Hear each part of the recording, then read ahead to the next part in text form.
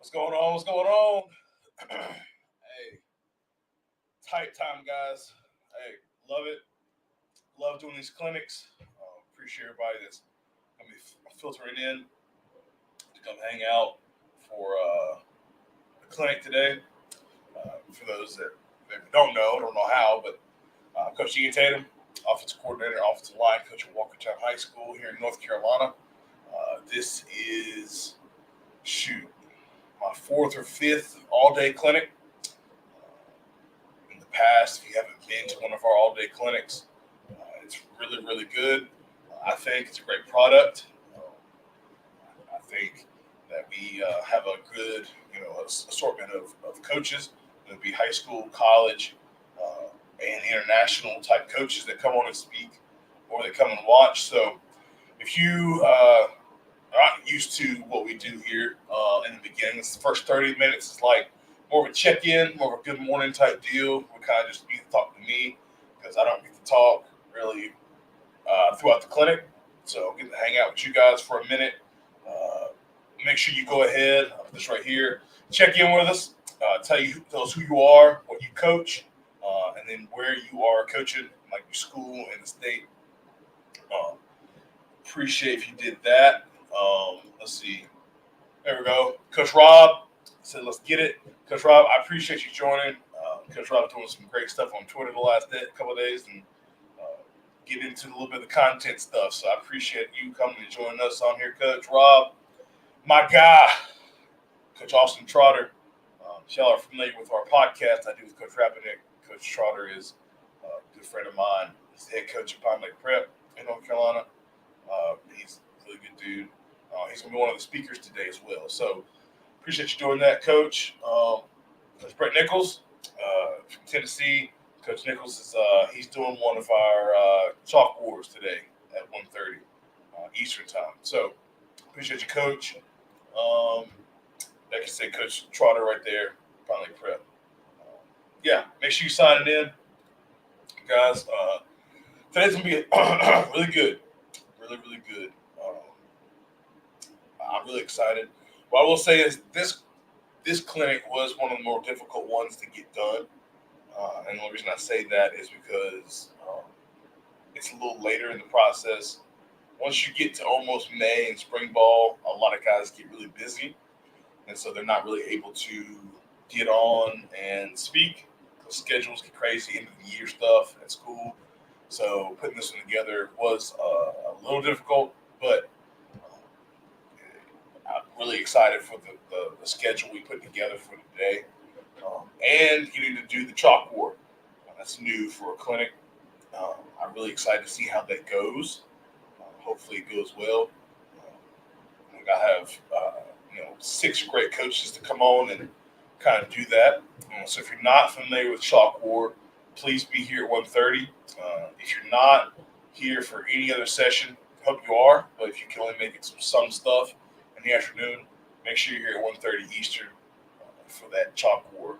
We're all going to try to get better, learning how coordinators on the fly, live, line up and call plays. So, Coach Bradney, JV freshman coach, Junction City, Kansas. Appreciate you, Coach. I hope you can anybody else. But yeah, make sure you're doing the check-in, signing in with us. And also, if you're watching on YouTube, make sure you go ahead and subscribe. We're over 1,200 coaches that come on and have decided to stick with me and learn a little ball. I'm looking to expand that and grow that, even though we're going into spring ball. I haven't been posting like I should with videos, but we're doing great stuff with the podcast and then doing the clinic today. We're going to try and grow from there with the clinic and then into more videos. Especially once testing's over, man, we get into the summer, I got more time, and then guys are more doing stuff with their own schools. We can have more coaches on, and they have more free time. 100%.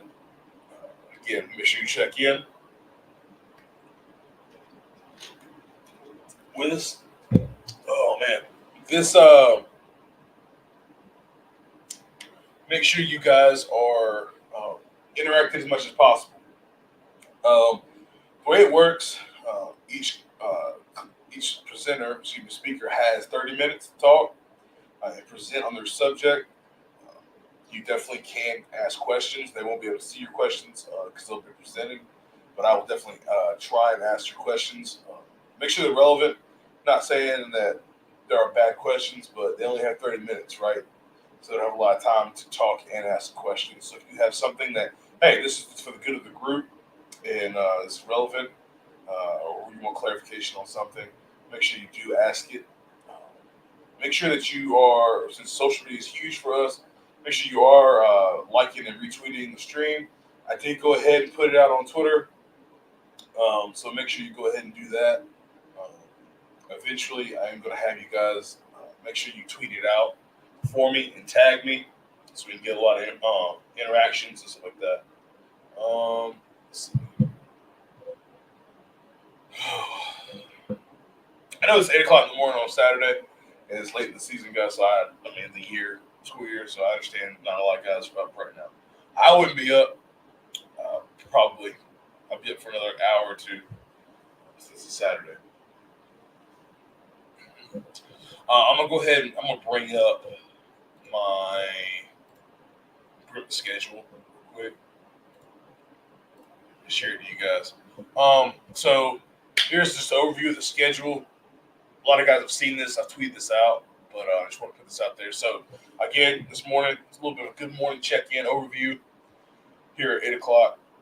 When we get into 8:30, Coach Ruffles will be here from Oak Grove, talking about what he's learned from being up at Liberty, um, spending time with those guys and gaining offensive advantages.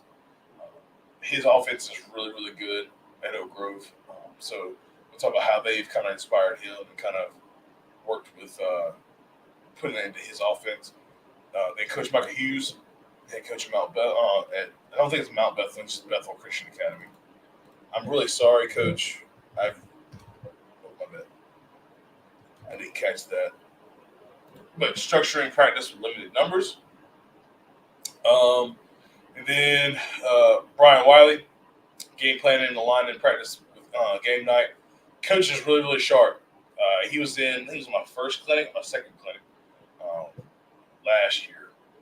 Really, really sharp. Love what he does. So glad he's back. Coach John Cody, one of our college coaches, he's at Kentucky State. Talking about practice structure and tight zone. Dustin Martin, head coach at the Cannon School. Uh, Really excited for Coach Martin to come home. Talking about mastering defense, structure, strategy, and coverage. Coach AJ Willie, he's at Austin Vandergrit High School in Austin, Texas. Talking about inside zone variations. Maurice Terrain, defense coordinator at Greensboro College. Coach is like one of the young upcoming guys and college guys. Uh, Talking about his hybrid 3-4 defensive culture and philosophy. And then Coach Moore, talking about using a blitz package as your base defense. And then Coach Radkovich, a Methodist, weekly game planning and workflow process. And then Coach William Fly, who's the director of athletic performance in Mallard Creek High School here in North Carolina. I've got friends in small places training the Mallard Creek way. Really excited for that one. And I had a lot of people talk about how that's really, really like exciting having a strength guy on here. Wanted to do that. And then what I'm looking forward to the most right now is at 1:30. Coach Mace Johnson, Coach Josh Wilson, Terrence Gant, Brett Nichols, and Greg Kleiman doing their chalkboard. That offense number 3 is a surprise. Keeping that close to the vest. You can show up and see who it is. And then Jerry Rickman in Mill Creek in Georgia, on split stack defense. Really excited for that one. Learning split stack defense. Justin Clark, who's offensive coordinator at North Carolina Wesleyan, and then Coach Adam Rice, who's offensive coordinator at I don't even know how to say this one. It's Lugoff Elgin, I think it is, high school in South Carolina. Talking about mesh, and then our boy Austin Trotter. We're talking about counter and zone variation changes depending on your backfield talent. That one's probably going to be my personal favorite for this session. And then Brandon Simmons, my dude, offensive coordinator at Southeast, Raleigh High School, from developing your offensive identity. So I'm going to stop sharing right there. It's going to be really good. I think really quality uh, clinic putting together. So let's see. All right. So how's everybody's morning going? Talk to me. So we've got 20 minutes before we get going. 20 minutes. I am on my new computer. I broke down and I had a buddy of mine build me a PC. So I'm really hoping everything's going really smoothly. I have great internet now at this house. A super quality and fast computer. And so we are rocking and rolling. I don't have anything hanging up. I have all of my man cave sports stuff right here in boxes. I still don't have it up because I'm still using my old desk. I haven't put my new desk up yet. Just didn't have time with how crazy schedules are and stuff like that. So make sure that make sure you guys that you checking in. Make sure you like the stream for me. If it sounds good, let me know because I can't hear it. So I just have to assume that it sounds good. I can be super super loud. Going good, Coach. Do we need to join you on StreamYard to start or just for the session? Just for the session. Um, yeah, at Coach at 1:30, you can, or more like 1:20.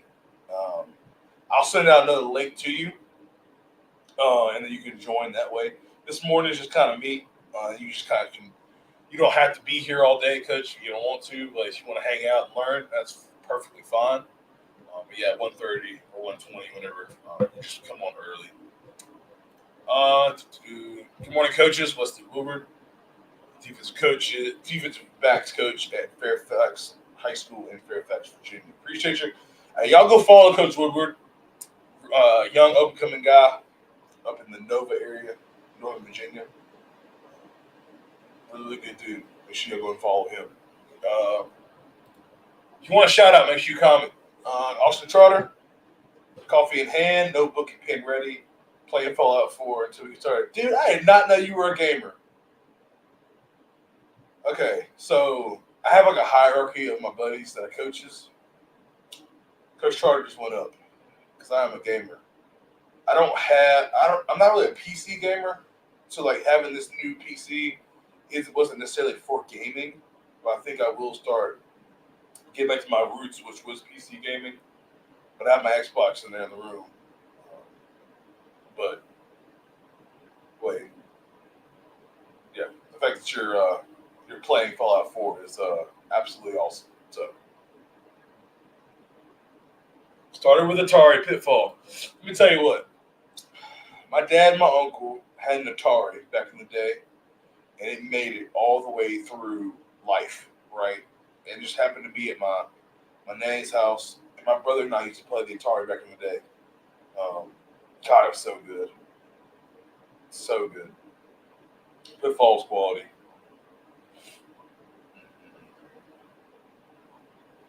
Used to play, what are the games we used to play? Pitfall, Joust, shoot, I'm having a brain fart.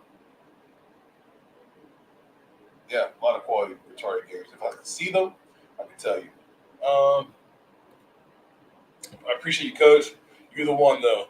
Man, I'm just trying to help, guys. I don't know nothing. That's what I tell everybody.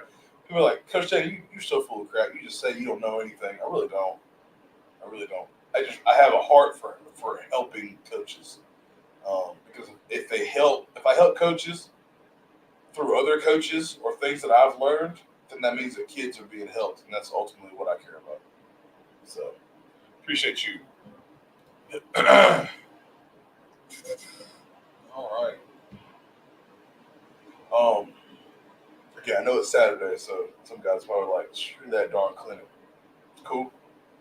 Plus, I had a lot of people be like, hey, guys, we're doing a lot of college guys, hey, spring stuff. All right, it's cool.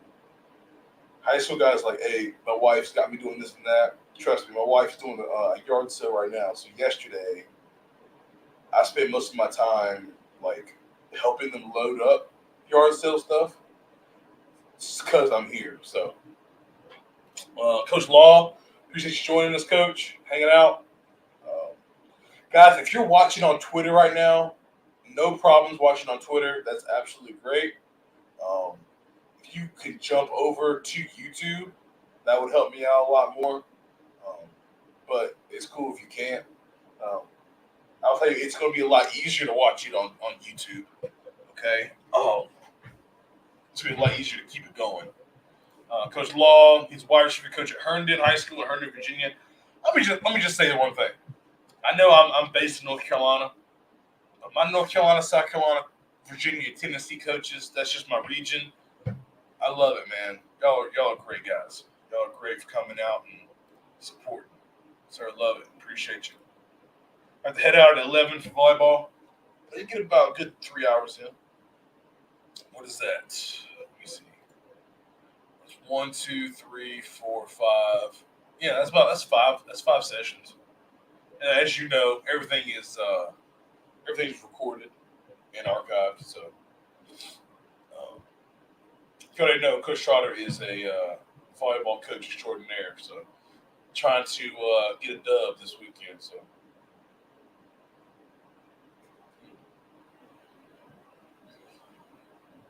yeah, man. Let's go 13 minutes till Coach Waffles comes on and talks. If y'all don't know Coach Waffles, make sure y'all go ahead and follow him on Twitter. Very professional. Love what he does. Very professional.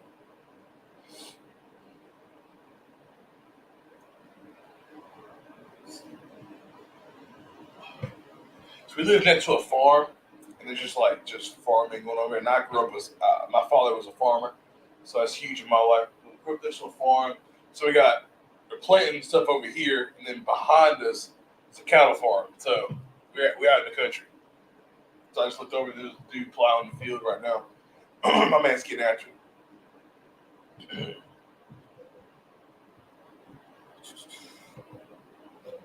All right, as we're going, if you're still watching live, if you could do me a favor, you do not have to post a picture of me because that'd be strange. But if you go on my Twitter and this picture right here, let me get rid of that banner. If you can do me a favor, go ahead and take a picture of wherever you are watching right now, in your house, on your computer, maybe it's on your phone. If you can screenshot, take a picture of that while we're live, and go ahead and you can make a tweet and tell people to get over here and make sure they're ready to watch at 8:30 for Coach Waffles, and tag me at Coach Tatum 90. And then use the hashtag Tatum Talk. It's TATUM TALK Tatum Talk. Hashtag Tatum Talk, and we'll get it rolling. Make sure you tag me with the hashtag Tatum Talk. Go ahead and take a picture of that. I assume you guys can still hear me. I hope you can. Make sure you do that for me, guys. I'd really appreciate it. Just a way to get the stream out.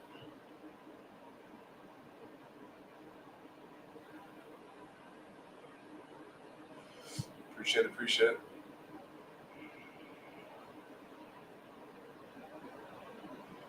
Or retweeting. Retweeting works too.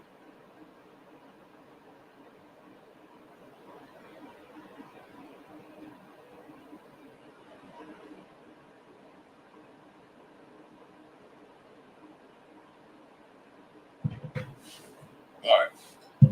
I'll take that off now. Come back. Yeah, send me invites to plays before this. Heck yeah. Heck yeah, man. Love it. Mhm. I'm getting blown up. Appreciate you, Coach Trotter. You're my dog.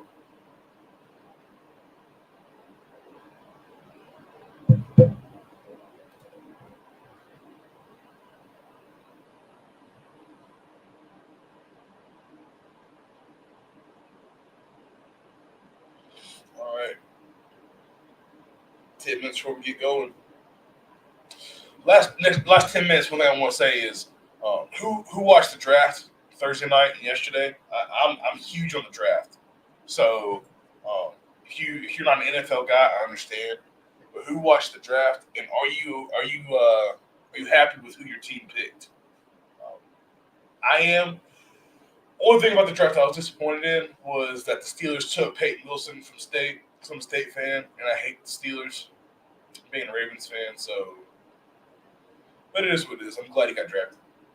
Um, but I'm happy with what we've done. Nick Wiggins from Clemson. Um, the guy, the tackle from Washington, he's got a funny name. Um, the tackle from Washington, he's had like over almost like 1,100 pass blocking snaps and has given up 0 sacks. So that is what it is. I don't know how each one of those reps played out, but anytime you get over 1,000 on anything, you don't give up 1 sack. It's pretty darn good. So excited about that. So if you do care about the draft, were you happy? I know we have a lot of Carolina Panthers fans. So a couple of my buddies were excited, especially for the Leggett pick from South Carolina. Oh man, my dog was just sitting over here on this pallet I made for him. And he's snoozing.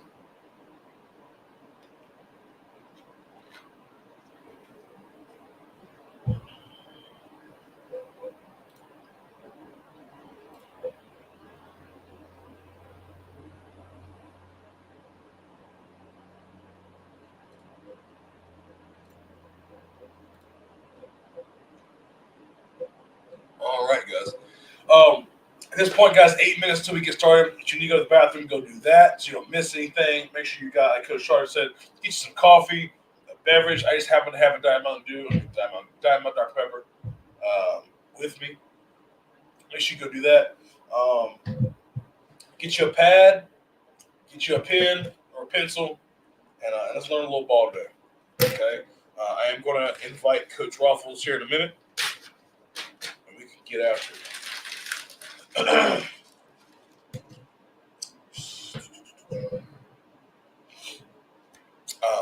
I will say that the main objective of this clinic is to not learn a new scheme. It's to learn little things that you can implement at your school and get better.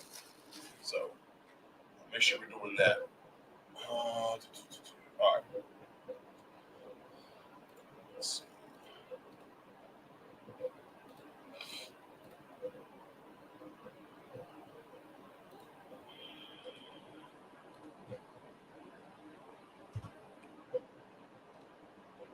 All right, he's invited. And I got to do a really good job of putting each coach's banner up because I'm horrible at that. So I got to make sure I do that.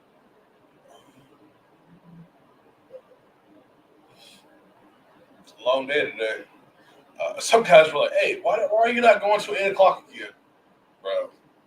After 4:30, the viewership tapers off anyway, and so then the last like 3 or 4 sessions are usually like me just hanging out with the speaker, which is not an issue, but it's drawn out. So I was like, all right, 5 o'clock, I'm gonna cut it off, and so I can kind of enjoy some of my Saturday doing other things. So.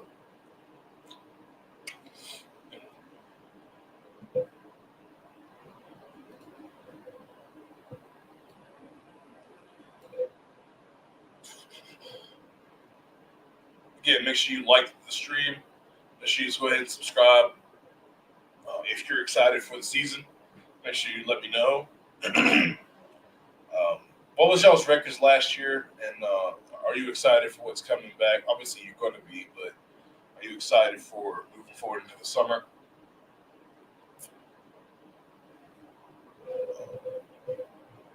There he is. What's up, Coach? Hey, man, how are you? Man, Coach, I'm excited for the season. Can you hear me okay? Yes, sir. I'm good. Let me fix my volume here real quick so I can't. There we go. That's better. Yeah. All right, man. Yeah. We're going to let's go ahead and start early. You can, Okay. if you want to go ahead and roll. Yep. You have a presentation to present. I do. I'm going to do it off Huddle Presenter. How do you? Oh, okay, I see it says present. I've never Yes. used this program, so this will be. Yeah. So if you hit present, share screen, and then I like to do just go to the entire screen tab. Okay. And then click on whichever one's up there, and hit share, and then it'll take you straight to your Huddle. All right. So should I do the present thing now and just get that loaded, or? Yeah, if you want to. Okay. So share screen. All right, let's do this. Sure. Can All you right, see awesome. that? Yes, sir. Okay. Let me back up the train here. All right. All right, whenever you're ready, I'm going to back out and you got it. Okay. All right, guys. Welcome to the clinic. I guess I'm the first one, so I'm going to kick everything off. We're going to get started here in a couple minutes early.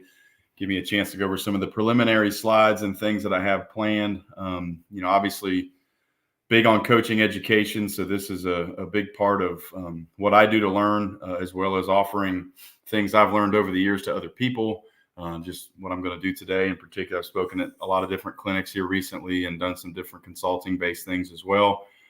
So really, really believe in that and the opportunity to learn, but also to grow and to offer things to other people as well. So I'm the offensive coordinator at Oak Grove High School, which is in Winston-Salem, North Carolina, for those of you who are not regional or in this area.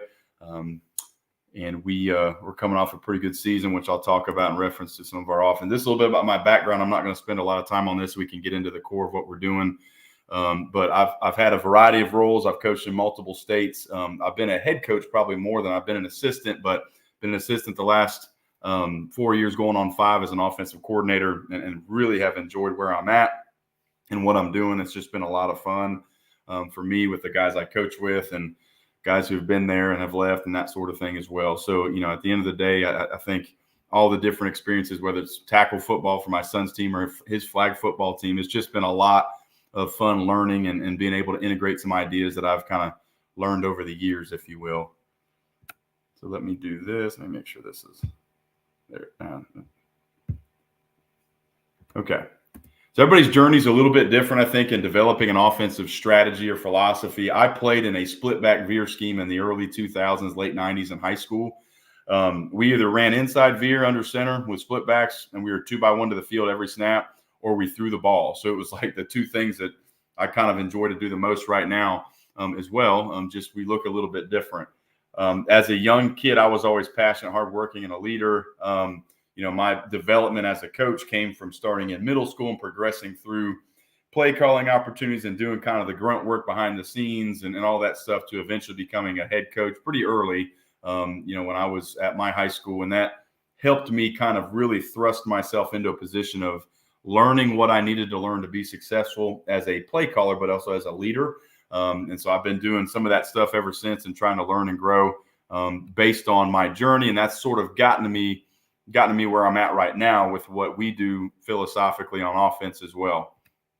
I think it's important to understand like the development of an offense before we kind of jump right into the actual schematics and some of the things I think that are relevant for today, because I'm going to talk a lot about Liberty University. I think they're very unique. It's intriguing. We've paralleled a lot of the things that they do, but we've also taken things and run certain directions that made sense for us as well.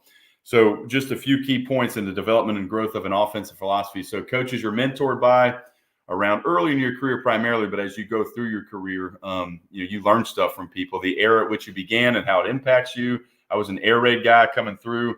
We threw the ball one game 66 times, and we're very successful doing that. That's changed, obviously, but I still carry those philosophies in the passing game because that's what I believed in and what I know.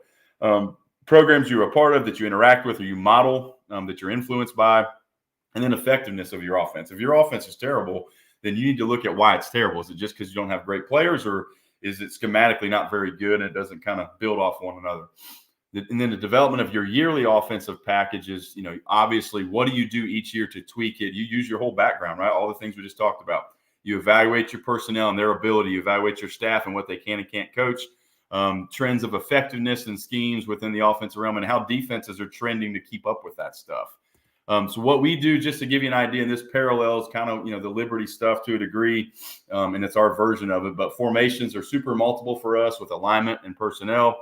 We use a lot of motions. We shift and trade quite a bit as well. We try to get more than 11 kids on the field throughout the course of a game. We'll play up to 15, 16 kids on offense. And that's barring, we're not talking injuries. We're talking about just in the rotation. Triple, double option based scheme. If you're a spread person, you run option football, whether you want to admit that or not. It might just be double option, zone read, counter read, stuff like that, power read. But that word gets used more in an old school fashion, and people kind of earmark it a certain way, but it's new age football. It just looks different. Non-option runs that complement our approach, play action pass, boot schemes, RPOs that complement our runs. And that's a term that everybody loves. I did a clinic, and the first session didn't have the word RPO. The second one did. And more people came in. I kind of asked who came because it said RPO, and like half the room raised their hand. So it's clearly a fad right now, and and they're effective. Don't get me wrong. Some people dive into more than we do, but we do some that I think are pretty good. Screen game, we use a lot of screen game stuff, and our drop back and quick game has to make sense for our quarterback. I don't believe every year you're going to get a kid that can thread it and do the right things in the passing game. You have to tailor that to fit the kid. This isn't college football where you're selecting that kid. And even there, sometimes you have to be selective with what you do based on what you got. So what we want to do is break the trends of traditional spread stuff, right? And that's kind of what Liberty does. They're spread football, no doubt, but they do some things that are so unique, they kind of break your preparational trends. So we wanted to run the football at a high success rate. We were pretty good the few years prior, but we were really good the last couple of years with what we do with the option stuff. We wanted to maximize the typical QB that we got and relative backups, and we felt this system gave us a little bit more play in that regard. Something that was unique, cutting edge, and hard to prepare for. When you play us or Liberty has an opponent, you can't really prepare for us the same way as you do the team that was, 11, 10 personnel, inside zone, wide zone, counter, and, no major, option tags or something like that. So that was important for us to be something that was different to prepare for, to reinvigorate traditions of complements. I think it's a lost art in football. You don't see as much good play action pass. People don't boot as much, and then misdirection. And then something that would look the same and have the ability to neutralize teams that maybe are on the same par as us or more talented than us. And because of some playoff games that we got into the years prior, I go back and look at what we were doing and what we're doing now, and we have a much better opportunity to win these games as a result of what we're doing offensively speaking. And a flexible approach that could kind of alter to fit the talent. If we've got a quarterback that can throw it, we're going to throw it, and we're going to let him do his thing. I don't like when coaches say, I'm a wing T guy, or I'm this or I'm that, and they pigeonhole your talent because you're unwilling to let that kid do what he needs to do to be successful.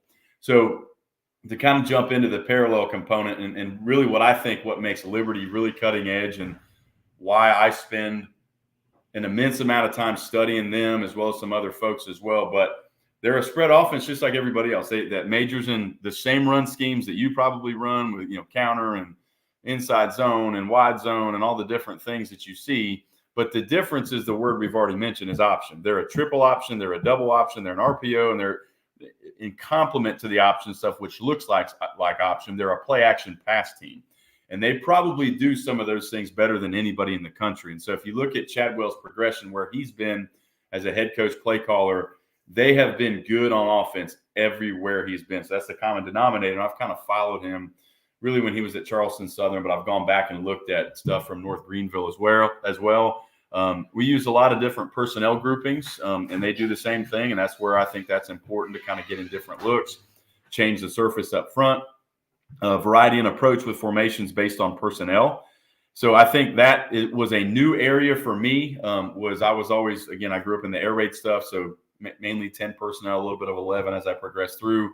But I think it allowed us to really, really have the ability to get more kids on the field and to be more dynamic up front based on what we gave the defensive front and the box count, so we could account for some of the new trends in defense. The 4-eye tight front stuff, gives some 10 personnel teams a little bit of trouble because of how they line up. And so this has led us to this, and I feel like we have answers more based on our formation and alignment, but also the way we build our calls. I've always been a big motion guy. When I started doing some option stuff back in like 2015 or so, and have kind of maintained it ever since then, kind of coming out of the air raid stuff where it's a little bit more minimized. And so I think it's great. You gain a number on the edge. You can get leverage. You can plus aside. So there's a lot of stuff that's there. Use the quarterback as an added runner. So these are called runs, double option, triple option. So the quarterback is a threat. Our quarterback this past year, he just signed to go to Hampton-Sydney officially yesterday, which is a Division III school in Virginia. And he was an absolute electric runner. I mean, he could read the run. He was a good passer, but he was a little bit inconsistent with some things. So we tried to tailor fit the passing game to what he was good at. And I thought we did a good job of that this particular year. Repetitive run schemes with added option tags. So obviously, we run the same stuff as everybody else, and so does Liberty. But you see them how they kind of build everything. And when they put the option stuff on, you can see the displacement and what it does to affect defenses. And these are like elite defenses that have time to prepare at the college level and that sort of thing. And then I think they do a really good job. Their quarterback this past year, the Salter kid, was a really good passer. I mean, he was a Division I kid at Tennessee before he came, and so he obviously was a high recruit.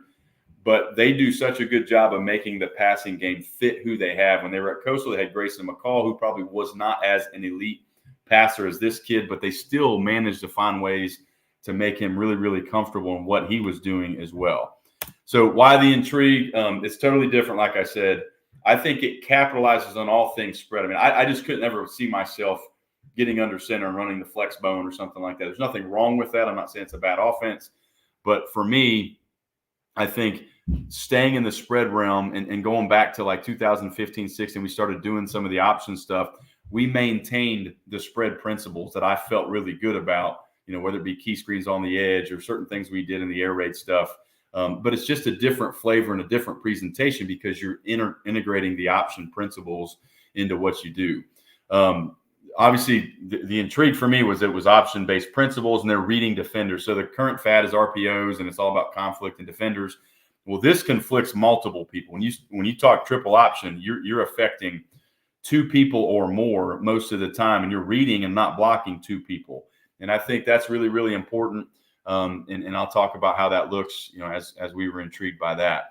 The preparation it takes to stop is different. Obviously, Oregon had more time to prepare for Liberty than anybody, and they were more elite talent-wise. And so they were able to kind of hang in there and obviously do some damage to them. But everybody else, obviously the limited week time of preparation, I mean, to me, it's really difficult. They're based on heavy motion, adding numbers to a side. They're moving people all the time, whether it's, motion across the formation, into the backfield, whatever it may be. And I think this is important to kind of note. Their system is so layered. It's got so many building blocks and connecting blocks to it that like everything looks like something else. And so I think that's what I was probably the most intrigued by. And we've been able to kind of build some things for us that make sense in that regard. I feel like they have answers, and I feel like I do too, for what defenses want to do in multiple ways. And for us, again, the intrigue was I feel like it maximizes typical high school talent that you might get. So what I want to do for the last, I guess I've got 21 minutes, is look at some of the stuff that they do and kind of talk you through some examples and how it parallels what we do and why I think it's super effective. So let's just jump into it. I'll see if I can get this to work really good. So the first one, I've put some of these up on social media just to, draw some attention to it because I do think it's relevant.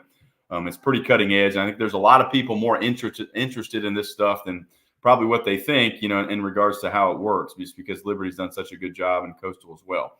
So first one is just their inside zone triple, but they're going to complement this by pulling the backside tight end sniffer player around, kind of like he's running like a GH counter scheme for the front side linebacker because they're pulling out the tackle to block the edge, or he ends up blocking number 2, and they push crack the safety. So this is really, really unique. This is jumping into their variation stuff, obviously, but what it allows them to do is really get numbers on the edge and keep people within the discipline of their run fits in the box. If you watch the front side inside linebacker from this view, so the guy right here, as he progresses, he's got to kind of respect the inside fit, but then they're bringing the opposite player for him because obviously when you release the tackle, you lose the ability to get to that player because they're playing 4 eyes if you look at the base front that they're in that regard. So that's one example of how they do it. And this is, again, this is just their inside zone, but what makes them different is they've got a 2-back set, tight end away, twins. So you're getting the odd stuff, obviously, right here. At the top, the right tackle is obviously identifying the read key, which, you can see him. He's a B-gap player. And so their aiming point is really what makes this really, really work. And different people try to attack option stuff in different ways. If you watch the outside linebacker, in a traditional just inside zone spread scheme, he wouldn't have to worry about a guy coming out who's going to be in pitch phase, right? So they've got some type of pressure on where they're rotating the safety down, trying to get a body, but everything activates so quick. They've got everybody leveraged to the perimeter right now. And so you've got, for Liberty and for how we do, you've got one of your best athletes right here. And he is now in space, and we've out-leveraged a good portion of the defense because they have to respect the inside portion of the run. And now we're kind of beaten. We've got blockers. So, you're plus 5 to 6 before we even get to a defender who's really, really relevant and being able to make a tackle.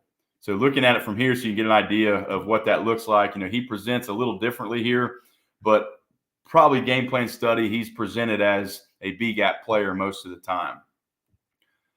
So if you watch it, the tackle does give kind of an illusion that he's running a down block. It draws the defender in. Then he arcs for cutoff of, obviously, the inside backer. Now, obviously, the problem that could come in is if you get a fill read by this guy because there's expansion. I'm sure they game plan this. There's other tags and things that they do that we do as well to account for him. And you just saw it on the first clip by arcing the H-back, if you will. But this is a good look at their inside zone with the triple stuff and how effective it truly is. Similar clip. This one is an inside run. So let's look at it from back here to get a good look. So you got a 4-eye to the read side. So he's going to give this. And again, the track makes this really tricky. So watch the linebacker right here. So again, if you're playing traditional inside zone, you've got pretty standard fits based on the quarterback or the dive back being the runner, right? It's your preparation is similar. But this is so different because now you're adding the triple face. So kids, even at this level, who are ultra prepared to play in this game, obviously are a little bit displaced. So if you watch 10, there's a little bit of confusion on, do I fit? Do I scrape? What am I doing here? So the track of the back is really important. They coach it very similar to us. It goes right down the crack of the center. And I think that challenges the fits of the defense and can make them wrong. So if you look at, again, number 10, the inside linebacker play side, he is displaced just enough right there. If you look at, several inches, whatever it is, where we can get right down the track of the midline and really, really work this for a big play on something really, really simple that everybody runs. But because of the flavor they add to it, the defense is a little bit all over the place as a result. So, again, that's the beauty of what they do. Here's another example. I think I put this one on social media. It's a really good clip. So, same thing, 4-eye is he's feathering into the B gap immediately. He sees, obviously, dive player coming. He's down, but you also get what I talked about. You get pressure. Now, the tackle probably could have got a better piece of this kid. But when you get a 4-eye, most of the time, a lot of times it's going to be a pull, and it wasn't on the previous clip, but we're still going to read it out. But because he's playing heavy in the B gap, and he gets that here, and if you watch the pitch player out here, he feathers with the pitch. They're trying to bring a backside player or a backside safety across, but by the time he gets there, we're +5, and you're with one of your best players in space. Our two best players for us this year were our quarterback and our tailback, and so we just wanted them to have the ball as much as possible, and this was an example of what we saw as well, and that's a really, really good football play. So this is, I think, when they played New Mexico State. So they do variety with formation, as I mentioned, and motion. So you've seen some things out of the 2-back sets. Now they're expanded 3-by-1, and they're obviously running just inside zone. That guy kind of sits, and we teach it the same way they do, I believe, in terms of how we treat the read. We just tell the quarterback if it's an arm tackle, like in this case, I would call that an arm tackle by the defensive end. Give him the football. He'll get +3 every time. If he can tackle the back, you're going to pull the ball off the perimeter. So you can see kind of what their general plan was to try to attack, but you're getting pretty good push up front, basic inside zone stuff, but you're getting good movement, by the offensive line and the tight end group, right? So that's pretty good. Look at a few more, then we'll move on. So inside zone. So this time he gets a pull. He obviously gets a pull because of where the end ends up. No, I'm sorry. The end expands. So he recognizes what's going on and gets down in the hole. Again, this kid was really, really good. Okay, so this is us. So this is a couple of years ago when I was at a previous school. So here's an example. We kind of do some similar stuff. So return motion, inside handoff. But again, because of the track of the back being right down the crack of the center, that's really tough. And 3 to 4 yards is good football. And that's what we kind of lived with. We just got everybody to understand that 3 and 4 yards was a good play. This was 2 years ago. This is inside zone triple. This is 3rd and 1. And so when you're in 3rd and short or 3rd and medium, that's on the lower end of medium, you want your kids to believe in what you do in terms of the run call, especially if it's in this case. And this is a great job by our quarterback. Real long ride against an end who progressively gets upfield, thinking this is going to be almost like a give key because of where he's at. But his extension, the way we teach it with the mesh, is really, really good. You get the pitch player a little bit displaced, but by the time he reacts, we're +4 or +5 here, and we get the first down on 3rd and 1. Looking at it from this back view, you can get a good peek at it. Really good job by the quarterback, both with that, but also just getting the first down based on the down and distance. This is a version like you just saw with motion. So we're going orbit motion into the boundary. Really, really good job by the quarterback here, again, of working into the gap and forcing the pitch player, and we'll watch it from here, forcing the pitch player to make a choice. So again, standard inside zone. We get a nice, he tackles the back, so he's pulling it. Watch him attack the outside shoulder. He gets him to move, puts his foot in the ground, and he's vertical for +13. So that is, obviously stuff that they do, I think that's really relevant. They do some tags and stuff that appears like option, right? So this is more of like an isolation scheme, right? But look at the displacement of the defense. And that's all because of what? Because they're showing triple option, and they're getting everybody to move enough. And really like 2 inches and 3 inches and 6 inches in football is really important when it comes to displacement of the defense. And that's a +6 to 7 yard carry as a result of people moving and reacting to what they think is coming. And so the fits are a hair late. And so that's kind of how that works in that regard. So this is their version of like a split zone. So obviously they got inside zone called to the left. They're showing triple. They're going to send the extra fitter to kind of help on the 4-eye or any edge pressure that shows. And again, it's just inside zone. But again, I'm showing this because everybody knows how to block inside zone. But watch the defense, especially from this particular view.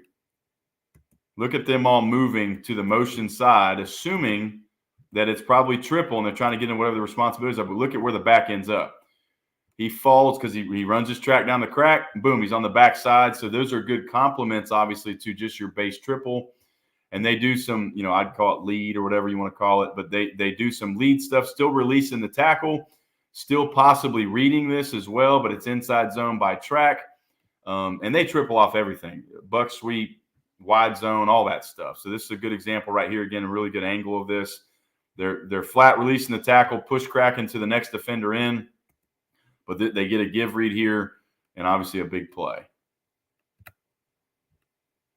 Let me move on here so we have time to get through all this. All right, so then, they RPO as well. They do some things a little different that we've kind of paralleled and learned to kind of utilize. Here's a good example of what I would call triple RPO stuff. So they're actually running triple option, but their pitch player is a receiver. They're throwing it for pitch versus pitching it for pitch. So this is a good job. So this is their inside zone track. You can see kind of the creative way they use the motion with the condensed split to get up on the corner and kind of pin it. And that's something I think they do such a good job of is really manipulating how they get to the edge. So if I freeze the film where I did, you're +5 before anybody can touch that guy. And if you don't have a quarterback that can do that, then you're probably at the wrong place because that's pretty simple. That's a big body who's +9, +10 as a result. So again, just to get an idea of the base scheme, as you look at it up front. And we do some different things with how we manipulate the read key for the dive and against 4-eye stuff, which I don't have time to get into. But another version of RPO, I put this one on social media a few weeks ago. This is really good. So this is off of their pin pull stuff or their buck stuff, which they probably ran quite a bit in this game as a collective group. So if I freeze it right there where the mesh has really engaged, the number of defenders who have stopped, reacted to that, even if it's a step or two, has caused ultra displacement for being able to cover the swing and ultimately the guy who catches the touchdown, which is like a little pop scheme. And this is a really good job by the quarterback and the running back of selling it. And again, I'm sure they have some built-in give stuff as well, but watch the defender who is up here, who's the only guy who can ultimately defend the pop scheme. He takes 2 short steps and he's wrong as a result. And obviously that's a great football too, don't get me wrong. But look at the swing player. You could skate that out to him for a touchdown too. So, they do a good job with the word option, period, when it comes to how they handle people. Here's another version of the RPO stuff. So this is off their belly scheme. They probably look for numbers, and we do this a little bit in terms of how we get a guy out in space. And so what they do is they motion this guy. You give him the appearance of option. And so as he goes, he feels like he's got numbers based on the depth of the safety. And so he has the ability to throw. Now, he's got obviously a receiver who's assigned to block the most dangerous. The safety comes down, and becomes that. So you got to study numbers and stuff. That's just another example of RPO. Okay, so let's look at, I got another one here for you. All right, good. So now they do, multi-level RPOs too. So you've got inside zone with some form of lock call by the tackle, and they've got your glance post at top. We don't necessarily do this right now, but obviously they have a quarterback who can throw this. You're getting a heavy box load, obviously, and they're playing heavy to the trip side. They've got a bubble screen call, but he likes it based on what they got, and they make a nice throw here. I do think these are not as high percentage throws as like what you just saw with the triple RPO stuff and whatnot. So I think it does depend on your quarterback and whatnot, but this is a good stuff. Everybody does this at the college level right now, but they do it too. The other thing they do, they run a lot, and we kind of mirror it, is belly. So it's front side guard, front side center pull based on the front. Right here, you got a guard pull to a tight end or to a wing. And so it's basically like a quick kick on whoever the edge player is in the D gap, or they wrap up for the first thing that shows, like in this case. But again, because of the appearance of motion and option, look at the displacement of the linebackers in the defense. They're displaced just enough, right? We don't even have to block them all. So this is a really, really good job. This was our second best football play by percentage because we paired it with our option scheme quite a bit, and it was really, really effective. So if you want to see it from this view, again, just pulling the easiest guy to pull, which is the front side guard here, blocking down on the front side, kind of scooping and cutting off the backside. But because of the displacement, look at the linebackers, they're wrong automatically. So you're plus 10 easily on that particular play. Another example of belly right here. They're doing it from more of a wing alignment or a tight end wing alignment, pulling, again, the center this time. So they're pulling the center up and around. He's going to take the first thing that shows or wrap up through. This is same side belly. Pretty simple process for a big play, in that respect. So you can see it from this particular angle. Again, they diversify who they pull and how they get to it. So they're pulling the center, and he wraps up, and we go from there. And we do the same thing. We pull the center as well. So let me kind of move on here. They do a couple other variations. So here's an example of us where, to add to that, we call belly follow. So our quarterback will stick the ball in the belly of the tailback, and then he gets behind him, and he runs the belly scheme. So then you got an extra run fitter when they start plus in the box. This is a way to account for that, as well as adding tight ends and extra bodies to that. So here's a good look at it for us, and that's just front side belly against kind of an odd look. So we can look at it from this angle. Our tight end was really good blocking wise. He couldn't catch a cold, but he could block. So here's a good peek at it. We're pulling the center here. He gets a nice kick out, and then we just stay on that vertical track for kick out related stuff and get it going. Here's a tight end wing look with running belly to the left. Our base rules, we kind of arc him and we kick out the first thing to the outside of him. Otherwise, we wash everything down. Here's a really good look. Boom, kick out underneath the crease, and you're plus 8 to 9 before they even touch you. Pretty good scheme. Another one here off the option look. This is a give, down, kick. And you can see if you watch it from this angle what their plan was.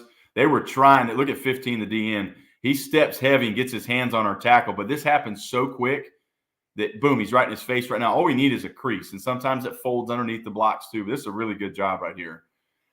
They do some things with speed option as well. Whoops, let me back up the train. Oops, sorry about that.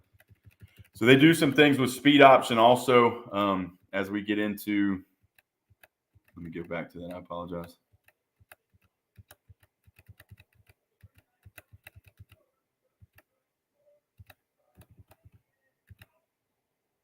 Let me show that this is belly lead out of a split back set. So they're actually going to run it from a sidecar alignment, and they're going to lead the extra back up into the crease. Again, you have to account, no matter what the scheme is, if they've got numbers, a numbers advantage, like you have to have people to block them. So That's one thing that I'm always looking for. And you can see when Liberty runs stuff like this, they do the same thing. They want to have enough for the run fitters that are going to present themselves in the box. Some people will naturally displace, but you can't count on that. So this is a really good look at it as well right here.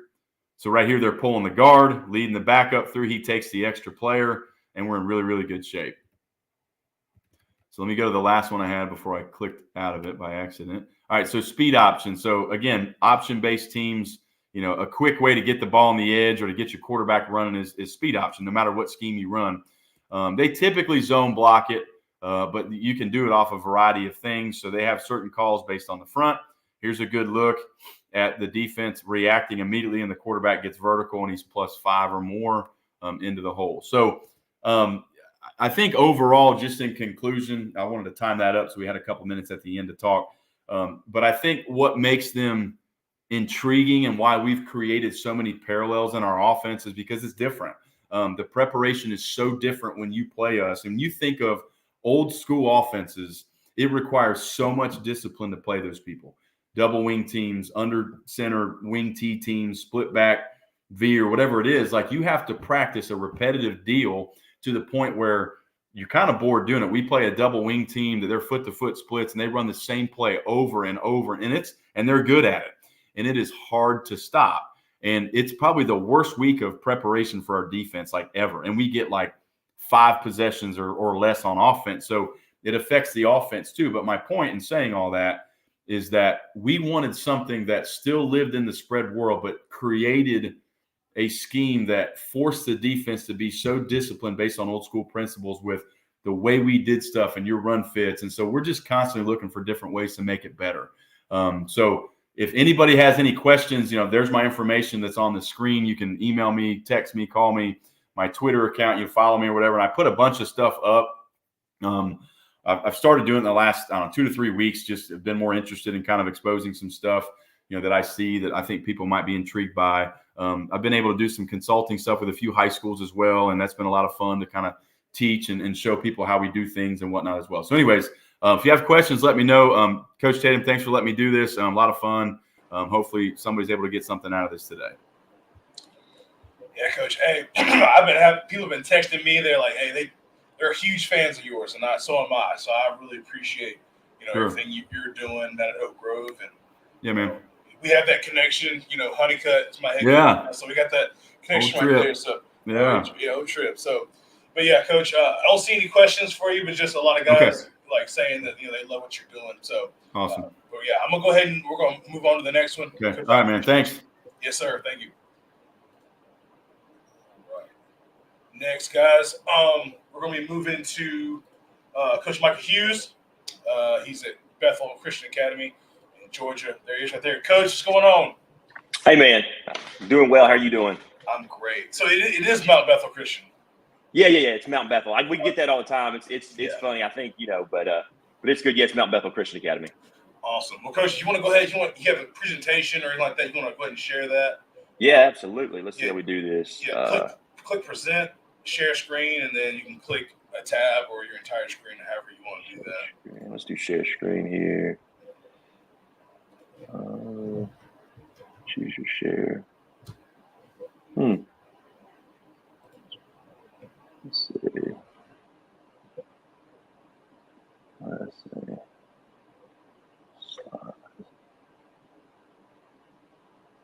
Sorry, this one's new to me.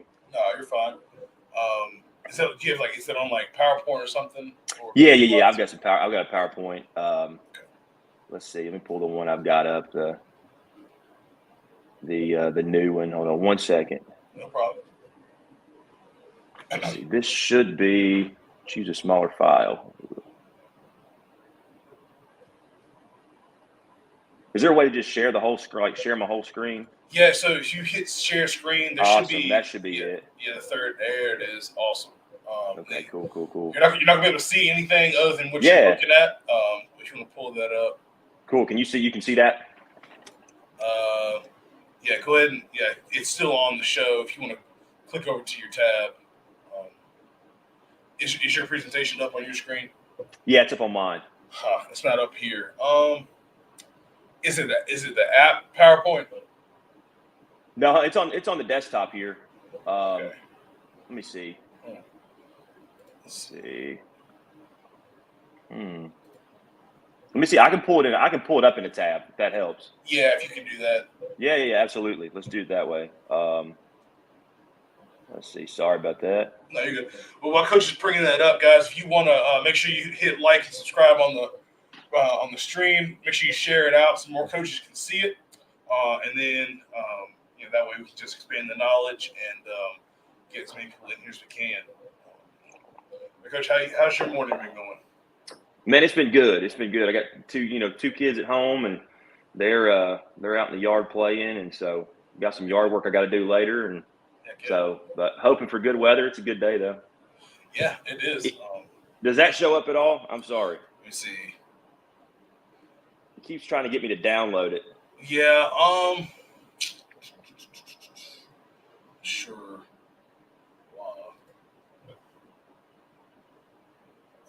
Gotta love technology, right? I know, right? Let's see. I'm trying to think of how to pull it up to where you can get it. Yeah, there's also an option if you click present, you can go up to the top where it says slides, click on that, and then you can add a file from your computer if that'll work as well. Okay, let's do that. I'm gonna stop sharing real quick. I'll hit. Let's see. So do I just hit share screen or just go to slides? Click present, and then click slides, and then it should say add a file from, and then Google Slides or your computer. Okay, upload file. Got it. I see that. Okay, cool. Let's do that.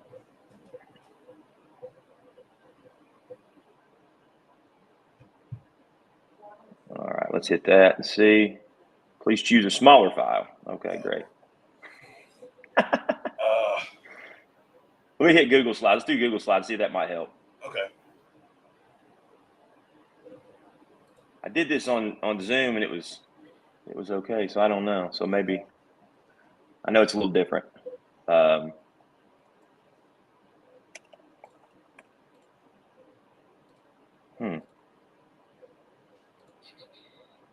see, share screen. But now you can see that. You said you can see the desktop, right?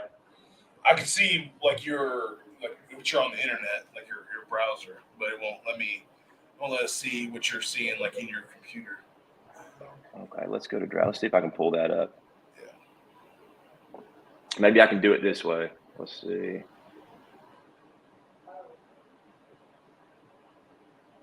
It keeps having me download it. It won't put it up on my browser, unfortunately. Yeah. Let's see. What if could I share it with you? Yeah, send it to me and let's see if we can. What's your email? Yeah, so I'll put it in the chat real quick. Okay. I'm not trying to mess your stream up, my man. No, you're good, Coach. We're hanging out.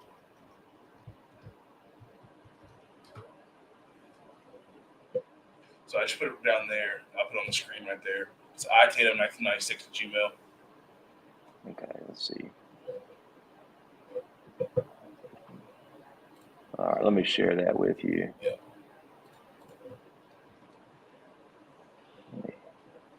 I'm going to copy that.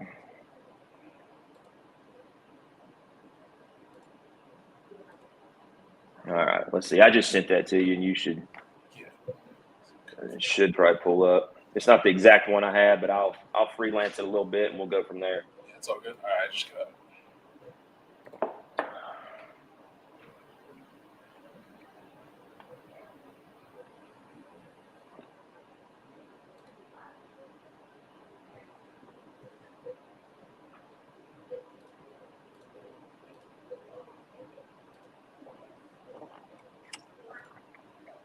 Let me download this was. Let me download it and see if I can do it. If you want to kind of do an intro for yourself, Coach, kind of talk about where you are and kind of a little bit. Yeah, absolutely. So I'm currently at Mount Bethel Christian Academy. It's our first year. Last year was our first year starting the program, and so we started the program. We had 25 kids, which was unbelievable. And then really kind of what it's kind of turned into is. With me taking over as a first-year head coach, my practice points, like just practice in general, has become my baby. And I've been really fortunate to be able to work with some phenomenal high school head coaches, and so being around those guys has helped me structure kind of what we do practice wise, how we practice, and everything like that. Really, I can dive into very quickly. I had some things pulled up, but like our program philosophy, and this is something that I couldn't get on here and not say, but our program philosophy and what we do is people, process, and product. I know everybody asked, hey, what's your philosophy? That's ours. That's our overarching whole program philosophy and what we do. And so we say people, process, and product. So my big thing, like right now, I'm working to hire some coaches. We had some coaches last year who, weren't coming back this year, a couple guys. And so we're trying to replace those guys. And so within that process, what I'm doing is I'm honestly, we sit down with those guys and I'm trying to find good people. The X's and O's to me are secondary to having good people around my program. And so that's been a huge thing. Before we talk X's and O's, before we do anything like that, I'm talking, I want to know about them. I want to know who they are. I want to know what their beliefs are, and everything like that. And then secondary, the secondary piece of it we get into is the X's and O's. And then we have a very structured, very organized process, which I've got that in the presentation piece, which I was going to go over today. And then we say that the product, okay, the product that we put on the field takes care of itself. So we say we hire good people, we have a structured, organized process, and then we say the product takes care of itself. So, so that's kind of what we do. We have yearly themes. So we do like yearly themes. This year's theme is 168. So there is 168 hours in a 7-day week. And from that, we ask the kids, we say, hey, what are you doing, with your 168? What are you doing every single day, to meet the requirements in that 168 hours that you have in a day? So, that's what it is. That's our philosophy and how we structure things. And I think last year creating and structuring a brand new program, I think we did a really good job as a coaching staff and as a community doing that. And I was very pleased and excited to move forward. We've gone from 25 kids last year to upwards around 35, and adding more daily. So, I think what we're preaching and what we're teaching and all those things are hitting home with our kids, and it's growing our program and the community that we have around us. So I think that's a big thing. So, but yeah, Coach, I don't know if you got the presentation up, but I mean, I don't know if that's working. I can roll from there if you do.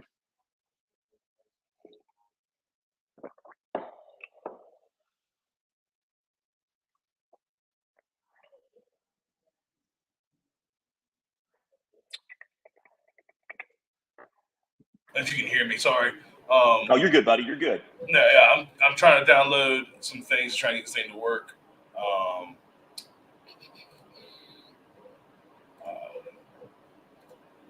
I'm not sure why this is not working.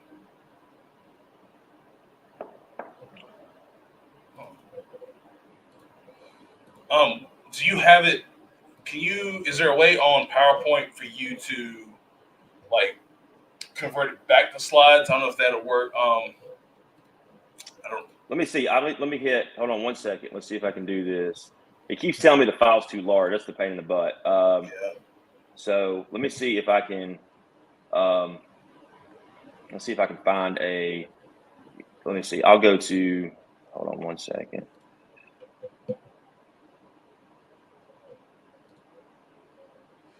Because when I download it, it's not letting me download it as a PowerPoint file, which is I don't understand why. So. No, I hear you. I understand it. Do you have? Is it big? Does you have videos in it? Not really. No, I don't have. I don't have a ton of videos or anything. Let's see. No, it keeps asking me to download it too. I can just kind of go through, and then let's see. Yeah, it just keeps putting it in PowerPoint. Yeah, one coach says, "Is there a way that you can PDF it?" Let me see. That's a good. Let's see. Let's export. Yeah, I can PDF it. So I'm going to export it that way and hit that.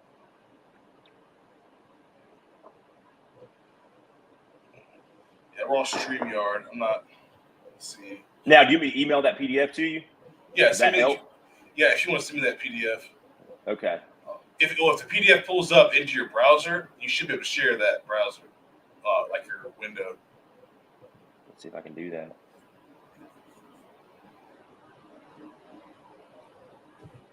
I'm going to share it with you. Let me see if I got it as again, I'm sorry about this. It's all good, Coach. I know you're staying on track. All right, let's see.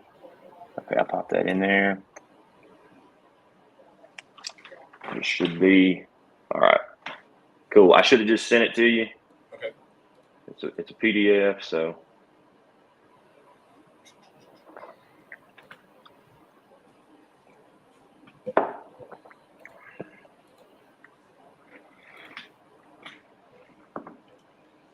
So moving into y'all doing spring ball or anything like that, Coach? Yeah, absolutely. So we're starting Tuesday next week, and we'll roll Tuesday through Friday next week. And then we have a 4th, 5th, 6th grade team. We have a 7th, 8th grade team. And we have a high school team. We're doing spring ball with all of them. So we'll go 2 weeks. At the end of that, we've got on Thursday, the following week, May the 9th, we've got a spring game, a high school spring game. And then that Friday, the 10th, we've got a middle school jamboree where we're bringing about 3 other middle schools onto our campus to do a little round robin, 10 play, like a little jamboree type thing. Yeah. So we're excited about that. Something the kids will look forward to, and can kind of get them excited, not just to practice, but have some kind of end goal in mind of what we're trying to do, and put a little emphasis behind the spring practice, so make it important for them.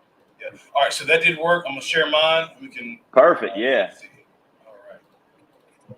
And I can do the condensed version. I'll roll through this pretty quick. It won't take too let long, man. Let me know what slot, which one you want me to be on. Yeah. So real quick, the P3, just the P3 one right there. That's what I just got done talking about. Yeah. That's our program philosophy. I mean, overarching, that's what we do. And then the next one's the 168 portion of it. We actually have a guy who's our director of player development. His name's Byron Wilson. He spends time. This is the first time I've been able to do this at a school. He spends time just specifically with the kids. They all get a notebook. He's created this notebook that has their schedules, that has their all their individual stuff, and he sits down with the groups weekly to go through how they study, how they're organizing their calendars for the week, all the stuff that's outside of football. So he covers all that with them, and he doesn't really have an on-field responsibility. He just spends time how the kids best learn. How we can get this information to them schematically, and kind of bridging any learning gaps that the kids might have. So again, I've said this before, we're a college preparatory school, so we want to run this thing exactly like a college to the best of our ability. So having him in place, he has his own program called Work in Progress. Again, he structured all these kind of things. And then again, the 168's our theme for the season. So we can roll up to field utilization, Coach. Yep. So what we do, I think a lot of other places probably do it, but it may be a little different from this. We all practice together. So our upper school, our 7th, 8th grade team, and our 4th, 5th, and 6th grade team, they all practice. We all practice on one field. That way it gives me, I'm the program director as well as the high school head coach. So it gives me the ability to pop to each practice and just spend time with the kids. Now our 7th, 8th grade and our upper school team, we treat our 7th, 8th grade team like our JV team. And anywhere else, if I ever go anywhere else that we have this structure, I'm going to continue to do this because the 7th, 8th grade kids are hearing the exact same voice that the upper school kids are hearing. So like our quarterback coach, he's coaching our 7th, 8th graders. Our wide receiver coach, he's doing the same thing. Our defensive guys doing the same thing. So that's our field utilization. We do have a 60-yard grass field. We leave that thing alone most of the time unless we're playing it that week on the grass, and we'll go over there and get some work in to kind of, just not be on turf the whole time. So we can go to our in-season stuff, Coach. So this is something that we put in place to, again, talking about the process of what we do, how we try to maintain our organization, and then get the kids to buy into exactly what we've got going on. So we have a specific focus for each and every single day with what we've got. So like Sunday is our faith day. We tell them, hey, you go to church. That's important. That's we're a Christian school. We want you in church. After church, we bring them in from 2 to 4 or 2 to 5, depending on what we've got going on that day for an active recovery. We do yoga. We get a lift in. We feed them. And then we kind of start to break down and go over with them what we're going to see that week. Monday's our fix day. We say, hey, we're going to fix any issues that we have. We're going to focus on us. We focus on us anyway, but we're going to really focus on the minute things we messed up on in our game from the last week. Tuesdays, like most everybody else, that's our heavy day. We're going to have a fight day. We're going to get after it. Wednesday's our fast day. So anything we put in additional, any type of, we don't change a lot of stuff, but if we put little wrinkles in or anything like that, we're going to make sure that that's clean and that we can run it fast, we can run it accurately. If not, it's thrown out of the game plan. We're not using it at all. Thursday's our fit day, like our walkthrough day. We're going to everything needs to fit up and be married together, and we'll go from there. Friday's game day. We call it finish day. And then we come back on Saturday with family day. We don't do anything on Saturday. The coaches do their huddle stuff, inputs, and all that kind of stuff. We have this in place because we want the kids to buy into the process of what we've got going on. And so that's a huge importance to us. And it's a primary focus for what we do to keep their eyes focused on exactly that week and not trying to move ahead or, move back or anywhere like that. So you can go to the game, kind of the game week, coach, like what that structure is right there. So I give this out to all my coaches. And actually this year, I'm going to send this stuff out to the parents and the players so they know exactly everything we've got going on. One thing we do is we pick a word of the week, probably like a lot of other places, that we're going to focus on for that week. So like we played this game last year, it was mental. We need to work on getting mentally tough. And so what we do at the end of practice is I have my coaches gather up. We do what's called an attitude, effort, execution, and we do a 10 seconds of wisdom. So each coach will pick a kid who showed attitude, effort, or execution throughout that practice. Could be multiple kids, and then they give their 10 seconds of wisdom from that day. And we kind of try to center it around the middle piece of that key word, whatever that key word is. We try to put that as our primary focus when talking to the kids. This goes through our weather, what the weather's going to be like, where we're going to be, all the different nuances of that week and what's going on.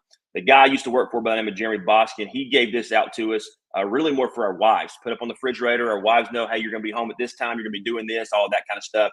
But it turned into just such a great organizational piece that this is something that we give out to our coaches. We give out to, and again, this year's going to be the first year I'm doing it, but I'm giving it out to my players. I'm giving it out to the parents. And so they have that from what they need and everything like that. So that's been a huge thing from us from an organizational standpoint to be on task, on topic, and get things rolling. So you can go up to daily practice structure, coach. I'm not going to go through all of this because I've got it as we go down, but this is exactly what we do. We're not going to be on the field, too long. And we're going to rapid fire 5-minute, 10-minute periods. We film a ton and we go through that either before practice the next day, after practice, whenever we can steal any time. So, we don't spend a lot of time harping on too many things on the field. We do it a lot in the classroom and on the board and filming stuff with the kids to show them what they messed up on. If they can see it, I think they can tap into how to fix the issues that we have and different things like that. So the pre-practice stuff that we do on the next slide, I'm a special teams guy. I'm actually going to take over our special teams this year. And so we're going to do this every single day. So on Tuesdays is our long day. We go 8 minutes. And then Wednesday we go 5 minutes. And you can see the diagram there. We're going to have our holders, our snappers, our kickers all working together, our long snappers, whatever kids we've got right now. Again, we're low. We have low numbers. So we manufacture this however we can. It's maybe one kid. It may be a kid rotating. But we're not going to kind of fudge on special teams at all. We're going to get that portion of it. You got the quarterbacks throwing, O-line, D-line guys working and doing that type stuff. So we really work hard here to make sure that we're targeting the special teams. And then on Wednesdays, we do like a whole 20-minute period where we cover all of it. And then again, we do our walkthroughs on Thursdays to kind of harp that out. So we can move into the individual stuff. So we go individual groups. This is rapid fire. I mean, we're 10-minute periods here. And, the school I came from, I was able to work for, I was the assistant head coach under, for 1 year under a guy by the name of Gary Rankin. Unbelievable, just legendary coach in the state of Tennessee. I have structured and pulled so much stuff from him in the time that I was there. So Really what I've gotten is a lot of stuff stolen from him and just kind of tweaked to limit, for limited player numbers. But we would do 5-minute periods, a 5-minute, blocking period, like let's say running backs. We're just going to do a 5-minute blocking period. O-line, D-line's working their everyday drills, quarterbacks, wide receivers doing some throwing stuff. And then after that 5 minutes, we come down and we go into a mirror drill.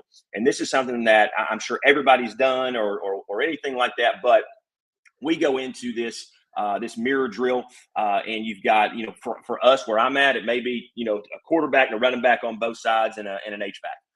But when I was at Boyd, we had multiple kids, so we were able to do, 4 different kind of sets, 4 different groups. And so one plays running right, the other plays running left, and they're just mirroring it.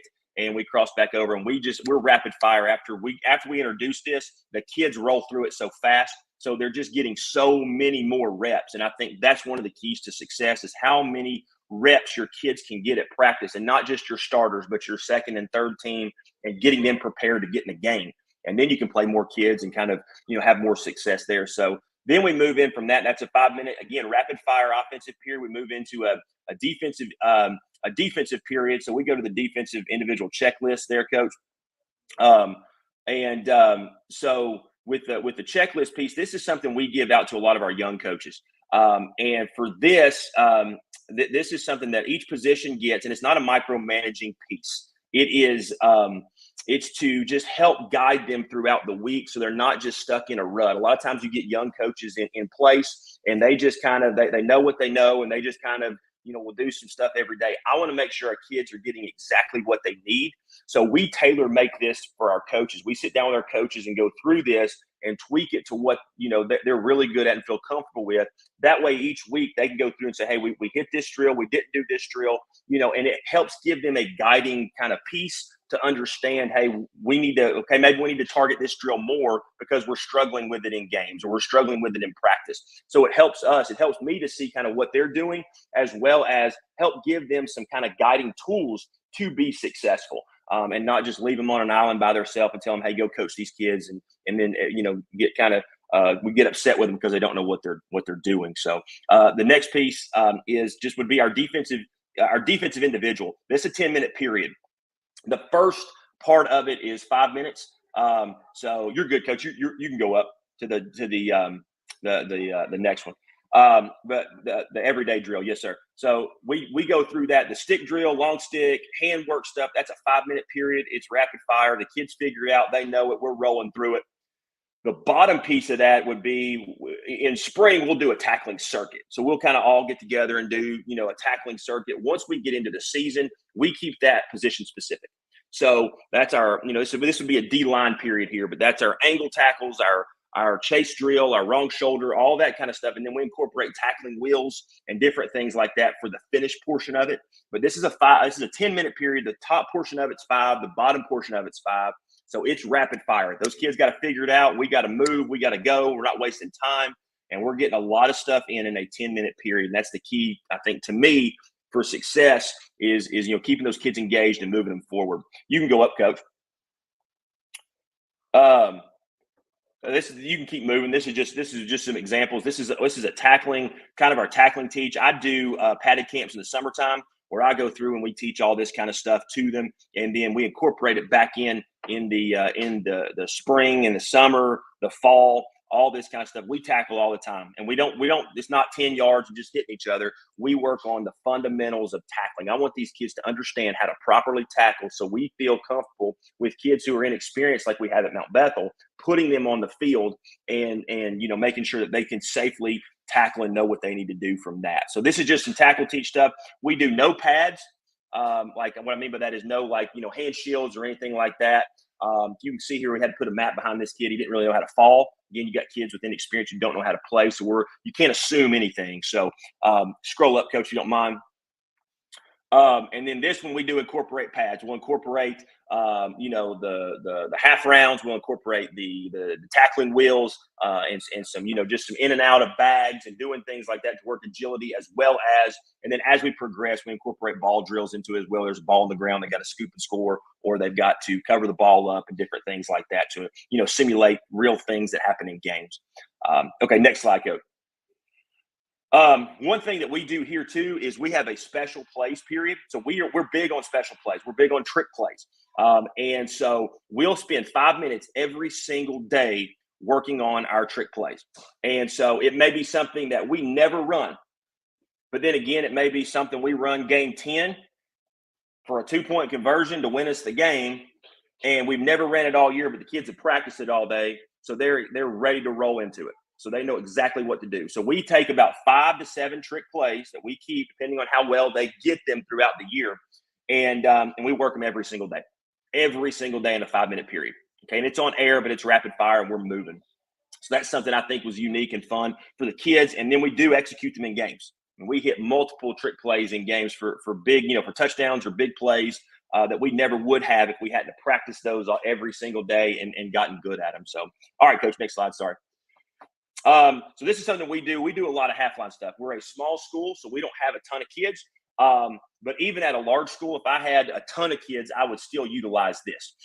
So we do a 10-minute inside run period with a gauntlet. So in this picture, you can see right here is inside run. We've got left side going, right side going. They spend 5 minutes, and then they flip over.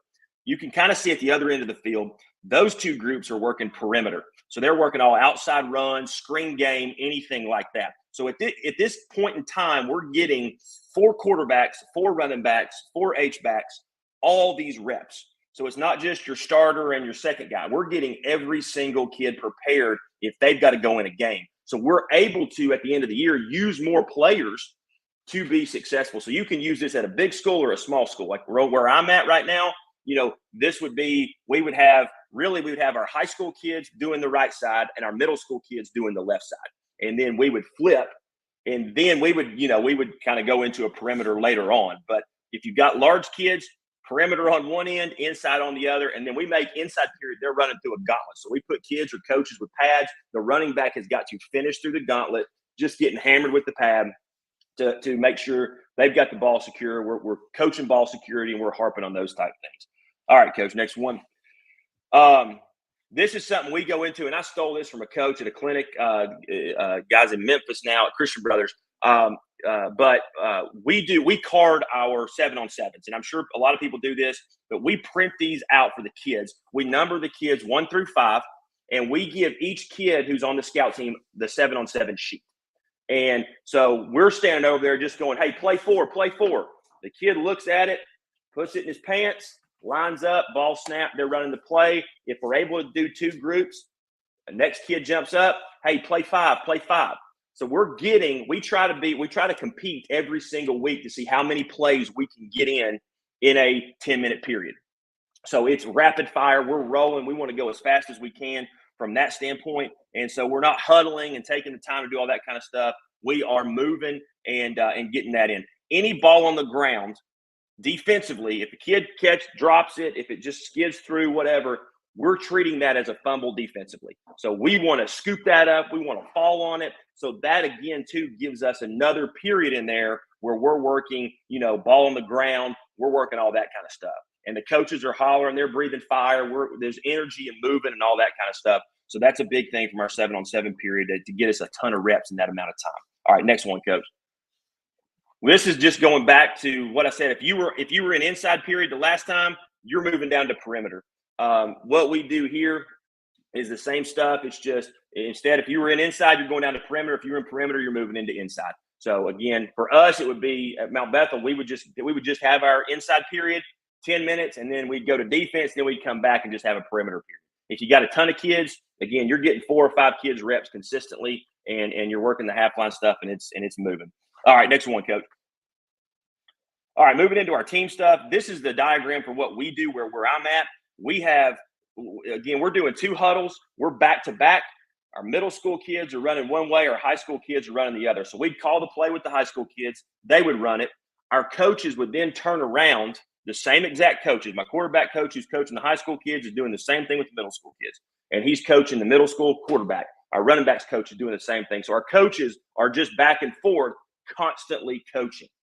So the middle school kids are getting the best coaching possible from a developmental piece, which is huge for us. And we're able to just constantly stay with them and make sure they're getting everything they need. All right, Coach, next one. Now we go defensive team. When we do this, hey, Coach, real quick, this is your last one. We got to roll. Okay? Yeah, you're good. You're good. All right. Okay. Defensive team wise here. So we do we have a play. We got a play. So you can see on here, a guy's running a play. The next group is running a formation. So we hit them with the play. They're out. They're getting their play again. The next huddle is giving us a formation. So if they do anything funky, if they do single wing or they jump into quads or they do something funky, we're able to really treat that as an alignment period. And then also on certain days, we'll run blitzes off those formations. So when we get this formation, we blitz into that, and we can create into a blitz period as well. All right, Coach. I'm really sorry about any of those. No, man. Not bringing that up. I didn't have that prepared because most guys don't do actual PowerPoint. So I'm really sorry I didn't have that prepared for you. But no, you're good. I'm old school, man. I like that stuff. So yeah, you're good. I appreciate it. Yes, sir. I appreciate you, Coach. Absolutely, buddy. Thank you. Yeah. Coach, what's going on? Not much, Coach. How you doing? I'm good. Guys, I don't know if you've been around Coach Weiler or not, seen anything he does, but he's really, really efficient and really, really good at what he does. Coach, if you're ready to go ahead and bring your stuff up, we can go ahead and roll and get it going. Yep. Guys, if you're still watching, especially on YouTube, make sure you go ahead and like and subscribe while Coach is bringing this up. And then we can go ahead and get it rolling. Appreciate everybody for checking in. Keep dropping your comments. It's kind of hard to get comments brought up while the speakers are talking, but make sure you keep interacting, and then we'll try to get to it if we can. But appreciate all the guys that have come in and talked. There it is right there. All right, I'm going to remove myself, share it, and we're good to go. All right. Hey, coaches, Brian Willey here, Fairmont High School in Fairmont, Minnesota. It's a privilege here to speak again with you guys. Thanks, Coach, for putting this on. Really appreciate it. Today, I'm going to talk a little bit about the process that we use for making our game plan on game day week. And really for us, we've been blessed to have really, really good players, like a lot of good teams have. But for us, the next big thing that we think unlocks a lot of our efficiency is just the way in which we structure our practice. So if any of this is something that's interesting to you, how we do things, and you need to get a hold of me, these are the two best ways to do so. There's my school email. Then you can get at me on Twitter. I'm on Twitter quite often. That's probably the fastest way to get a hold of me. That's going to be the place where you can get your fastest answer. So really when it comes down to it, when we're trying to figure out what our philosophy is going to be for a given week, we got to look at, well, what is our philosophy as an offense? I don't really call us a spread offense, but we're an offense that's a little bit multiple in what we do. No matter what formation we come out of, or no matter what our goal is for a given week, we want to make sure these three things are going to be guiding our principles. And that is, how can we get a numbers advantage? How can we get an angles advantage? And how can we maximize the grass that is given to us by the defense? So how can we maximize our space? So if we use those three principles, those are the three things that guide us on how am I going to get a numbers advantage against the opponent? How am I going to get better angles? How am I going to get more leverage and create more space? Those are the three things that we then build as our pillars to try to figure out how we're going to attack an opponent. Now, when it comes to actually physically going through the game planning piece, building your game plan philosophy, these are the three questions that we're going to ask ourselves, just like I had talked about before. These are questions that not only me, the coordinator, is going to go over, but these are the same things that we would ask of our position coaches. How are we going to answer these three questions on a given week? And that's where we start. We don't even start with what are their base formations, what are these things. We just start with from your first view of the film, what are the ways that we can accomplish these three things? And from there, we start going into, okay, this is what we're going to do with specific formations. This is what we're going to do on a given down. So one of the things that really has guided me in terms of building now the physical game plan actually comes from a clinic that I saw on YouTube from a former NFL head coach, Brian Billick, when he was with the Minnesota Vikings. And one of the things that he talked about in his presentation was a quote by Bill Walsh, which was live by the written word. And really that kind of guides the way in which we are going to then build our game plan, which means this. We're going to basically game plan for the things that we know are going to be there. We're going to go there for the given factors. We're not going to plan for the unknown. If we sat and planned for the unknown every single week, we would paralyze our kids with information. They could line up in this and they could line up in that. That's great. But what happens if they don't? Now you just waste a ton of practice that's very valuable, specifically at the high school level. These kids have very little time to commit to football in certain districts. So in order to do that and to maximize their time and maximize ours, we're going to live by the written word. We're going to live by the given known factors, and we're going to game plan to defeat those things. Now, do we have certain plans in place in case they do throw something weird at us? Yeah, but that's going to be based heavily on, do we have good principles? Do we have good transferable rules that our kids can use and apply to a given situation? Because if your offense is built where one change of a front or one change of a blitz is going to completely screw up your game plan, then you don't have very good foundation for your offense, in my opinion. So for what we do is we build with our offense with very good transferable rules, but then we're going to game plan by the written word. So how do we do that? First thing that we do is we let data dictate our practice. We look through, and I'll talk about here in just a moment, we look through what are the most common situations we're going to face on our team on a given year. So if our team's constantly ahead of the sticks and we're getting first down and second down and always in third and short, it doesn't make a lot of sense to commit more practice time to third and long when we're seeing more third and short. So what we do is we try to figure out what is the data telling us we need to work at and what are the areas that we are most often in. And so then we start structuring practice around that. We attack the known variables like I talked about before, and we know the circumstances of your opponent. If you're going into a week and you know, hey, this is going to be a tough week, we're going to have a couple things break our way, well, then you got to create your own luck. And for us, we create our own luck during the week. We know which shots we're going to take. We know that, you know what, on the first, 4th, and 1, we're going for it. And we're going to have a plan ready for that. We want to make decisions early on in the week where all the emotion is taken out of it, and then give our kids a chance to practice that throughout the week. So that way, come Friday, they've seen this situation before and they can have confidence in executing it. If you know your team that you're playing is going to be a lesser opponent than you, and you know you're going to want to just simply try to get up big and try to find a way to then salt the game away, have that part of your game plan. Attack that early on in the process, and then let your kids practice it so they can execute it. So here's an example of kind of how we go about practicing or preparing for our week in terms of the practice time. First thing we look at is we start looking at what are the average total numbers of plays that we've had so far. And then we break them up into situations. So you can see over here on the right, on a given week, if we're finding ourselves to have a certain amount of 1st and 10 plays or 2nd and long, and these are over on the right here, all the situations that we potentially will go through on a given week. We take the total number of plays and we divide it by the total number of plays on a given situation. And based on that percentage, we allocate that percentage during our situations portions of practice. Now, I'm not saying we just do like situations all during practice throughout the week. We do still have our EDD periods. We still have our fundamental periods, all that pre-practice stuff. It's when we get into situation time, we allocate our situations on a given week based off of what does the data tell us. Once we start doing that, then we start allocating, okay, if I know I'm going to have 30% of my practice this week on 1st and 10, then my call sheet for 1st and 10 is going to be a little bit more expansive, okay? And so when I do that, I'm going to look at, okay, what are some 1st and 10 plays that I can possibly develop that are going to put our kids at the best chance to succeed based on the known variables that we're going to be attacking. So here's the process that I use. On a given week, let's say, for example, that, we're looking at 1st and 10, and we know we're going to be practicing at 25% of our situation practice. I might go into our practices this week with 20 first down plays. I wouldn't do that, but I'm just using it for a number. Let's just say it's 20. We would run that then on Tuesday. We'd run that again on Wednesday, maybe on Thursday, but probably not based on the time percentages. And what I do simply is we'd get as many reps as we possibly can on those 20 plays during those periods during practice. And then I'd be standing back as I'm calling the plays, and I'm just charting. Did it go successfully? Did it go the way that we wanted to versus the looks that we were preparing to have? And then I'd simply make note of it.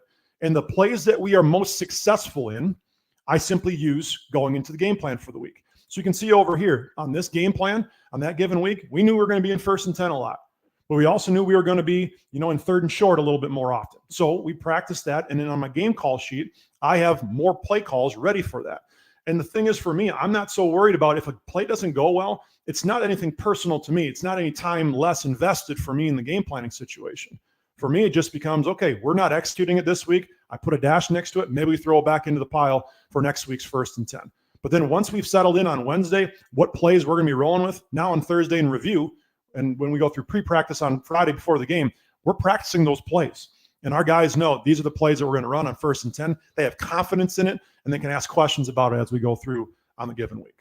So our call sheets are developed on Monday, on Tuesday, on Wednesday, and they are based solely on what can we successfully do in practice. If we can't do it in practice, how the heck can we expect to do it in a game?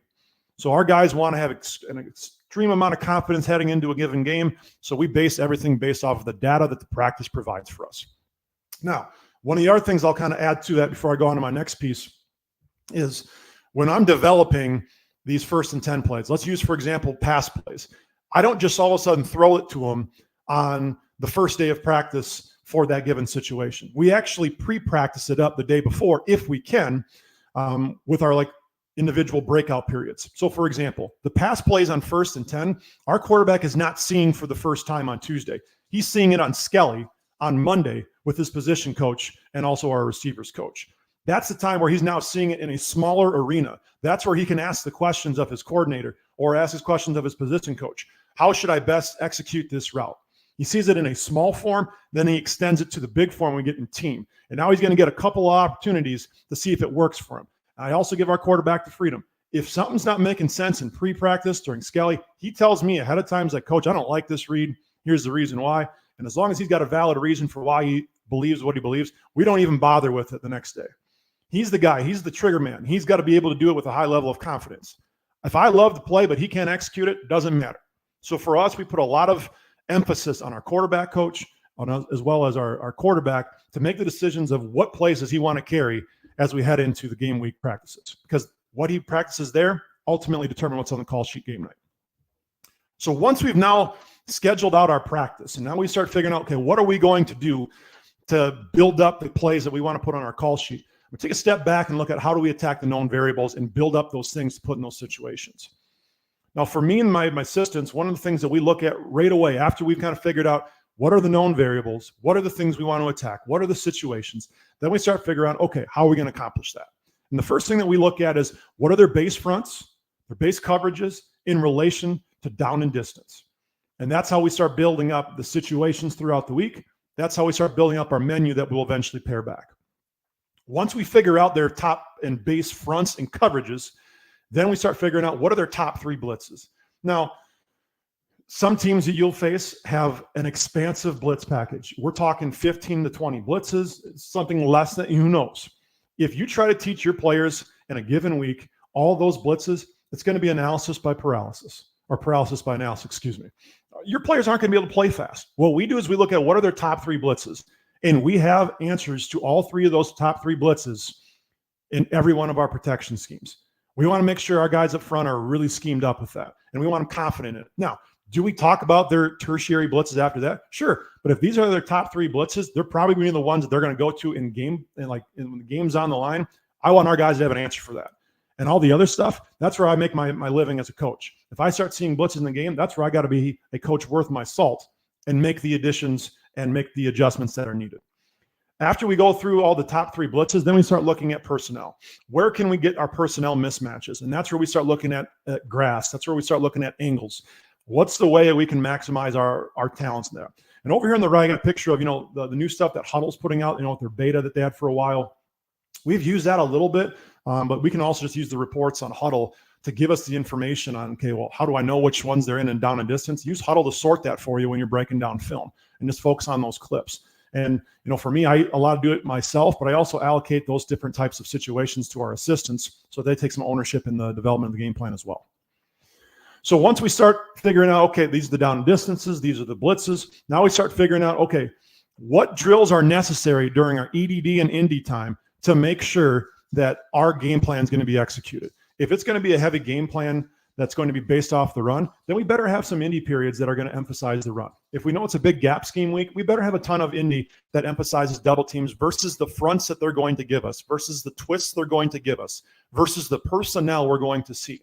Build your entire week with those emphasis in there. I'm not saying you have to reinvent the wheel with different types of drills. I'm telling you, you already have those drills in place from all of your preseason practice. Now just take those drills and mold it specific to, this is the opponent, these are the known variables we're going to see, and emphasize those in your drills. It becomes a very efficient use of your time. And then you can also extend that to when you do your breakouts, whether it's quarterbacks and receivers. Okay, this defender is going to be their star cornerback. Here's going to be the coverage that they use against our bunch sets. All those different types of things you can have already known and put those into practice. So again, when the kids see it on team or when the kids see it in game time, they've already seen it already. And they've asked the questions of their coaches who can give them direct feedback in the individual time. So you can see like our indie period from an offensive line perspective for a given week. I install the game plan on Monday, and then we're heavy EDD focused after that. And the EDDs are based solely on what are the known variables that we need to work on. Is it more run game this week? Is it pass game? You name it. Then on Tuesday, we're introing the run game focus of all the adjustments we're going to do versus the known variables. Wednesday, pass pro focus. Thursday, potential counters to anything that we got. That's just during my indie time and my with my offensive line. You can do it however you want, but make sure that every single thing builds on one another, so you're not just wasting time doing different drills that you saw on YouTube for the given week or for on X for something like that. Make sure you use your time wisely, because time is very valuable, especially to the kids. The kids know when you're just wasting their time. Make sure they know this is what it's going to show up like on Friday night. After we do that, then we start looking, okay, this is the indie stuff that we need to have put in place. What are now the periods that I need in my breakouts? Again, we use those based off of the scenarios that are dictated by the data. Do we need more 1st and 10 this week? Do we need more 2nd and long? Do we need more 3rd and medium? All those things are dictated by down and distance. They're also dictated by data. Now, we also know that in that, if we know, okay, this is a team that it's going to be tough for us to stay ahead of the sticks. So we're going to go on 4th down a lot more this week. Even though the data doesn't tell us that we've been on 4th down a lot, we know going into a week, yeah, we want to be in 4th and short a lot, and we're going to go for a lot. Well, then we better practice it a lot. We can't just all of a sudden think to this on Friday night going into it and say, yeah, we're going to all of a sudden now go for a lot on 4th downs, and have not communicated that to our kids throughout the week and have not practiced it. What kind of confidence are our kids going to have on 4th and short when they're going for it 6 or 7 different times on Friday night when they haven't been prepared for it? They haven't been prepared in the mindset for it.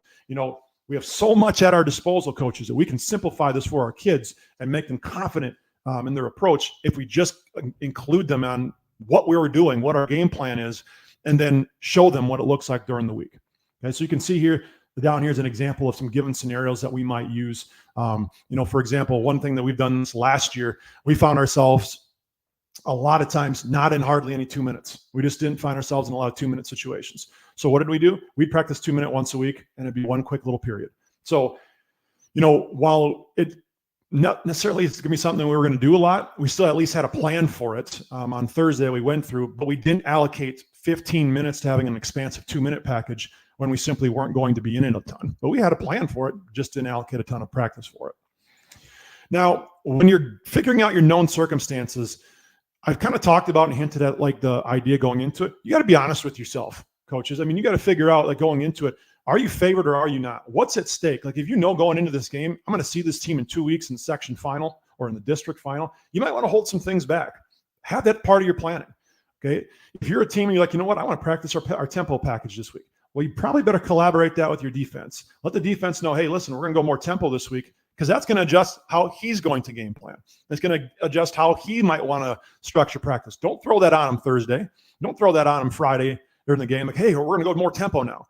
That needs to be part of the communication. And if you're all on the same page, again, now that's going to trickle down to your kids. Your kids are going to be a lot more efficient, and they're also going to be a lot more confident because they know what's coming. Now, you can't predict everything.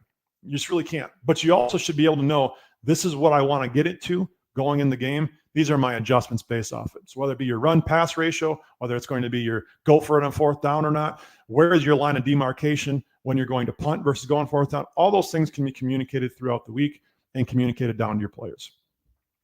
So one of the things that I've found, at least with a coordinator, I'm going on my about 7th or 8th year coordinating here, have your situations planned out ahead of time. There's so much emotion that goes on in the course of a game. Coaches are so caught up in trying to make adjustments. You don't want to also have to think about what calls are you going to have in a given situation when the time is short for you to consider what the call is going to be. Sometimes it's 40 seconds. Sometimes it's timeout. I mean, there's not a ton of time for you to make these decisions. Not all of us decide best when we're having under pressure. So what do? Let's make those calls on Monday. Let's make those calls on Tuesday. And you practice them throughout the week, and those become your calls. And based on what's happening in practice, if your kids can't execute it in practice, don't put it in on game time. Okay. Now, I always think players instead of plays, but I also know at the same time that in certain situations, I might think on Tuesday, hey, listen, it's 4th and 1. We're in power no matter what. Then on Friday night, I'm like, oh, they've been stopping power really, really well. I should try this nice little wrinkle that'll catch them off guard. You got to kind of resist yourself there. Have a little feel to it. Have a little understanding of your team to it, but you got to trust the written word. Trust what you've planned all week. Trust what your kids have practiced all week. That's going to honestly give you the best possible chance at succeeding on that given situation. It really will. We were in our section championship game this year, the ability to go to state, and we had practiced that week. What's going to happen if we go to overtime? And we did. We went to overtime. Our first down play, our second down play, all the way to our fourth down play. We were stopped on fourth down. The defense made a fantastic play. We had those plays planned out before we even stepped on the field. And, in hindsight, could have I called something different? Sure. Would have our kids been able to practice it and execute it at a high level efficiency? I don't know. I would rather put in the most successful practiced plan of action for our kids, because our kids did not hesitate what plays that we're going to have. They knew exactly what we're going to do. And that's the way I want it to be. Now, there's going to be times where you're going to have to go with a little feel. There's going to be times you're going to have to go off script a little bit. I'm not saying that's not going to happen. But at the end of the day, you will be most successful when you practice the stuff and you live by the written word. You attack the known variables, and you're able to give your kids a tremendous amount of confidence when they play. Okay. The last thing I'm going to kind of go over here as I'm starting to wrap up is put a special part on your call sheet that does two things: is intentional about how you get your players the ball, your playmakers, for example, and make sure you script your counters. I mean, you should have a pretty good idea of, okay, if this is what's going to happen, if my game plan is true, they're going to line up to this formation a certain way. They're going to defend power, counter, zone schemes this way. Make sure you have your counter to it, because they're going to make an adjustment. And when they make an adjustment, you can't just all of a sudden be not having the chalk left to make any adjustments of your own. Have those adjustments planned ahead of time, make those counters, and also have a very deliberate way about how kids know they're going to get the ball. Like for our players, I have a specific part of every part of our game call sheet and on my call sheet that says, for this player, these are the plays that they're going to get. For this player, these are the plays they're going to get. And we practice them throughout the entire week. So these players know when this number is called, when this play is called, it's coming from me. And so they should have a pretty good idea of what are some of the different looks that I was given during the given week on this particular play. What are the adjustments that I need to make in order to execute it? And from there, we have our touch chart. We make our calls, again, based on that proven data, and we allow for field calls at low-risk situations. So here's kind of an example on the right-hand side of just like certain players. Your guys going into a given week, they should have more calls based for them. Guys that, might be dinged up a little bit or might be a little bit more inexperienced, they're not going to have as many calls for them. But it's good when they know these are the calls that are going to be for me. And for a lot of it, it stays the same from week to week. I mean, some of them are your base run calls, your base pass plays. They know in the given week, this base pass play, it's always going to be for me. It's always going to be for Eli. It's always going to be for Hank. It's always going to be for Hudson, you name it. Those are the different guys that start to develop a rhythm with the quarterback. The quarterback knows what to look for. But because we then have practiced it so often and it remains in the game plan, they also know the different looks they're going to get to it. So they know the counters that they need to it, the adjustments that they need to it. And all those things you put together, you're going to have some kids who play a tremendous amount of confidence. And at the end of the day, folks, it's not about us coaches trying to fool the other coordinator. We're trying to fool 11 other adolescents, young adults who are trying to execute their game plan. So for me, if I'm going to be able to do that, if I'm going to be able to confuse 11 other young men, I want to make sure that my guys are tremendously confident in what they do and that I put them in the best positions to succeed. I'm not going to try to get too cute. I'm not going to try to outsmart another very qualified coach. I'm going to try to make sure 11 young adults are going to have a difficult time executing their responsibility. And so we create doubt as much as we can, but we want to play with as much confidence and as much efficiency as we can. Any questions, coaches? I know it's kind of fast with our process for what we do, but we're pretty simple in what we do, and it's a proven situation and system for us. Hey guys, we got about 6 minutes with Coach before he heads out. If you got any questions or anything you want to ask, please do that. Coach, I appreciate you giving a presentation today. Especially being up in Minnesota, it's different in football for a lot of the guys probably watching, because I have a lot of South guys here. Yep. But 100%. The game's different. Yeah. It's different, but it's the same. Like the stuff that we see, like, I go to these clinics and we hear all these defensive coordinators, for example, talk about, this is how we defend 10 personnel, 11 personnel. And it's like, well, we live in a world, a lot of 21 and 22 personnel. So like tight end wing is real. You got to have a plan for that every single week. Whereas you don't see a ton of, 4 wide, 10 personnel, a ton. It's becoming more common, but it's, based on the elements, and I don't know if it's based on the culture or anything, that just the old hard-nosed type of football, but football's still football. Kids are still kids, and how we approach it is still the same. Yeah, I was going to ask you, like, what kind of goes into that? And definitely the weather, I'm sure. Is it athletes as well, or it's just that's the culture of? I think it's a little bit of both. You go up in our Twin Cities metro area, it's just as modern a football up there, and just as the same approach as you would probably anywhere in the country. But you come down to like southern Minnesota, you're not going to see a ton of turf. You're going to see fields that might not have the great maintenance. So a lot of coaches who are down in this area have been coaching for 20 to 25 years. So they were growing up in the era of the late 80s and 90s, where wishbone football is still a real thing. Split back veer is still a real thing down here, because those coaches were really good at what they did for a long time. And so they've built really successful programs down here. And what works for them is they're confident and they got their system of how to build this up from the ground up, from the elementary levels all the way up. So, some younger coaches like myself are coming in. We're doing some different things as well. And so you're starting to see things change a little bit. But for some coaches, they're so good at what they know how to do, that they're staying with it. So weather's probably a little bit of it. I mean, I know certainly when it's November here and before you can get indoors, you better be able to run football in Minnesota, because if you want to base everything on the pass game, you better hope it's not 40-mile-an-hour wind, which is what it is pretty much from November to February up here. It's crazy. All right. Coach Reyes says, how many hours of prep does it take your staff Saturday and Sunday before you bring the game plan to your players? And how big is your offensive staff? So our offensive staff at Fairmont is myself, our JV offensive coordinator, and then I have one other position coach. He coaches our 9th grade. So it's us three. What I do is I'm usually responsible for these are the looks, which I'm doing on Saturday, getting the defensive fronts. I'm doing the coverages. And then I'm getting that to our assistant coaches to start figuring out how does that relate now to their positions and what they want to accomplish. If you're talking to me, I'm looking at probably overall 4 to 6 hours with all of us put together over a given weekend.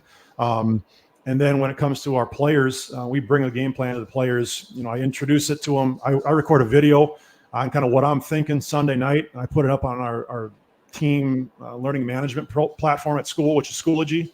I put it up there, and they watch that video on Sunday night or through the day on Monday through their classes. Then after school, we lift weights on Monday, and then it's game plan intro. And we first start with, what questions do you guys have? And it's the expectation that you watch the stuff ahead of time, because that saves a lot of time on our end of reintroducing it to the players. So we try to do that and front load it on the front end.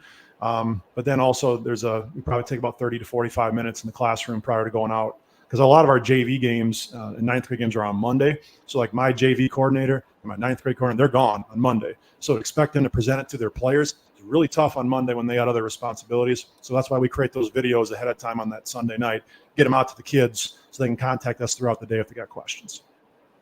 I got you. Well, Coach, next coach is already ready, so I'm going to go ahead and get him on. But I appreciate you coming on and talking to us and helping us out with the clinic. You bet. Appreciate you, Coach. Yes, sir. Thank you.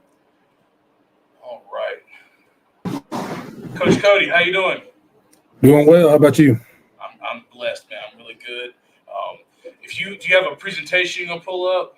Yeah, I do. Cool. Yeah, hit present and then just share your screen.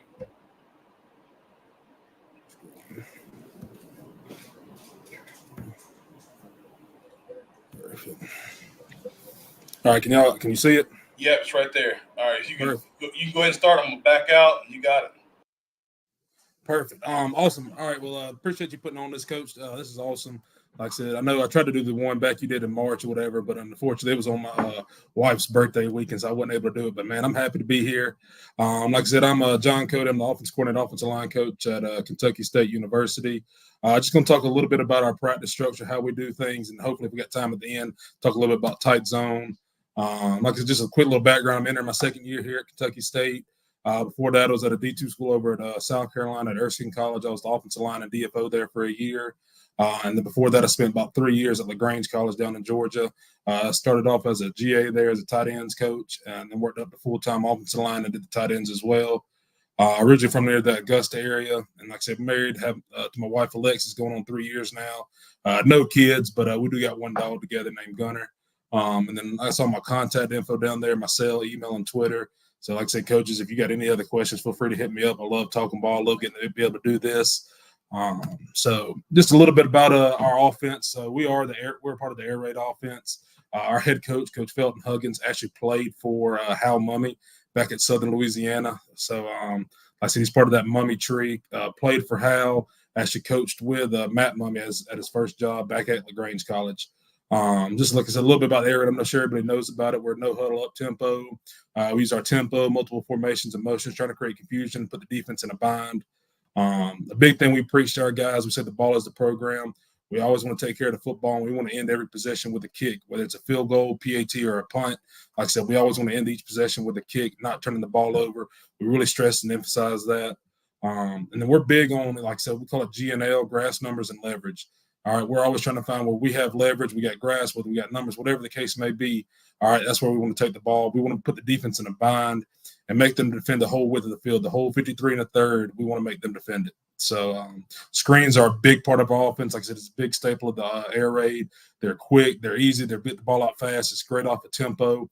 And we tell our guys it's non-negotiable. They got to get 4 yards. Whatever we call a screen, non-negotiable. You got to get 4 yards. Like I said, and finishing up about the air raid, simplistic passing concepts. We want to put the stress on the defense, both horizontally and vertically down the field.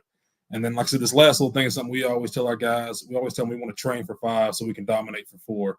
I know it's very cliche. It's at the end, like everybody puts the 4 fingers up or whatever. We're a little bit different. We put the 5 up. That's something we started this year in our first game. And it kind of had the other team a little confused or whatever, but our guys kind of take hold to it. They take a little bit of pride in it. So just kind of how we structure practice a little bit. 2 hours and 15 minutes. That is like the most tops that we'll do. We're big on like up tempo, moving around. We want to be very efficient. We want to be organized so we can maximize our time on the field. Like I said, anyway, our practices may range from an hour 45 to 2 hours 15 minutes.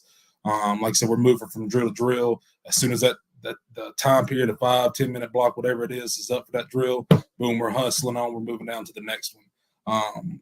Within the air raid, obviously, especially the skill guys, they do a lot of running. So like I said, we try to get our conditioning in during practice, again, by having up-tempo practice, moving around, moving from drill to drill. We do some conditioning at the end of practice a little bit. But again, we might only tell the guys, hey, you got 3 half-gassers.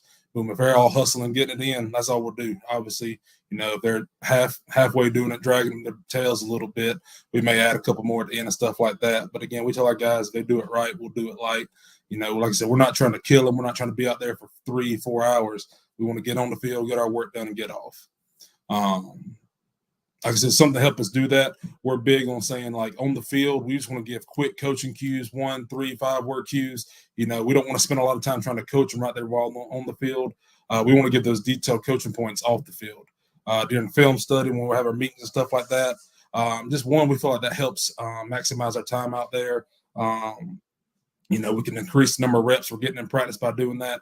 Also, if you go off to the side and, you're just talking, with one player about, hey, you did X, Y, and Z wrong, getting super detailed, you may miss somebody else's rep, So, again, like I said, we try to film everything that we do just so we can coach them up off the field on that. We're extremely big on trying to build a competitive culture in practice. We tell them there's a winner and loser in every drill that we do. We keep tally as the spring goes on. So like this whole spring, we'll post it up in the locker room, running tally. I mean, we even go down to like our special teams. We got a new special teams coordinator, Marco Sanchez. He does a phenomenal job with our guys and all the different special teams drill. And like we build a competitive culture within special teams.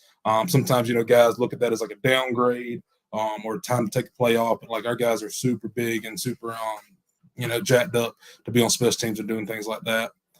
And then, so something we started this spring, or started at the end of the last season this spring, something called a tack drill. It's basically like a county fair circuit. So it's kind of started to replace our stretch. Like I said, it's doing like a normal, like dynamic warm-up stuff like that. We tried to put a little bit of emphasis on our guys to hold them a little bit accountable, to make them get out there like 15 minutes before practice, just so they can get their bodies warm. And so we tell them, like, whatever stretch you want to do, it's on your own. All right, so as soon as the buzzer hits for the first period or whatever, we're headed down to something called a tack drill. We got 6 different stations. I got a diagram up on the next slide. We'll talk about it real quick. But like I said, we'll going around 6 different stations. It's almost like a county fair circuit. And basically they get 1 rep and boom, they're jogging on down the next. And like I said, I got a diagram and film. We'll show that in just a second. I think I got it from, I think it was LSU is where I saw it from. I think it was back in like 2018, I think. back when Orgeron was there and when they won, right around when they won the national championship. But something I saw that I thought it was pretty cool. I think they called it like Tiger Tempo or something like that. We call it attack. Just want to attack the day, start off fast. A lot of teams really struggle coming out the gates, and so we put an emphasis on like we want to start fast. We want to score a touchdown on the first drive, and we want to get a 3-and-out the first drive on defense. So kind of how we start practice is by doing that. Like I said, we do the attack drill, and then we also do something called spot the ball. We do this every day, and this is good on good. It's only 8 plays. It's a 5-minute block. Like I said, again, we're keeping tally. Like I said, we do 4 plays with the ones, 4 plays with the twos. And like I said, if we're a tie after 8, we'll have one final play. You can do different situations on this. You need to get a first down. You can do red zone. You can do backed up. Any kind of your different teams in this situations. So like I said, that's kind of how we just a little bit about our practice structure. I just wanted to include too, just like an example, what like our practice schedule look like. I try to be, when I'm making the practice schedule, I try to be detail oriented for our guys, just because I think it helps keep everything efficient and organized. I know for me, I definitely want to have whatever we're working that day individual wise. I want to have it on there. We also include like if we need any kind of equipment for certain team stuff, when we're doing things as a whole offense or maybe just the skill guys, if we need any kind of equipment, try to put that in there so some of our student workers, they know to go ahead and grab it. That way we can boom. As soon as we're headed to the, if it's a team running screen on air, we know we need 8 hand shields. We know we need to make sure we have those when we start the period. That way we're just not scrambling around trying to get everything together. Again, we want to be efficient. We want to be organized. We want to maximize our time out there on the practice field. So like I said, this is kind of like a typical practice for us. This is actually from one of our spring practices this spring. Again, like I said, we do a pre-practice stretch. So we put a little emphasis. I said, I know on the O-line, had one of my grad starting left tackle, he's a grad senior, kind of put some emphasis on him to get everybody out there at 5:45. So we practice at 6 in the morning on a couple of days. So they were out there at 5:45 doing a dynamic warm-up. Whatever they wanted to do, it was on them. And like I said, so as soon as 6 o'clock hit, boom, we were at our stations, starting the attack drill. We have it booked for like 10 minutes. We don't do it that long. Anywhere we go from like 5 to 7, then we'll give them like a quick little breather before we start like the actual part of practice. Again, with the air raid, so we do throw the ball a lot. We run the football not too bad. I like to pride, as an offensive line guy, I want to pride myself on running the football. We averaged about 114 yards a game last year on the ground, which in the air raid ain't too bad, all things considered. So like I said, we have like a little pat and go, and we'll get a diagram of that. We'll talk about that in a minute, how we do that. We'll do some ND, some mesh point RPOs for the quarterbacks, running backs, and receivers. Like I said, we also want to build some competition within practice. So we have like a 5-minute comp period. We'll do that every day. And it changes whatever competition we want to do. I put a couple of videos of some of the stuff we do on here. Just like I said, maybe if you've done it before, great. If you haven't, maybe it'd be something you can add to your program if you like it. Our guys are, again, ultra competitive. And it's like I said, we're just trying to breed. Competition breeds excellence. So we're big on trying to find ways to compete during practice. So this is just like a little bit of our pat and go diagram, how we do things. So like I said, we'll have the quarterbacks all set up throughout the field. And like the first practice, like especially when we got new guys, like when we come back into fall camp, we'll take like the first 2 days, just trying to make sure they understand it. But by the end of it, like by the end of spring, when we were rolling through this rapid fire, getting a ton of reps. So we have 5 different stations. We'll have them all set up on our half of the field. We'll have a quarterback and receiver set up on the hash and numbers on both sides. Basically, all we're working is just fade balls, go balls, and slants. This is only a 5-minute period, so it's like just 2 easy, high-quality throws again. And boom, as soon as they catch a rep, whether it's a slant or whether it's a go ball, boom, they're into something called settle and catch. All we're doing is just working on settling in the zone, finding grass, catching it, boom, turn and get upfield, catch and puncture. They hit a rep that. They head on down. We have a different little blocking circuit right in the middle. This can be whether it's just like pass pro for the running backs, because we include the running backs, tight ends, and receivers all in this. So whether it's pass pro from running backs, picking up a blitz and linebacker, stop blocking for receivers, whether you got press coverage or you got off coverage, anything like that. Just working some kind of blocking drill, again, trying to steal some time to get some good fundamentals in. They hit a rep with that. Now they come back to the other side. Again, working the slant or go ball on the other side. So we have working both sides of the field. And then we got a ball security gauntlet down here. And this can vary throughout the day, whether it's just like, grabbing a partner, trying to punch it out, running through like the gauntlet lines, people trying to punch it out, all different kind of stuff. Like I said, and this is the easy way just to start practice. Helps quarterbacks get warm. Again, it helps receivers just get a couple balls in their hand, get a couple catches, just get a good feeling for it. But again, it's also good quality reps. The more reps, the better. And so, like I said, we will start every practice with this pack and go.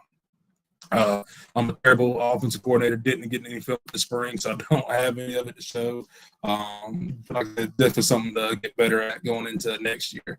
But this is this little diagram like the attack drill. So like I said, this is what we'll do is like our quote unquote stretch. We got 6 different stations, and all they do is just hit it. They get 1 rep. So if I start an L drill, I'll do 1 rep of the L drill. As I finish, boom, I stay on the jog. I head down to the bags. I'll hit 1 rep to the bags, whatever it might be, 1 foot, 2 foot weave, whatever it might be. All right, hit a rep on that. Stay on the move all the way down to mat drills. And like I said, we just do a 1 whole circle. We allot for 10 minutes. Like I said, we want to take maybe 5 to 7 minutes, depending on how their effort is. If they're attacking it, like I said, we might only do it for 5. Like I said, we have box drill, ladders, and then a 5-10-5. And like I said, you can adjust this however you want. These are just the 6 we did this spring. We've already kind of met and talked with the head coach. We're going to change a couple of these going into the fall. Like I said, I think we're going to add like a sled strike, whatever, just working on the strike. I think we're going to take the ladders out as well. But like I said, you can do these based off of whatever you feel like your team needs and whatever you really want to do. This is just, like I said, we actually did a little film of this. This is what the attack drill. Like I said, this is one of our 6 a.m. practices. So we got, like I said, the 6 stations all set up throughout the field. Like I said, they hit a rep going through the bags. They stay on the move. We got mat drills down here in the corner. Like I said, they'll get a rep on the mat drills. We got box drills. We got ladders. We got the 5-10-5, and we got the L drill all spread out across the field. Again, our players weren't a huge fan of it. But like I said, they were struggling, just trying to, they kind of not halfway doing it, but just kind of lollygagging a little bit to the stretch. So like I said, we want to put the emphasis on them, hold them a little bit accountable. And like I said, this is what we kind of found with. And like I said, it really kind of worked. And it's also again, it's a great way to start practice with a little bit of conditioning because we are going to run a lot. We're no up-tempo, no huddle offense. And our defense also sees that on Saturday. So it's a great way to get some conditioning and also during practice so you don't have to do it at the end. So these are just a couple of different little competitions. Again, like I said, we do a 1 5-minute period of comp every day, and it can vary what we do each day. This is our big cat drill. Like I said, not a board drill modified. We already got them in the fit up position. And like I said, it's mano y mano. All right, got to knock each other. We got 2 little lanes set up. We kind of pick the guys that are doing it, and it's mano y mano. First one to knock them out. All right. Like I said. Well, again, our guys get really excited. Like I said, it's a good way just to, again, breed competition. Competition brings excellence. Iron sharpens iron, all the little cliche terms. But it's a good drill. Like I said, just kind of like got some guys that are grown up. So this is actually one of our he's a freshman this year, freshman receiver going against one of our senior DBs. So like I said, it was a little good for him. So we call this one a compete drill. This is just one-on-one. All right, you got a 5-yard window to make a guy miss or a 5-yard window to make a tackle, one-on-one tackle for the defense. How it works, we'll have 3 cones set up for the defense, 4 for the offense. They start back-to-back right in the middle, and they can pick any cone they want to run around, and then, boom, they got to either make the tackle or get the 5 yards without getting tackled. So, again, it's really good, like I said, working on one-on-one tackling in space or making a move one-on-one for the offensive guy. We'll do the receivers with the DBs, and then we'll do the running backs and tight ends down with the linebackers on the other side of the field. Like I said, this is really good. Again, we keep tally on this, keep scoring this offense versus defense. So, again, it's a great way just to find another drill. Again, it's working on the one-on-one tackling for the defenders. And like I said, working on making one move and then getting north and south with the offensive guy.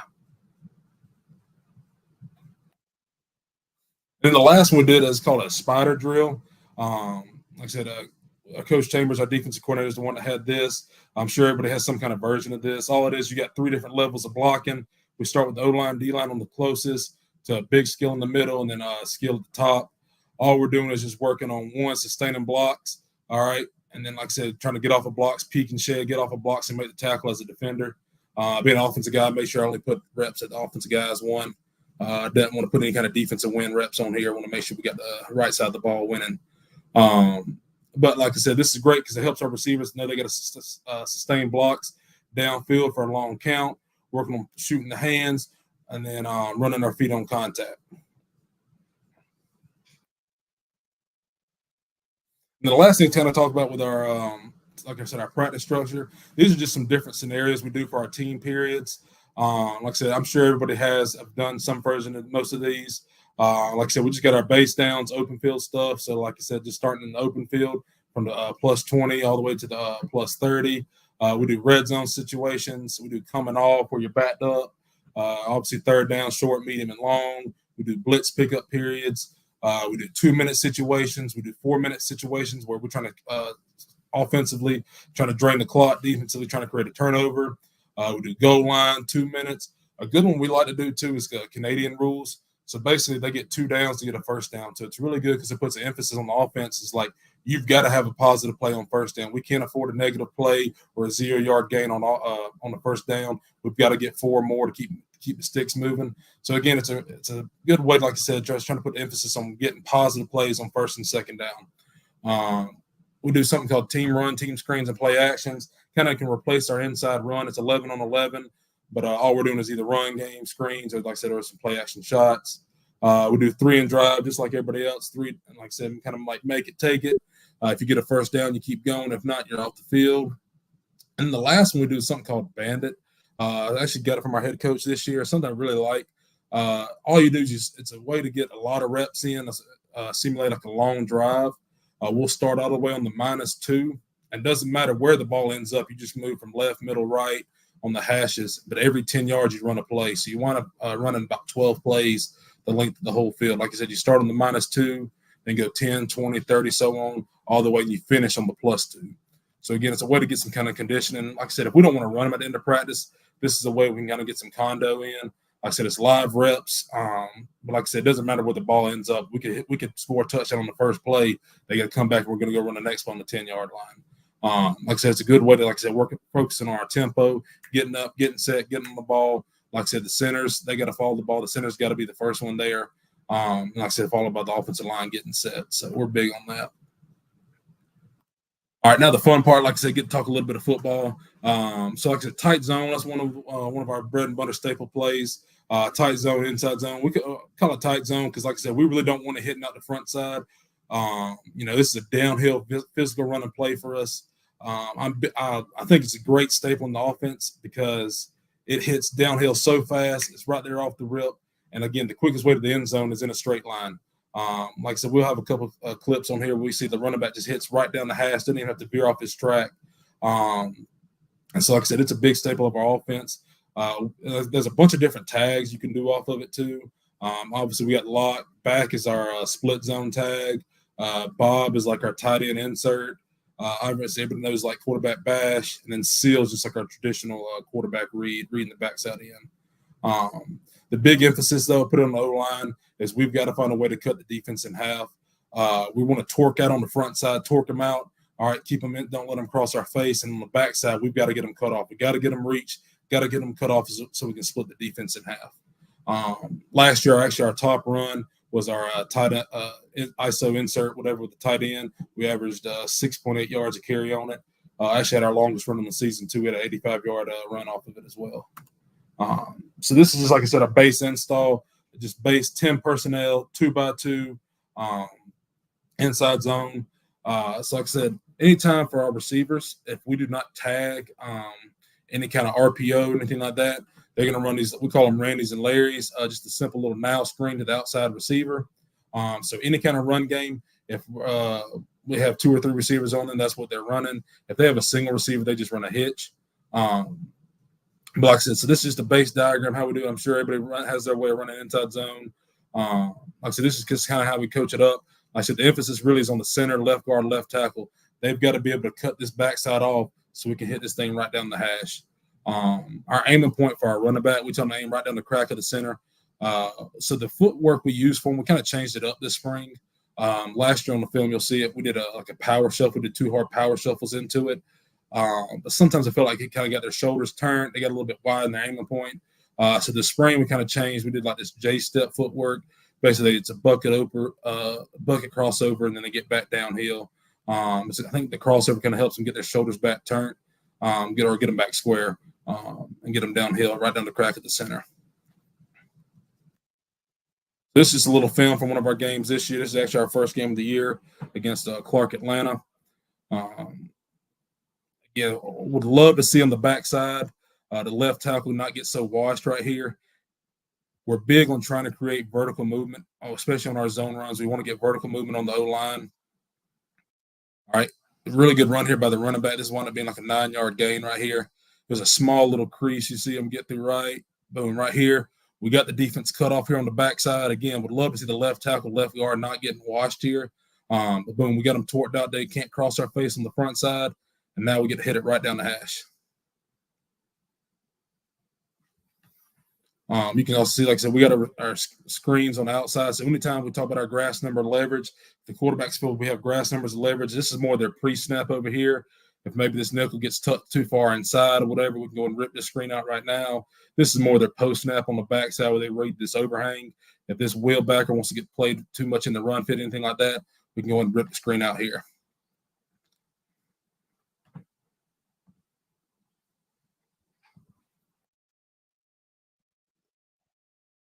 All right, and so I want to talk about just like 2 RPOs we do off of it. These are our top 2. Like I said, we call it Friday, again, a staple of the air raid offense. It's just a quick 3-step quick out by number 2 receiver.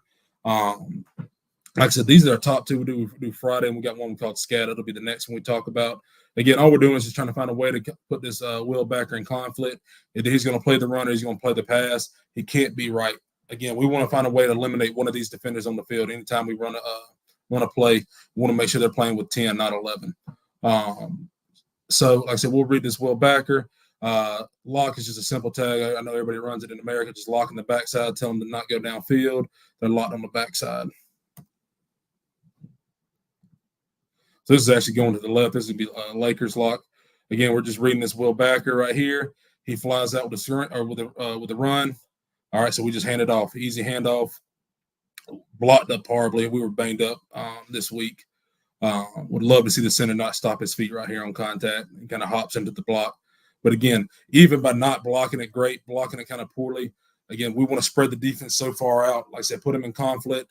Like I said, this is pretty easy. I feel like I could probably go get 5 yards off of this run. This wound up, I think it was about a 12-yard gain, I think is what it wound up being. So again, simple run, simple RPO. Like I said, you can run this any part of the field. You can run it out of any kind of personnel, 10, 11, 12. We do it at 20, 21. Super simple. Pretty efficient play. The last one we got, like I said, again, everybody runs it, like I said, the little stick concept on the backside. These are our top 2. When you're running the Friday, sometimes you got to be mindful, depending on what the defense does. If they're playing like a hard low corner, don't love throwing that out into a low corner. So that's why we got the scat call off of it. Just so that way, like I said, we can be a little bit different. Like I said, if they're playing some kind of like cover 2 or cover 4 press, like I said, we're more likely going to call scat as opposed to Friday. But again, just want to put that wheelbacker in conflict. We're really big on this stick concept. Tell them there's 3 steps, boom, turn around, get your head around now. Get around fast, snap your eyes to the football. Like I said, just got one more clip of it. Again, being an offensive line guy, I didn't put any throws on here, probably should have. But being an offensive line guy here at heart, want to make sure we show them where we get some pretty successful runs. Again, the quarterback might have could have got the ball off on this one. This wheel kind of getting tucked in, but he's so far out the box. Again, we want to put him in conflict. All right. And now we can hit it right down the hash. This is actually our first play of the game. We think we wound up getting 14 on this first play of the game. And if you notice, like we don't even wind up blocking number 1, the point on this play. They run some games right here on the front side. Wind up not even blocking. Like I said, our right tackle needs to just keep climbing right here. But wind up not even blocking the Mike linebacker, and we're still able to get downhill. Again, it's such a fast hitting play. Like I said, it's kind of one of our bread and butter plays. Love calling it off a tempo. And so, like I said, that's kind of it. So I kind of want to save a couple minutes just to open up if we had any kind of questions or anything. Hey guys, you got any questions for Coach Cody? make sure you drop in the chat. We got about 5 minutes for the next speaker. Coach, I appreciate you doing that. I was texting a couple of my buddies were like, hey, starting out with the competition stuff and all those different types of drills, like you get your conditioning in, and that who wants it. 6 o'clock in the morning sucks. Oh yeah, no, it sucks on the coaches too because we're up there even earlier. Like we want to pay them, but like just like again with like college class coaches, especially at small college, we just kind of got to adapt and overcome. But no, like I said, the guys did a really good job this spring. It was fun to see. And like I said, we love filming too because you can kind of see like if you see a guy hiding in the back, which knock on wood, our guys did a pretty good job this spring about it. Like I said, it's a great way, like I said, trying to get a lot of reps in. Like I said, just kind of see, like I said, got to grow some guys up. Got a lot of young guys this spring, so it's a good chance for them to kind of grow up this year. No doubt. Until the questions come in, so y'all run tight zone. What other runs are y'all running to complement with your air raid stuff? Okay, so we do tight zone. We do like outside zone, wide zone. Power read is another big one for us. Love that one off the tempo. And then this counter, we do the counter as well. And then the spring, we wind up putting in duo. And kind of hopping on the bandwagon with everybody else. It was actually pretty good for us since it was first spring running it. But those probably was 6 top runs we do. I would say tight zone and power read are by far we run those the most. And any of them, like I said, we just love those off the tempo. They're so quick hitting. We do like I said, a lot of power read into the boundary. Nice, love it. Well, Coach Dutton's come in. We're going to go ahead and roll on. I appreciate you coming on and helping us out with the clinic. I'm glad you're able to join us today. Absolutely. Yeah. Thank you for having me. Thank you for doing this. Yes, sir. Appreciate you. Thank you. Yep. All right, guys. Next, before we bring on Coach Martin, make sure if you're still locking in with us, got 34 guys watching on YouTube, and then over the course of the morning, we've had 774 coaches stop by on Twitter. So appreciate everybody for doing that. If you haven't yet, make sure you like the stream. Make sure you subscribe to the YouTube channel. Kind of helps us out. It's a free way to kind of help me out. I really appreciate that. If you have not yet, make sure you tweet out the stream if you are on Twitter. Not while my ugly face is on here, but when Coach Martin gets on here, he starts talking about his stuff. Take a picture, screenshot, or whatever, however you're watching. I'd love to see how guys are watching. I'm going to throw him under the bus a little bit, but Coach Rapinick, my guy, my co-host on the Counterculture podcast, he is on the Peloton right now getting in some work. So he said getting better 2 ways watching the stream. So make sure you go ahead and tweet out how you're watching the stream when Coach gets on here. And tag me, and then use the hashtag Tatum Talk if you can. I appreciate it a lot, but I'm going to bring Coach Martin on. Coach, how you doing? Coach, what's going on? Appreciate you having me on here. Heck yeah, man. I really appreciate you coming on and talking. You'll be our first defensive speaker awesome. on the clinic. So no pressure or anything like that. So let's go learn a little bit of defense because you have your presentation or anything like that. You want to go ahead and present it. We can get it started and get started a little early. All right.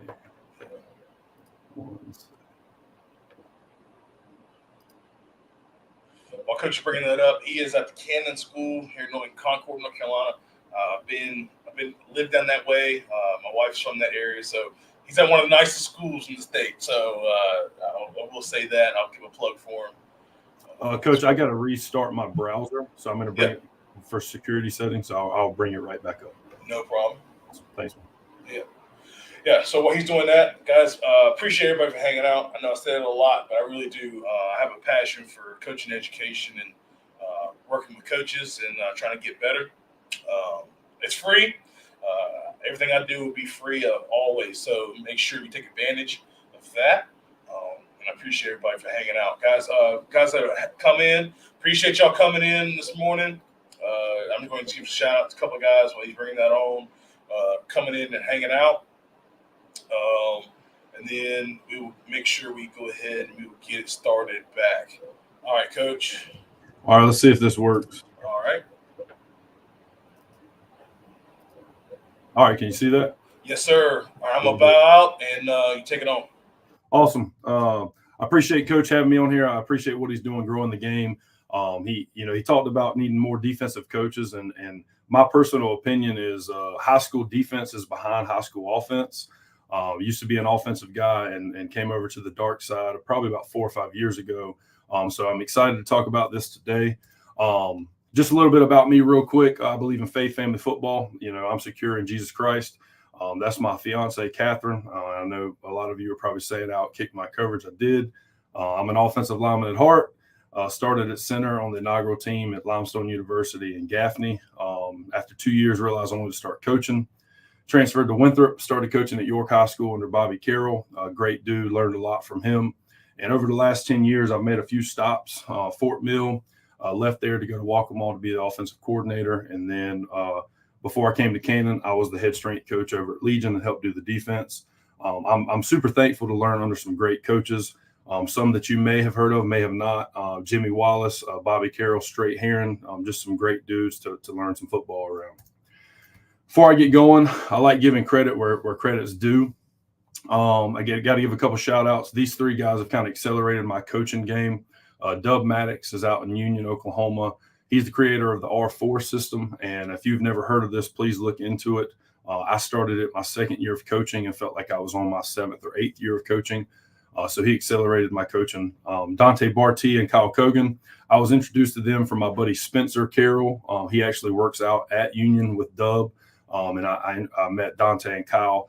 And as far as defense goes, run fits, a scheme, and just a lot of other things, I definitely have to give them a shout out. So kind of moving forward, what's our overview going to be today? Well, when Coach and I talked, he was like, what are you going to do? I thought about it for a couple hours, and I thought back to when I first came to the defensive side and what made sense to me or what didn't make sense to me and what I needed to learn out the gate to kind of get where I needed to be. So I'm going to be a little bit all over the place, but we're going to kind of talk about how structuring some defensive calls, the strategy behind it, and then we'll get into some coverage later on. So first thing I want to share, it doesn't matter if you're an assistant coach on here, a coordinator, or even a head coach. The number one thing I'd like to share today is program alignment. It is super important. You are trying to get the green arrow. Obviously, you want all arrows pointing the same way. If you have the red arrow where there's a lot of different people going in different directions, it can be detrimental to your program. So a big thing that we hang our hat on is what we are doing, how we're going to do it, and why we are going to do it. So if I could give any advice to a young assistant coach that just got in the game, go meet with your coordinator, meet with your head coach, and learn what is their vision, what is their core values, what is their mission on each side of the ball for the team. Because the biggest thing is to be aligned from the top down. And if you don't understand the big picture from those guys, if you disagree with something, you may be the person who's going in the opposite direction. So that's a huge thing I wanted to share. So the first thing we'll talk about is kind of the three modes of defense. So every call in our defense fits into one of these three categories. I learned from the R4 system that creating a common language where everyone's on the same page is crucial. So we associate each defensive call with these three modes. And what that allows us to do is it allows each player to understand what they need to execute in the call.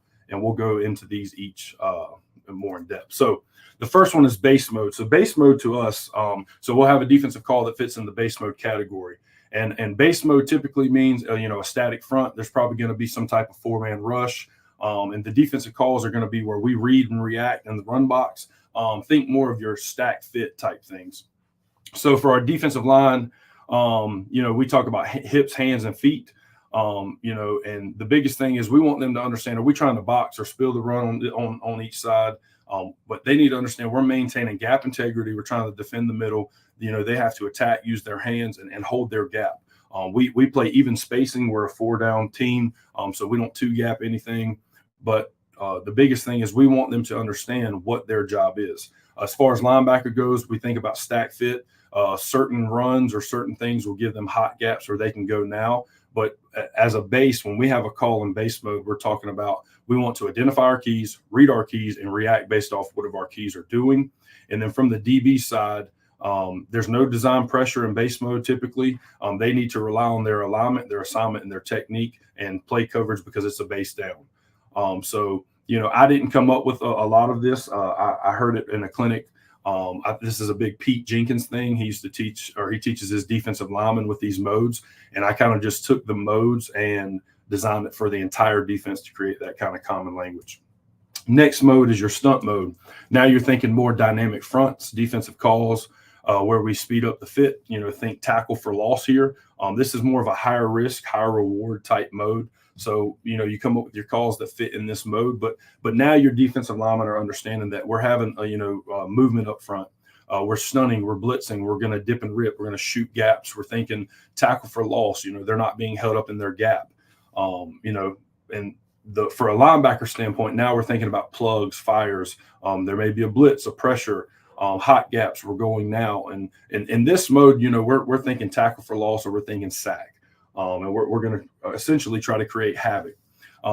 What changes in the mode for DBs is it's a design pressure. So here we'll have more man-to-man coverage, and we can be a little bit more tighter, more aggressive. Understand that we are probably sending more than 4 guys at some point, and they can really get on the line and jam them up. The last one is jet mode. This is pretty self-explanatory. Defensive calls that are designed for passing situations. It could be end of the half, end of the game, 3rd and long, 2nd and long. And now I want my defensive lineman thinking more of a pass rush. Got to have a good get off. Every play they have to have a good get off, but especially in jet mode. We got to be thinking contain the passer. Do not let him escape. This is where we incorporate more of our pass games. Linebacker, DB wise, we're thinking, more, we're going to send pressure. We might send pressure, but we're thinking cover. And then DBs have to understand we don't have pressure coming here. So it's a pass situation. They must really lean on their position maintenance and understanding where they have to be in the coverage. And so that's kind of how we break down our 3 modes. And I think that's super crucial because it creates that common language across, for every player and every coach of what we're trying to do. And the real reason I try to associate this with every position on the defense is anyone who calls offense, as a coordinator, your quarterback has to be on the same exact page as you. What are we trying to do to defeat the defense? Well, that's how I want everybody on the defensive side of the ball to think. Oh, coach is calling this call, fits in this mode. This is what we're trying to do here. So that's a huge thing for us. Now, kind of moving in, we're going to talk about 4 types of coverage. 2 are the traditional coverage that everyone probably knows, and there's 2 that some people probably know, but some people may not know. And what I'm going to try to do is teach you each of what these mean and what the principles are of each. So the first thing we have is zone coverage. Your typical zone coverage, we play it with zone eyes. So you have eyes through your wide receiver to the QB or the backfield. Got to use your peripheral vision. Defenders drop to a spot. They play that spot only. They are not relating to any route patterns. They're not changing their drop or their spot. Like it's cookie cutter country, like cover 3. You playing curl flat or you're playing hook. So you don't relate to any patterns. Typically, these types of defenses use collision or reroute techniques to kind of disrupt the route timing. Probably one of your most common coverages, Now, on the other side of things, there's something called zone match. And you're still going to use the same type of eyes through the wide receiver to the quarterback in the backfield. Still going to use your peripherals. But the difference here is we still play zone principles. We still drop to an area, but we relate to the wide receiver in that area. So, for example, we relate to the final number receiver in the post-snap pattern. We like to play it from the top down, stack the area. So an example of this when we're teaching it to a kid, spot drop, you'd say, hey, you have curl flat. Zone match, you would say, hey, we're going to relate to the final number 2 in the curl area. So what does that mean? Let's say we have a team that's in trips. Number 2 runs a seam. Number 1 runs a dig. Number 3 runs an out, just a dagger concept. So the number 2 runs a seam, and we may cover the seam on rhythm timing. But when we tell him to relate to the final number 2 in the curl area, we don't know who that's going to be. But in a dagger concept, it's going to be the dig. So he understands I'm going on the curl flat track, and in my drop, I'm relating to the number 2. The number 2 ends up being the dig. He's going to relate and play that dig through. He's not just going to sit in the curl flat zone and let the dig pass him by and become open. So the 2 that we'll talk about kind of later on in the presentation is we're going to start man coverage. So man coverage, another typical one you hear often. You have man eyes. And what that means, we really try to harp to our kids with their eyes. Man eyes means total concentration on your man with the eyes on your man. If you're playing man coverage and your eyes are in the backfield, play action is going to be terrible for you. In the past offensively, we've game plan teams that play man, all their guys peeking in the backfield. You show an outside zone action, they trigger on the run there, and there's no one to cover the seam. So that's something we really harp on. Man to man, you play that one player always throughout the snap wherever he goes. That's simple as it can be. Probably the most simple coverage you can play in football. Man on man, follow him wherever he goes. Now, man match, which we're going to talk about a little bit later. We still use man eyes, total concentration on your man. You have a man pre-snap. So if it's the number 2 wide receiver, my eyes are on him pre-snap. But what we do in man match is we give a set of rules post-snap to assess the route pattern that's being ran by the wide receiver. So depending what the wide receiver does, we could play man-to-man on him, or we could end up playing man on another wide receiver based on what that receiver does. So for an example, what would this look like? We would say, hey, you're playing man on number 2. If he goes up or he goes in, you're going to play man-to-man on him. But if he goes out, we're going to cut the number 1. And we'll talk a little bit more about what that means in a little while. But the biggest thing I wanted to make sure is as I talk about the 4 types of coverage, I feel like the man and zone get talked about a lot, but there's just so much information out there for people to learn the more sophisticated coverages. Zone match and man match is starting to trickle down to the high school world. A lot of people will know like palms. That's the main one. A lot of people run, they'll go 3-4 palms, play 2 read, and that's what they base out of, and that's what they run 100% of the time. So how do we start teaching it to our players? Well, we like on the defense side of the ball, what we do is we try to teach what can the offense actually do at each position. So whether it's a defensive lineman, whether it is a wide receiver, no matter who it is, there's things that they can do, and we try to categorize them. So as far as wide receiver goes, they can go in, up, or out. Now, don't get me wrong. There are a lot of sophisticated other patterns or routes they can run. They can push vertical for 3 to 5 steps, break in or out. But as a base, this is the 3 things they can do. So we try to teach them this because we do run a lot of pattern match coverage. So the next thing we like to teach them is the 5 formation families. So pretty much every formation in football will fit into these 5 families. Now, you're going to have some standalones, maybe some more untraditional formations that may be tough to fit in here, but at the end of the day, they will probably fit in here. In my last probably 5 or 6 years of coaching, we have not seen one formation that does not fit in these formation families. So we like to teach the kids this because, one, it helps us from game planning. We may see a team that runs 6 or 7 formations, but 5 of them fall into the 3-by-1 formation family. It allows us to be more in depth and do more things on defense if we can make a connection of the formation families that you like. But we teach this to the kids because we run coverage concepts, and based on what coverage family we call, the formation dictates what coverage we come out in that family. So these are simple formation families. A lot of you probably heard of them. 2-by-2, 3-by-1. We say pro or 2-back, depending on what we're going to see. Slot, this is one that we call slot because you take the flanker and he kind of moves over into the slot, leaves kind of a nub on the side. And then unbalanced, this could mean several things. Empty, it can mean like an unbalanced offensive line or some other adjustments that people do. But these are the formation families we teach the kids. The reason we teach the kids is because we go through a coverage concept. So the one thing we're going to look at in a minute is 5-dog. We teach them what is it. So the coverage principle of 5-dog, it's a 2-high coverage, which means we're going to have 2 safeties deep and we're going to play man underneath. This is 2 man under. Everybody and their mama knows this coverage. But the reason we teach the formation families is because 5-dog doesn't necessarily mean what coverage we're playing. That's just the coverage concept. So when they come out in a formation family, we have checks. So this one, for example, it's always dog because it's man. It doesn't really change. But for example, 2-by-2, we play dog. 3-by-1, we'll play dog. Now, pro, you probably don't want to be in 2-high, 2-man under if they come out in a pro set. So we will have checks, and the kids will know, hey, we call 5-dog. We're going to play dog unless they come out in this formation family. We're going to play these adjustments. Slot, for example, we'll still play dog, but we'll handle the nub side maybe a little bit differently if the running back aligns on that side. And then we also teach them the overloads. If they come out empty, a stack, or bunch, what our adjustment is in the coverage principle. I remember early on in my coaching career, we were playing a team. We'd come out in the formation, and the coach would call the coverage based on whatever formation we were in. And I as an offensive coach at the time, I was like, that just can't be the best way to do things. So we have a coverage concept we call, and it's on the kids to call the correct coverage based on the formation. Which is probably the best way I've found to do it. We also try to teach the kids when we call this coverage, we're going to tell them what category it fits in, what mode. So this would be a jet mode defense.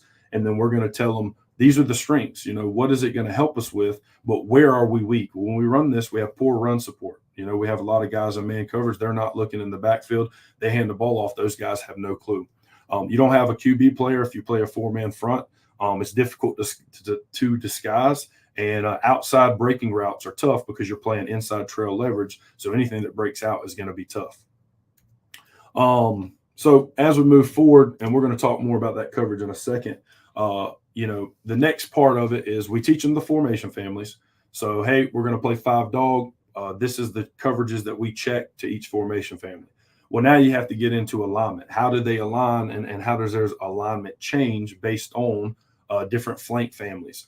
When you play a lot of split field coverage with safeties, where you might be playing a different coverage on one side than you do on the other side, it's important that your safety and even your corners, maybe your underneath players, understand the flanks and understand how that is important to their alignment. So these are the 5 flanks. It's twins, trips, pro, nub, and just single. So why is that important? Because this is what we show, for example, to our strong safety. Hey, when you get a twins flank and we're playing this coverage, you're going to play 10 by 2 inside leverage, 10 yards off, 2 yards inside of the number 2. But when they take the slot and move them over, and we're going to play 10 by 2 outside of number 3. If you get a pro flank, so there's a tight end and a flanker, you're going to play 10 by 2 outside of the tight end. But if you ever get a single side or a nub side as a base, we're going to play B10. You're in the B gap 10 yards off. So there's kind of a sequence we try to follow. Introduce the modes to the kids. We want them to know where each mode is and what calls follow in the mode. So we just talked about jet mode. 5 dog is a jet mode. Then we talk about the formation families, and then we go into the flanks on alignment. So now we're going to get in more to coverage now. I'm trying to move kind of quick in case there's any questions at the end. So 5 dog, 2-man under, most simple thing that a lot of people play on jet mode downs. So now we're going to kind of look, how do we install it with the kids? We show their alignments. So obviously all of them are playing inside leverage 4 to 5 yards off, depending on. Could play a little tighter if you want. As you can see, there's twin flanks on both sides. Both safeties are 10 by 2 inside. They're half players, and they're reading number 2 because we kind of play more of a robber technique. What that kind of means is if 2 goes out, we read the release of 1.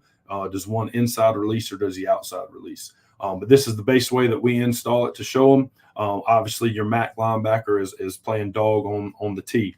Dog, it kind of comes out of, I believe it's Georgia's playbook, and the association they make with the kids is a dog chases the mailman everywhere he goes. So that's kind of the man-to-man principle we were talking about earlier. You have this man no matter what. So this is a man coverage, man-to-man everywhere he goes, and I have a couple clips we'll show. So here we go. It's 2 by 2. Safeties wise, this is towards the end of the game. I think we were up by a touchdown or 10 points. You can see safety's alignment and the boundary is not correct. He's head up. He should be a little bit more inside. But what we teach our kids in this coverage is you want to play inside trail, make him throw the ball hard and high. That's what we want. So if you're playing inside trail, which means you're under and inside, then he has to throw the ball over you. If he does that, there should be a safety there. Here's a good clip. We're not playing the best leverage underneath. Corners outside, he should probably be a little bit more inside, but all in all, we make the quarterback throw the ball high. Safety goes up and gets it. Typical 2-man under stuff.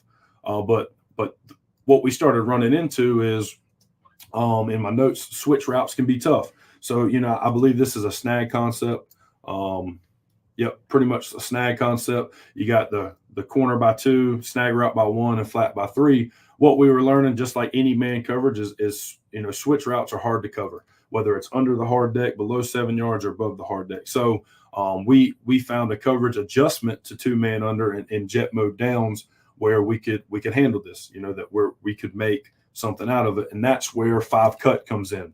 So now we're going to play 5 cut, and the coverage principle, we're still too high. It's a split field coverage. 2 guys are still deep. We're still playing 5-man underneath, but now we're playing man match. And basically what we're going to do is we're going to have a coverage adjustment that allows us to match routes post snap that will help any kind of switching routes or any outside leverage breaking routes. Because remember, we're playing inside in the trail, and it's hard to cover any out breaking routes. So there's the formation family checks. 2 by 2's cut, trips is clip, pro we're probably going to check out of it, slot, clip. We'll play a cop adjustment on the back to handle any back fast and the number one underneath. And then we have our overload adjustments. So you'll notice the only thing difference really in 5 dog and 5 cut is now we're adapting to outbreaking or switching routes. So here we go. Here's what the install kind of looks like. So your underneath players, your money, your Mac, and your star, they're still man-to-man on their guys pre-snap, and we teach them rules. If they're up or they're in, play them man-to-man. Stay inside in the trail. But if they're out, we teach them to cut number 1. So what that means is, just to kind of give you, if he goes up or he goes in, star is going to play him man-to-man. Nothing changes. But if he goes out, what's going to happen is he's going to find the number 1. He's got to read the release of 1. If 1 release is inside, he's going to cut it and play man on 1. So we're kind of switching it. Corner's playing trap technique. He's going to sink 10 to 12. Only thing that takes him to the flats is the ball being thrown to the flats. He does not trap the route. He traps the ball. He still has to sink to help, because if you get a simple fade out concept and he outside releases, he's still got to sink, boom, boom. He's going to turn. Once he realizes I'm cutting 1, 1's on the outside release, then he continues to take 2 through. But now you also have the trap to help with that. For example, the concept that we just saw, if they run snag like this, all right, he's up, so he's taking him man-to-man on the corner. This guy's going to sink. He's cutting off the running back. If the back is up, he takes him. If the back's out, he cuts 1. So now he's cutting 1, playing 1 here. Corner going to sink. Once the ball's forced to the flat, he then traps it. So what we're kind of doing is we're taking a 2-man under and we're adding a zone technique by the corner. So they're playing with zone eyes.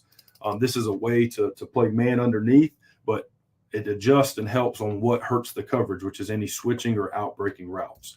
Only thing that changes for trips is you take the slot and the defender and they go over. They're still cutting off the same guy. So here's a couple clips. This is perfect by the corner. So you're going to look at number 6 down here on the bottom. So we're playing man underneath. He's reading this guy. If this guy goes up or in, he's playing man-to-man inside trail. If he goes out, he's going to switch and he's going to take number 1. So let's watch it. Number 6, he's playing zone eyes. He's continuing to sink. Ball is being thrown. As soon as he sees quarterback's opposite hand come off, he's trapping. This is exactly what you want. This game, we were playing 5 dog and 5 cut. So obviously they're trying to make an adjustment. Hey, we're going to go fade out, let the corner run off, and let's throw off the leverage of the safety over number 2. So this is your adjustment coverage to help with what beats the coverage, and that's outbreaking and switching routes.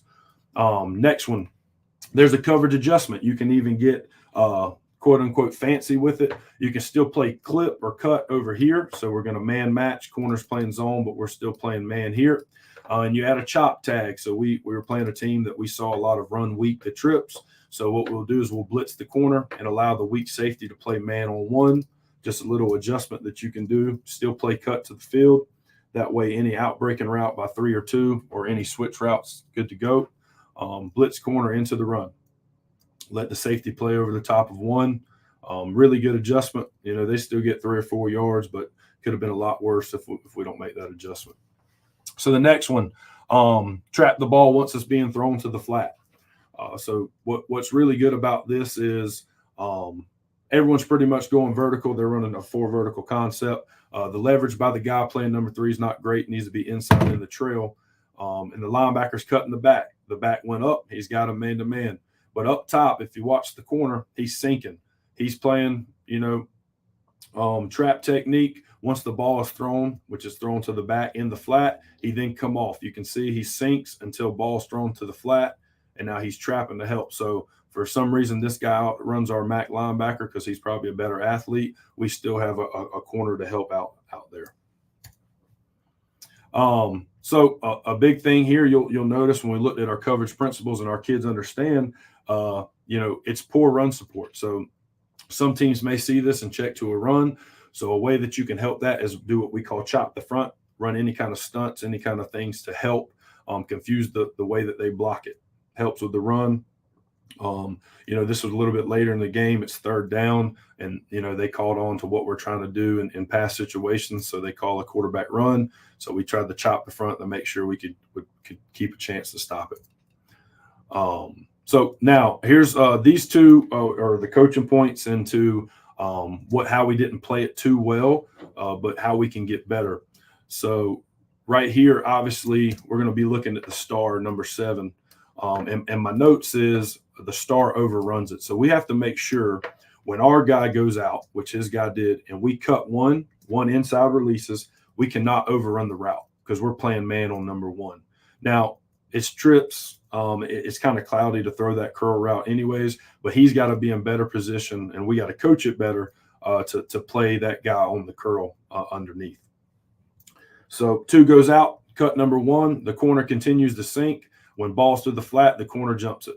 So the corner is kind of carrying. They kind of go curl will out. He's carrying it. It makes the quarterback understand that's capped. He's not going to throw it. Then he traps it, and there we go. So what you'll notice is the star just kind of overruns it. So this is a teach tape on make sure we don't overrun it. And then the last one, I believe this is the last clip. We're going to be watching the corner up top. It is so crucial if you install this coverage. Make sure the quarterback sinks 10 to 12. He can only trap when the ball is thrown, because if he doesn't, this is what happens. So 2 went up. Star's playing him man. 3 goes out. So that linebacker is going to help cut 1. 1 outside releases. The corner has to continue to sink. You'll see the corner up top. He traps the route. He doesn't trap the ball. And it undresses the linebacker. And now we're asking the guy in the middle of the field to go play a deep curl outside the numbers. If the corner does what he's coached to do, he continues to sink and waits to the ball's thrown to the flat to trap it. There's nothing available in this concept. So that's a huge thing that we had to make sure we started coaching a little bit better, because you can give up big plays if you don't. I really appreciate Coach Tatum on here. Here's my phone number, email, or my IGX. I'm willing to share, talk, anything that I can. I appreciate being on here, and hopefully there's one thing that you took out of the clinic today. All right, Coach. If you want to go ahead and stop sharing, you have one question. Sure. Coach Hatcher says, are they changing the coverage with motion on the field? I assume you have a simple checks for that. Yeah, so if we're in 5 dog or 5 cut, that you're playing man on that guy pre-snap. So if he motions, you're going with him. And the big thing that we teach our kids, so let's say we see a team that jet motions and he runs a flat route. Well, remember your rules. He's motioning, ball snap, he's going out. What do? I cut 1. So I don't have to worry about getting to him playing man-to-man, because I have that corner who's playing trap technique. So let's say you see a team that's playing 2x2 and they jet motion the backside slot to be the flat route and snag. 2's got the corner, 1's got the sit, and 3's got the out. Well, I'm going to run with the motion, but I understand unless he goes vertical or comes back in, I have help. And that's the biggest thing we try to teach our kids is know where your help is, because if he runs an out route, that's fine. If they throw it to him, corner's going to trap it. You need to be worrying about the 1 coming in on the sit route, which you'll be in position for. Awesome. Well, Coach, I appreciate you doing that. And I'm always trying to get better at defense. I'm trying to learn, you're only as good on offense if you know what's doing on defense. So that's why I made the switch. I was an offensive coordinator, and I humbled myself and said, man, I don't know enough about defense. So I went down the rabbit hole and started learning defense, and I kind of fell in love with it. So I don't know if I won't say I won't ever go back to offense, but it's been a joy. I truly enjoy defense. So excited about it. And I'm just trying to grow the game of defense. We play teams sometimes, and I'm not saying necessarily this year, but in the past, we've played teams where they play cover 3 to 2x2 and 3x1 the same way. Weak safety stays in the boundary. They have a curl flat player and a 3rd player to the trips. You cannot stop any 4 strong concepts if you play 2x2 and 3x1 cover 3 the same way. So I'm just trying to grow defense out there and try to make it tougher for offenses in the area. No doubt. Well, Coach, I'm going to go ahead and move on to the next speaker. I appreciate you helping us out. Thanks for having me. Doing that. Yes, sir. Thanks. All right, guys. Coach Woolley's coming on. Let me switch this over. Boom. All right. Let's see. Let's bring him on. Coach, how you doing? Good, man. Can you hear me all right? Yes, sir. Sounds good. Awesome. All right. I'm going to back out. If you want to go ahead and present, if you have a presentation. Yep. Yeah, just present, share screen, bring it up.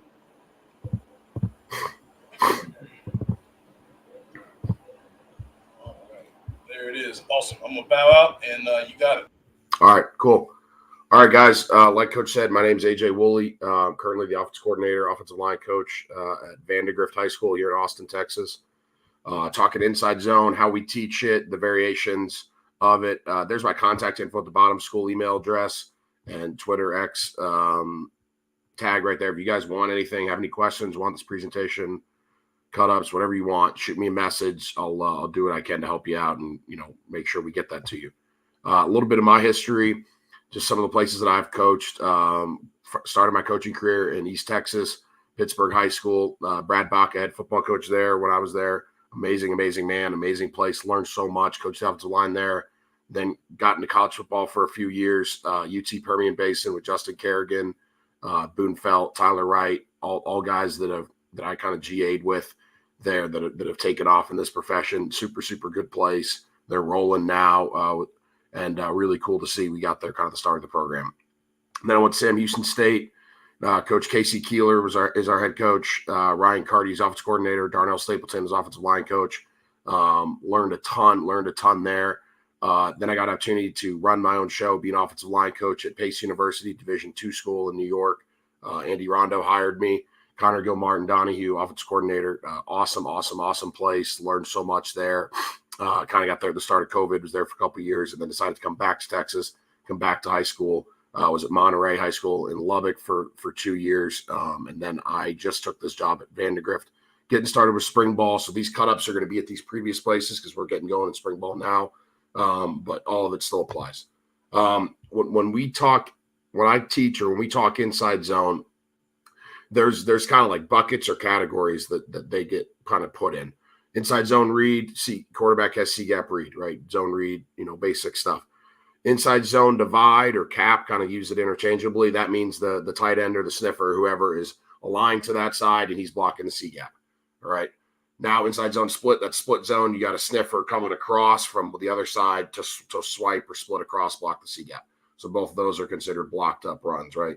C-gap is blocked. QB has either second level or a D-gap read. Inside zone insert. So, the backside tackle or guard, if it's 4 down, is locked on their man, and then we're inserting a tight end or a sniffer or a fullback to a backside -1 linebacker. All right. That's also a blocked up run, right? We're 6 for 6. QB has either second level or a D-gap read, so you can attach RPOs to that more easily. Inside zone triple, this has become more or differently popular, I think, in the last couple of years. I'm an LSU alum. That's where I started my kind of football coaching career. Worked there as a student assistant throughout college. Jaden Daniels and those guys were tearing everyone up with that the last few years, putting the fullback or the tight end in the flat, have a pull read, and then you can throw it. People have been doing it for longer than that off of, inside zone read with a bubble by a slot. Same idea, turns it into a triple option. Inside zone lock. So that's the same for the O-line as insert to me. Zone on the front side, man on the back side. Now you're just not inserting a sniffer for the backside linebacker, you're RPOing him generally. We did some stuff like at Pace, for example, where we had a kid who could roll, conference MVP quarterback. We would run read that second level defender. So we'd lock the backside tackle and then run read that second level linebacker as if it was a zone read, just as a different look. And then obviously you can attach RPO to most of those. I'm a believer that you don't want to attach a second or third level RPO, a stick, a scat concept, a glance, whatever it is. I don't like attaching those to inside zone read where there's an unblocked C-gap defender, right? Because that's a great way to get your quarterback hit in the teeth, in my opinion. They mass charge, whatever it may be. Obviously, he's trying to read two things at once. I think that's really dangerous and hard for the quarterback. So those, RPOs generally, if they're down the field, if they're not just a now route pre-snap type of thing, we like to have a blocked up scheme, all right, so that the C-gap is blocked, so he's not getting hit while he's trying to read a safety. And then some kind of just other tags that we've used with them is a lead tag. All right, I'll kind of show film on that. We've used it more with like our mid zone, our stretch, but you can do it with inside zone some as well. And then midline tag saying, hey, leave the 3 technique unblocked. So, a lot of things for us. Inside zone has been a day one install everywhere I've been. You know, it's not the only run play we run. I know some people do that. It's not the only run play that we run. You know, we major in my, you know, what I call the big four: inside and mid zone, power, and counter. You know, GY and GT counter. Because for the O-line, it's, you know, 2-ish plays. Inside and mid zone combos are the same. Power and counter, very, very similar for the O-line, you know, gap scheme rules. So, you know, it allows us to do different things. And then kind of throughout spring ball, throughout obviously summer and then fall camp, you learn.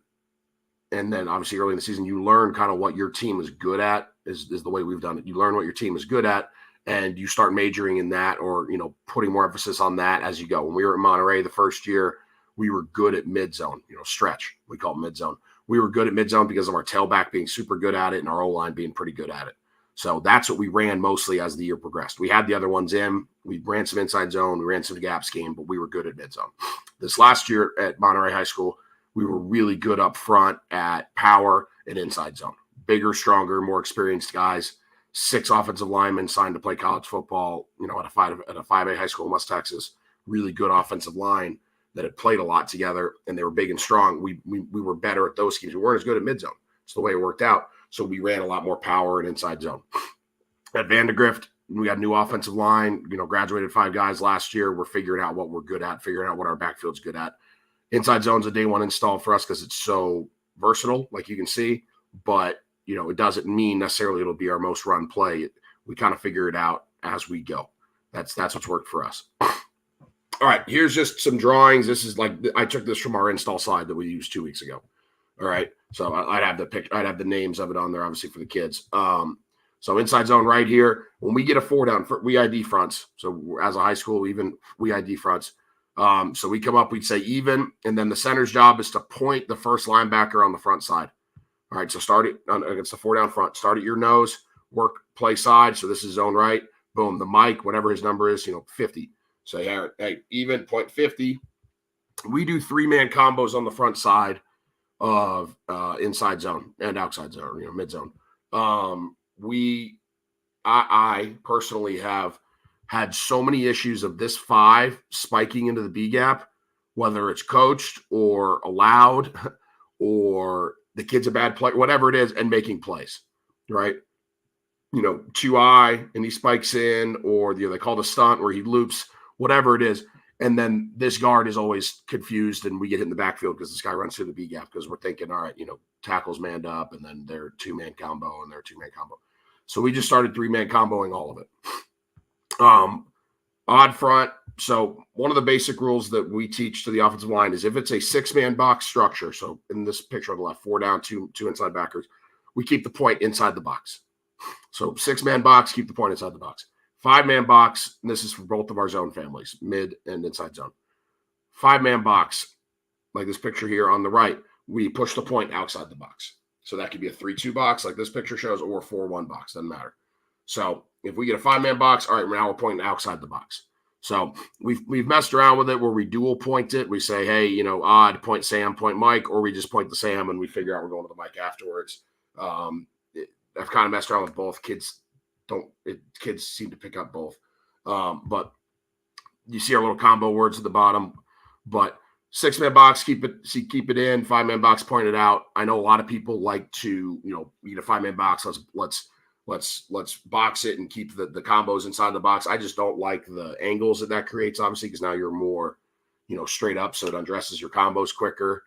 You know, the like I said, the angles, now you're kind of just like base blocking a person, and it doesn't create stretch. So I'll come back to that, but just the overall philosophy of the play. And I show this to the kids. I talk to the kids about this because I think it's important. Kids know the why. Players know the why. So you know, philosophically, we want to cover up the defense and give the running back multiple opportunities.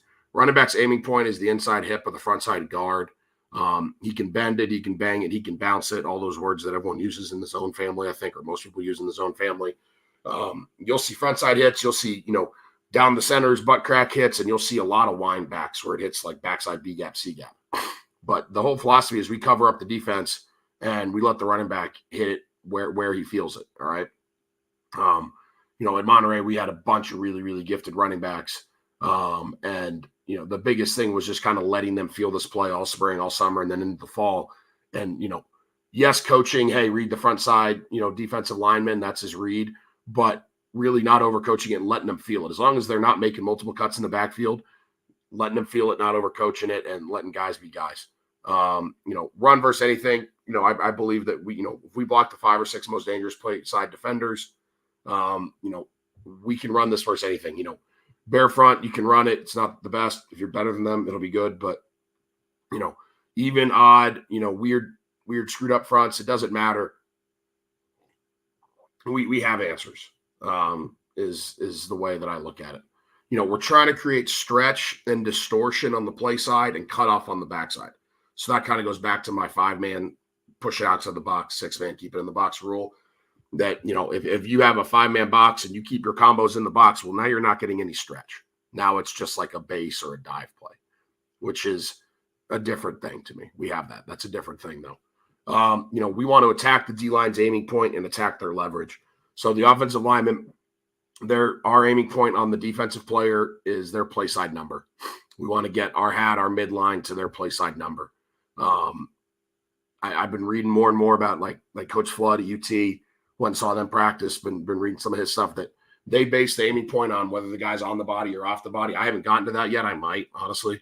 But for us right now, it's play side number, keeping it clean and simple. Backside guard or the tackle or the tight end or the quarterback, right? If it's a read, he's in charge of cutting off the defense, whoever it is, depending on the front, depending on how they play it. At some point, we're going to get stretch on the front side. And at some point, we're going to get a cutoff on the backside. And that's a lot of time where the ball will wind back right into. Right. If it's an even front, then maybe the backside guard cuts off the 3 with that combo, boom, it hits right there in the A gap. If it's a 4 down and if it's a 3 down and the 4 plays into the tackle and the tackle kind of walls them off, boom, maybe that's our cutoff. Obviously, split zone or zone cap, the tight end is your cutoff guy. Cutting off a C gap player, need a 4 down, 4 down, or a 5 tech in a 4 down or an odd front, doesn't matter. Or if you're just running zone read, the QB obviously would be your cutoff guy. He freezes that C gap defender, the ball winds back right where he would be. We are looking for 2-man combos until we need to full zone it. All right. Obviously, we have a 3-man combo on the front side of a 4 down. Other than that, it's all 2-man combos. If we get a pressure look, if we get a movement look, or we pick up on their calls or, their alignment, whatever it may be, or we get a bare front, 0, double 3s, double 5s, we're going to now full zone it. We're going to make a call. We're going to full zone it. And then I tell our guys, this is an attitude play. You're being challenged. We need to move people. We need to move people. We need to get the yardage that we need to get. We need to get the first down. We need to score a touchdown, whatever it is. You're being challenged. All right. So going back here, this is their rules. All the rules are the same, right? Block, play side gap, block, play side gap, block, play side gap. Running back, we've messed around with the footwork before. We've used a whole bunch of different terms. Biggest thing is he's staying square and attacking the play side guard's butt. He's reading that first D lineman on the front side. So a nose and an odd front, or that first D tackle on an even front. We have a whole bunch of calls. I'll get to my little combo sheet here in a second. But just some different drawings. Against the bare front, we'll make a zip call. Zip is our full zone. Against an odd front, right here, we're seeing more of this 3 high stuff. We'll work our combo to that. They walk this guy up. Instead of tagging to him, we now make a fan call. So we got those going. Zip is a tool that we use on all our zone plays. So we zip it if it's a bear, it's a pressure look, or they're misaligned. We go tempo, whatever it is. It kills all the combos. Everybody works through their play side gap. I didn't obviously come up with this. No one comes up with anything, in my opinion, really. But I learned this. But we faced some defenses, especially when we were like in East Texas, for example, that there were like fire drill defenses, and they never knew where they were going to be or whatever. And we started using something like this because none of your combo calls made sense because they're all lined up anywhere. Just shuffle. We work a shuffle footwork, shuffle flat through your gap, block what shows. Let's go. I phrase it as junior high footwork, junior high inside zone. Like when you're in 7th grade here and you learn inside zone left and inside zone right for the first time. step left, go left, step right, go right. Like that's basically what it is. You got to trust your teammates. You got to have feel for it. If the guy crosses my face, I got to slow up a step and pass him off and know that my buddy's going to be there. All right. Our footwork. So our base footwork is a, no pun intended, base drive. All right. First step is flat, or let me rephrase that. First step is as wide or deep as it is to get in line with our aiming point. So like we said, we're aiming for that inside part of the D lineman's play side number. If he's off the body, he's real loose. He's a wide 5, whatever it is. I got to open my hips a little bit. If he's tight, it's just to pick it up, put it down. If he's in the gap, now it's a flat step. And then the second step is through his crotch or his inside foot. We want to block him on the angle we find him, inside hands, all those good coaching points. Here's a little picture. That's the V of his neck. We're attacking just front side of his V of his neck. Cut off, very, very similar, just trying to get a little more vertical, right? So tough step lift, that's what we call the inside man or the lead man on our combos. It's the same for gap scheme and zone scheme. For us, it's a flat or a brace step with your inside foot and then getting vertical with that second step. We'll use a flipper. We'll also use a open long arm if the guy's off the body. It's the only thing that we flipper really at all. Everything else is extended arms and trying to play long. And then shuffle, gather, go. So that's the uncovered guy, right? We call it shuffle footwork as well. Shuffle footwork is for an uncovered guy on zone. So, go back to these little pictures. If you're the center right here, you have no one in your gap, you should shuffle flat and then climb. All right. The reason we don't just take off, and I got this from really the first one I got was Coach McNally. I heard, Coach McNally speak at the Lone Star Clinic here in 2019, 2018. And his big thing was, staying flat and being a little more patient along the line of scrimmage allows for handling of movement and twists because, everyone's getting a lot of movement and a lot of twists. The defensive guy right before me talking about, hey, if you're short in the run game, twist and stunt and all that stuff, everyone's doing it. That if you stay flatter along the line of scrimmage a little bit longer, you stay on the same plane, you're able to pick it up. Just like in pass pro, you want to stay in the same plane and pick up movement. If you get off different levels and the guard's here and the tackle's further up and the center's further up and we're on different levels vertically, well, now we get picked and we get run throughs and all those things. So we try to stay on the same level on the line of scrimmage for, 3 or 4 steps. So if you're covered, obviously, your base drive footwork, you're firing off, you're getting that guy, getting to his number and then getting, driving him off the football, hopefully. If you're uncovered, we're going to take a little time, make sure that we're not getting a slant or a twist or a pressure, and then we go. All right. So that's our shuffle footwork. So this is just our combo calls. We're play side, we have certain words, back side, we have certain words. Backside, we have certain words, play side, we have certain words. They're all right here. You can see that. That's nothing crazy, I don't think. Center is going to loudly ID the front, odd, even, or bear, and then clearly make his point. So, he'll point the first linebacker in the count. Talked about that already. And then rest of us set our combos off that point. All right. Coach, can you see this film? I cannot. This is a blank screen. It just says film.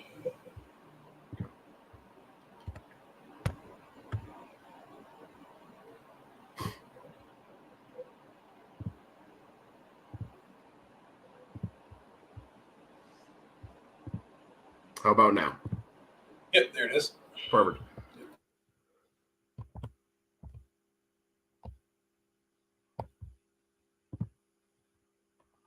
All right. Maybe refresh this. It's been sitting for a second. All right, so this little cut up that we have for this. So kind of have them divided into the families that I spoke about earlier. So this is an inside zone read is what it ended up as. The way this play was called was an inside zone lock with a stick combo. We had an extraordinarily, they still have, he'll be a senior, Luke Arrington. Any college coaches watching right now, kid is the smartest quarterback I've ever coached. We had a super, super smart quarterback, and we were able to teach him, hey, if the RPO sucks, unlock the zone. So this was called zone left lock. stick, unlock the zone, and just hand it off, right? Because you're not going to throw the stick because they're completely covered down and they got a guy over the top. You know you're going to hand this off. The box is fine. So he changed it from zone lock stick to just zone read at the line of scrimmage. Just to, made a call. Boom, here we go. So really, really good job there. We get a good front side hit, big explosive run. We'll go to the end zone shot here to look at the combos. So odd front, 5-man variation. So we're tag out to there. We're scooped to there. We unlocked it. So now I'm shuffling through my gap, getting to -1 linebacker. All right, left guard does a good job here of shuffling through his gap. That's why we shuffle, because we want to be ready for movement. That 4-eye reduces. We're able to put him into the A gap, which is not what they want, I'm sure. And now we have an open B gap. Boom, here we go.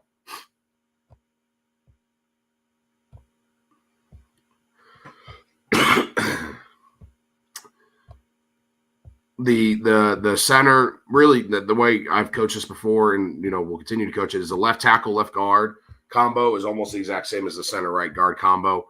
You're working to a guy that's off the body from a head up alignment, defensive lineman. So left tackle and center both have base drive footwork. I'd call it tight base drive footwork, because if the guy plays backside of me, I want to be able to help. All right. And then right guard and left guard both have shuffle footwork. Right guard's footwork's a little deeper than I would want right here, but he gets to the aiming point, runs his feet a little bit. And then right tackle's just working through his gap.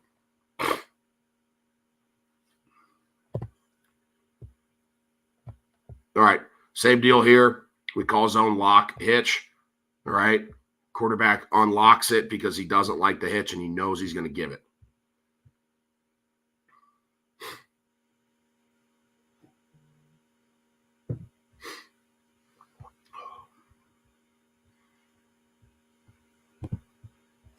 Go to the end zone. All right, so 4 down now. So we should say, all right, it's a Navy to 48, and we're going to slip to 45. All right, so center, we got a 3 on the front side. Center should be working a shuffle. Boom. We're able to get to 63, the D tackle. All right, left guard should work in a base drive, but as he goes backside, I can punch and get vertical. Left tackle is going to attack the aiming point of the D end 81. All right. We don't quite get to the aiming point, but we're super physical and we're strong inside hand, and we end up turning that guy out, right? We want to create stretch. There's different ways to create stretch, right? You could attack that guy's aiming point and he widens with you because he's told, hey, don't get reached, don't get reached, don't get reached. So he widens for you. Or you can be like my man Grizz, as we call him, does here, and is just violent as heck and punches the guy out of the B gap. All right, punches the guy wider and opens up a big B gap.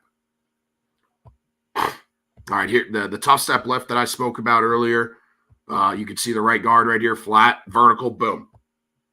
All right, right tackle's footwork is a little more downhill than we would normally want, but he's being real physical. All right, ends up putting the guy over. Kind of looks like the front side of a gap scheme, almost like front side of power counter. Boom. All right, ends up getting enough of a linebacker, it spits out front side. And then, like I said, we had really good running backs. This was like our 3rd running back. All right. Adjust it up with some motion here. This is just a called inside zone read. We have a tight end on the front side. All right, talking about getting cut off on the defense, right? The quarterback provides the cutoff here. All right, this D end freezes because he's worried about the QB run. All right, now we've got a big C gap hit. I don't think I have good end zone shot on this one, if I remember correctly, so we're going to stay with the wide. All right, something that we've messed around with, generally putting a tight end on the front side of zone stuff changes your combos, right? Because now you got an extra hat front side. So instead of, 4 down front, instead of a Navy to this guy, when we have a front side tight end, we have the tackle tight end work together. We call that a team. They work together to the first alley player. So this fit safety right now. And then you have your center guard combo. We call it a cog, center guard combo to the front side linebacker. So that changes your combo there a little bit. Obviously doesn't change the rules, but just, terminology wise and mindset wise. So we get the cutoff. Right guard is being physical, flattening a guy out. Right tackle climbs, takes on a linebacker. There we go. Big run. All right, add motion to it again. We have end zone of this one.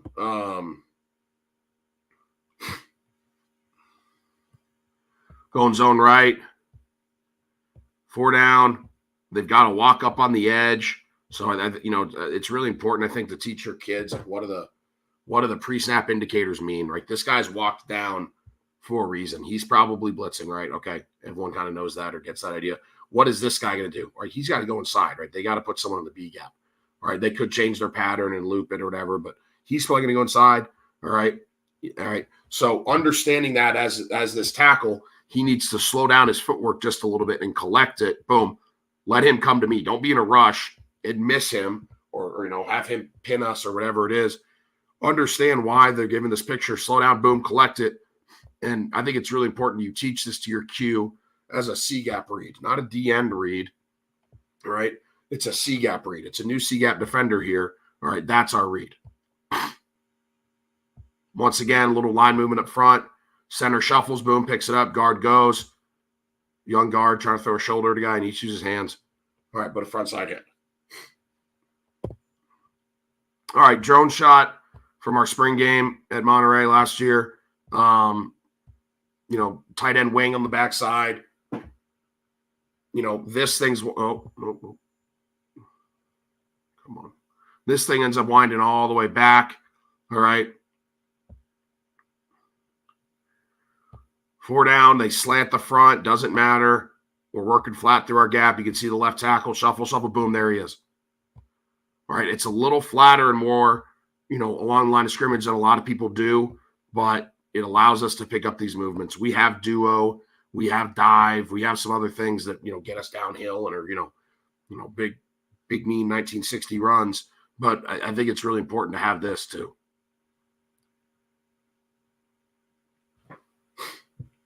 Coach, you got 4 minutes. Yes, sir. This is it again. This is out of what we call ace, what I think most people call ace. Double tight. All right. Inside zone right again. Good job by the right guard, kind of passing that guy off. Boom, climbing to the backer. Winds it all the way back. Left side tight end does a decent job of cutting him off. All right. Get a good positive run. All right. I love these drone shots for teaching just because you can see the whole picture. You can see the footwork, all that stuff. Good job here. This ends up a little more front side because that D tackle reduces. I'm going to buzz through those. All right, insert zone. This is from our time at Sam. Inside zone right with the insert for that left backer. So we'd come up and say, hey, point here. The kid in the sleeves. Point there. That tells the tight end he's got that guy. All right. That locks the left guard and the left tackle. Tight end needs to find best release. All right, you're just changing it up a little bit as far as the way we're attacking it.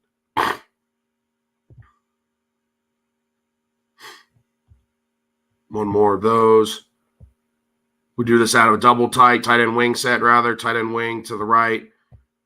Zone left, insert on number 49. Zoning to 48. Boom. Nice A-gap hit. I'll buzz through these inserts.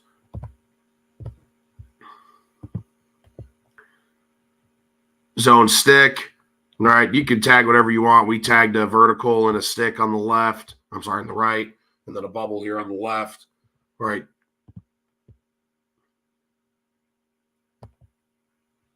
Flat. All right, this is an example of why we call a Navy. That 5 goes all the way inside. Boom, now's the guard's going to take him. Left tackle climbs. All right. Young quarterback needs to either unlock that or throw it. If he doesn't like to throw, which he shouldn't because it's covered down, there's no one in conflict because they're going one high, he needs to unlock this. RPO now. RPO pop. This is something cool we did out in Odessa. All right. It's like a stick by 2 and a glance by 1. All right. We called it a pop concept. Pretty cool deal. Put some teams in a bind. One more play, coach.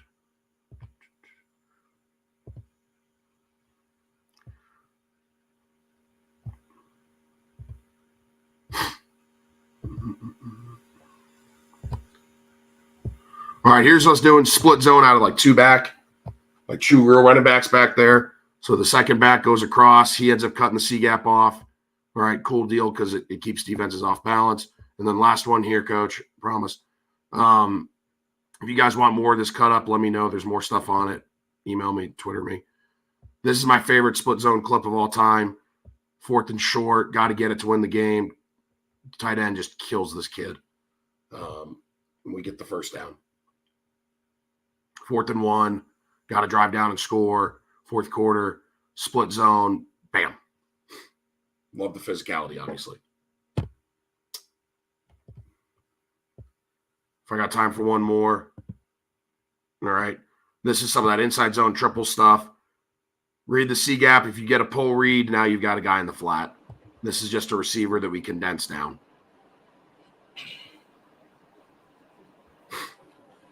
All right, Coach. So, guys, if you want to get this presentation or if you want to learn some more stuff about that, I mean, contact Coach. If he's willing to do that, you can talk to him about it, about his inside zone stuff. But Coach, I appreciate you coming on and helping us out with the clinic.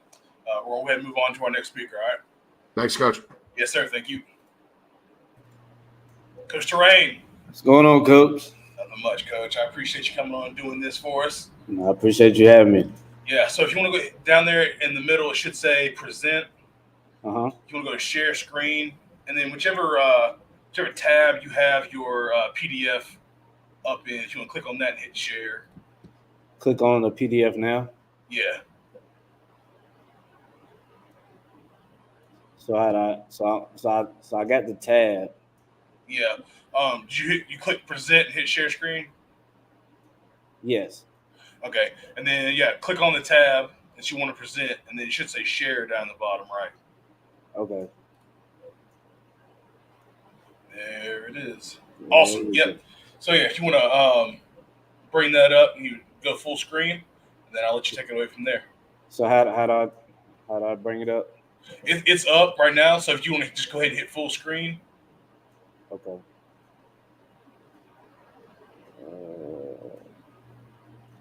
Get full screen. Let's see. Go back over to home. Your little home tab to the left.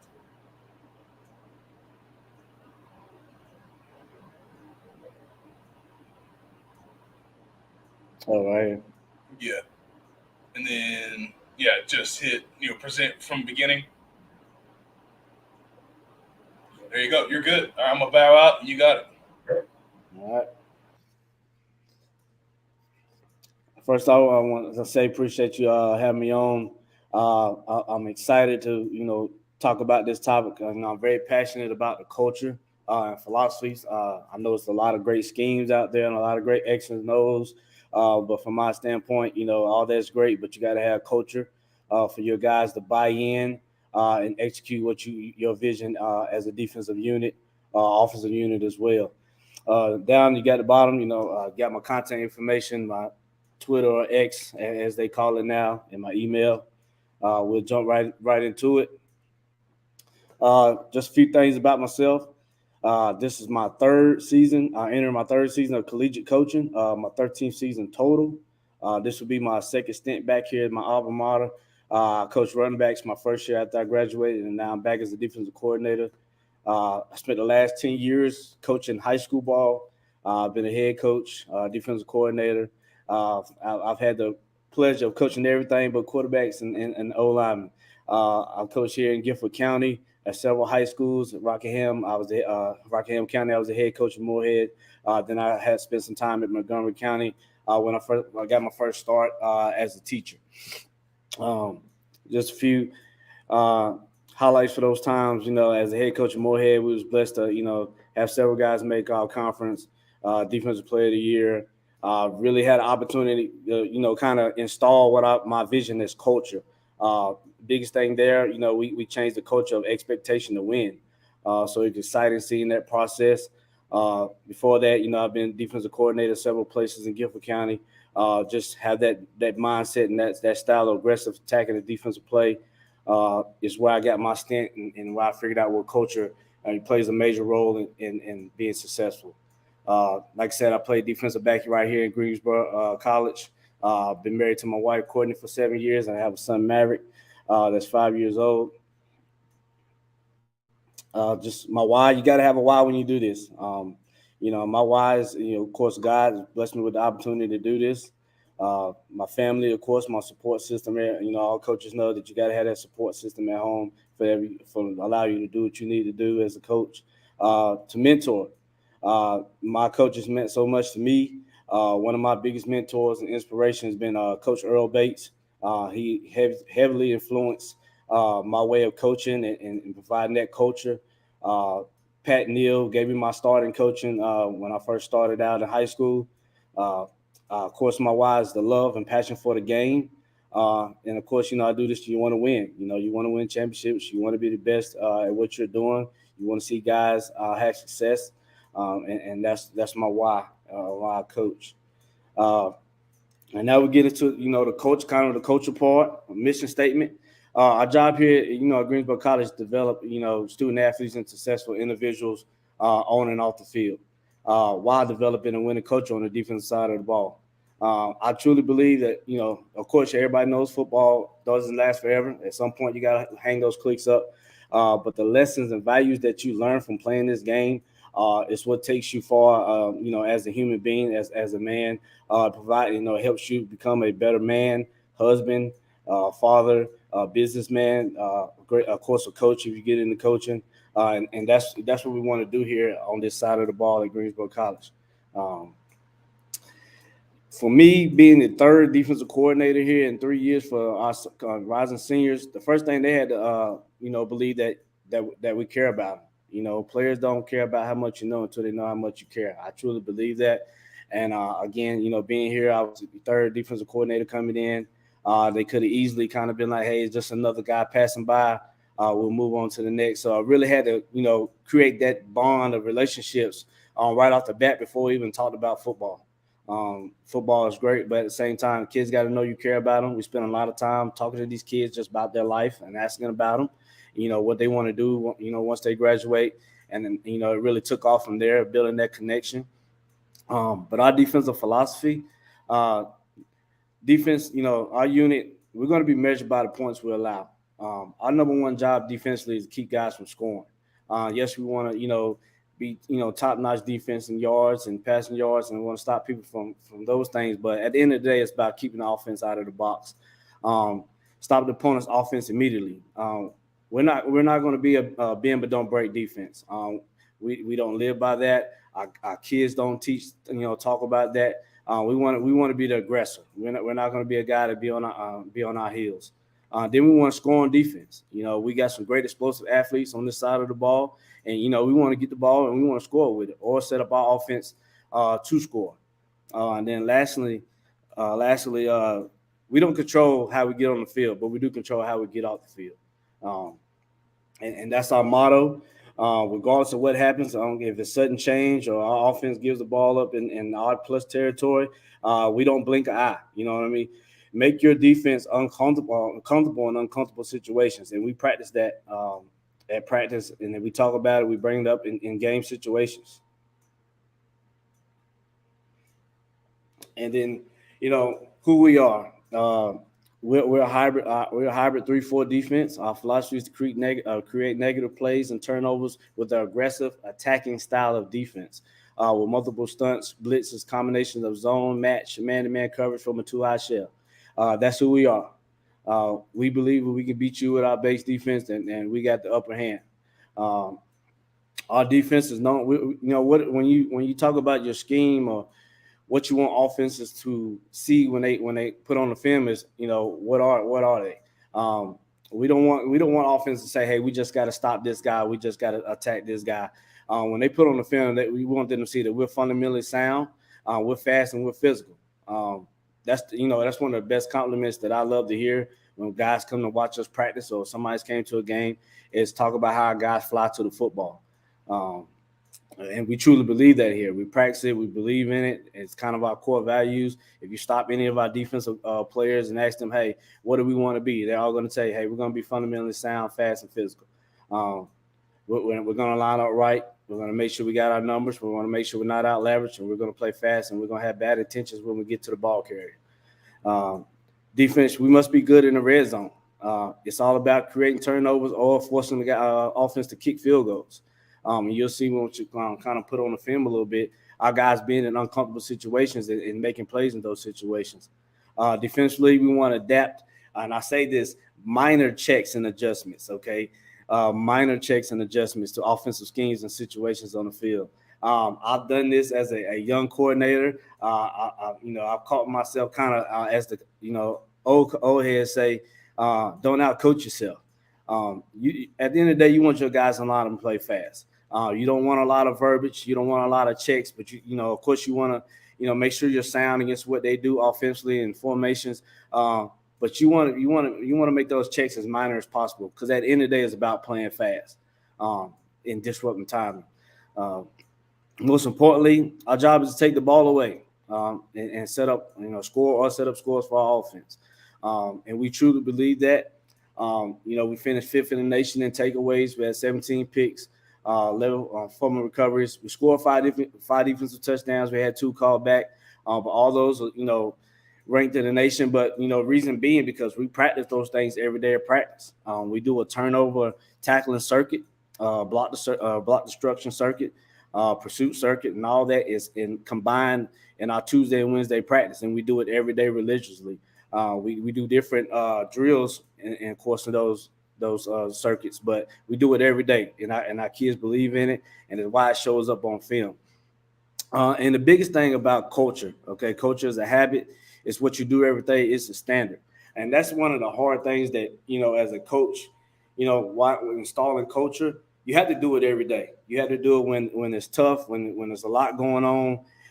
You gotta stay on it every day for it to truly manifest and show up, on film, in the classroom, when guys are going and graduating and they're great businessmen, great fathers and husbands. That's where you see the culture grow. But you got to do it every day, and it sucks sometimes, but it's for the greater good. And then once you establish the culture, then it takes off, because now you got your players doing it. One of the compliments I got when we had evaluations at the spring ball, one of the players say, "Well, hey, coach, you normally you didn't get after us like you normally, like you did last spring during the course of the season." And I strictly told him, because I didn't have to. You guys done a great job of policing things and installing that culture, and make sure we live by that. And that's what you want, because that's how you build. Here's some of our rankings. We was tied a school record, was first in the conference in interceptions with 17. We tied another school record twice with interceptions in a game with 5. We had, first in the conference in takeaways with 28. We had block. One thing I'm proud of is the block kicks. That's to me, that's the effort play for me. We finished first in that with 8. Defensive touchdowns, we had 3. But when we had our first spring meeting, first thing I told them, hey, that's in the past, and what we need to focus on what's in bold. We got to get better at our run defense. We was in the middle of the pack. Our pass defense was dead last. We went through a lot of culture changes on the secondary, and we had to kind of clean up some bad habits and some guys that didn't want to be 100% bought in. But once we kind of hit that stride towards the end of the season, we took off. Scoring defense, we had to improve, and then total defense, and then nationally, we was ranked 7th or 8th nationally. Takeaways, we was ranked 5th, 3rd in the nation with block kicks, and then 3rd with defensive touchdowns. And then again, and that's why I got in bold. That's what I showed the guys when we met. This is what we got to fix. Our run defense, our pass defense, our scoring defense, and our red zone defense needs to continue to improve. We was 69th, which I was happy with that, but that's got to keep improving. And then total defense. And I put those things in bold because I told those guys, this is what we got to correct. This is what our focus got to be in the spring. Very proud of what we accomplished on this side of the ball. We had 3 defensive backs make all conference, and we had a first team, Max Steele, our first team all conference linebacker. Very proud of these guys. The first time this program's had 4 guys make all conference in 12 years in this program. And that's a testament to the culture. Those guys buying in, and kind of these 4 guys kind of lead the charge when you talk about our coach and what we want to be on the defense side of the ball. Larry Jones was defensive rookie of the year. James first team all conference corner, and then Will Pelthorpe star safety for second team all conference. here's the bread. Here's the bread and butter. We spend a lot of time when we have our first defensive meeting as a unit, coaches included. This is what we talk about, and this is what we harp on. What's in our defensive DNA? First and foremost, you got to embrace adversity. You know, life doesn't get easy. You just learn how to how to deal with it. And we stress that to our guys, and that's kind of the first thing we talk about. You know, being a student athlete is hard. That's why everybody can't, come and play collegiate sports and be a student. But you got to embrace it. Playing football is hard. We all know that. So you got to embrace adversity. We tell our guys, hey, you got to play with pride. And pride for us is, physicality, respect for the game, intensity, discipline, and effort. You'll hear this all the time. You come to a practice or you hear us at a game, hey, play with pride. And this is what that means for us. Love and respect. A guy can't play for me if he don't have these qualities. We're gonna love our family. We're gonna love the game. We're gonna love our teammates. We're gonna love our coaches. We're gonna love our community. We're gonna have respect for those things. We're not gonna always like each other. We're not gonna always get along. But we're gonna love and respect each other because we're all here for one common goal, and that's to be successful in this program. Physicality. One of the things we harp on. Block destruction. You'll see it. We strike blockers. We don't try to fit up. We want to strike blockers and rip and get rid of. We want to be physical at opponent at tackling. We want to be a short tackling team. We tell our guys, hey, it ain't about the kill shot. It's about getting them on the ground with a profile clean tackle and creating turnovers. And that's what our tackle turnover circle is all about. These three things, and we do it like I said, every Tuesday and Wednesday practice. This is what we focus on. And then, discipline and accountability. Do your job on and off the field. And I say that again, do your job on and off the field. Our guys know that, hey, if we got a meeting at 7:00, hey, the meeting starts at 7:00. It's not, hey, roll in at 7:01. It's we're getting rolling at 7:00. And to me, that translates to life. When you're working and you got to, go to work at 8:00 in the morning, you just can't show up, punch in at 8:01, 8:02, 8:03. You're probably not going to have a job very long. And then hold yourself accountable. And that allows you to hold your teammates accountable when they see you hold yourself accountable. One of the meetings I had with one of my, our linebackers, that's one of our leaders, I said, one thing I told him, hey, these young guys got to see that, when you mess up, that you're holding yourself accountable as well. And that's going to help grow this program. And it's okay. And he understood that. But, that results back to our coaching and what we're trying to create here. And then communicate. I believe a great defense is a communicating defense. It's great to see when guys are all on one cylinder and they're communicating, they're talking. When offense is one emotion and getting different formations, it's great seeing that. And I believe part of that is lining up and playing fast and being simple on that side of the ball. And then being fast. We want to have relentless pursuit in game tackle.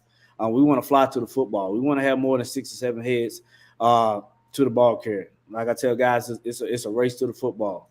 Then juice, you gotta have it. If you're juiceless, you're useless, and if you don't have juice, you can't play on this side of the ball. That's playing with great intensity, and you got to bring it every day. Every day, my guys know that. Hey, as coaches, we're going to bring it, and then for whatever reason we're not bringing it, you got to bring it. But when we're all bringing it, then we're hitting on all cylinders. Very important to me. And then total understanding of team defense. I tell our guys, in our first meeting, it's not about talent. We don't necessarily play the most talented guys. We play the guys that we can trust. And part of that, can we trust you to understand the scheme and what you're supposed to do on your end, not only on your end, but on your teammates' end? Can we trust you to do the right things in the classroom? Are you that guy that, hey, you're going to get all first team reps, all during the week, and then Friday you go and do something, that affects the team? So it's not just about talent. Our guys understand that. We're going to play the guys we trust.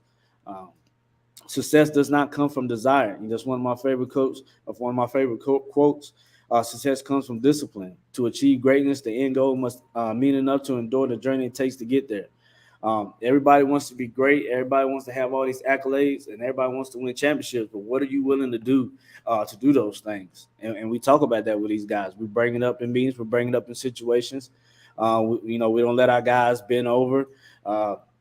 we don't let our guys get in cliques at practice. We want everybody lined up and engaged what's going on. We don't let guys get in certain pods, during practice. Everybody's locked in, because that's how you're going to understand what's going on defensively. And our motto, we're the grave diggers. That's kind of our name on defense. The guys really love it.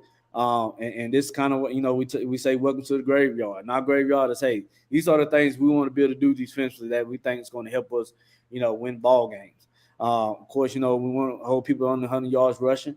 We want to hold people to 3 yards or less per rush and under 200 yards passing. No explosive pass plays. For us, that's anything under 10 yards. We want to force, 5 3-and-outs or get turnovers, 2 takeaways.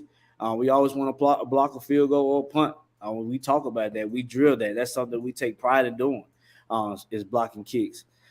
Defensive touchdowns, and then shutouts and stuff plays.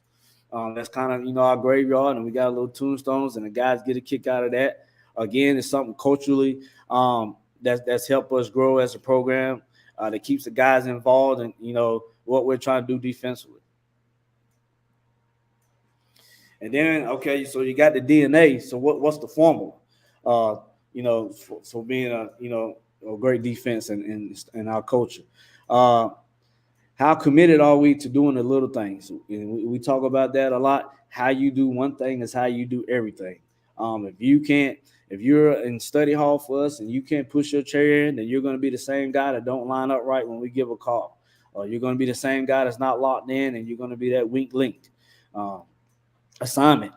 Know your assignment. Eliminate the possibility that we might beat ourselves. And that's strictly on knowing how to do your job and understanding the total concept of team defense. 2 is technique.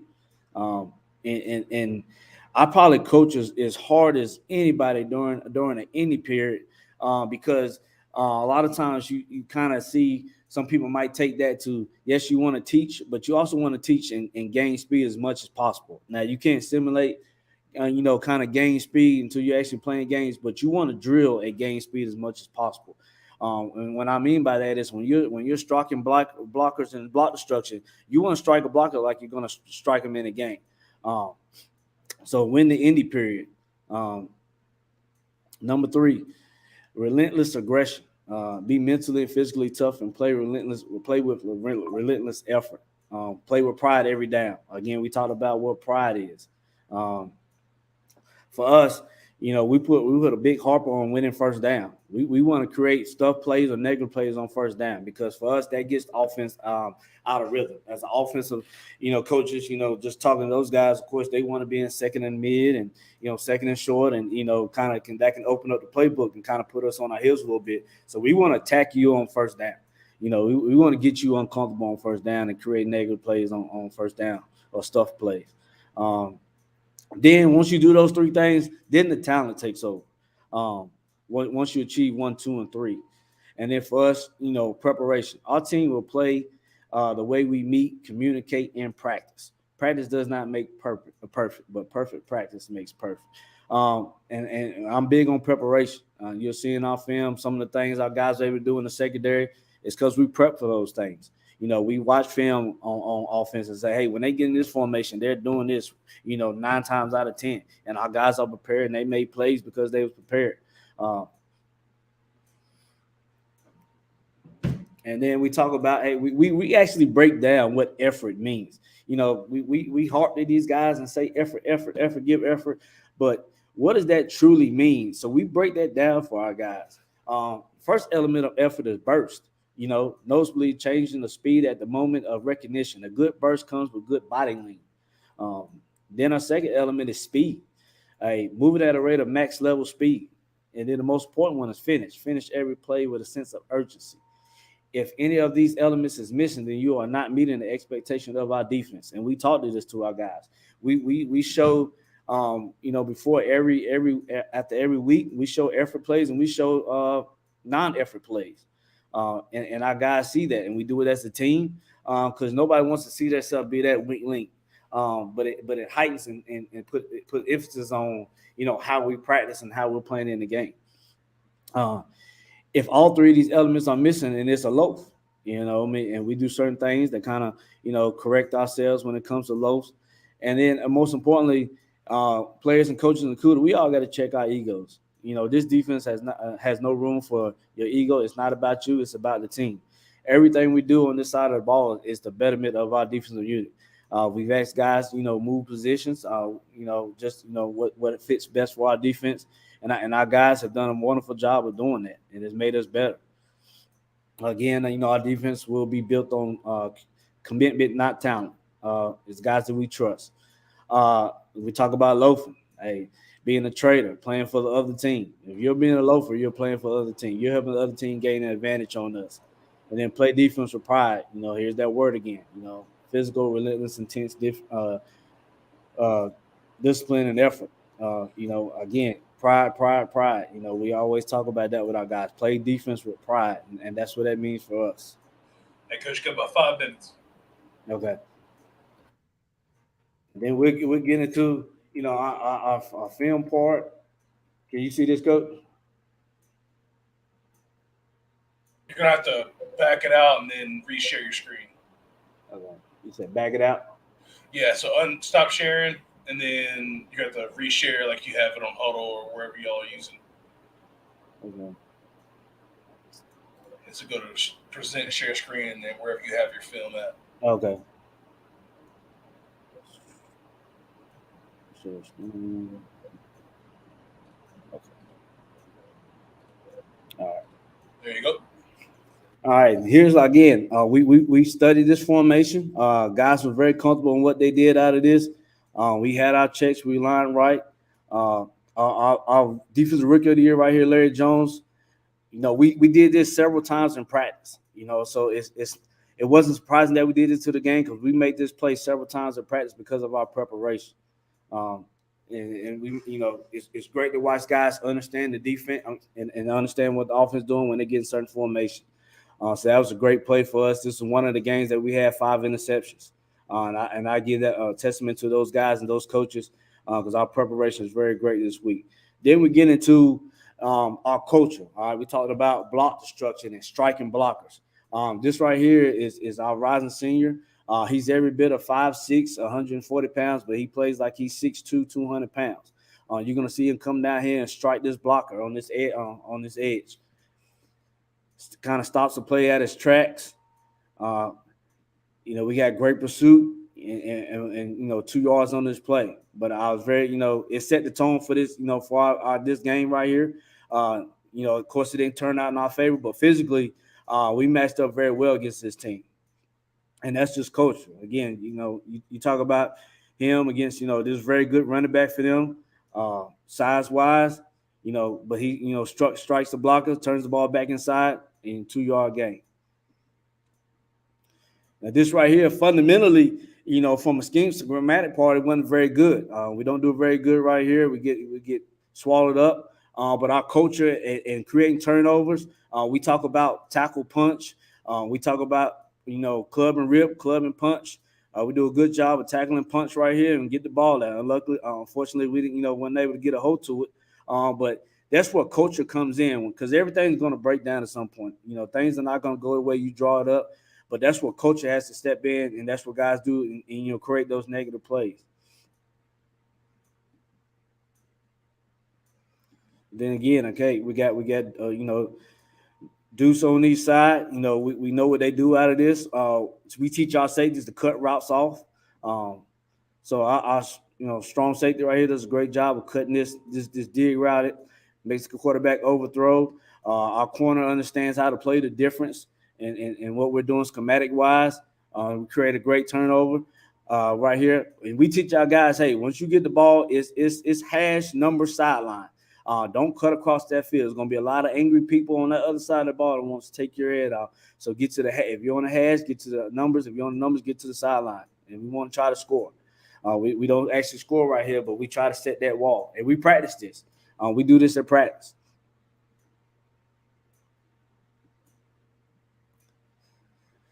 So for us, and I'm the secondary coach, and I call it, we call it ball hawk series, or what we teach our guys. We don't practice with the ball a lot in Indy. Because for us, we found that our guys get too distracted on wanting to catch the ball instead of actually drilling the technique and working the technique that we're trying to get across. So right here, we talk about playing body to body. So right here, we want to get body to body. We want to get in his hip, and we don't turn our head until we know we're at the climax of this route. So we do a good job of getting body to body. He gets his head around, high point. Great job. Then we want to turn around, try to find work. And this is, kind of what we worked on this spring is when we get interceptions and we get turnovers, find the guy and set the wall. So that's something that we worked on because we didn't do a very good job of that at times this year when we got interceptions. All right, Coach, that's about it. I appreciate you coming on and talking defense with us. If y'all don't know Coach Terrain, he's a really good guy. I have a lot of connections with people that know him, and I appreciate him coming on and talking with us with all these things, Coach. I appreciate you. No, I appreciate you. Thank you for having me. Yes, sir. All right, guys. Thank you for staying locked in with us. We're now at noon. I'm going to bring Coach Moore on. Coach, what's going on? Coach, how you doing? Man, I'm good. It's a great day at Talking Ball. I appreciate you coming on and talking with us. I appreciate you having me. Yes, sir. All right. You want to go ahead and hit present? It should be at the bottom of the screen. Share your screen and pull up your presentation for me. Gotcha.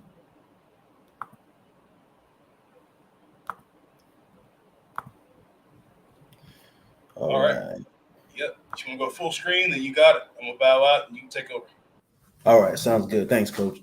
Yeah, so I'm Coach Sebastian Moore. So what we're going to be talking about is using a blitz package as your base defense. Okay. So very quick bio about me. I played offensive line, defensive line, and linebacker in high school in Charleston, South Carolina. Started coaching at the middle school level in Georgia in 2008. I've coached wide receivers at the sub-varsity level, and then at the varsity level, I coached offensive line, running backs, D-line, linebackers, DBs. I've been a recruiting coordinator, head strength and conditioning coach, co-defensive coordinator, and a defensive coordinator. Been in the playoffs 4 out of the 9 years that I've coached. And in 2013, we went 14-1, state champion runner-up, all in the state of Georgia. I've pretty much only coached in the 2 largest classifications in Georgia. All right, so how do we get here in terms of just wanting to use a blitz package as your base defense? Well, I learned this defense in 2013. I was fortunate enough to have some really good players that schools were recruiting us. And so I sat down with several different staffs and I learned, the ins and outs of their defense. And as I was developing my defense, I kind of took, pieces as far as a philosophical standpoint and defensive structure from those different staffs, and I developed this defense. It's pretty much very similar to what you see a lot of programs at the college level and definitely the NFL level, but it's just small nuanced differences that I put my own spin on it. And the main thing is I modified it to combat the ways that I personally attack defenses on the offensive side, because I've coached and played offense. I kind of think in both ways as much as I possibly can. My offensive philosophy is actually attacking safeties with play action and middle level defenders with RPOs. And so thinking about how efficient that is, that's kind of why I modified this defense from the foundation of learning it from those college coaches that I was able to network and clinic with, because we had good players that they were recruiting. Okay, so the real world scenarios for this defense. So we're thinking about 0 to -1 across the board. What that means is if you look at the talent of our players on our defense compared to the talent of the offense that we're seeing in our league, we're -1 to 0 across the board in terms of talent, ability, athleticism. Okay. So that's probably the number one scenario in which you would use this defense. And I know that sounds kind of backwards. You're like, hey, you're going to be more aggressive when you don't have as good a talent. That's exactly what I'm saying. But I'm going to explain why it all makes sense. And then hopefully it kind of comes together by the end of this thing. The other scenario would be +1 in the secondary. Maybe you have guys in the back end who can really cover a lot of ground, who can play really good man coverage. That's another good opportunity for you to use this defense. And then -1 up front across the board, meaning your defensive line is not up to par compared to what the offenses that you're seeing. Like, they're just not going to be able to hold their gap consistently or play to gap consistently. So you're going to have to kind of overload different run schemes and different protections to really kind of help them out and get the pressure that you want. So I created this version of the defense for college programs. This is a college defense at the very least. I would consider it that. And you can recruit specific player profiles. So basically, you're looking for something specific that you recruit for. But the foundational philosophy of this defense can be used at the high school level as well. I like this defense the most when I'm 0 or -1 across the board, like I was saying.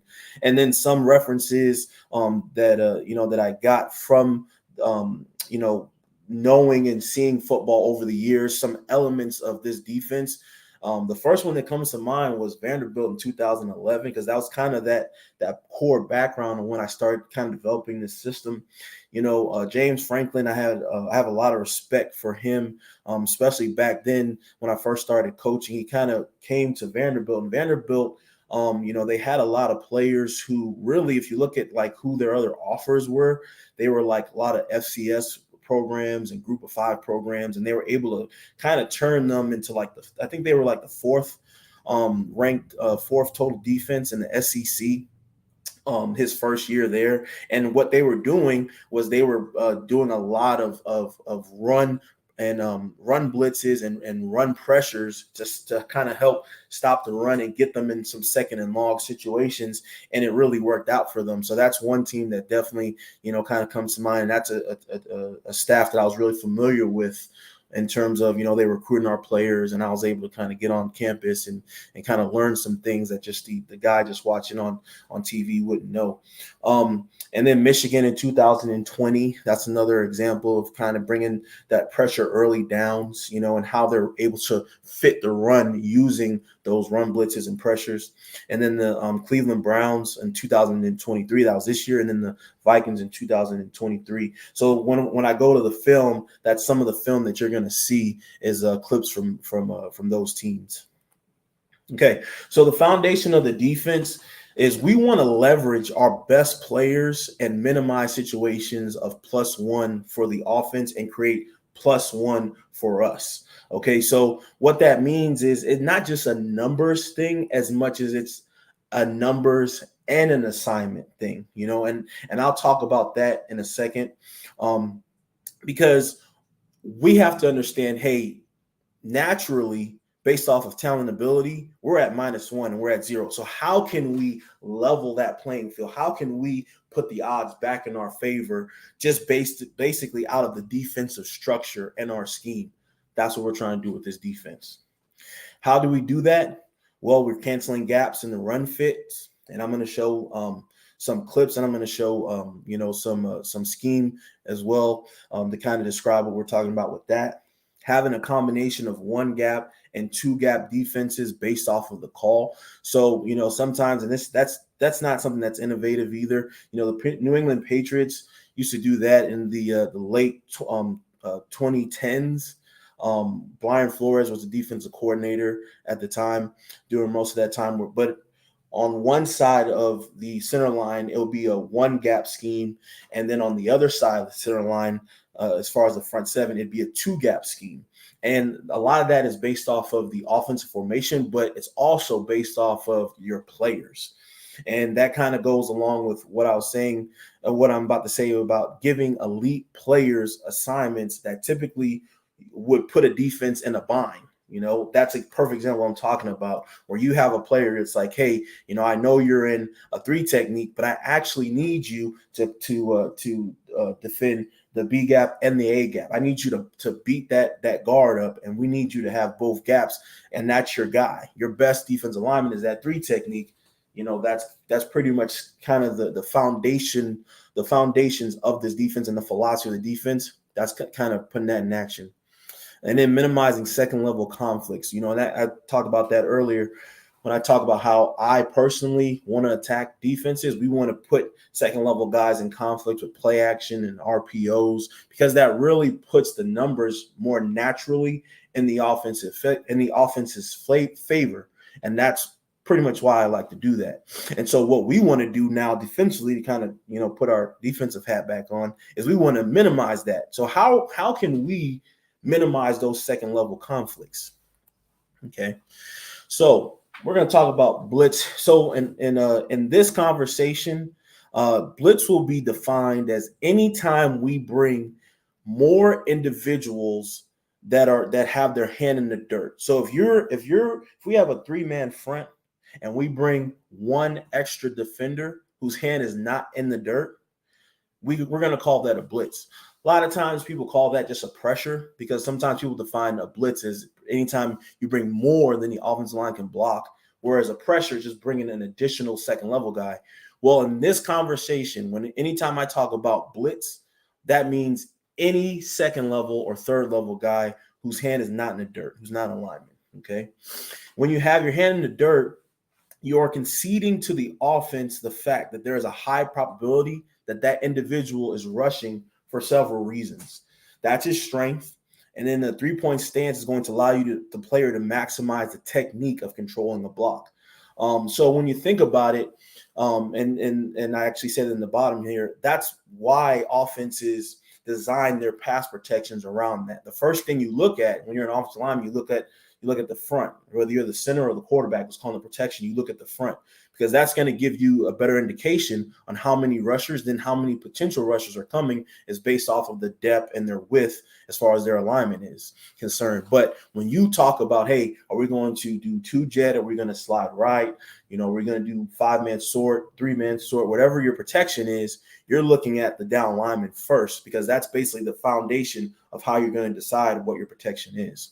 And so, again, in this presentation, a blitz is anytime we bring anybody else whose hand is not in the dirt. Okay. So this presentation terms to know D-line 2-gap. Okay. So that means destroy the man in front of you, put his tail in the backfield, recognize his intention, and then gain leverage on the ball. Okay. So what that means is, let's go back to that 3 technique. Okay, if he's in a type 3 technique, so a type 3 technique would be, his inside foot is on the guard's outside foot. Okay, so he's basically almost like eye to eye in a sense. Okay, so he's going to attack that guard, and he's going to recognize the intention of that guard. Is it a turnout block? Is the guard trying to go to the second level? Is he trying to base him? Is he trying to pull? Whatever his intention is, he controls that block, and then he wants to maintain his leverage on the ball. Okay, and the interior lineman in this defense is always going to be an inside out ball trailer. Okay, that's kind of the way you describe it, because basically you keep the ball inside of you. Okay, and you go get the ball after you defeat your guy in front of you. So you got to maintain that leverage at all times. Okay. 2-gap linebacker. When a linebacker is responsible for a gap on each side of the center line based off of the direction the ball goes relative to the center line. So what that means is let's say, a linebacker, an inside linebacker, he may be responsible for the weak A gap, and he may be responsible for the strong B gap. Okay, based off of what the call is in terms of where we're stunning, where we're bringing pressure. And I'll talk about that in a little bit as well, because I have an interesting story about that. Ball fit. A second level player maintains his leverage while tracking the ball. It can be outside in or inside out. So outside in, a perfect example would be, a corner. If we're in cover 2, he's going to be an outside in run fitter, even though he's a second in this defense. He's a secondary support run fitter. He's still going to keep the ball on his inside shoulder, because he's ball fitting it outside in. So if the ball crosses him and goes outside of him, then he's wrong. Okay, that would be a minus if we're grading him. Inside out, 9 times out of 10 is going to be an inside linebacker or a post safety. Okay, they want to maintain their leverage coming inside out. If the ball goes the other direction, then they've got a minus. So basically, if they've overrun the ball, then that's a minus for them. Okay. Donald Trump, that's a term that you'll hear me, talk about in terms of this defense. No politics. It's literally just a reference of the foundational principle of blitzing to create a wall with an edge. And that's why I call it Donald Trump, but we want to create a wall with an edge. If we don't have a wall, okay, with an edge, then the running back is going to be able to get out of there, or the ball carrier, whoever it is. At all times in this defense, we want to create a wall. That's the foundational principle of stopping the run. Okay. And building a wall does not necessarily mean each gap is accounted for as much as it means windows are closed. So earlier in my career, I coached defensive backs for a defense coordinator here in Georgia who coached at the college level for a little while as well. And when he was installing the defense with me and he was teaching me the defense, I would be like, so who has A gap, who has B gap, who has C gap? And he would always say, just close the window. He was talking about a second and third level defenders. He's like, just close the window. And I'm like, why do you keep talking about windows? He said, because gaps move. Okay. Trying to teach it from a gap perspective in terms of when you're seeing guys that are pulling, guys that are blocking down and all this type of stuff, it can get really confusing to the kids. So when I'm teaching a linebacker to fit, or when I'm teaching a post safety to fit, I say, hey, the first open window you see, you fill it and you close it. And I stuck with that for the rest of my career. And I still talk about gaps when I'm installing my defense, but I really like the way he was able to simplify that, because there's certain schemes, kind of put my offensive hat on, like A-gap power. There's coaches that run A-gap power, but they can't explain to you why it's called A-gap power. Well, it's basically because of the way the gaps move. That's the new A-gap, but for some kids, it can be kind of, confusing. So I always like that. And so I say all that to say, building a wall does not necessarily always mean we're going to hit this gap, hit that gap, as much as every single window is going to be closed and accounted for. Okay.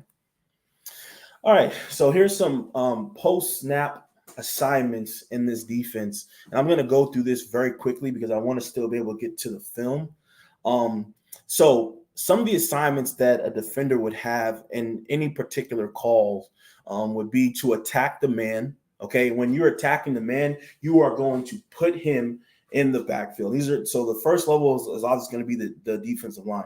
You're going to put that guy in the backfield, and you're going to maintain your leverage on the ball and recognize his intention on his blocking assignment, what we talked about earlier. So shooting a gap, you want to get a great get off and get your body in that gap and do not get washed one way or another.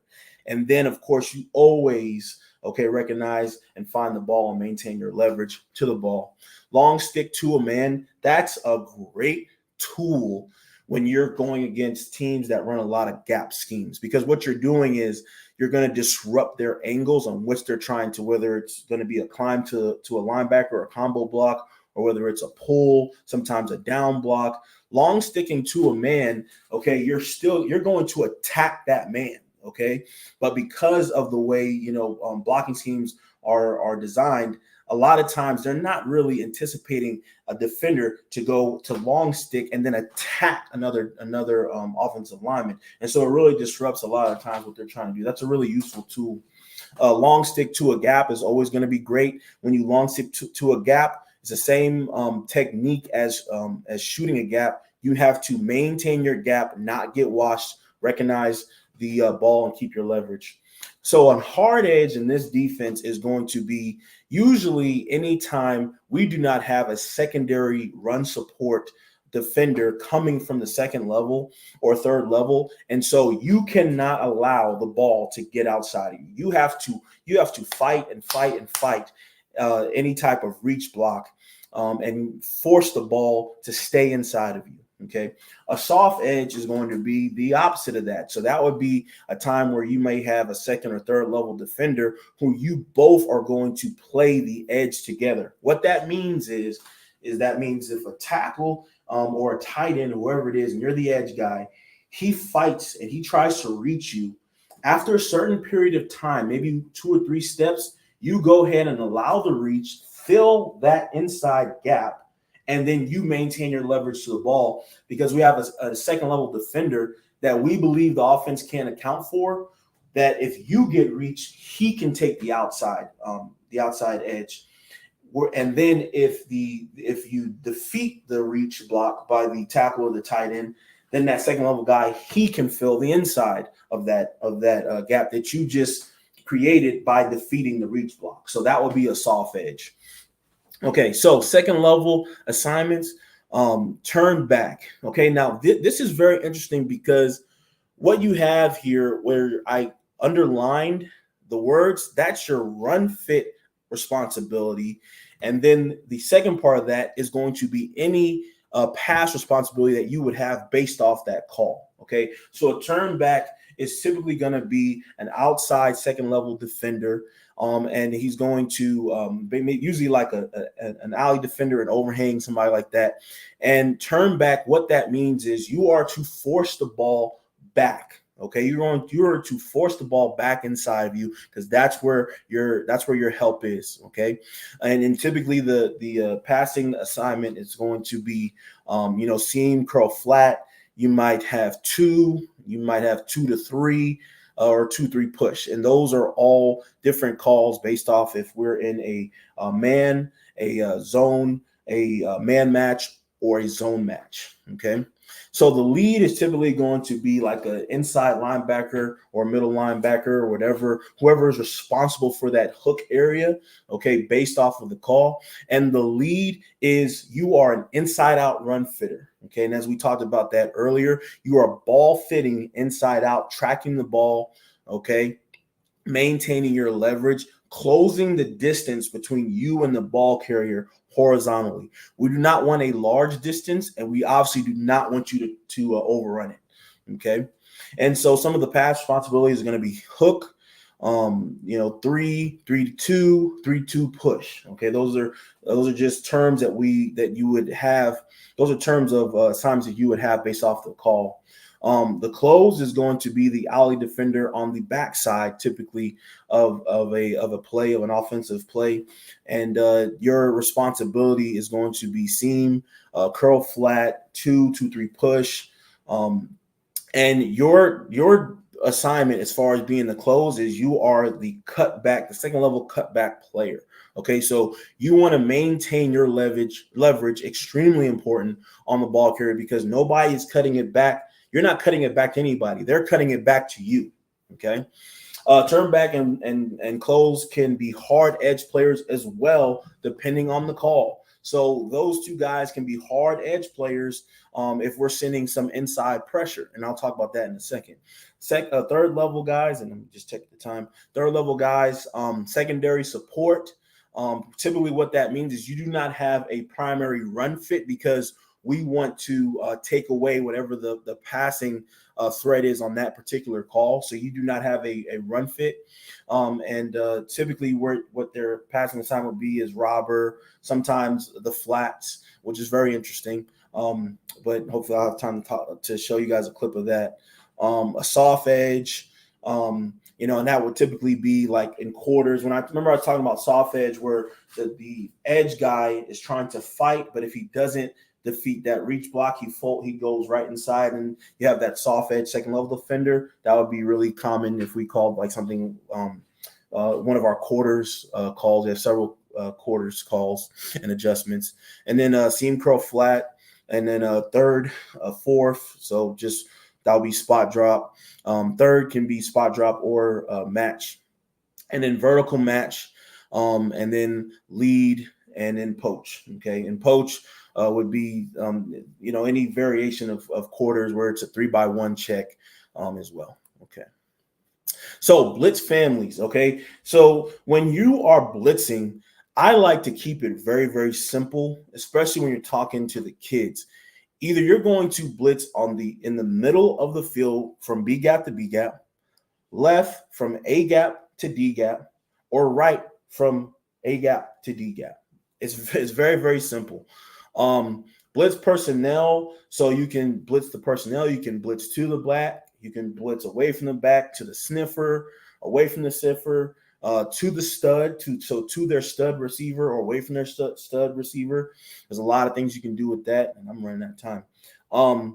Blitzes are -1. Attacking protections, anytime you can cross the center line, that's always going to be tough for an offensive line. Overloading a man side of the slide is really, really effective.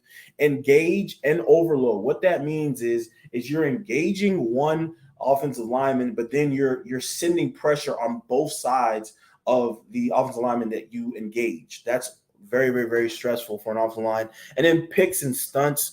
The picks are more for when you're trying to defend the pass on those first down situations and those early down situations. Stunts are going to be great for the run. And then coverage family, I talked about that. Man, zone, man match, zone match, or spot drop. Okay, so here's a quick example of a call with the assignments. And so this right here is basically just a quarters, or I'm sorry, not a quarters. This is a zero coverage. And in this, the strong safety, so the post safety would actually be the lead on both sides, and the edge and the bandit, they would be hard edge players, okay? Because everybody else, it has a second level, has a eligible receiver that they are responsible for. And so that's how we're able to manipulate the numbers to still fit the run and have those responsibilities.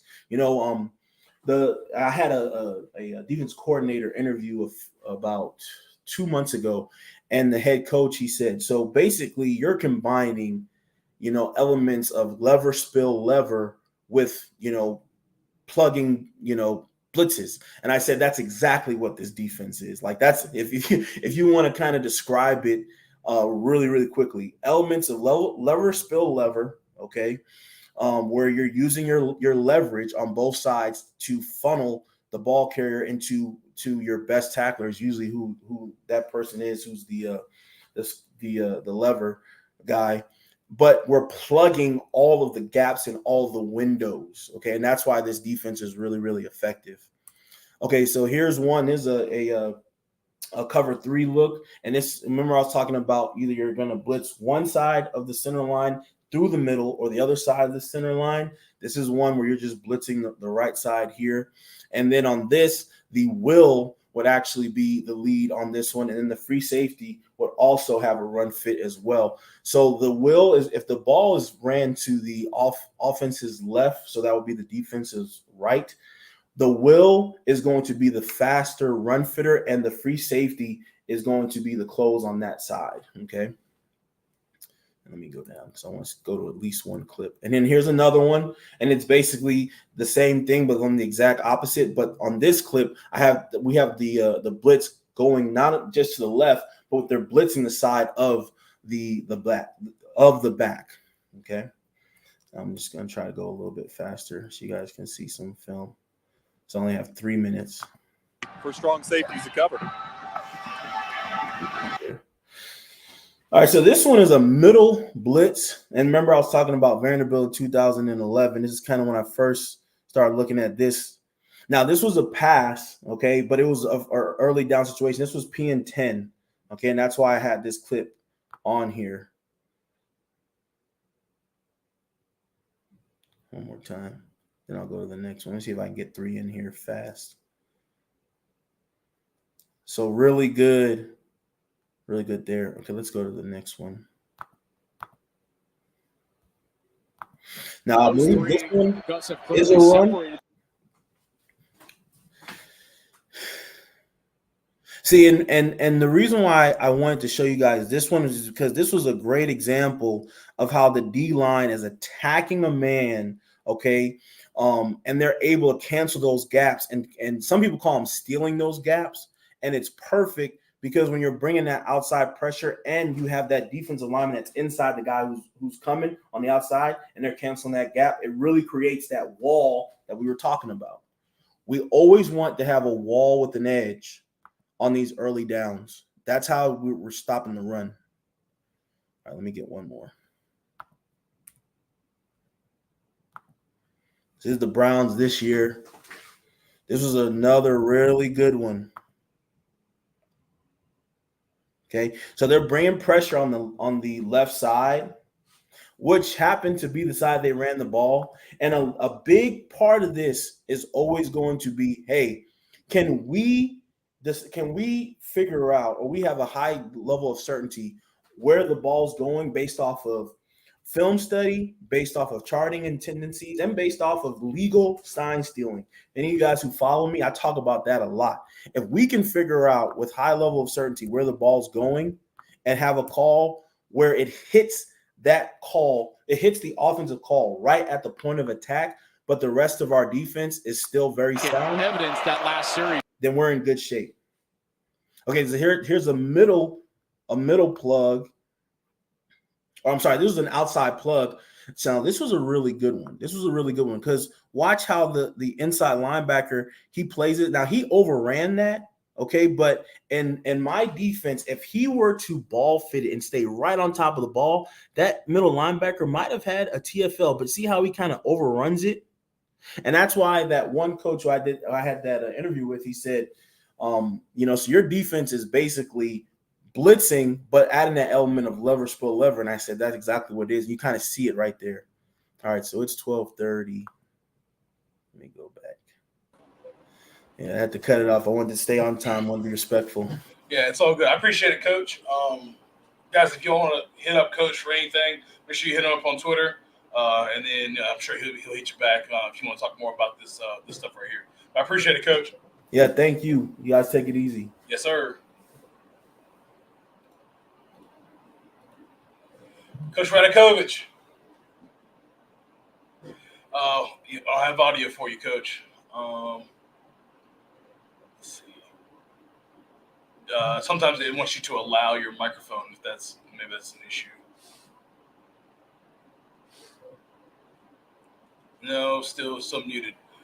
Oh, it's not muted, but you don't have no audio. Maybe try to go to settings, go to audio, and see where your mic is coming from.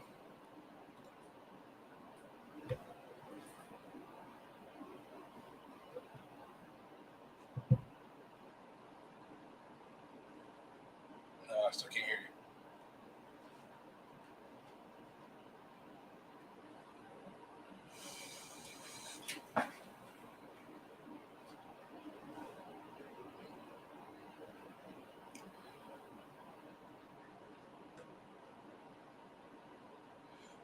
See, one things I've had guys do is join on their phone if there's issues with microphones, then you kind of just talk from your phone and have this up on your computer so you can still present.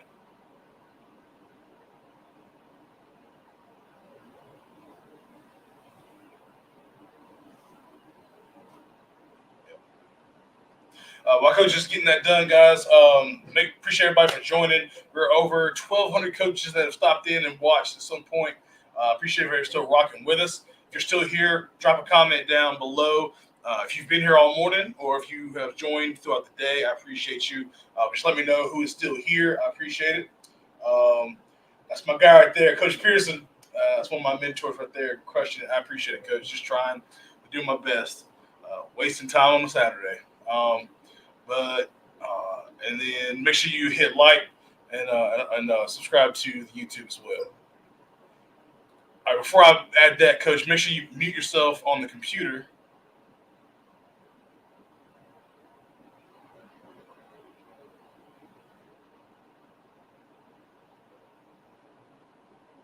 If you click the microphone.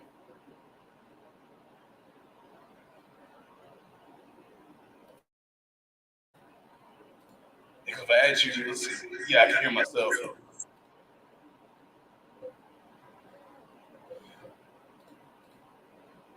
Can you hear me? Going? There we go. All right, you got me now? Yes, sir. So if you wanna on your computer, go ahead and hit present, and then we can pull up your presentation. And then Okay, so yeah. share screen. See, before you do that, my bad. Before you do that, you turn your camera off on the. Yeah. Yeah. Okay. All right, sorry, this is sorry, I'm being a bit of a pain here now. No, it's all good, Coach. All right. And then go ahead and hit share screen and pull up your presentation.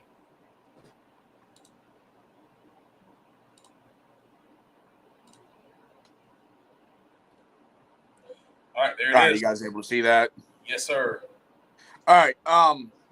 So yeah, sorry for putting us back a minute here. But I should be able to make up the time.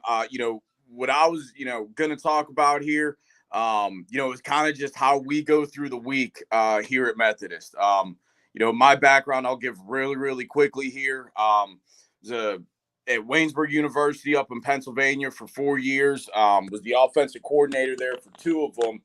And never really had a great process through the week. Like a lot of people do. I got a coordinator job and wrap my head around what schemes to run, this, that, the other, and that's all important and great. But we didn't have a process to go through the week, which ended up causing a hell of a lot of stress. And we weren't really clear on what everyone was supposed to be doing, this, that, and all that.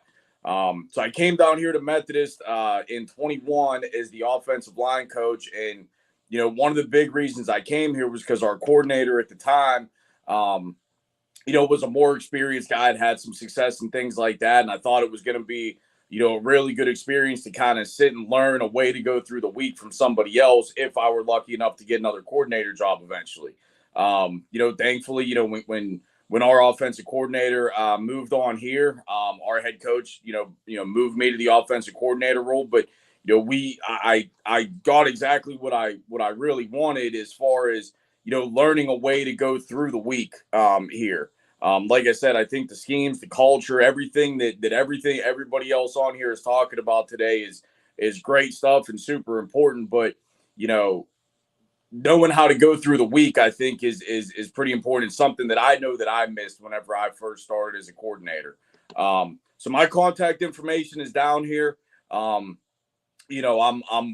happy to share any of this. It's literally just 2 Excel sheets that we use as kind of an outline and kind of just how we go through the week. Now this is, for more of a college week schedule, but I'm sure there's ways to alter it and make it fit. I think the biggest thing is just having a plan. So starting, really with Sunday, or I'll start with Monday, because that makes it flow a little bit better. But Monday, is really our long day.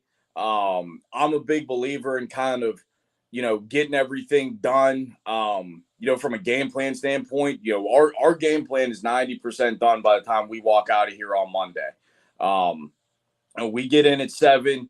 Start watching our formation cut-ups at 7:30. We have a staff meeting, our full staff meeting around 9, till 10. Then at 10, we get back together offensively and, go through the rest of those formation cut-ups. Usually that takes us till about 2. Then we start working on situational. And what I kind of have is, laid out what everybody should come in. So if I go back to Sunday, what everybody is responsible for. Now we're really lucky here that we have myself and 3 other full-time head or assistant coaches plus a quality control coach. So we're able to get a lot of stuff done. I know not everybody has as big of a staff, but there's definitely ways to get it done. But the big thing with this is everybody knows exactly what it is that they're responsible for. I work with the O-line and I'm the coordinator. My job is to get to break down the defensive line personnel. I make up all the cut-ups. I look up our opponent's stats for the season. And I kind of handle any kind of tendencies in the box. I watch the film on Sundays, by run scheme. So I'm looking for, okay, how do they fit, inside zone? How do they fit power? How do they fit outside zone? So on and so forth. And what gives them issues? That way I can walk in here on Monday and have, hey, here's what they struggle with this, or they gave up some explosives or whatever. Our quarterbacks coach is doing, and he's also our pass game coordinator. He does the DB breakdown. He's looking at the back end, and he's watching everything by pass concept. So same idea. And then I have here laid out what every single person is responsible for breaking down in huddle, and what columns they do. So our receivers coach, he just comes in with some initial pass thoughts, and he's a big breakdown guy. So he breaks down, the offensive. One thing we do is when we're breaking down a defense, we're also breaking down that offense. It just makes the flow go a lot better. So he's putting in, our opponents, formations, motion, if they go FIB, concept, pass zone, which is a kind of like a hit chart that we make, and then some of the coverage stuff. Our running backs coach does basically all the front seven breakdown. He puts in what run scheme it is, and things of that nature, and then all the front stuff. Then we have a few student coaches that kind of do our base breakdown, down and distance, field zone, and things like that. And then some miscellaneous stuff, drive type. We look at, hey, if they, what do they do sudden change? What do they do after an explosive? So those type of things we look at. And so that's what everyone's responsible for coming in on Monday with. So when we sit down and we kind of break Sunday afternoon into the night and do all this on our own. So when we get in on Monday and we start, before we even start watching cut-ups, we're going right down those responsibilities from the night before. We have some forms and things like that we fill out. For example, I use this as a guide. I know it's kind of small there, for breaking down the D line. And we basically break down. I'll try and zoom in here if that works. So we basically break down each guy, and then we just kind of give a plus, minus, or a 0 on all these different attributes. And that's what I spend a good part of my Sunday doing. We have that, same idea for the linebackers, same idea for the DBs, as well as trying to answer these type of questions. Who are their returning starters? Who's their best guy? Who's, do we need to have a plan for that? And this doesn't, when we sit down and talk on Monday, we don't spend an hour on this. We don't go down through every single question. It's really just a guide for our coaches and for all of us, so that we've really established, hey, we're not just saying, hey, go evaluate the linebackers. There's some pretty specific things we're all looking for.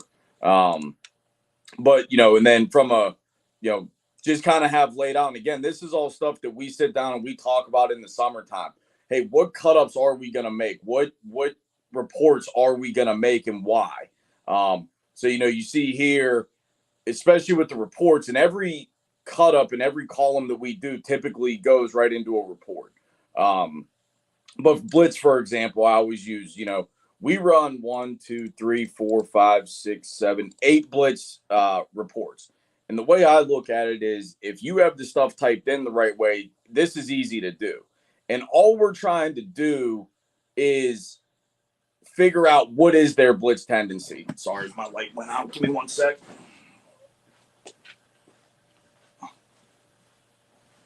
Light in my office has a sensor, and there's something blocking it, so I got to get up every once in a while. But anyways, so every defensive coordinator has some way they call blitzes, right? But it's not always the same. This guy may call blitzes based on, hey, once you cross the 50, they're more aggressive. This guy might call more on, hey, if they got you into second and long, he's going to try to really back you up. Sometimes they might call them by formation. You might find that, hey, they just blitz the heck out of this opponent, but they haven't really anything else. So we run all these different reports to find 1, maybe 2 tendencies. So week by week, 6 of these reports might tell us nothing. But if you have it set up in huddle, for your automatic reports and all that stuff, it takes 2 seconds to run them all, check them, and then see what you could grab a hold of. And again, that's where we start to build out, our board and everything like that. So when we go through on Monday, did it flip to the, okay, share this tab instead. Okay. So, when we go through, and this is kind of what our board looks like, we'll draw up after looking at all the formation cut-ups, draw up really their first 2 looks, to each formation, and then we just fill down here in with, hey, what plays do we like? And this is another document that it's basically a packet that I print out each week that I go through the week with. This is obviously right in the front of it. And then when we start looking at situational stuff, we try to be as limited as possible. So when we look at their first initial, looks, put down what we like schematically, we try to pull as much from that into the situational stuff. But we're not going to go into a game with, 15 second and 1 calls, or second and short for that matters. Generally speaking, you're going to get 3 of those calls a game average. And we run the report on this after each season and kind of see where these numbers shake out so that we're not playing. We don't just have a list of 25 second and long plays. We're going to be very specific and very calculated as we do all that stuff. And if there's crossover, That's great, because to me, that's less we have to practice and less we have to try to get done. But as we go through the week, I kind of started doing this, and really on Monday, creating this whole packet. I used to have it. I'm sure everybody does. Notebooks with a bunch of random pages and random notes on, 2x2 or 3x1 or whatever it is. Well, now with this kind of format, each formation, I just pull out the chart and I have it all, and I just print this every single week. So I can chart, draw it up, chart the front, how many times they blitzed out of it, what the stunt was, what the coverage was. And then again, that gets transferred onto that overall board picture that you saw. Page for notes, and then is where we jot everything down, and we just go through each formation, filling out those charts.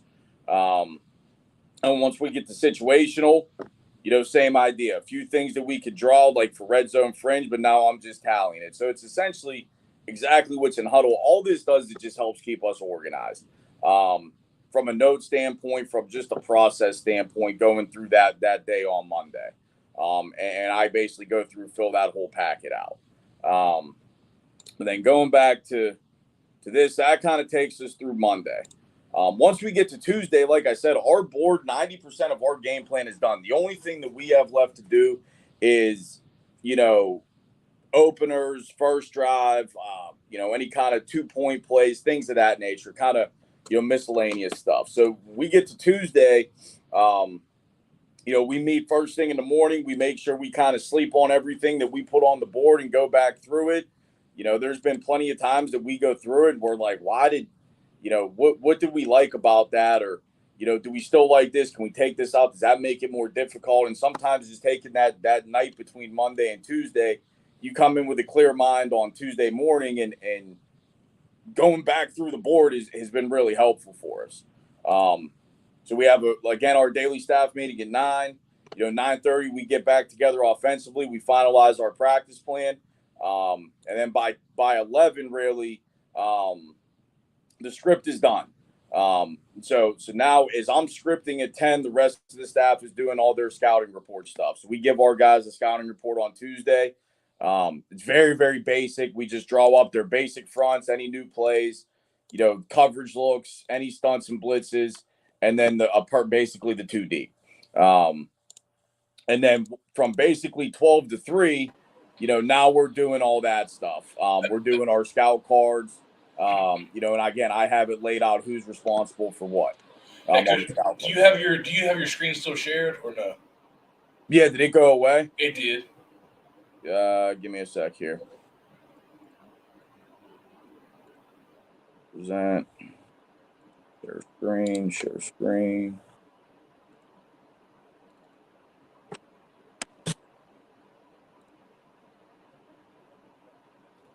There you go. We're back. Yep. All right, cool. So, and again, like we have all this stuff planned out way beforehand. We don't go into the season or go into Tuesday week by week.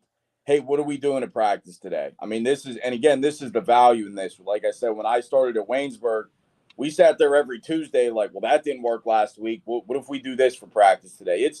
It's pretty set. We'll always make adjustments throughout the year, but sitting down and thinking this stuff out beforehand is huge. So this is basically our kind of skeleton of practice. Obviously, we do our indie stuff, and that can change week by week based on who we're playing, what we need to focus on, whatever. We do a red zone install on Tuesday. We always do like a 5-minute crossover, and then we always kind of theme these periods. So inside run on Tuesday, we're doing our second down runs that you saw on that situational board. So any runs that we have for second down, we're knocking those out. And then we're going to talk about our short yardage goal line stuff. Same thing in pass skeleton. We do our second down stuff. All right. Then once we get to team, we're doing all first down kind of base plays. And really, I have 12 plays in parentheses there. We were ending up getting more than about 20 in those team periods as we started getting a little bit quicker and going through it faster. Wednesday is a very similar plan through the day. For us, the one thing that's a little bit different is Wednesday nights I meet with the quarterback. One of the big challenges, being the offensive line coach and the coordinator, is obviously I don't coach the quarterback, and I don't want that quarterback having a bunch of voices in his head between myself, the head coach, the quarterback's coach. So I let our quarterback coach, and I trust him, fully to take care of the quarterback. But on Wednesday nights, I meet with the quarterback just to make sure we're on the same page. And I do that on Wednesday so we still have a full practice day left if there's anything he needs to get. But going through practice there, we do a red zone period Wednesday. We do again that crossover. Again, we hit our inside with short yardage and goal line, and that usually doesn't take the full 15, so we'll get some base plays there. We do a 10-minute team pass because I'm not really a huge skelly guy. We do it on Tuesday kind of to install the pass game, but we do a team pass instead to actually work on our protections and make sure our quarter and kind of get blitz pickup, get RPO work, all those things. And then the last 15 minutes of practice, what we do is we do a team first and second down. And really what our goal is to not let the scout team get us to third down. So we're working our sequencing now of first and second down calls. What we do is we script the first down call, and whatever we get on that first down, if it's 2nd and 7, we're making a call from that second down playlist that was on our board. And then we do a 10-minute, almost like a scrimmage against our scout team, where we're moving the ball, and our guys we're I think one of the most under-practiced things is the operations in between snaps. So we're in a live scenario that's a non-scripted period. We're calling the play based on the situation, so our guys have that much of a better feel what it's going to look like on Saturday. Our running back, we have 2 coaches that run the scout team, and they could throw whatever they want at us. Because at the end of the day, when we get to Saturday, that defensive coordinator could throw whatever they want at us. It's still within what they do situationally, but we're not scripting for success there. We're trying to get as much legitimate, on the run work as possible there. And that became a great period for us. Then we get to Thursday. Again, we watch the film in the morning, kind of same deal through the day. Thursday practice is a big special teams day like it is for most. So we hit our team versus scouts. We typically hit our opening script. We'll hit any of our openers. So P and 10 plays, and then any kind of special game plan plays we want to make sure we get one more of. That's also where I'll get those plays from my meeting with the quarterback on Wednesday. Hey, he wanted one more look at this against this coverage. We'll make sure we get that there. And then we have 2 more of those move the ball type periods. So we hit one that it's normal situation, and then we hit one that it's red zone move the ball. And again, it's been great for me as a play caller because it's practicing actually calling it in the games. It's a lot easier to call it off that nice typed out, well thought out script that you did in the morning than it is when things are getting crazy and hey, maybe you have a tackle for loss, maybe you have a drop, whatever, and you got to respond to that. That's been great for us. Those move the ball periods where they're non-scripted and have really helped us. Then we get to Friday. and we go through, our walkthrough, which is, similar to any other walkthrough: opening script, review corrections, red zone, goal line, backed up, final plays. We kind of make sure offensively beforehand, we get together around 12:30, 1 o'clock as an offensive staff and go through the board one more time, what we need to take out, what we need to keep, et cetera, et cetera. And then the last thing that I'll kind of talk about, is our on the field stuff, responsibilities for Saturday. Again, I think it's important that you can do it however you want, but we know when we walk onto the field on Saturday what everybody's job is on every single play. I think a lot of times, and I'm guilty of this even as an assistant, you get to Saturday and you become a spectator. Or you get to Friday night and you become a spectator. Because people don't know what to be looking for. And if it's not laid out, you're going to have, especially as a coordinator, you're going to have 3 people in your ear that are commentating the game for you. But that's not really what we need. We need to have guys with their eyes in really specific places and have that all laid out. And we talk about that really on Wednesday and Thursday, because we do it the exact same way on Wednesday and Thursday, really. To try to practice that operation. So we take headsets out to practice and all that just to try to simulate that as much as possible. But that kind of takes us through our whole week. We have sideline operations. And again, none of this stuff is groundbreaking. I know that a lot of this is stuff that everyone sitting here listening knows and is thought out. But, again, I know this was something for me as a first-time coordinator. I thought so much about how we wanted to run inside zone and what we wanted to call this and that. And, we calling our formations, right, left, or hot and cold, or how are we doing all that? And I didn't lay out what everybody's responsible for through the week and what our process is. So every week it was different. And, when I got here and saw the way we do this process, man, and then kind of tweaked it to my own liking, it's made us more efficient, and helps us get through the week a hell of a lot better. So again, this has been a big help. And then, like I said, that game plan book, here that basically I have a tab, for every single scenario. So now instead of just having a bunch of random notes, I print this out each week. I put it in a binder and I'm just going right through it, just like a workbook. Helps keep me on task. As I'm looking at the red zone, the red zone page, I'm not thinking about 3rd and 7 to 10 anymore. I've already done that page. We got our plan. We're moving on. Just helps us check everything off and make sure no stone is left unturned. That's been some pretty important stuff for us. So, but I know I'm kind of running out of time. I don't know if there's any questions or anything. Yeah, there's not, Coach. You're kind of wrapped up.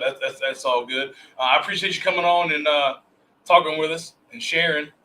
Game planning is huge, but another thing is being organized is huge. So I'm a big Google Sheets, Excel guy, spreadsheets. I love them. Put them together all the time. So having everything in one place, your whole staff can come and collaborate on it, is huge. Yeah, no doubt. And again, it seems like this whole plan takes a lot of time, but really it takes a lot of time in the summertime to make all this. Then once you get into the season, you're not sitting there like, what do we want to do on play 8 of Skelly? Well, it's Skelly's second down. So play 8 is just our 8th second down call. And then you basically script yourself. You save yourself a lot of time and headaches and make sure you're touching everything you need to touch throughout the week. Yeah, Coach, but I appreciate you. We'll go ahead and if that's all you got, we're going ahead and roll on. Yeah, absolutely. I appreciate you having me, Coach. Glad we were finally able to work it out. I know. Yes, sir. Appreciate you. Yep. Have a good one. Yes, sir. You too. All right, guys. Before we bring on Coach Fly for what I think is going to be one of the best sessions of the day, make sure you go ahead and like and subscribe while you're here. You might as well. You're chilling, hanging out. It is 1 o'clock, going on almost hour 5. So make sure that taking care of yourself, get something to eat, come on back, and we will be rolling along. If you're still here, hang out with us. Let us know you're still here. Go ahead, when Coach Fly gets on here, go ahead and take a picture, post it on Twitter, and tag myself. And that just lets me know, hey, it's engagement. It's a great community here, and I appreciate all you guys. But let's go ahead and get on Coach Fly on. Coach, how you doing?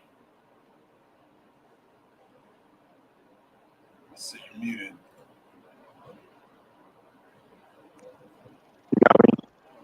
Yeah, you sound like a robot right now, Coach.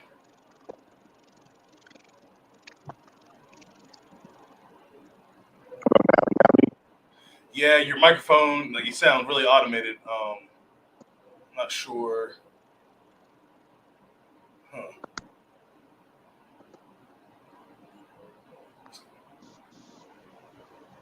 Hello? There you go. That sounds a lot better. Okay. So it look like you're in the cave right now, Coach. A little dark. Yeah. Let me see if I can maneuver myself to get a better Just getting a tour around the house. It's all good. oh yeah. That looks tons better. Yeah. So you want to go ahead and present your screen down in the middle. Present and share it. Pull up any presentations that you've got.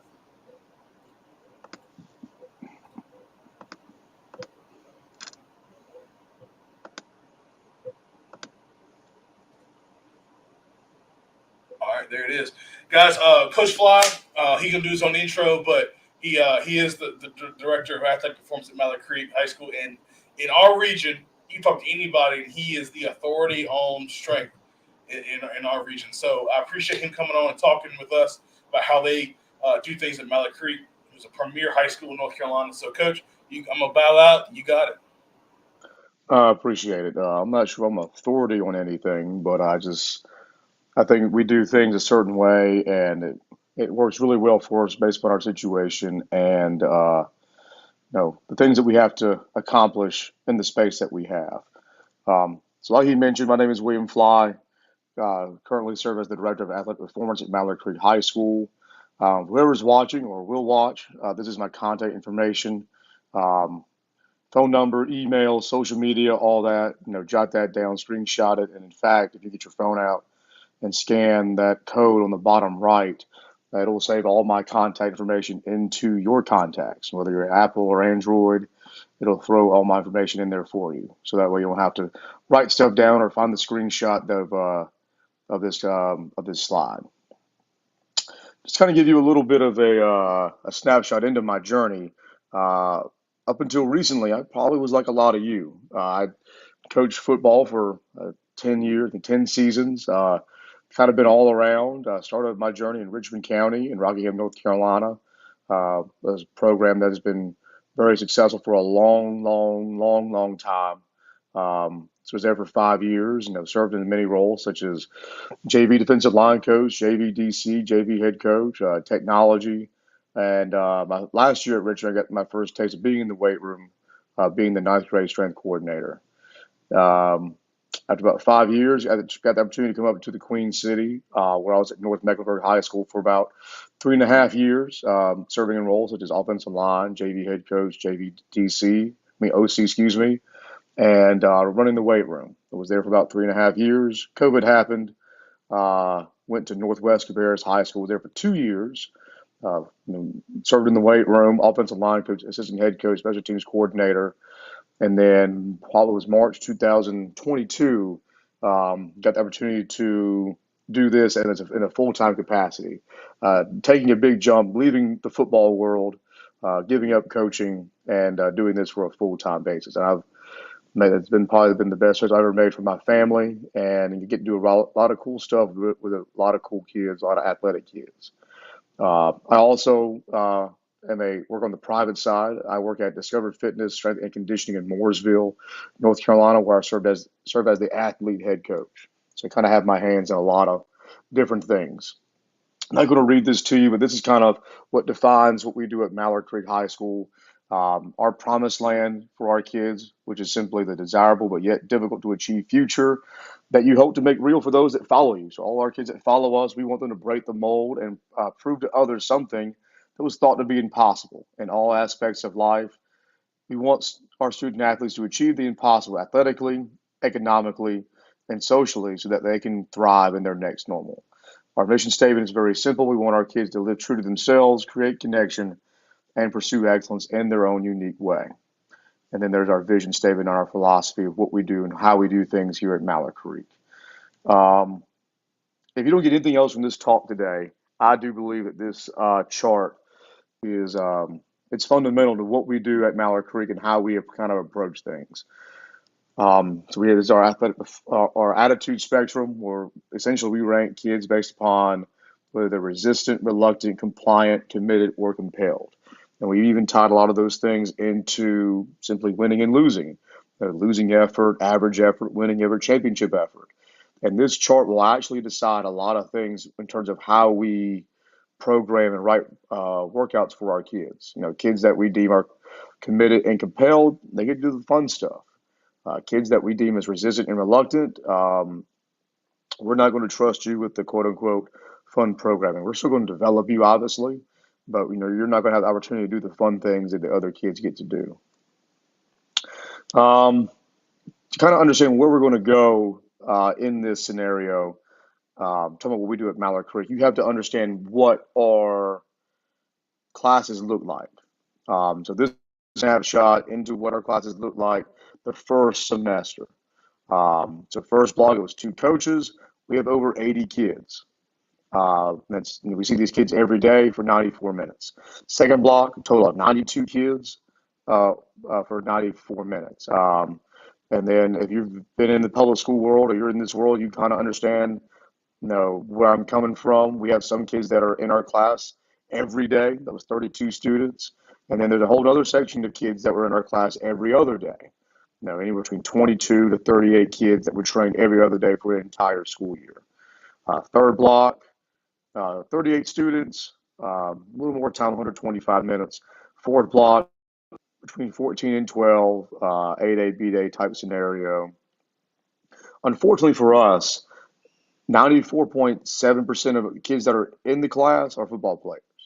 And everybody else, to see that number, 35.5% of our kids that are in the class don't play any sports from Mallard Creek. So this kind of gives you a snapshot of why we do what we do and how we do it. We do have after-school sessions that we have to do. We have 4 30-minute training sessions. That goes from 2:30 to 4:45. Football lives in the weight room Monday through Thursday, 2:30 to 3. And that has a pregame lift that we do on Fridays that if we have time, we'll dig into that. A potential new structure, we just got that approved by our principal.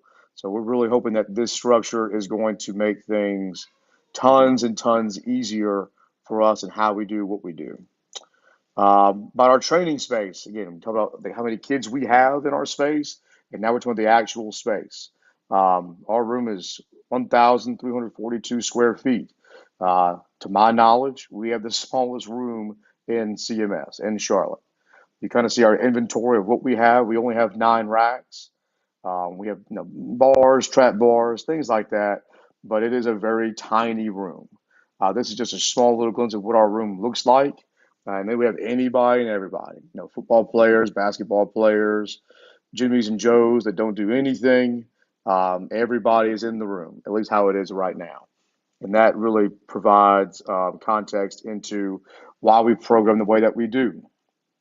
This is the dream one day to hopefully have this scenario for our kids. We're fundraising towards it. So maybe someone out there that's watching, maybe you want to help us make this a reality for our kids. But this is the dream that we like for our kids to have at some point down the road. So we got all these kids, got this tiny little space. Like, how do we organize it all? As you saw in my previous life, I was a football coach, so making practice plans and having systems. That's what comes natural to me. So I needed to find a system that allowed me to place things in a certain area or a certain order and have a reason to why we were doing it. And the tier system allows us to do that. The tier system allows us to organize training daily with great efficiency and, like I said, establish rules like a playbook or a practice script. An example of this would be what we call session U. So instead of having like an upper body day, lower body day, push pull, we have total body sessions every workout that we have. And an example listed on the screen would be a session U, an upper body session, to where the priority will be upper body. So that would bench press or whatever kind of horizontal press you believe in. But we're still working every area of the body. We just simply change the focus. So once we have our upper body movement, we go into a total body movement for tier 2. Tier 3 would be a lower body secondary or an accessory. And then for tier 4, we would simply run it back and do our upper body secondary accessory movement. And we've even actually added movements within the tiers to try to get as much work as we can. And if you've been in the high school like I have been, you know that standing around is not always a good thing, especially working with the kids that we work with. And if you're a football coach, we know that the teenage boy is not the easiest animal to work with. So we put things in, not really busy work, but we do want to make sure that we are on task all the time. And so you'll see how within session U tier 1, we have our primary upper body horizontal press, some sort of corrective for our bench press, and then we've done a lot of pressing, horizontal pressing. Now we need, if you have not done any of this already, whether what kind of system you believe in, Hey, I would Coach, highly recommend you. your microphone went back to sounding glitchy. I'm not sure.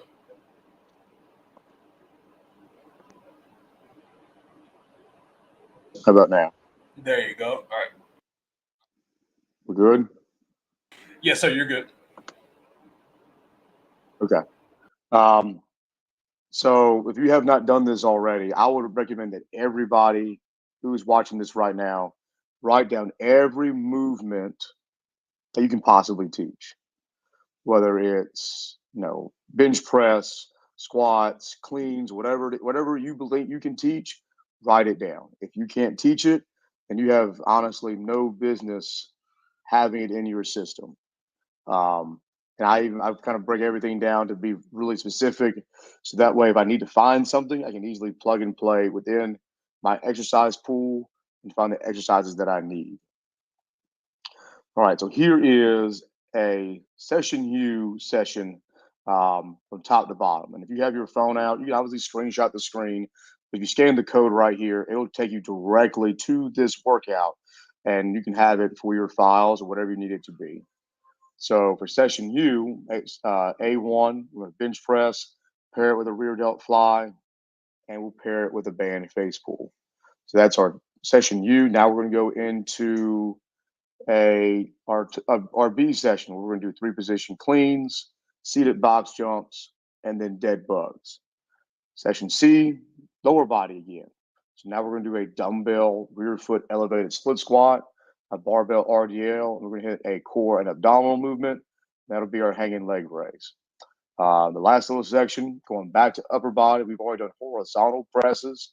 So now we're going to go vertical, doing a Z press, which is simply us sitting on our butt, pressing a plate above our head, and then hitting some band good mornings and single arm shrugs for our network. And you kind of see how everything's kind of mapped out. It looks like a lot, but we can honestly get through a session like this, really pushing the pace, about 30, 35 minutes. Another thing that really helps us stay in the flow is having our timer up. We use a system called Team Builder. They have a whiteboard feature where we have 2 TVs in our weight room. And at all times, this screen is up that you see. It's kind of this bottom right-hand corner. So at all times, kids know what set we're on.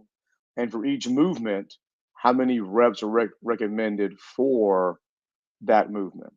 And it even looks and see that, hey, where each movement is going to happen. Obviously, bench press happens in the weight room. Rear delt fly happens in the hallways. And then our band faithfuls are happen at the door. We have doors that lead into the weight room, obviously. So we'll tie the bands around the doors. We'll tie bands around doorknobs. Wherever we can find, that's where we're going to do our face pulls. And this timer will stay up and it'll let them know how much time they have, keeps everybody on task, and it really eliminates a lot of silly questions to where they, hey, how many reps do we have? Look at the screen. So really, really trying to eliminate any and all confusion for our kids, especially with the volume of kids that we have. So that's kind of how we do things within the class, and kind of going into some other other scenarios that we have to work through is how we train our freshmen.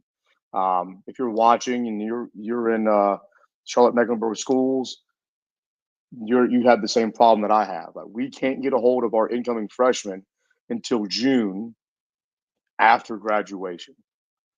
Some other school districts, like when I was in Cabarrus County, other counties, we could get them to come in earlier as long as there was no high school kids on campus. So with such limited time and varying entry times of these kids, we utilize a 1x20 system to allow easy flow in teaching. The 1x20 is a simple system to where I picked 16 to 20 foundational movements and exercises, and we're going to do them for 20 reps for a single set. Weight is added after every session. So if a kid, let's say one of our movements is a dumbbell goblet squat, little Billy hits the 25-pound dumbbells in that time frame. The next time he shows up, he can go up 5 pounds, and we can do that with every movement that we prescribe. We put kids in groups of 4. They admit to complete the assigned movement, and using that same timer system that you see here, it would just be our 1x20 movements. If you want to know more about where all this came from, there's 2 articles on the bottom, one from Simply Faster and one from GymAware, that really kind of go deep into the weeds about what this 1x20 system is. And then here is that 1x20 system that we use here at Mallard Creek. And again, if you scan that code on the left-hand part of the screen, it's yours. You can have it. Nothing that we have here is really like creative. I mean, everything that we do, we read books, we borrow it from this person, that person, we make it our own. You can see all the movements that we have plugged in, and kind of everything's come by letters. So A, we have air squat, standing toe raise, clamshells, and planks. And they have a minute to do an air squat, and then once the clock turns over, they do an air squat to toe raise. Minutes up, toe raise to clamshells. Minutes up, clamshells to planks. And we work all the way down, and we can get this workout A all the way down to E. We can get that done right under 25 minutes. Makes things really, really efficient. And they do the same workout every single day. So once we teach it the first time, we're rolling. It's been really, really good to us in terms of getting our freshmen ready for the demands they have on the field. You kind of saw how we started. Obviously, you saw movements like air squat and bodyweight hip hinge and hand release push-ups. We do progress these movements as we go forward, but it is our intention to keep all freshmen on this 1x20 system until after Christmas. And then from there, we can progress kids from air squat to dumbbell goblet squat, Zercher squat, and front squat.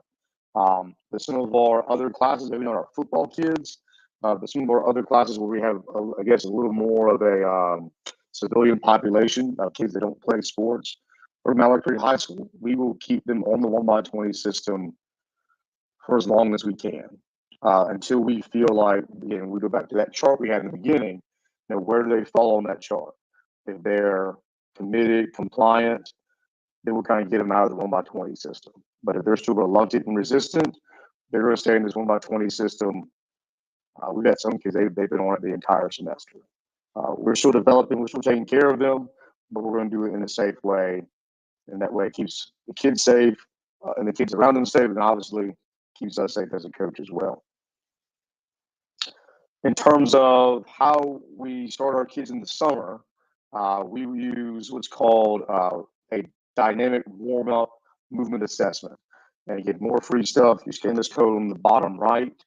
It takes you into the app that we use, the system that we use to evaluate our kids. It allows us to perform a global assessment on almost 40 to 45 kids at a time within a 10 to 15 minute time frame. And the great thing about this is it's a warm-up. The kids don't know that they're getting evaluated. They don't know they're having to do a test per se.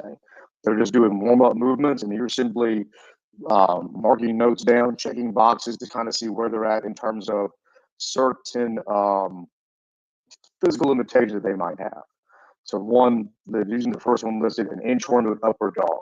That's going to measure hamstring strength, flexibility, and doing the upward dog is going to test thoracic extension. We all just plug this during the warm-up. We will do it multiple times throughout the year for assessment purposes, and also it's inside the warm-up. We're going to do it all the time. These are things that get us ready for the session. Along with using DWMA, we begin teaching our dynamic movement program, essentially a warm-up that we use for every class, for every session. And from a football standpoint, we use this for every pregame warm-up, every pre-practice warm-up with our kids. And we teach it to our kids, and I teach them at least the bare bones that I need them to do. And then they will, in fact, lead these warm-up sessions on their own using this system. And then more free stuff, scan the code in the bottom right. It'll take you to this warm-up that was developed by Micah Kurtz. And then from here, we talked about how we assess movement. We talked about how we're going to warm up for movement. Now we're going to talk about how we're teaching movement. Like, how are we teaching our kids to move in space? There's a guy in Florida named Jeremy Evans. He made the progressive speed system. And he has a whole course that he made, scan the code, takes you straight to his site. But it really breaks down speed into 3 different concepts. We're talking about acceleration, shuffle, lateral mechanics, and then crossover mechanics. And then from there, it gets even smaller. So now we're going to break them down into, is it a technical movement? So for our acceleration stuff, everybody probably knows some type of linear technical stuff, whether it's a skip, a wall drills, anything like that. Pre-programmed, that's something that has a very distinct beginning and a very distinct end. So that could be partner chases, that could be cone drills. Those are pre-programmed. And then random would simply mean I'm having to respond to somebody else. There's some sort of stimulus that I have to react to make a decision on how I apply these concepts. And again, that is code in the bottom right, takes you right to Jeremy Evans' site in terms of how he uses this progressive speed system. So kind of what the room looks like, how we organize everything within the workout. But let's talk about the weekly structure. So we're in the fall. What does everything look like Monday to Friday? Within that, it really kind of goes into a really specific hole that I had to go down in terms of why we chose what we chose as our system for training kids. At Mallard Creek, we utilize the triphasic system. And if you go to this top right-hand corner, there's an article about the triphasic system.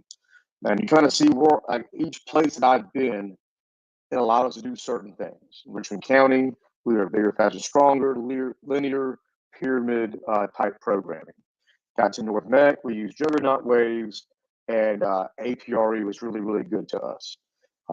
Northwest Cabarrus, we're APRE, and we're very lucky to have technology. So that's where we got into velocity-based training, and that kind of really allowed our athletes to shine really, really bright. We had Mallard Creek. I needed a system that didn't require a tremendous amount of weight and plate change when training these large, ginormous groups. I needed to make every second they spend in the room meaningful before they had to rotate out to the next movement and exercise. So this is kind of where we go down the triphasic rabbit hole. Triphasic, all that means is I'm taking the concept of a movement, let's say a squat, for example. There's the down portion, which is the eccentric portion. There's the isometric part, which is me being at the bottom of the squat. And then there's the concentric, which is where we're going up. So we essentially break it all down and we cut it into phases. And so that first phase is an eccentric block, to where for 3 weeks we are focusing on moving that way to slow at certain time frames on the way down to the bottom of the movement. To where you see this chart gives you parameters from the load, the time, the reps, and the sets. So for week 1, we're going to hit 4 sets of 3 at 75% at a 6-second eccentric. And there is partner help as well. So there's someone assisting that person back up after the movement. It is a bear. We have like metronomes going off in the weight room, so it's constant like beep, beep, beep, beep. So that way kids are being held accountable for holding that 6-second standard. Go to week 2. It's 3 sets of 2 at 75 to 80%. Now the time weight has gone up a little bit, so now we're going to bring the time down, make it a 4-second eccentric. Week 3, 3 sets of 2. Climbing up the ladder 75, 80, 85% with a 4-second eccentric.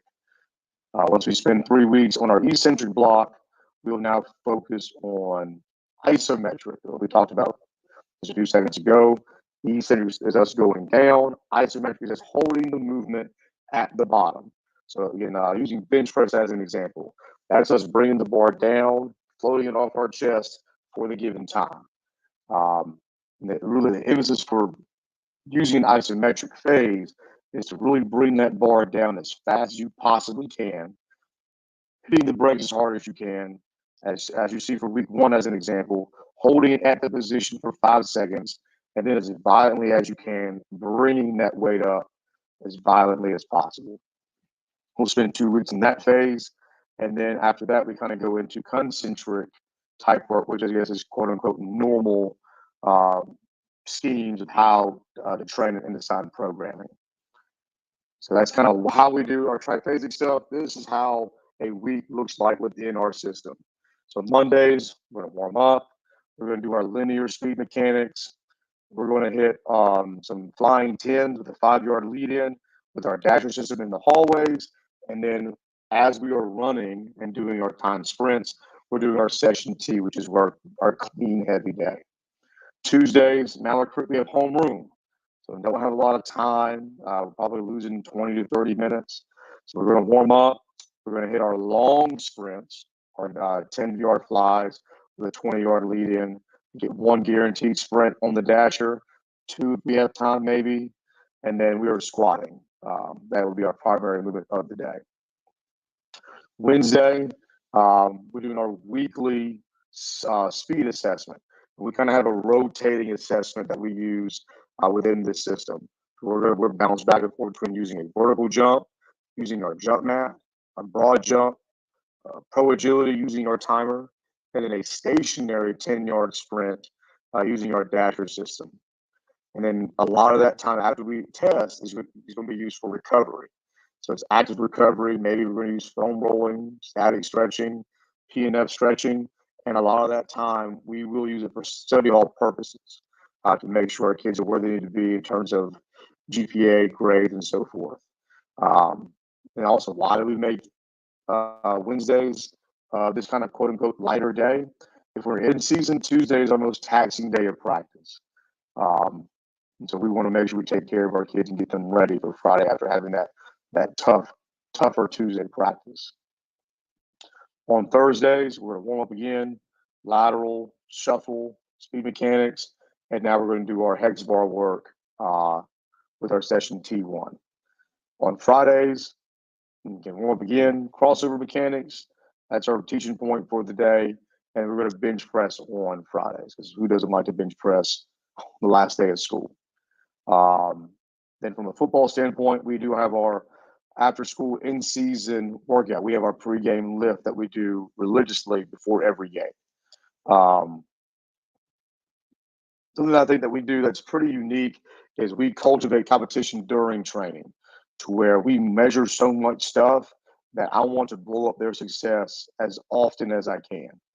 These are just a few examples of how we use social media to pretty much promote our kids and the great things that they do. Using Team Builder, we're able to create leaderboards for any assessment that we do. So you'll see 2 examples when we did our vertical jump on the mats, another example of when we did flying 10s with a 20-yard lead in. So we put that on Twitter, Facebook, Instagram. Maybe some of you might be familiar with a system called Parent Square, something we have at Mallard Creek, and so I'll put on Parent Square too. I'll email it to the teachers, mamas and daddies, whoever, so that way they can see the great things that our kids are doing in class. Along with sprinting and everything, we do have a 20-mile-per-hour club that we use. We have a 20-mile-per-hour street sign out in front of the weight room, and the kids have to hit certain marks in order to achieve 20 miles per hour. If you look at the bottom right, you'll see that the minimum number is it's 0.02 to reach 20 miles per hour. And so the kids know, hey, if I run 20 miles per hour, I get to sign the sign, and then I get to join the club, to where we'll highlight them on social media, Instagram, all that, and they're in the club forever. And now we're eventually trying to work towards getting a 21 mile per hour sign, a 22 mile per hour sign, of really emphasizing speed, and then competing in class all the time. And you'll see on the bottom left something we use called a hit stick measurement, to where all these features that you see all these kids, these are our combo skill type kids. But we want something that recognizes our bigs too. So a hit stick rating is simply momentum, to where we're going to highlight, hey, our big kids that are moving fast, and then highlighting the top 10 of those kids. All right, our pregame lift. This was inspired by Monty Spartan, coach down in Texas, and his Elite FTS article. You scan the code, it takes you right there. You kind of see how everything goes into trap bar jumps, lateral cone hops. So I can get it playing while we go. I think time might be getting towards an end. Yeah, if you want to hit these trap bar clips jump. right here, Coach. Sir? If you want to hit these clips right here, then we'll have to cut you off. Okay. And so trap bar jump, lateral cone hop, bilateral squats, or some kind of a squat that we'll do. We let them pick. Lateral lunge, we'll pair those two together. So front squat and a lateral lunge. And then the last thing that we'll pair it with is bench press and band pull aparts. And this is a staple that we do pre-game for every game prior to us going to the field and doing what we do. If you have any questions whatsoever, I'm not sure how much time we have left, but that's my phone number, email, social media contact. Scan that code in the bottom right-hand corner, and you can text me, call me. I'm an open book. Our profession is all about helping people, and that's what I want to be for anybody out there watching. Thank you, Coach, for giving me the opportunity to kind of share what we do. And does anybody have any sort of questions? I don't think there's any questions right now, but if you guys have any questions, make sure you hit up Coach Fly. Hey, guys, lift your kids on game day. It will not kill them. A certified strength instructor just said you can do it, so make sure you do that. Appreciate it, Coach. I don't want to push you off, but we're going to have to get to this next session. I appreciate you. Yes, sir. All right, guys, so I just want to preface this real quick. First off, this has been great. This has been absolutely awesome. One of my favorite clinics I've put on so far. But I'm going to ask everybody for some help. We are going to be going into our chalk war session. Now, I got to talk a little bit, explain some things, how we're going to do things. So, if you've never seen a chalk war, essentially it's where an offensive coach is going to put up his offensive formation, and then a defensive coach is going to match what he sees with how he's going to align. And then from there, the offensive coach will then draw his plays. It's all off camera. He will draw up his offensive play, and the defensive coach will call up what he called stunt, blitz, coverage, whatever it is. As much detail as we can get will be absolutely fantastic. But I need a lot of interaction from the chat, so go and wake up. A lot of guys ain't been posting a lot, but go and wake up. It's going to be interactive. I need guys to make sure they comment, all different things, because after the play is drawn and we discuss it a little bit, I need some voting. I need to say, hey, offense, defense wins, stuff like that. But it's going to be a lot of fun. I have 6 guys coming on that are they have no egos in this. No one's trying to win a chalk war on the internet at the end of April. So just trying to get better, trying to see what coaches will call in certain situations. So that's the whole purpose of this, trying to be fun and stuff like that. So make sure that we are commenting. So I'm going to go ahead and bring the guys on. So on the offensive side, Coach Wilson's not here yet, but I will bring on Coach Johnson, my guy. What's going on, Coach? Good, man. How are you? Man, I'm awesome. To quote your mentor, Coach Metzger, I'm blessed. Oh yeah, yes sir. That's his key phrase, man. That's his key phrase. That's man. That's what everybody knows him for. Heck yeah. So there's Coach Johnson. He's going to be offense 1. Then Coach Moran. He's going to be offense 3. Coach, how you doing? Good, Coach. Ready to get my ass kicked and have some fun. So, Heck yeah. Then I have Coach Gant. He's going to be defense 1, so he'll be going against Coach Johnson. How you doing, Coach? I'm doing all right. Just a little bit under the weather, so don't mind the voice. Man, it's all good. It's all good. And then I have Coach Kleiman. I think I have, Coach Kleiman, I think I have you as he's defense 3, so he'll be going against Coach Moran. And then I have Coach Wilson. He just joined, but his devices aren't connected. So, Coach, make sure if you have a webcam or anything like that, make sure you get on there. But Coach Josh Wilson, he'll be coming on. He'll be offense 2. And then he'll be going against Coach Nichols, who'll be joining us momentarily. But, guys, this is going to be our panel right here for our chalk war. So this is how it's going to work. Offensive guy, you need to have a whiteboard or a piece of paper or whatever. Make it as dark as you can, some black markers and like that. You'll hold it up. I'll take a screenshot, and then the defensive coach will be able to mark it on his own board. So you need to write up the offensive formation. You need to write up how you're going to line to it. And then we'll remove it, and then we'll put our play up. And this is going to be a trial and error, but it's all supposed to be in fun and trying to get better. So, and only other thing is if you have motions, pre-snap motions, make sure you put them on the board for the defensive coach so he can see that, and then we'll roll along. So I'm going to go ahead and remove the guys except for Coach Johnson and Coach Gant. So, Coach Johnson, I'll go ahead and pull Coach Gant off too. So if you have your whiteboard or however you're going to drop your play, at least put up your formation and the emotions you have on there. The down and distance in the situation is 1st and 10, -25. You're starting your drive into the middle of the field. So I was going to ask, is it all right if we share with either huddle or just play? Yeah, if you want to do that, go ahead and you share that, and then I'll bring it up. Let me make sure. Boom. All right. Am I good yet? Yep, you're good. All right. So the first thing that we're going to do is we're going to go 2x2 stack. It's one of our best things that we love to come out and see how teams are going to line up to that. So we'll go 2x2 stack, and then we're going to run dart to the left. So this is going to be. Hold on, coach. So you just tell me your offensive formation. Oh, my bad. The coach will put his deal up, and then you can draw up your play on the back end, and we'll see what coach had to it. So don't run dart, run something else. All right, we're good then.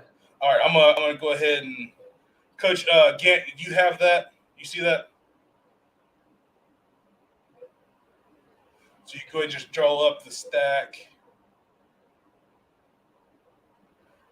Mitch, you want to go back to just play? Yep. Yeah.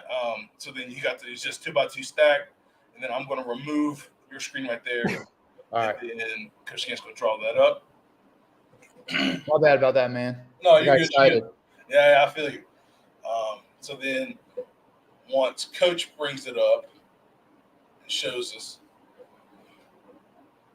Hey, I got a question. How do I flip my camera? It's not giving me an option. Are you on your phone? Yeah. Okay, so if you're vertical, just turn to the side. It should change it. There you go. All right, but how do I flip to like for your the other side? I don't know. I haven't done this on the phone before. Is there not an option to do that? Let's see if I can. Can you see that? Let me. Yeah, that works. Go ahead and move it to one side. All right, so I'm gonna remove. Whoop. All right, there you go. Let's see if I can. Whoop. There we go.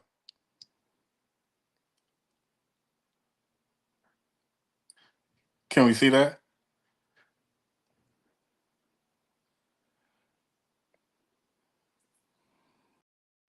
All right, sorry, my bad. I was off the thing, so you couldn't even hear me. I'm an idiot. All right, so let me share this. Should be able to. Let's see. So, guys, you can go ahead and draw up your offensive play, Mitch, and then you can go ahead and drop your defensive alignment, Coach Camp. So, save that. And then I'm going to do this. Like I said, it's a work in progress, guys. What's up? Great. And so, yeah, while they're drawing up their play, I will have this come up here, upload. Perfect. All right. So then I can share that.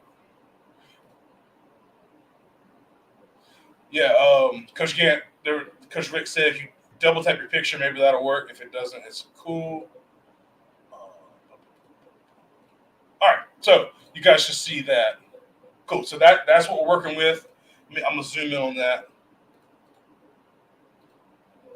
Cool. So Coach Gant has the corner. It looks like he's pressed up. I'm gonna assume he can explain it in a minute. And then we got his backer playing over top of the corner, and he's got an over front, two away from the back, and his backers in the box right there, and he's got his free safety and his backside linebacker in the alley, like that. So that is how he's aligned, and then I'll bring the coaches back right there. I know Johnson, you're ready. I'll share in a minute. Coach Gant, are you good with what you're going to call? All right, so I'm going to pull up what Coach Johnson's doing. You already have it up or no? No, not yet, man. Okay, no problem. So let me bring back what I had. It's a lot of moving parts. Like I have all this stuff over here. All right, so yeah, make sure you guys are communicating in the chat, guys. Don't leave me hanging over here. There's at least 25 of y'all watching. While they're drawing this up, y'all tell me in the chat, what do y'all run offensively and defensively? Just kind of get a little communication going. And then Coach Nichols just got his stuff going. What's up, Coach? Hey, what's happening? Can you hear me? Yeah, I got you. Awesome. I just want to give you a little highlight that you're here. Appreciate you. I'm going to go ahead and remove you now.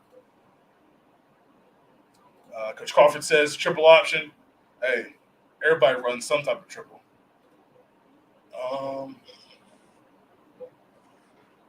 And then, all right.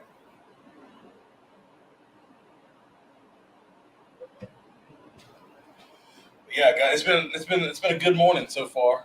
I'm loving what we're doing. A little bit of housekeeping for everybody. I did have a coach have to drop. Coach Rice, unfortunately, had some things going on family-wise, so he's going to have to take care of his kids, so he's not going to be able to be here at 3:30. So we will see. Yeah, so push motion quarterback draw read. Yeah, that sounds good to me. Hey, Coach Johnson's good for these stack formations, man. Coach, all right, man. I think I'm good to go. Okay, Coach Gant. Some guys are saying there should be an icon that looks like arrows inside of a circle. Is there anything that's up on your screen? Arrows with circles. If not, maybe push some buttons. Maybe there's some ways to. Did you try to double tap your screen? Did that work or no? Let's see. Nah, nothing. All right, all good. All right, I'm gonna go ahead. I'm gonna bring up Coach Johnson's view. All right, Coach, go ahead and explain what you're doing here. Yeah, so what we have is stack receivers. So what our quarterback's taking a look at is if we have numbers on the perimeter, then he can throw that little smoke screen if he wants. But here with what Coach Gant has drawn up, we don't have numbers. So we're going to take care of what's in the box, and we have what we count as 6 in the box. And what we're calling is our we call it gut. So it's kind of a little bit of that 10 personnel power. So our tackle and guard are going to take care of their base blocks on the 5 and the 3 tech. The center's blocking back on that 1. That guard's wrapping really hard off of the center's butt for the play side linebacker. We're still reading the end so that we have our 5-on-6 when it comes to blocking, and then our quarterback's going to read that end. And then it's going to be almost like a little bit of triple option. But right now it looks like we could possibly have that alley, just depending on how they react. And you can always possibly throw it out to that Y if the safety and the linebacker attacks the quarterback. Awesome. All right, Coach Kent. All right, I'm going to screenshot what he's got. Oh, hold on. Let me move it the right way. There we go. Right there would be perfect.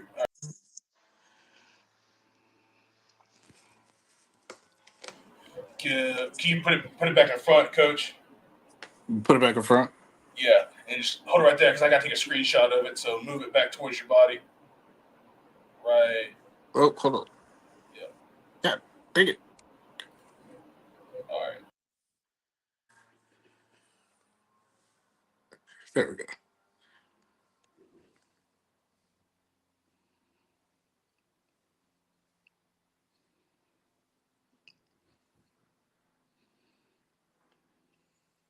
All right, I got as best I can, Coach. Appreciate you. All right. So let me save this, and then I'll put it over in here.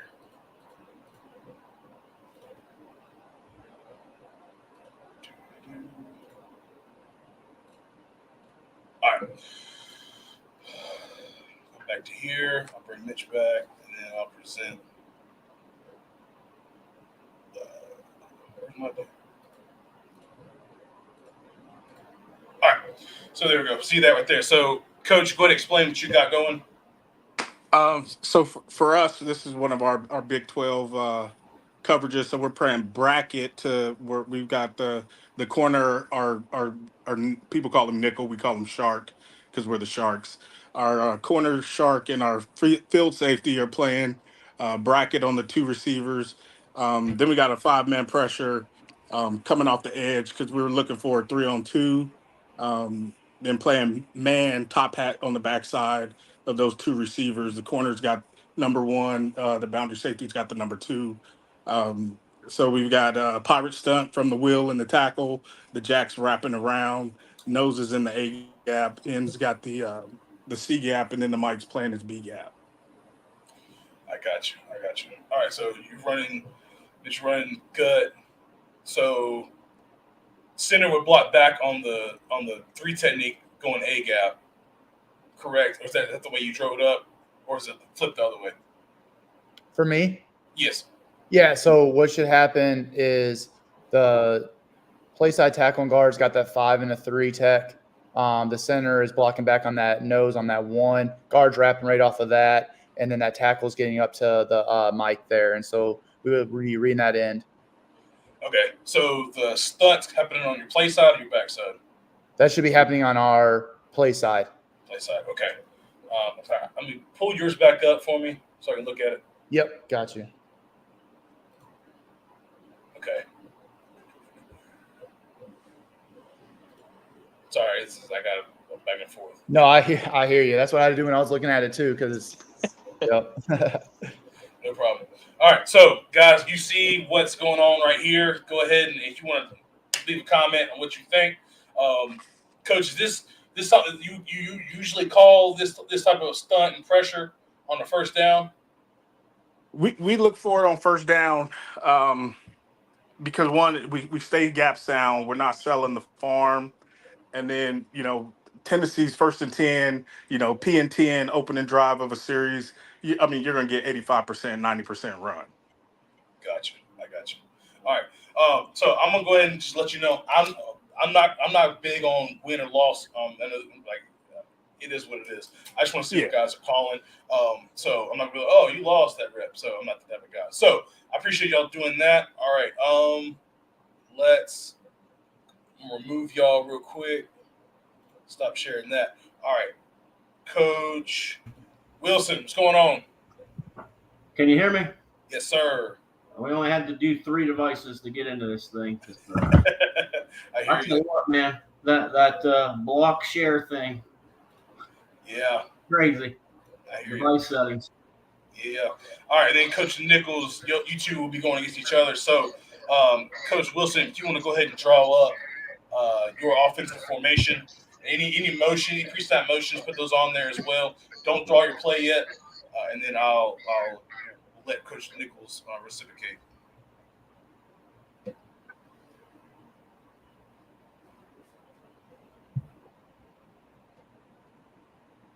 All right. All right, you want to go ahead and explain it to us, Coach? All right, so this is just twins over sniffers. So we've got twins right there. We've got tackle, guard, center, guard, tight end. We've got a blocking back, a tailback, and a quarterback. Gotcha. And then keep holding that up until Coach Nichols has got it.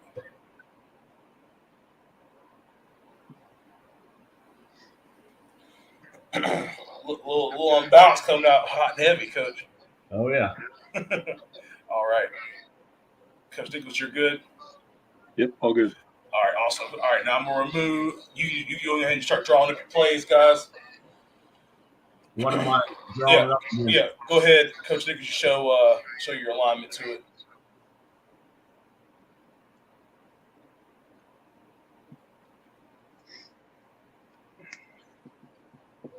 And then I'm gonna remove you, and I'll screenshot this. Right, keep it right there.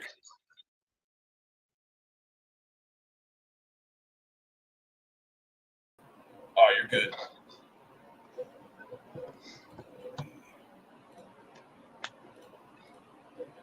Copy.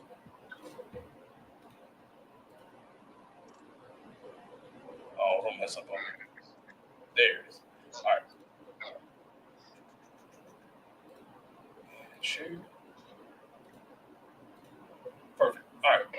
So that's what we're working with right there, and I'll make that bigger. There we go. So now you go ahead and start drawing your plays, guys.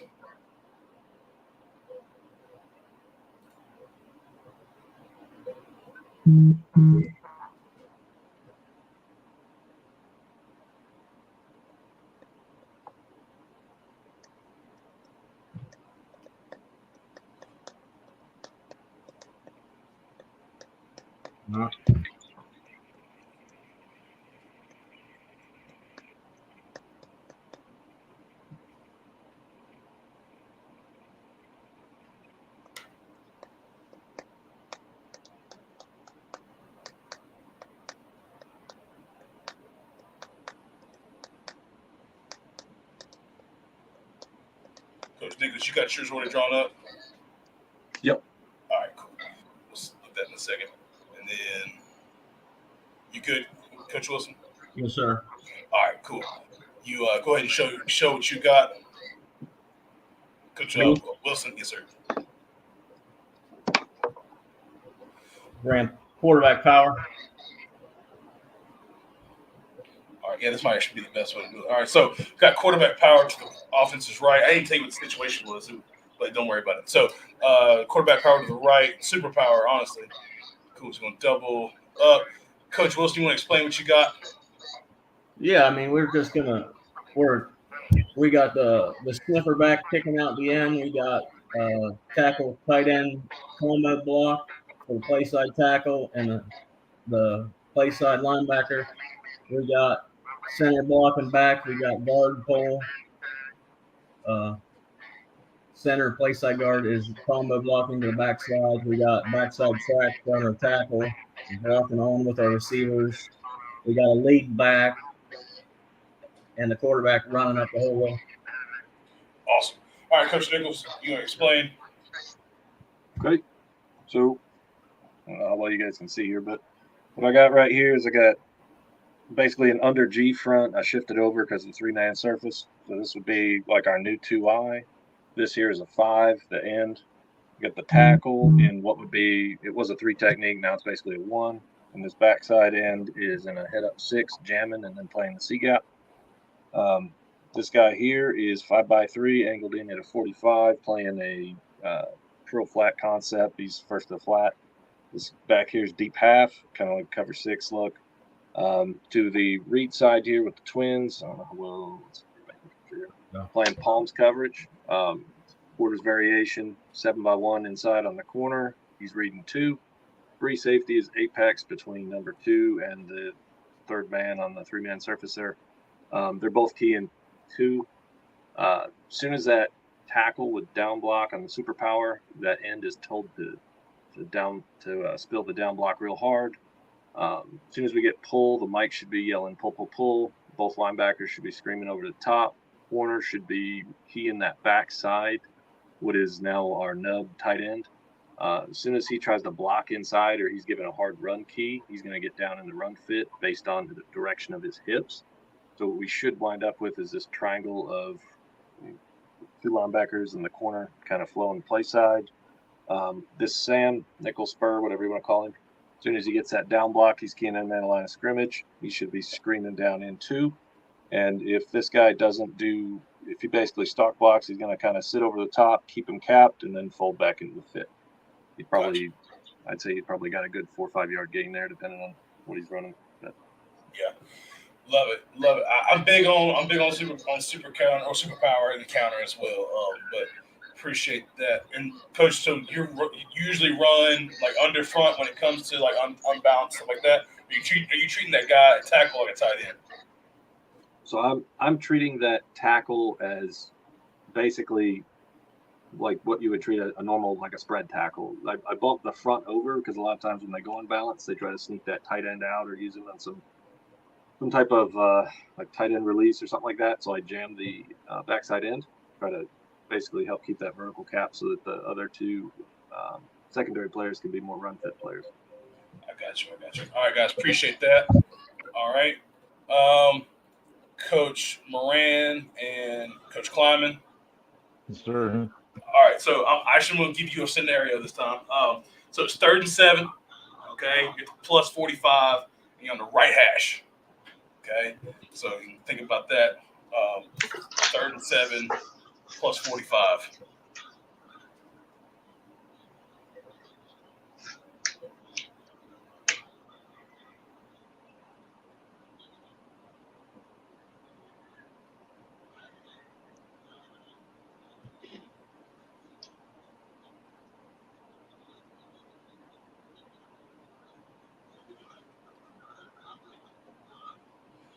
Mitch, I'll go ahead and give you a scenario. It's 4th and 3. Okay, you're on the 4 yard line going in to score. Okay, you're in the middle of the field. You can get a first down. But, All right, so we run most of our stuff out of pistols. So this is our east left. Awesome. So number 2's on the ball. See, he's going to do a short motion. You have not really a sniffer. He's more of a wing, correct? Yeah, off ball wing to H-back. Awesome.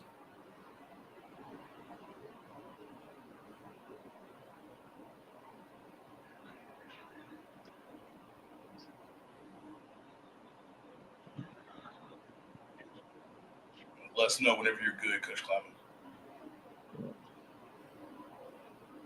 Whenever you've written down the offensive formation, then you can do yours.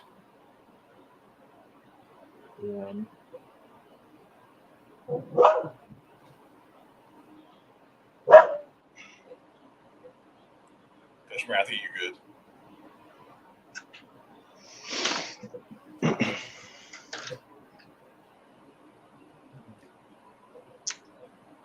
Doing a highlight with Coach Hill right here said that Coach Gant said defenses expect run 85 to 90% on the first down openers. That's very true. Coach, I don't think I specified too. Those Y and Z are stacked. They are stacked. Okay. They are stacked for the short motion. Yeah. Sorry, I'm not using the biggest whiteboard here. They motion into a stack or Z? No, stack and then the Z is short motioning inside since he's off the ball. Okay.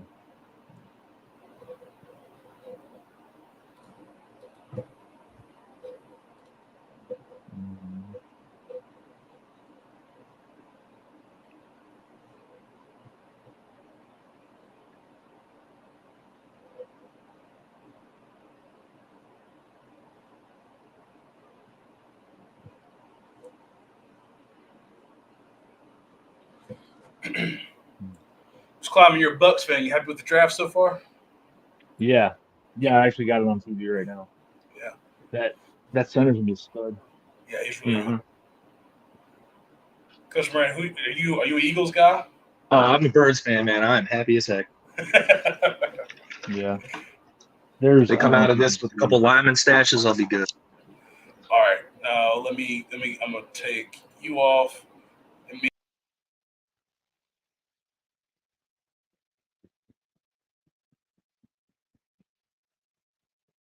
All right, you're good.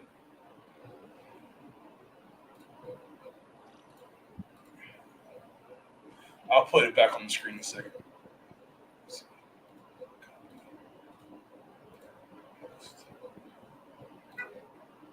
All right, there it is. Thanks. Yep. Appreciate you not drawing it upside down, Coach. I know how you defensive guys like to do sometimes. Yeah. I've been OC for the last 3 years, so my brain's wired this way. While they're drawing up plays, I'm gonna go ahead and bring everybody back so everybody can kind of talk a little bit.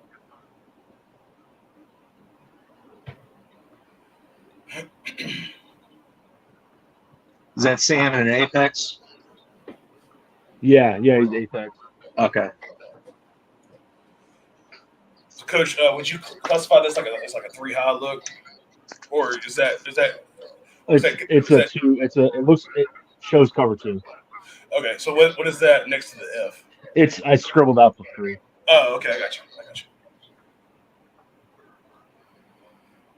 like playing that 12-man football out there. No, we're in America, not Canada.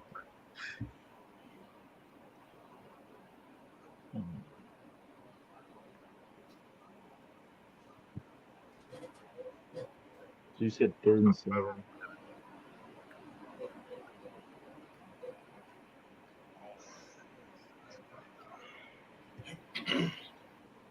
Third and 7. I guess I'll go for the OCs that aren't playing right now. So Mitch and Coach Wilson, what do y'all think of 3rd and 7? Shallow cross or mesh. Really? Yep. What do you think, Coach Wilson? 3rd and 7. Yeah.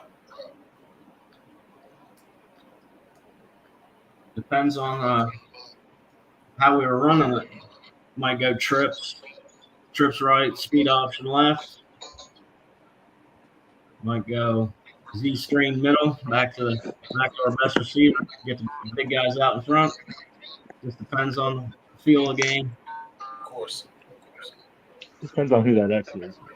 Of course, Charter says choice. Yeah, yep, I knew it. Oh my gosh.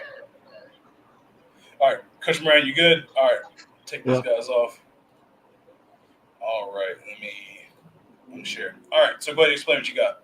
All right, so I'll go ahead with something like a trail scissors. Right now, I'm either seeing cover 2 or cover 4. The pre-snap alignment, if it's cover 4, checking to that H option down low. Cover 2, I'm looking to put that strong safety in conflict.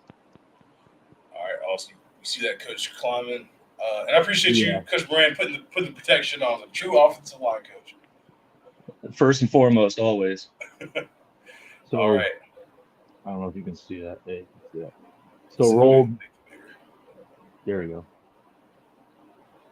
All right, go ahead and explain what you got. That weak side could be man. It all depends on who the X is.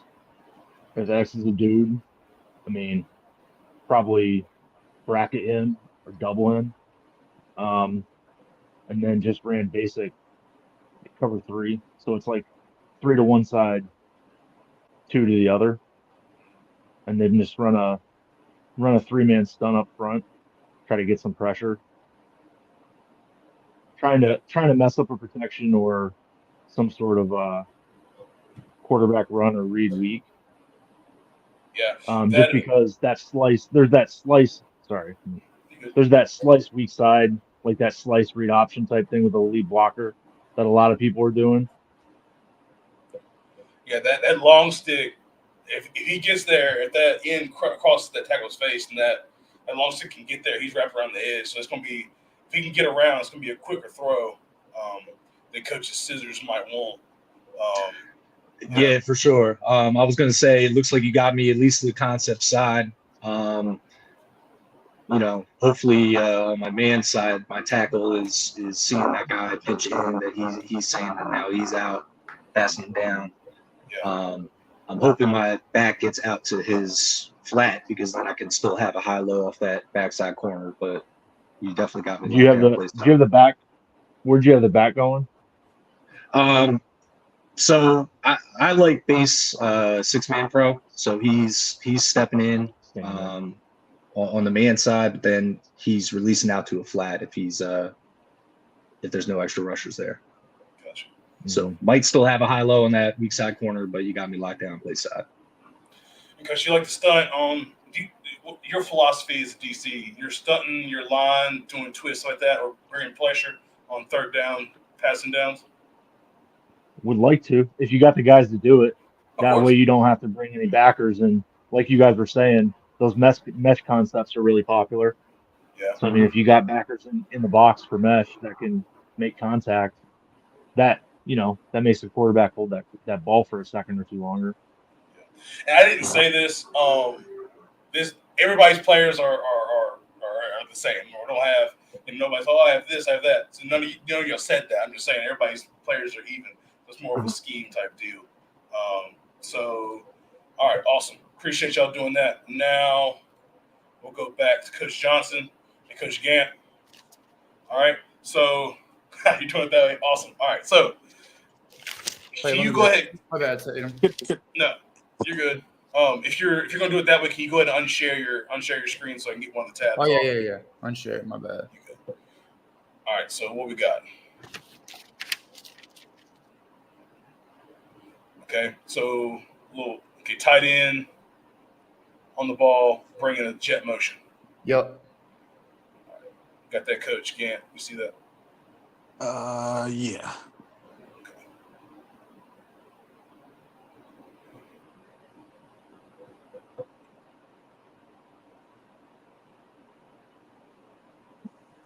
You should be good, Coach.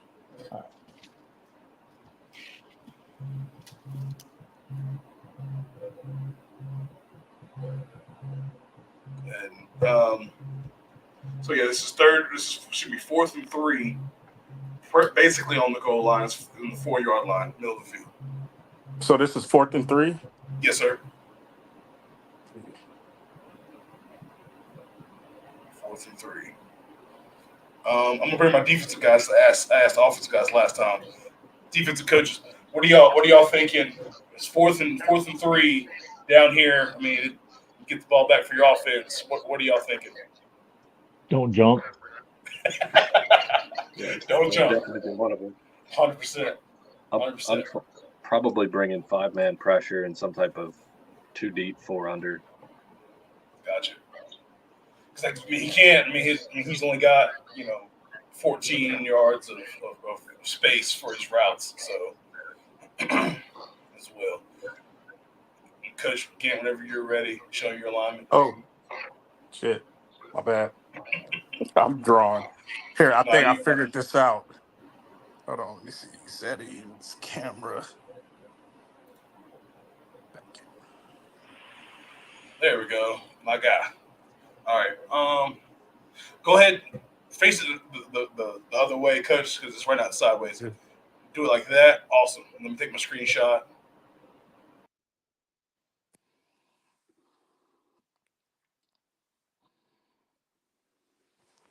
Bring it back up, Coach. Until I come back, keep it on there because that means I don't have my screenshot yet.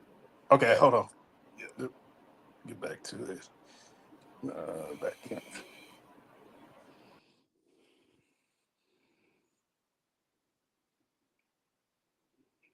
All right, you're good.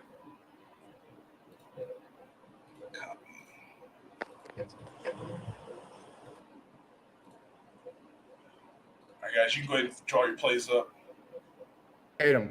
Hey, Yeah. can you put that screenshot up so I can? Yeah, I'm about to. Okay. Thank you. Yeah, there it is. Appreciate you, my man.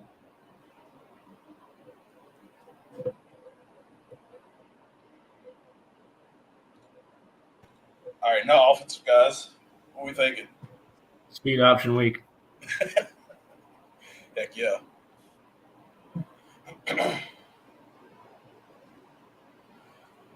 Yeah, I agree there. A little bear front. I'm considering it bear front.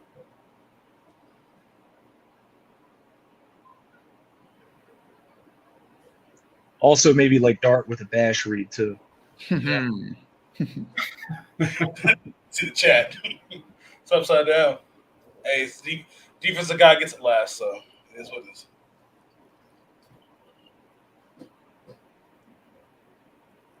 All right, I'm good, Tatum. All right, let me take that off. All right, go ahead. Show what you got. All right. So we're gonna go fake. We're gonna fake the jet, and we're gonna go QB buck with the running back leading off the edge. And what you'll have is you'll have the play side or the backside. You'll have the quarterback if he likes the numbers. He'll have a jump ball with the fade. But otherwise, we got just based on reading what they're doing in motion. You also have that slant backside, and so you have the tight ends going to that play side backer, the play side guards kicking out that, I guess maybe a 6-9 technique, and then the backside guards, backside backer, and then you have your backside tackle is taking out the 3 to the backer, and so the only one that right now in force would be able, if that safety came over there, we'd have our running back, hopefully guiding the quarterback into the end zone and striking the band. Yeah, that's a good. This is also a good point. Defensive guys don't react. Show how you're going to react to motion, because offense already has enough. As an offensive guy, you already have enough, advantage. So, and also Johnson stealing my formation from the other day. Yeah, because Trotter says stealing Ruffles' belly lead. Was that good, or did you screenshot it? No, you don't need to screenshot it because he's going to draw it up. He's Got you. He's going to show what he's got. Yeah, hold on. Let me get back to how I flip this. I was thinking mesh post wheel too, Tatum. So don't judge me for calling a run play. Hey, you strike the band because we were going with the motion. We're playing our red zone coverage, what we call Clifford. So all the guys that are in coverage are playing man except shallow, because we're expecting crossing routes down here. So we want guys going shallow. The jack is the rat in the hole for any inside breaking routes. And then if your guy breaks inside, you just melt to the pylon. So we take away any type of back shoulder fades. But with him running that, running back led buck back to the strong side, strike it up. We got to take a L. Only issues on this I see, Johnson, is that backside 3. If he can run down, I don't think he's running down your quarterback. But I'm just saying, if he's but he's gonna get if the tackle doesn't get him. And that's where I was debating about not doing the fake jet and having running bash and then having the running back, and if our tackle can't get to him, our backside tackle, then our running back would be able to go across the face and be able to pick up we call him kind of he's the rat, and picking up anything that gets through. But no, yeah, that was what I was thinking too when I was looking. I was like, oh, he might got me right there. Yeah, like Coach Rick says, pulling for buck versus bear front can be troublesome. It's pulling 2 guys, especially. But yeah, that can be tough. But yeah, love it. All right, let's see. Remove y'all. So then it'll be Coach Wilson and Coach Nichols. All right, so scenario, it is 2nd and 12 from the -10. So you're backed up and you're behind the chains. So 2nd and 12, backed up at the negative 10-yard line.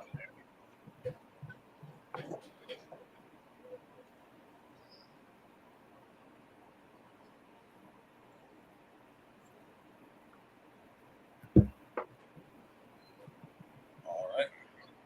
So it's middle of the field, so she's got trips, right? All right.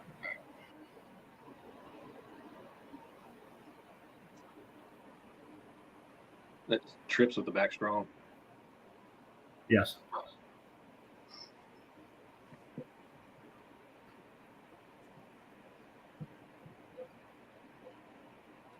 All right, offensive guys. 2nd and long, you're backed up. Well, you're not. You're backed up at your negative 10, and you got behind the chains. What are you thinking? I'm thinking I'm trying to get 6-7 yards. So I mean, for me, it's either it's stick or mesh. Depends on what I call first. On first down, whatever didn't work, I'm going stick or mesh. Or Old Faithful. You're running 4 verts, we know.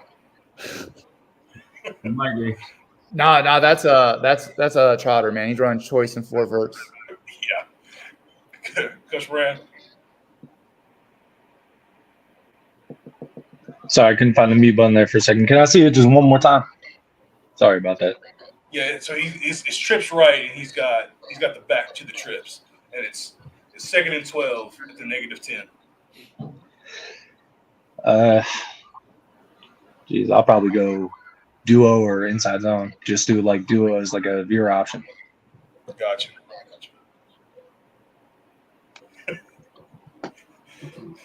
Johnson, you see what he said?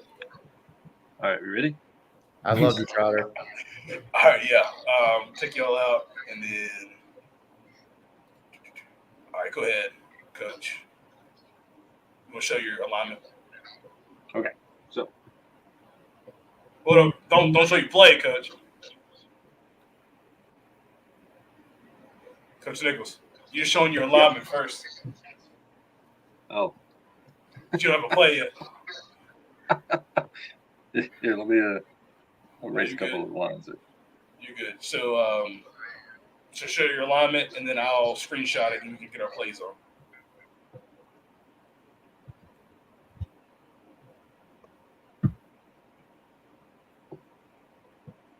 All right.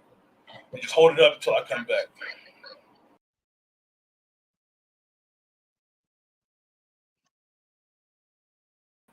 All right, you're good. And then paste. Good. Coach up. All right, there you go. There's your alignment.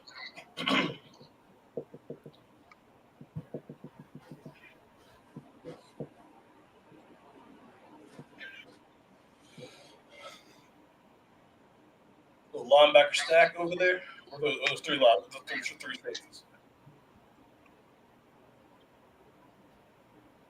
Coach Nichols, are your linebackers stacked or those 3 safeties? So that Mike linebacker, he's a cover linebacker. He's kind of a hybrid player. Anytime there's a 4 to one side threat, he's going to back off and play monster man on 4, and he's also responsible for the first vertical that comes through his tube. So if 4 pushes strong, he's going to push to the 3rd vertical, or so that way, in case they're trying to take that number 3 back across the middle of the field, kind of on that deep over route, he should run right into him. Gotcha.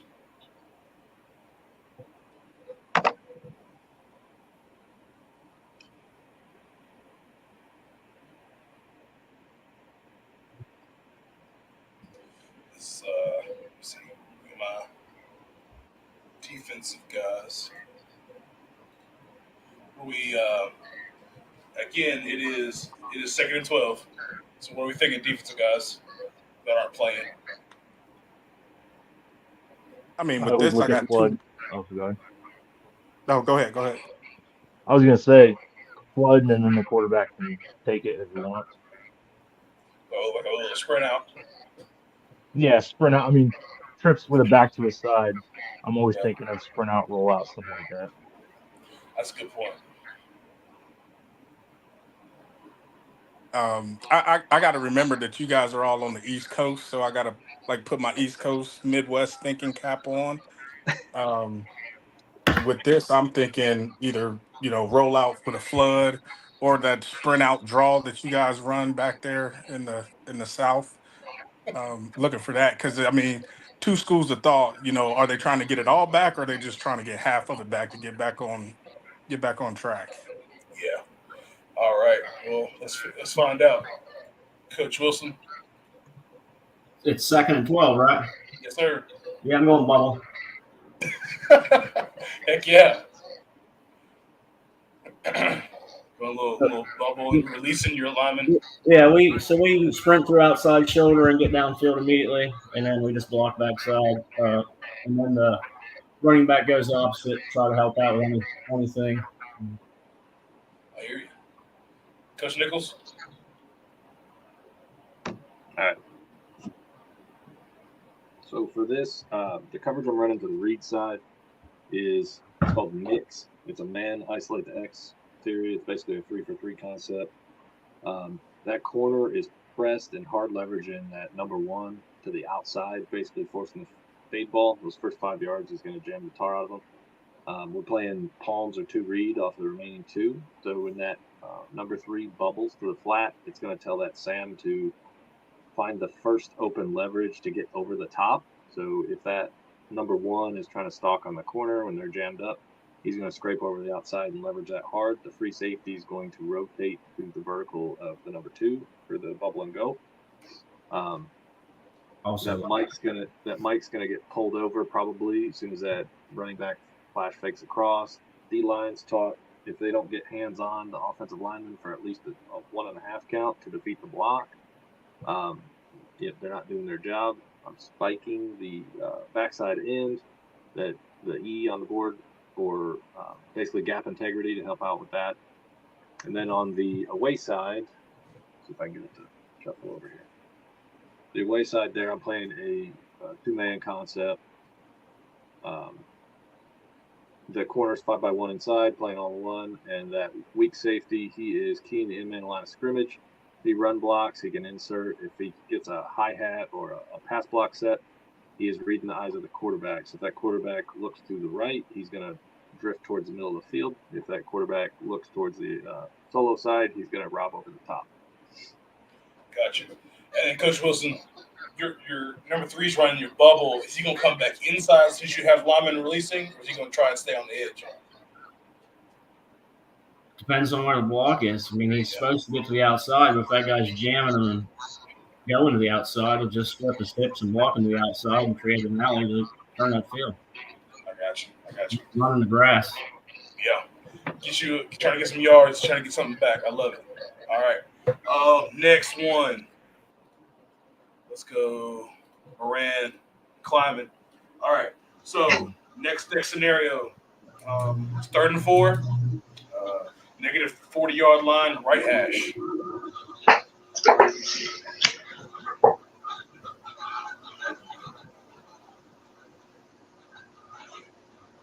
There's a question. I'll bring Coach Nichols back. Question for you, Coach Nichols. Does the B take 4 if 4 is fast? Not sure. I mean, if he's strong, if he's going like to the strong side. So that mic here, I'll bring it up again. That mic, if that, if I can get back in the picture. If that 4 pushes strong, that Mike's going to push over, and then he's going to assume basically about a 8 to 10 by 2 inside a number 3 roll. And when he's yelling push, if that back keeps pushing, then it's gonna basically pull the whole chain, the free safety and the Sam will ball over. Gotcha. Appreciate it. And then Coach Martin says, even if 3 goes vertical across, what's B's pass responsibility? So the B is a middle hook dropper, and he is a quarterback pull-up guy. So if that quarterback sprints out or starts to go, he's basically a loose, I guess you'd call it like an aggressive hug rush type guy. So if that quarterback rolls out to the trip or he starts rolling out to the single side, the B is going to mirror him and then like heck down, he'll make it pull up. But if that quarterback just stands back in the pocket like a duck, he's a middle hook guy. Gotcha. Appreciate it. So there we go. All right. Love the funky formation. Yeah, so I'm an FIB guy. This is what I call toe or tackle over. Yep. And just putting that Z on the orbit. Love it.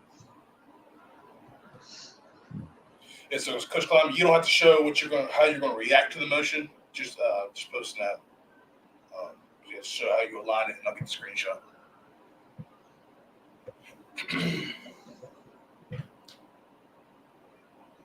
All right, and then offensive guys, 3rd and 4. I'm running the ball. Wait, 3rd and 4. Where is it at, Tatum? It's in the negative 40, so you haven't crossed yet.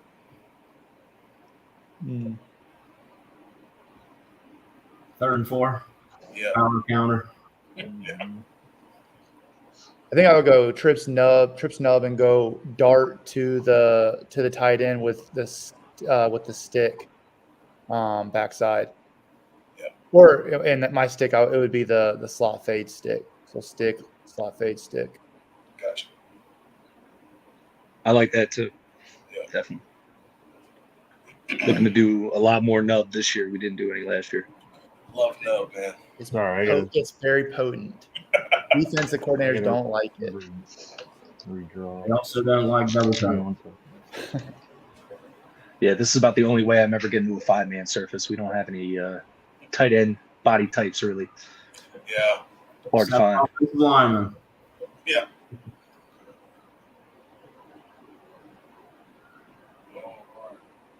Let's see. We do have about 6 minutes. This might end up being the last one, but if it is, it's all good. Let me see if we can take y'all off. Coach Klein, whenever you have your alignment. Yep. I didn't see that. Okay, so The bottom one. All right, so just keep up. Basic Keep up over the, front or cool, under keep, front. I'm sorry, under, but that strong side end is not in B gap. He's in C gap. Got you. Keep up there until I come back.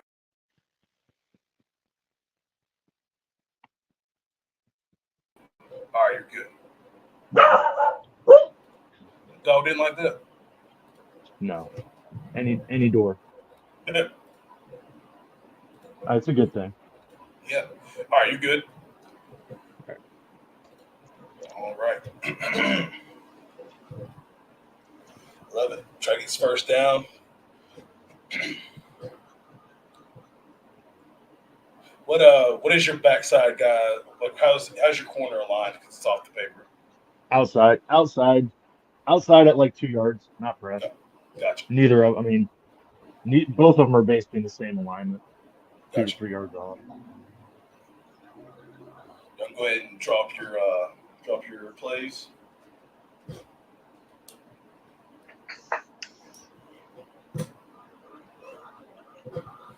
Yeah, I appreciate everybody being patient with it. It's the first time ever doing it and having to click here, click there. It can get to be a lot, but I appreciate everybody being patient with it. And I'm gonna try and I want to do more of these, so I want to try and see how I can do it, be more efficient with it as well.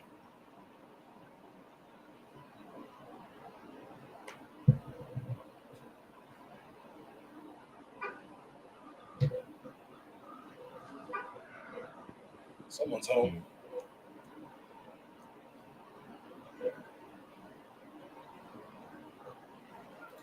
And Coach Wood, I appreciate it.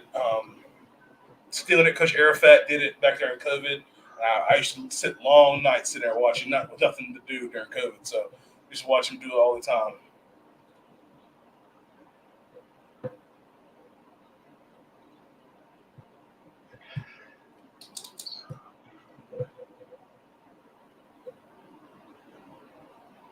I know, I was talking about for me, I think I'm always trying to figure out how I can run power and counter, run-wise. And can't go past 230, sorry, Coach. But I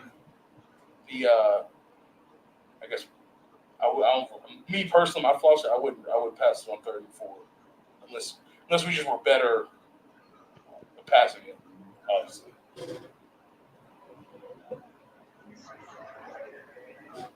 All right.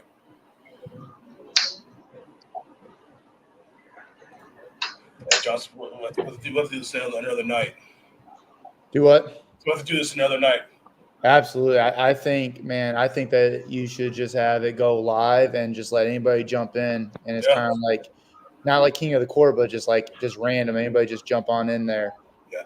I gotta do more research because Arafat had a system on how he decided who won the rep.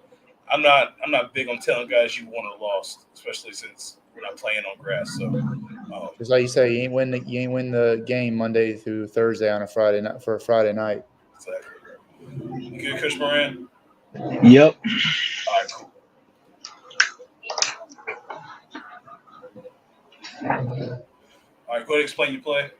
All right, so just using the orbit screen as eye candy. There'll be a little fake flip after that, just to kind of try to get the defense to hang back and keep from flowing to the boundary. Just running basic power, center pulling instead of guard with that under front, and then having what I call a pit, which is just a pop with an inside release with that X. Love it. So so on this look, your Z motion is just for eye candy. Yeah, it's just for eye candy, and then the QB's eyes are going to be on the will. During the mesh, it's a basic pistol mesh. That will tries to fill or play aggressively. Anything that's going to throw that combo off, then that pop pass should be open. Great. What you got, Coach Clown? All right, so that Mike's coming down. Yeah, Mike's coming, and he missed through where the end was at, so that changes things just a little bit. Oh. I don't know if you can you see that? Like you lift you up a little more. There you go. Backwards and upside down. There you go. Yeah, so the end he's outside the tackle. Ends in a 5. Gotcha. Okay. And the reason why I'm sending the mic, if they're gonna try to run away from the 3-man side or 4-man side, hopefully that mic can travel with the pulling guard. Yeah. Mike or the end. Yeah. So, Coach Brand, what I would assume is this a line that you tackle would base block the end, and you would just double the nose. Yeah. I don't know why for some reason ours didn't align. It almost looked like it wasn't tackle over on his, but you good? Because I see an X there too, right? Is yours tackle over? Yeah. So that X. Yeah. Okay. I see. Yeah. Yeah, the X is in there at a tackle alignment, but he's eligible. Yeah, because I have two linemen on that side. Okay, yeah, because I did put him in what would be my 5 tech, but where's your? All right, that was a little miscue on my part. Oh, okay, I see. All good. All right, well, hey. Yeah, it happens, right? Yeah. All right, I'm gonna bring everybody back real quick, guys. I appreciate y'all joining on. Technical difficulties, communication thing, that's all good. It's the first one. I hope everybody did have fun. Everybody watched it, having fun. Just honestly, I just want to see what guys would call in certain situations. And then what defensive alignment would be to certain things. So, but I appreciate everybody joining on. We got to get Coach Rickman on here so he can get his time. But I appreciate you guys a lot. Yeah, appreciate you, Tatum, man. This is awesome. Yeah, thanks for putting this together. Yeah, y'all be good. Coach Kleiman, appreciate you too. Thanks, guys. All right, get rid of everybody. Coach Rickman.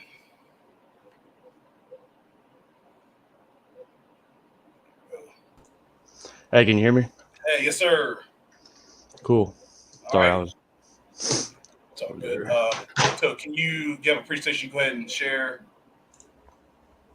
Present. Hit share screen.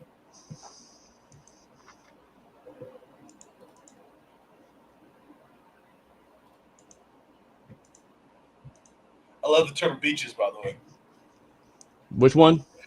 Your headset. Is that Turtle Beach? Oh, yeah. These are all right. Yeah.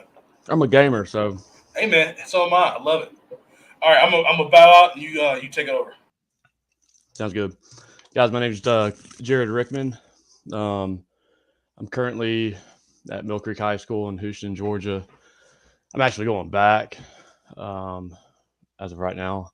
And before that, I was at Fire Branch. So this is kind of like what I did there, what I anticipate trying to take back with me to Mill Creek to make them any better than they can be. I don't think it's the knees bees, but it is what it is. Here's my email if you want that, my Twitter, Coach J Rickman. Follow me, give me a follow, shoot me a message, that's fine. So like kind of the general idea here, I'm gonna show you some scheme, I'm gonna show you some stuff that might help you where you're at running any kind of defense you think that you need. And I have my philosophy driven things and ideas, but I kind of always had this thing where if I was talking to somebody on a board or trying to figure it out in my head before I ever even called any kind of defense, it's like, well, how do you call it? What's the system of calling? And what does that look like? And there are some complex systems in place everywhere. There are some very, very simple ones. And I wanted to make sure that I was, reaching the kids where they were, but also from a schematic standpoint, making sure that we checked our bases. That chalk war was really good to watch because in my head, I'm sitting there thinking of the same things I'm sitting here talking about is how do I adjust on the fly really fast for our kids to play really fast, but also from the scheme side, not give up certain plays, right? Coach said that he's always trying to figure out a way to run power and counter. That's no secret. I don't think that's a secret to any defensive guy. I think we all kind of know that. And so, like, how do we prioritize that? But from the surface, not give up, big plays in the air. So, big picture, here's what I see in my call system for a full season. I look at the region. You have your non-region games; those are essential, but those are player evaluation weeks. I feel like most of the time, you're trying to figure out who are the players that are your ride or die players on offense, defense, special teams. Do we have special teams players that do not play offense and defense? Do we have players on defense that aren't going to play offense, vice versa? And sometimes it doesn't matter. They're all going to play. So, I look at the offenses that in that region and think, how close are they? Do we have spread everywhere? If it's not spread everywhere, who's the outlier? Who's the red thumb? Is somebody running wing T runs, essentially, which it's coming back. It's the big trend coming back. But running wing T runs out of a gun T or spread concept personnel, which is probably a nightmare for most defensive guys. But like, what are they doing? Week to week, are we going to see the same thing in our region? Because it can set us up to where we're in control of our scheme more than they are. Can you predict your opponent's game plan against yourself week to week? Again, this offenses do this. OCs do this every week. They think, well, that defense is going to watch every game so far. What have they seen? So your self-scout at this point becomes way more important than, hey, we haven't put in this pressure system or this pressure, this pressure call family or bucket, whatever you want to call it. And like if we get too honed in on that, how much film did we watch of ourselves last week? Well, I'm going to try to watch it week to week as an OC would and be very, very critical and say, okay, their nose doesn't do a good job two gapping, or their nose doesn't two gap at all. They're playing nose games and things like that. And then can I, as a defensive play caller or just a defense in general, can we get them in the offense we want to defend? A lot of that is, I'll be honest, is the offense on our team. What are they doing as well? Which a game managed well is a field position game. So are we winning that field position battle? And what was good about, not good, but I've had experiences where we weren't, but we're still successful on defense. So, but at the end of the day, if I don't want to defend ISO and power all night out of 12 and sometimes 21 personnel, well, how do I get them back to spread? Because I really like to call defenses against the spread offense. It doesn't feel it whether I have cover guys or not. It doesn't make me feel any type of way. I just know I get to see 10 personnel runs versus heavy tight end runs where it's super power, super counter, things that they were calling. I call it pool party, but it is what it is. But those are my big picture call system ideas. Take it for what it's worth. To lead into my week to week call system ideas, small picture things that are going to change all the time. So like this team, we're going to play them. All right. What's their offensive identity? Who are their players?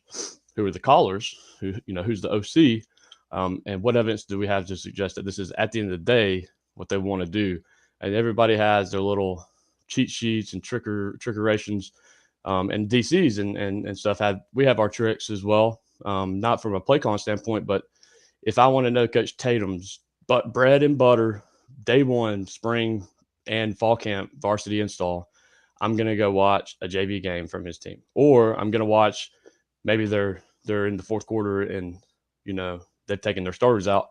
Well, what's the play calls here? What's it might not be the formation or the personnel they want, but what kind of calls are they running?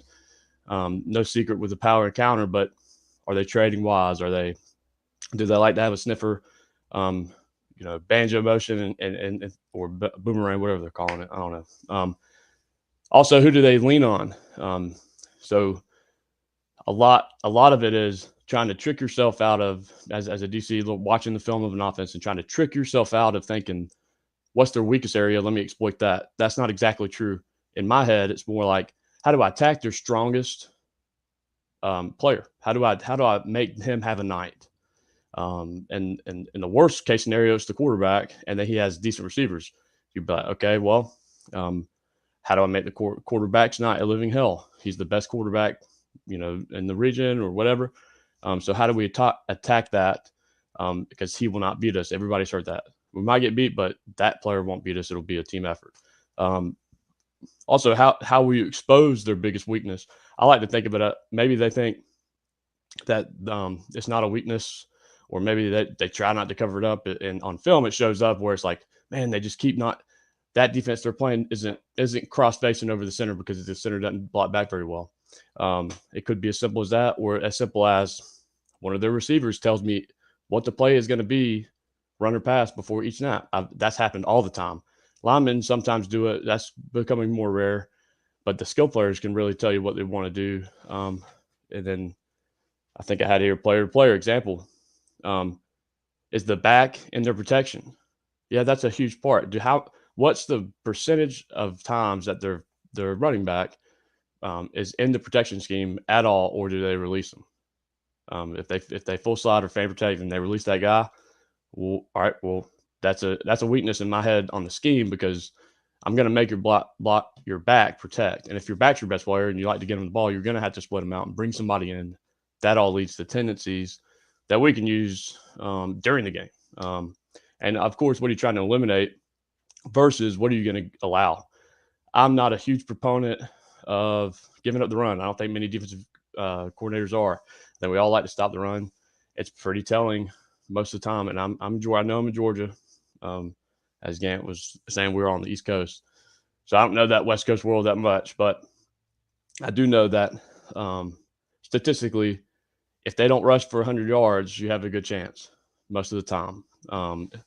So on the back end of things, I am a DB guy, so I do think of coverage before, if I'm building a call or a family in my calls. I'm thinking of coverage. That's only to set my numbers in the box about who's in the fit. So I'm about to walk you through the most important part of it when we think calls, installs, season progression. Well, season progression is, what do we want to show in non-region play? That sounds like an offensive coordinator. What do we want to show in non-region play? What do we want to show in the region per week? Because everybody has that opponent. Hopefully you're playing your best region opponent towards the middle or back end of your region play. And you're like, I don't want them to see that yet. I don't want them to see that structure yet. I don't want them to see that personnel yet. Or I do want them to see it, and we're going to flip the defense the next week, and they're not going to know. So I'm about to walk you through the install portion of it. I think is most important these days with the kids, and I can answer questions as far as how I'm making it simple for them, because it is going to look complex. It's not. This is the largest piece of information that they get, and I got it from here. I'm gonna go ahead and go to that. So I got this from Cody Alexander. Everybody knows him. He does a good job. He has this on his website. You can get the bundle of files, and you can go in and you can edit the names of the players. I think I changed this a little bit than what he had, but this is what I use in order to get this to the kids. So I'm gonna go over that. I'm not gonna be very I'll be a little scheme wise, but I just want to see you how it all makes sense and flows week to week. And then I'll go back to the call and what it actually means. And a lot of this, I'll be honest, a lot of this comes from college level, as far as me just being at a clinic or being at a college practice, kind of being a fly on the wall and listening and saying, well, how are y'all going to do it right now? They get a lot of time with their guys in the summer. So do we, but what are you doing in the summer? Are you doing the stuff that you always do defensively and year to year, which is great? Or are you trying to be proactive and trying to show them things that you think you'll get in the season, which is what I lean towards. And so, for example, here we go. Here's a good example of, and if it's hard to read, I can zoom in if we need to. But this would be a player handout, front back. I mean, the packet wouldn't be very big. But hey, we're spring day one. We need to know how to run over Mac check sky. And we're going to run this in spring, summer, leading up into fall camp. We're going to run overmat check sky. We're going to run that for the majority of the time when we see an attached tight end. If you see 11 personnel attached Y, we want to be in this. And that way, and it'll all kind of make sense as we flow, but that way down the road in the season, I can say, hey, auto, all right, this is an automatic. This is exactly what it is. Now, it's not to say we can't change this call pre-snap. I can give whatever I want. It's not to say that they aren't going to hit a motion, make something different. But all the terminology you see down here has to be taught no matter what, and multiple calls. But it needs to be communicated in this fashion, or else we're all going to think about, here's what I don't want. I don't want all of 11 on defense looking on the sideline, looking at Coach Rittman trying to get a call, and I'm going to a la carte this. Sometimes it'll happen that way. Hopefully not all 11. I just need one player to look at me from each level, but hopefully we can get through it to where I'm just saying auto. That's my call for auto. Like I'm waving at them, and we're going to run it. If I want to check into something else, and if I want to tag it, I'm gonna give them that. They're probably going to hear me say it. Or the offense does the same, which is now popular now, where they come to the line of scrimmage, try to hard count, and then they look at their sideline. Then I got a guy looking, and I can do some of these things on here. Empty checks, we have empty checks out of every family. So if we're in over MAC, the empty check to that is chop. No pressure. So, and I can get into that if y'all want to see that, which is it's quarter half with man tendencies. So look at these for a second, and I can talk through all of them. But I feel like our kids understood everything a little better because each page had this, and they could take this home. I sent this out. So if we were to do it this tomorrow, they would get it tomorrow morning, Sunday morning. They get it on a Google Classroom. I'll even go as far to text it to them or email it to them, and they get this right here, which is essentially the model for every, most college programs nowadays. And you can go and see as many playbooks as you want. It was funny. We're about to get to one of the things that showed up in that Choctaw War as far as formationally, but over Mac mod. Check. If the check's at the end, as you see right here over Mac mod, I don't know if y'all can see my mouse, but over here where it says check, that if there's nothing following the check, okay, that means you go by the formation rule, which is just is it twins or is it trips? Is it right here where we call this bandit? That's why that guy has a mask on. So the formation is bandit with the sniffer and 11 personnel. Most of the time that sniffer is not a vertical threat in the passing game. So we got to cover essentially for 4 receivers in the vertical threat and the S in the backfield. So we're going to play a bracket game. We're a 2-high team, but we're going to be a lot more of a 3 safety defense. If I'm calling it, this is what it is. But we base out of a 2-high shell. And anyways, I'm getting ahead of that, but so you can kind of see the teachings of it. And before I go show you the other ones, let's go. Like I said, I'm going to go back in time here because you see this, you see how this works. I'm going to go back to why the call is the call. And some of it is not groundbreaking and not new at all. But some of it's a little different. So what is an auto and what is a check? A check to me is what you see at the bottom. You see all those things at the bottom that kind of run in this line. That's on my call sheet. Players don't see that. Now we practice the crap out of it. These calls wouldn't be where they are in these buckets if we weren't going to call it. And especially if we weren't going to practice it. But those are what I need to think about as a defensive coordinator. If I'm in the heat of it right there, trying to pull things out of our toolbox that we've practiced, I need to know what have we practiced outside of our autos that we've been installed since spring. So everything here relates to a formation. So home, bandit, pro, single wing, white, FIB, those are all formations that our kids, that those formations should be the call in their head. They shouldn't have to think home type. So the home formation 2x2 in the middle of the field, 10 personnel is type 4 check nickel. They shouldn't have to think of that. That should be automatic. That's base for home. But there's a base for bandit as well. Our base for bandit is over max slide 7 check peso. Sounds long and complicated, but they were all installed and the bits and pieces of it to make sense to them. Why are we doing that in Bandit when they have one sniffer, but the rest of it is a 10 personnel? So why are we calling over max slide 7 check peso? And pro when the Y's attached, why does that change us from that to a taxi? And we're running 37 stubby. And so, and I can get into drawing. I only got 12 more minutes. I knew this would run fast, but that's how in a perfect world I would do it. That way we're not, and college world, they're going to call that something way different. Gun flex, it's going to be a long formation call. I keep it very simple. Formation in the boundary, they got more guys in the boundary than we want to play.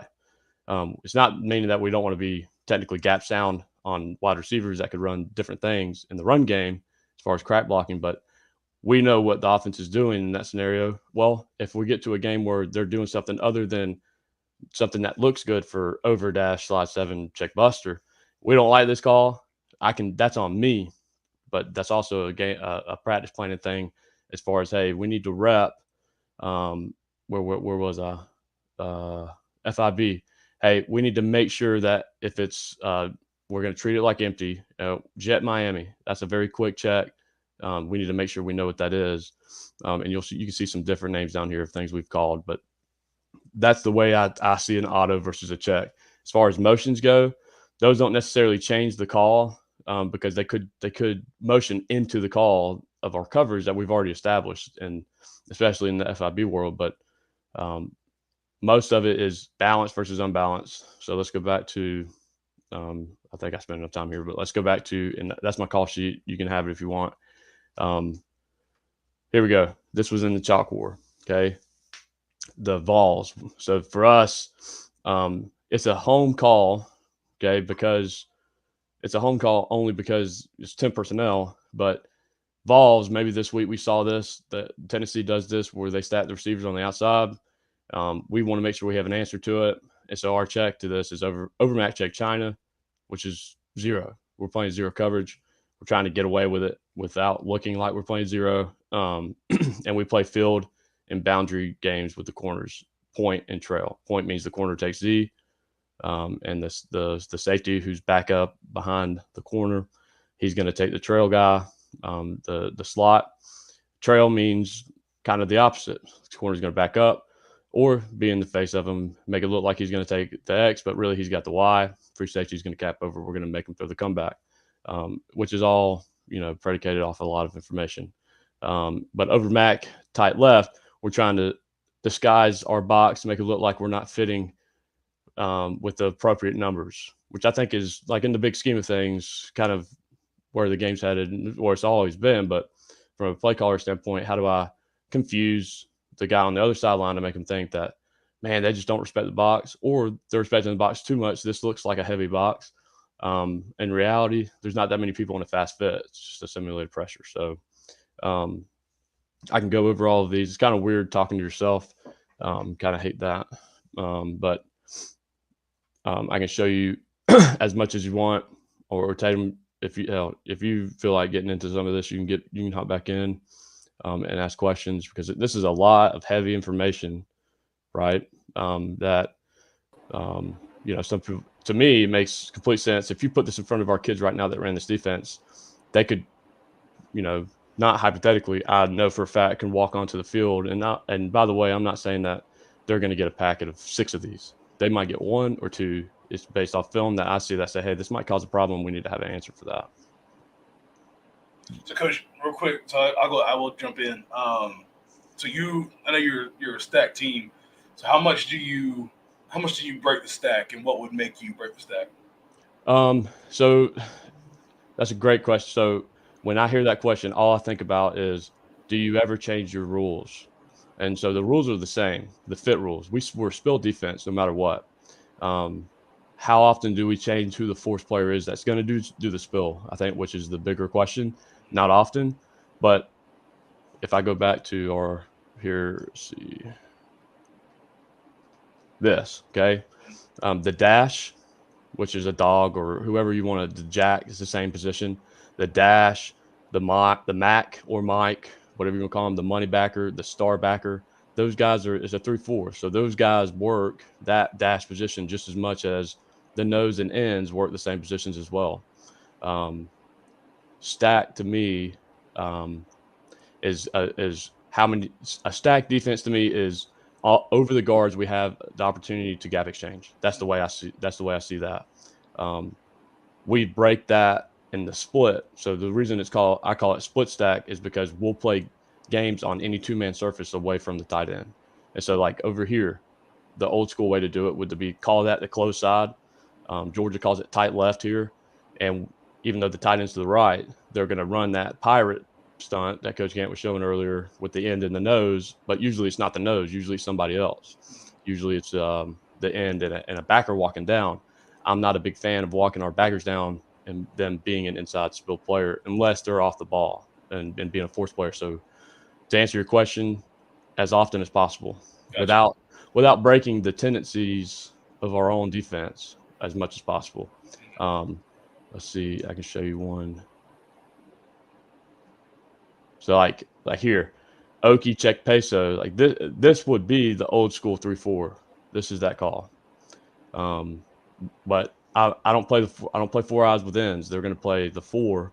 So when we play the 4 eye, that means we call it an Oki call. So that's a true straight up that dash backer is out here.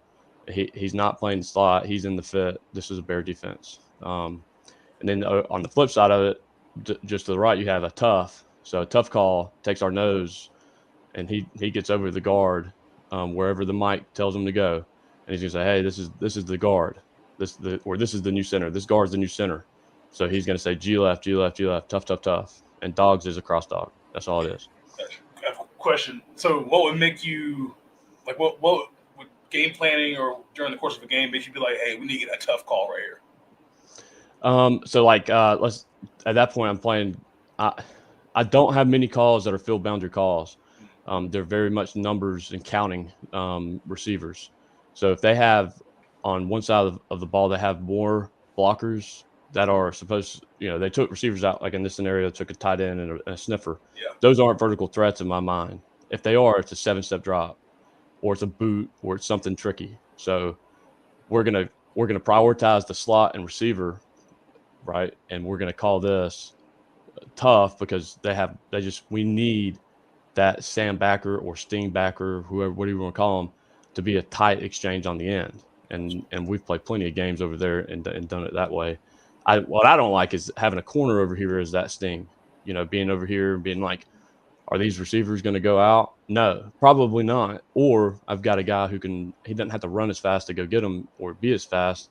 Then our core call, floods our secondary away from our front. So our front offsets our secondary in that way.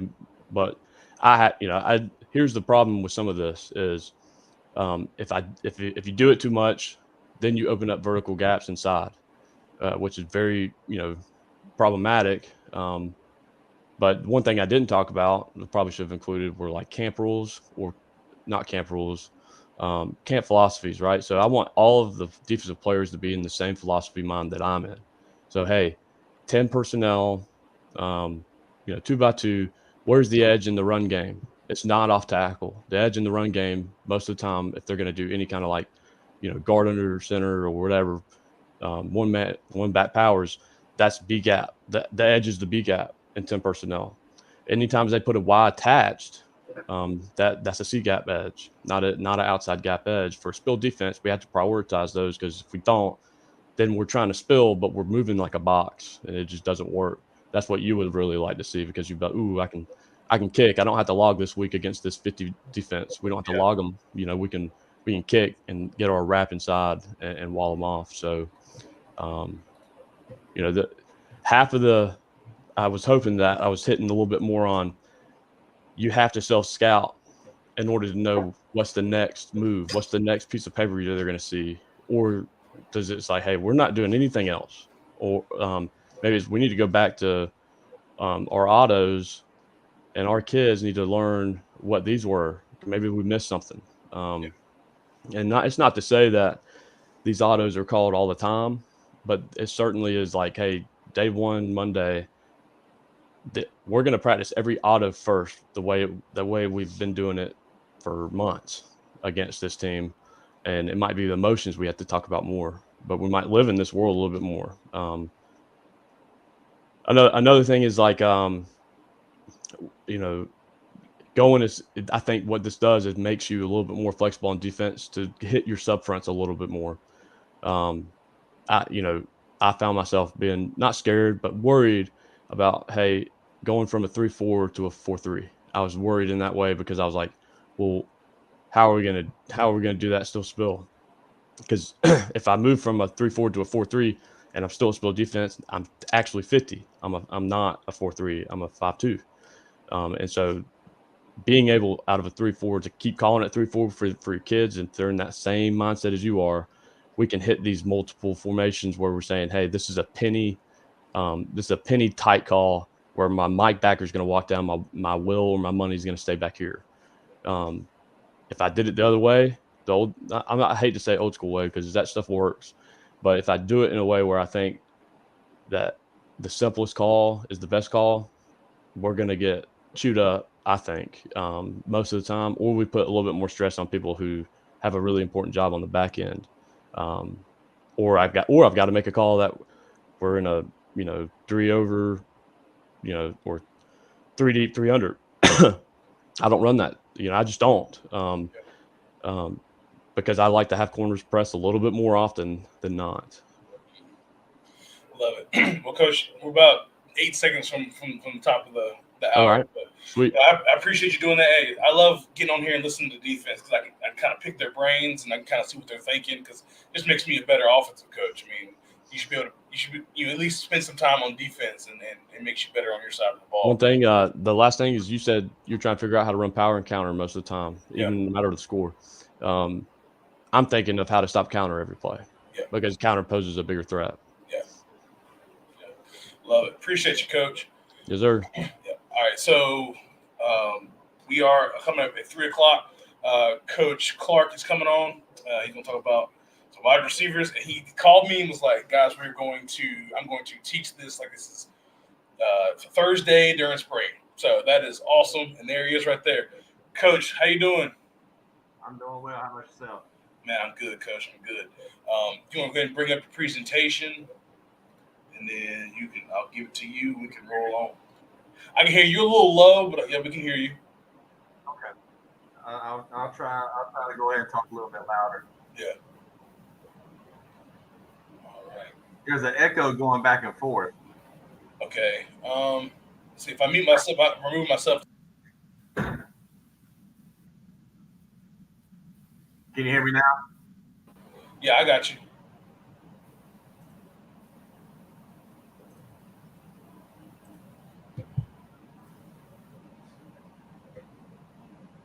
All right, there's your presentation.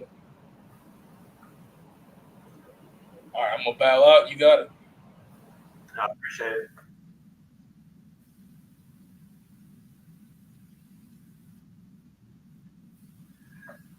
What's going on, guys? This is Coach Clark, wide receivers coach and offensive coordinator here at North Carolina Wesleyan. I told Coach Tatum,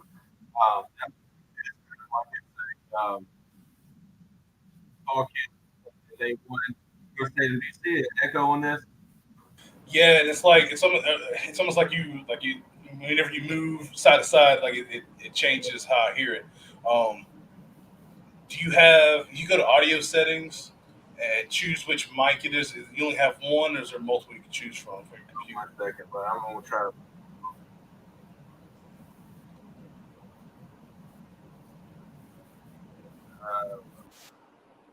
Is that better right there?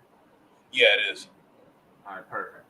All right. This technology stuff, I'm not cut out for it.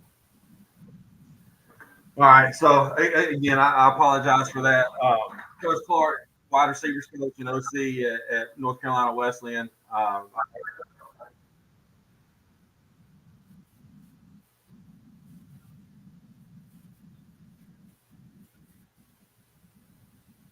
So I'm gonna treat this thing like his first day of fall camp.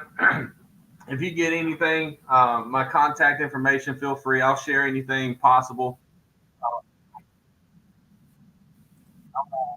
I think the issue is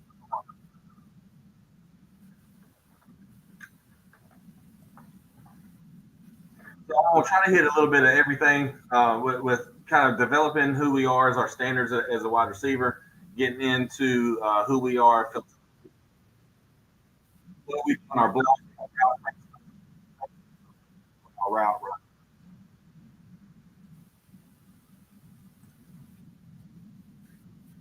So when we're talking about developing standards and who we are, I break it down into three characteristics. First and foremost, we want to be our character. The second thing is we want to talk about decision making, our mental toolbox, how we're going to win at the receiver position, and then lastly, we're going to look at our physical toolbox with the daily fundamentals and how we become a wide receiver.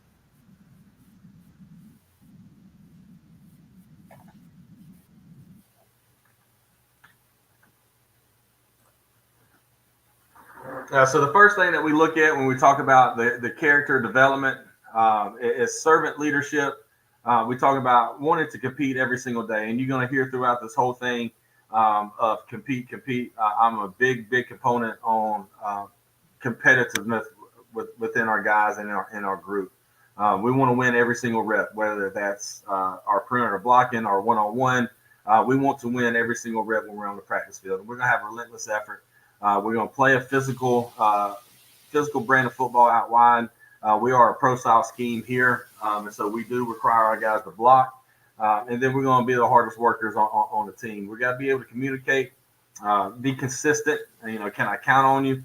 How's your academics? Are you showing up to meetings late? Are you showing up to class late? What's your attitude problems like? Like, are you going to be a consistent player? Can I count on you day in and day out? And then focus. What is your focus like? You know, what are you doing every single day? Coach Ski he says be a pro. That's what we're trying to build every single day with you guys here. And then the decision making process as of being in regards to playing the receiver position. First and foremost, we got to start with our stance. The defender, the type of defender, what his leverage will kind of depend on what kind of stance we get into, and I'll talk about that a little bit later. What is our play call? What is our key? What's the play determined on who we're trying to attack? And then the responsibility, what is our responsibility of understanding what we need to do? And then lastly, what's our fundamentals? And this is what kind of really makes up when you're talking about developing wide receivers is the physical toolbox. What are we going to teach them from releases? What are we going to teach them of how to stem, break points? What is our blocking points? ABCs of blocking. I break it down from an old school standpoint. I got it from Ohio State and a couple of my buddies that coach on a higher level. It's just the simple ABCs of blocking. And we'll talk about that a little bit later on. But when you look at it, this is kind of the main focus point that we'll talk about on throughout fall camp is understanding what release you're going to use, how to stem, based off of is that defender stacked? Do we have leverage? Do we not have leverage? Once we get to the break point, once we get to the top of the routes, what are we going to do? Are you going to two-step? Are you going to rock your step? Are you going to speed cut? And then we get into the physical blocking aspect of what we're going to do, okay? But before that, from a philosophical standpoint, I do believe that you need to teach your receivers because unfortunately, receivers get that mindset of being a little bit of a prima donna. I believe that you have to teach your receivers what your core offensive philosophy is, and with that being said, this is who we are. The last couple of years at NC Wesleyan, and how we've been able to have some developmental deals with our receivers. We have one All-American. We have had one USA South Offensive Player of the Year. We've had 10 wide receivers become first team All-Conference. 3 become second team All-Conference, and then 3 to be honorable mention. This past season, we've had a freshman that was a second team All-Conference member, and he was a little shy of 50 receptions this year. I think he had 47-ish, 45, 47, somewhere in that range. We had a really good year, and he actually he came in on fall camp on 4th in the depth chart and just kept doing what he was supposed to do. Kept through injury, through guys kind of not understanding the position. He just kept showing up every single day, doing what we talked about in this presentation, and became a very key focal point to our offense.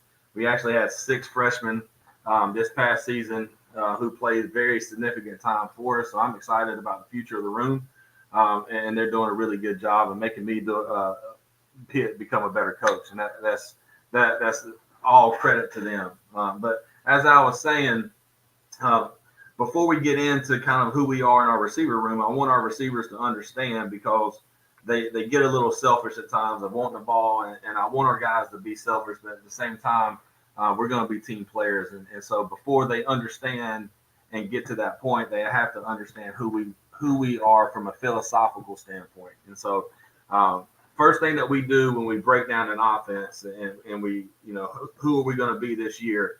The first thing is, we're going to utilize the personnel that we have. We're a pro style scheme, and so we can change year to year.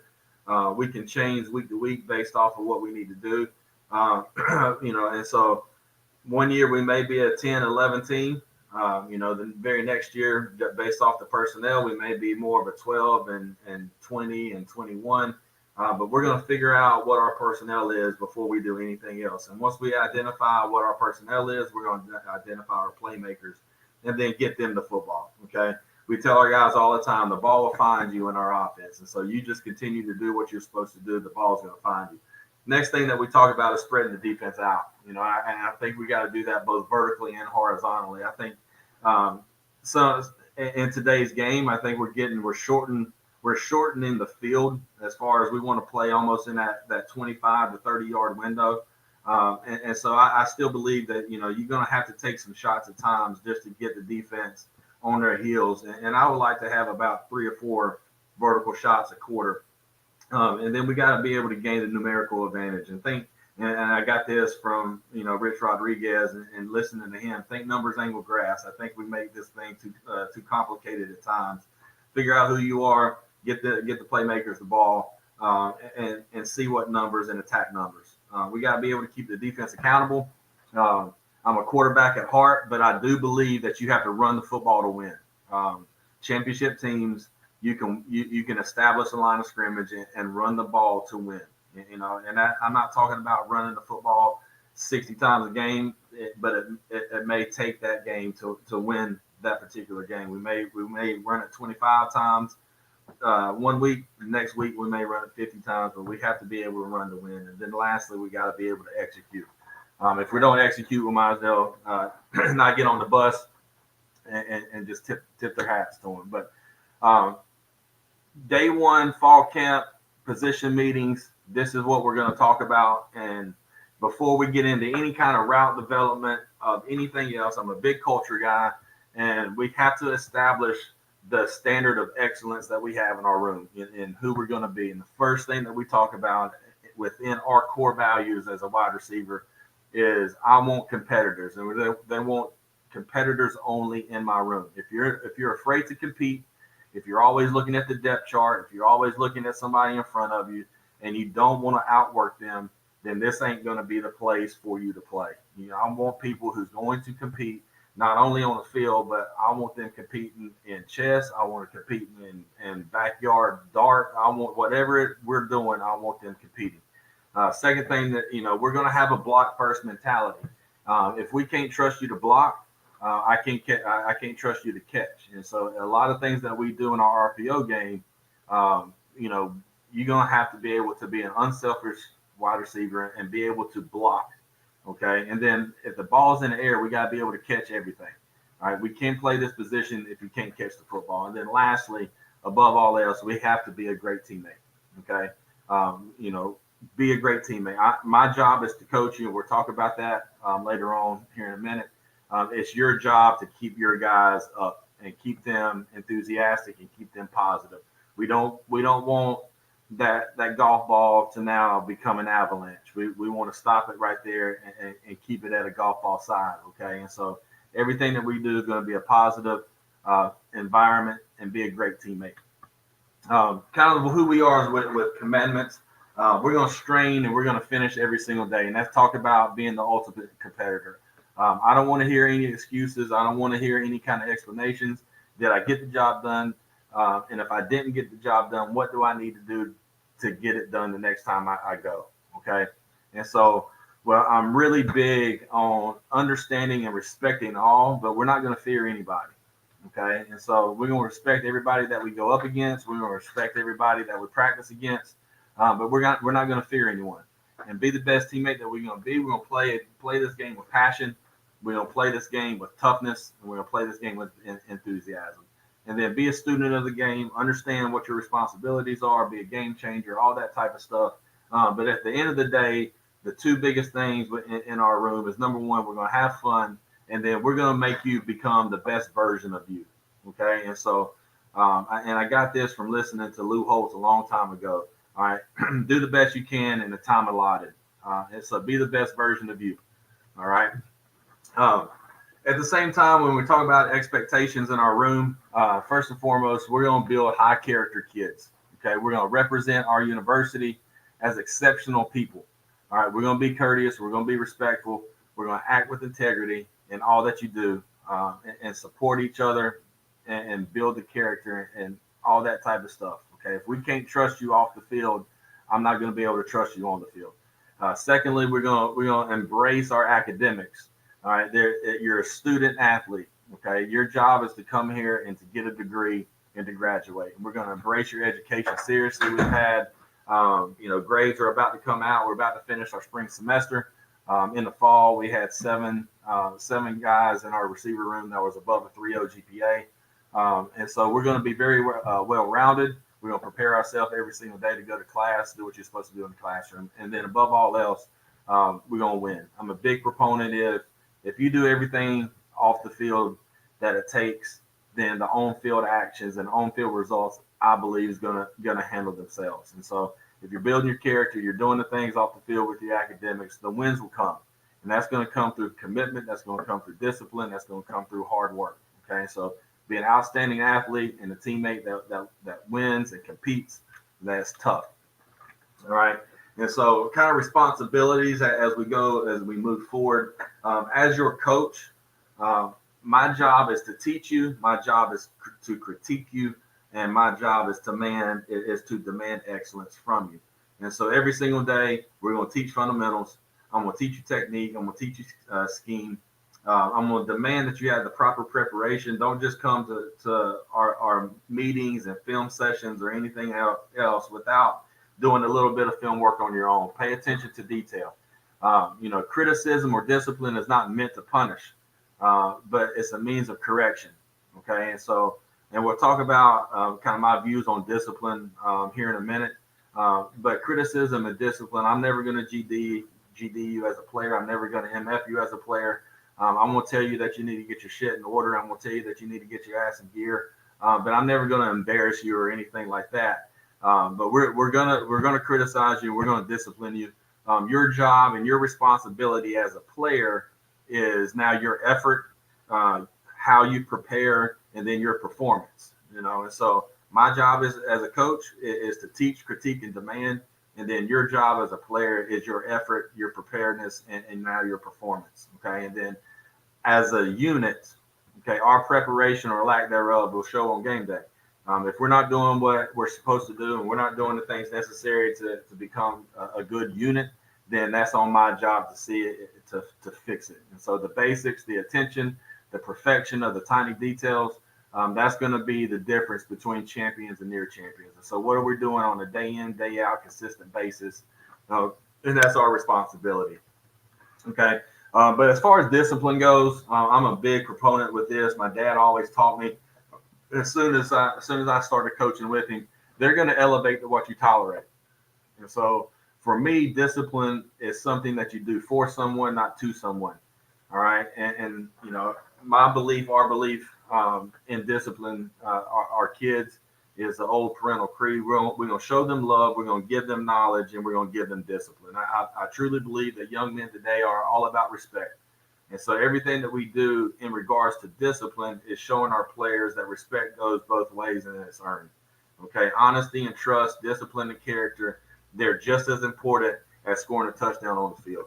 And so Once that respect is established, once our players understand that we're in position and the only reason why we're here is to make them a better person and a player, once that is established, I believe that they'll go to the ends of the world to win for you and to compete for you as a coach. Okay. Kind of our game day goals, and I'll run through this just real quick. No MAs, no mental errors, 80% on targeted footballs. If we target you, all right, we need you to come down with the ball, especially on third downs. We have to be 75% on all third down targets. All right, 0 drops, 3 explosives. That's for us is 20 plus. 3 blasts. That's going to spring an explosive play, and then 1 bishop, and that's a block that springs a touchdown. Our guys call it a tugalicious, and then 0 lows. All right, I'm not going to coach effort. That goes back to what you're responsible for as a player. I'm not here to coach effort. We can find people that's going to go 100%. Okay, and then how to watch film. I think some of our guys don't know how to watch film. They just watch the whole thing. So we kind of break this down of how to watch it. Knowing the personnel, knowing down the distance, what's the situation, recognizing who we are in the secondary, where the ball is, are we getting into tendencies, and then watching, studying your matchup. Okay. I kind of missed this. This is the ABCs of blocking, and it's real simple. All right. Alignment, bead, contact, and drive. Okay. ABCDs of blocking, and then that's when we'll get into different types of blocks. And how we teach those different types of blocks. But the first thing that we teach is alignment. All right, knowing where the leverage of the defender is that you need to block. Is he inside, outside, shade? Is he head up? Know where that alignment is, because now next thing that I have to think about is now where do I have to go? What's my bead? Go where the defender's going to be. All right, know what the defender has to do. Okay, we get into a push and breakdown phase, then we get into a creep phase.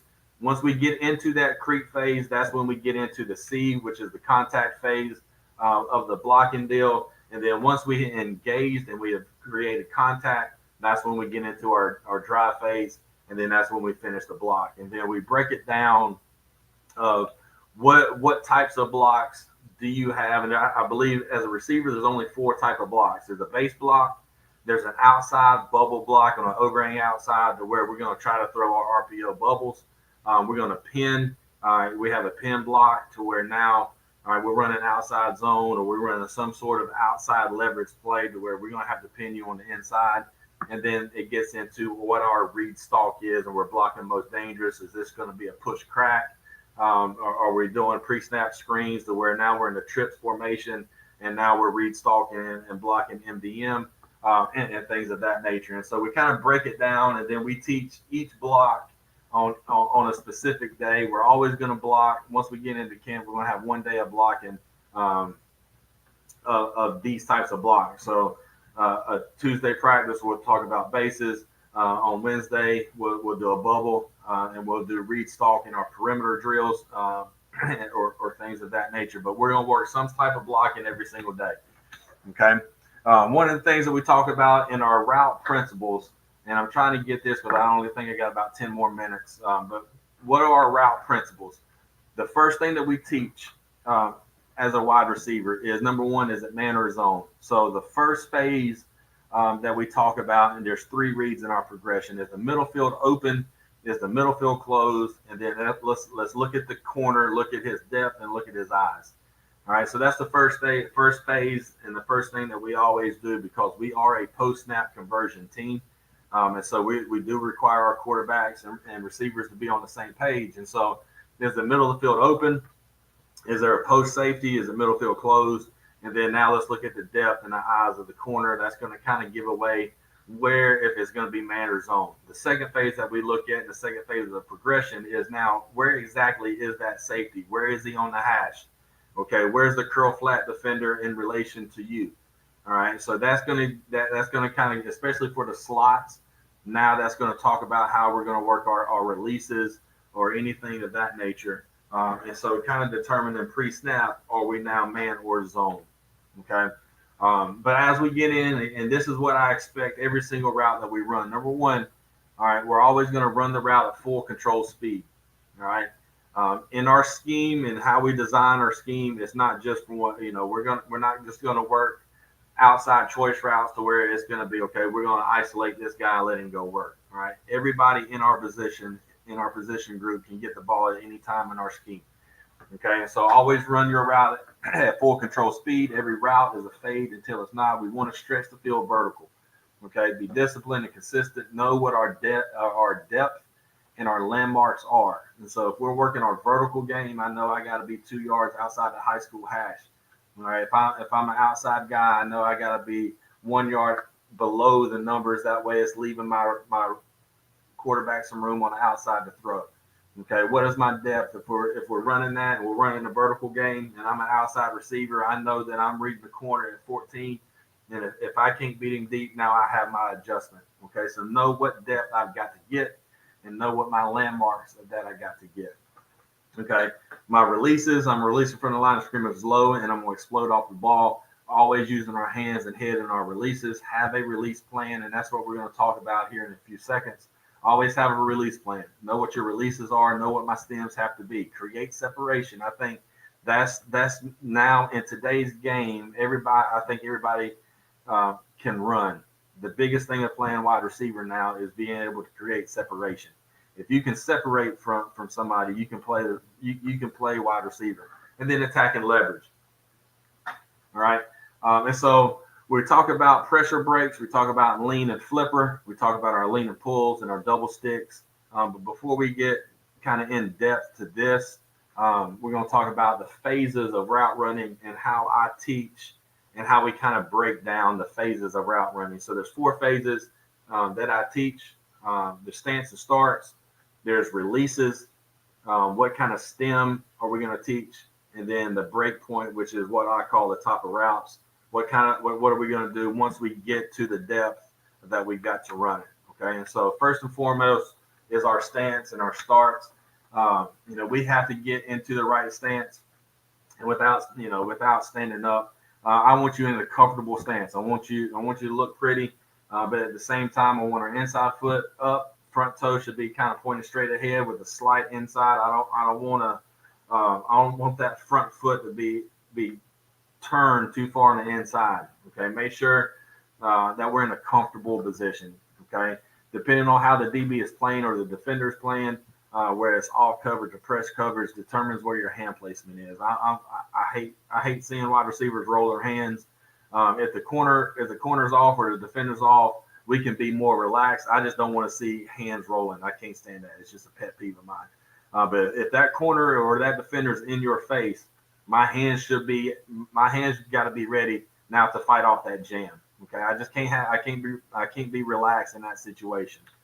Okay, and then starts is just now a basic stance of starts. We work this drill every single day for pre-practice. And if I got enough time, I'll kind of show you our pre-practice routine. But this is a basic stance and starts. We're going to explode off the line of scrimmage. The second drill will be similar to this, but a little bit longer and more strenuous. But there's 5 types of defenders when we talk about how we attack defenders. There's going to be a press. There's going to be a squat. A soft press is a squat. Okay, and then an off technique anytime of 7 yards or back. That squat, I call a squat defender anywhere between that 4 to 6 range. He's playing a squat technique or a soft press. It kind of depends on what your preference is with that. Or he's playing the press bail technique. Okay, and so based off of these defenders is now how we're going to attack and know what release that we're going to use. Okay, and so if we're facing an off or we're facing a bail defender, we're looking at more of a speed release.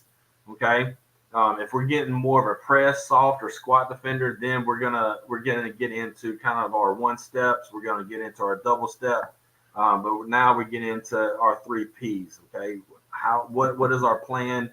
We got to be patient at times depending on what he is, and then we're gonna be physical at the point of attack. And so when we talk about a press release, okay, and releases, if the guy's a press, we're going to use our press defender. We're going to use our press release.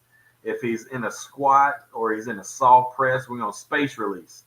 All right. Or if he's in a secondary, we're going to use a secondary release. That's when he's now an off defender. He's giving us a little bit of cushion now we can get off the ball right now. Okay, but when we look at this, when we go press release, there's three things that we can do. All right, it could be a single release, it could be an A step. All right, if you know that's our single move, or it could be a B step to where we double move this. Okay, and so that's kind of the things that we use with that. And anytime I can get, I'll share this information and we can break this down a little bit better as we move forward. But when facing a depressed defender, we're going to widen our stance. That way we can come to balance a little bit more quickly. In order to come to balance, we're going to bring that outside foot forward as fast as possible to get back square. We do use a jump release at times. That I only use that with a couple of guys that can do it. Okay, that way we got to have a two-way go. Speed release, simple thing. We're going to burst up the field. Our space release, this is when we kind of get into some Hessies. We look at Devontae Adams as he kind of just skips off. We also use this, we call it a skip release. But I tell our guys there's no wrong way to get open. You got to do what you feel comfortable in doing.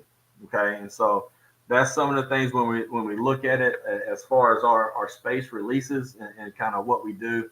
And so I got a little bit of time left. I'm going to try to get onto our huddle to show you some of the things that we do with this. Coach, I'm gonna buy you some time. I'm gonna buy you a little more time because we had a coach drop and I moved a coach up. We're gonna move you in. Okay, perfect. Time. Yeah. Hopefully that sound got a little bit better. It did.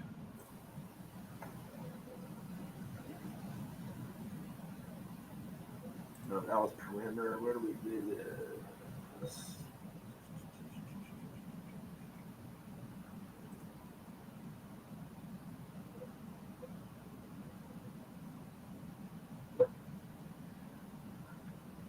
Oh, this is some of the things that I can let me share this with you.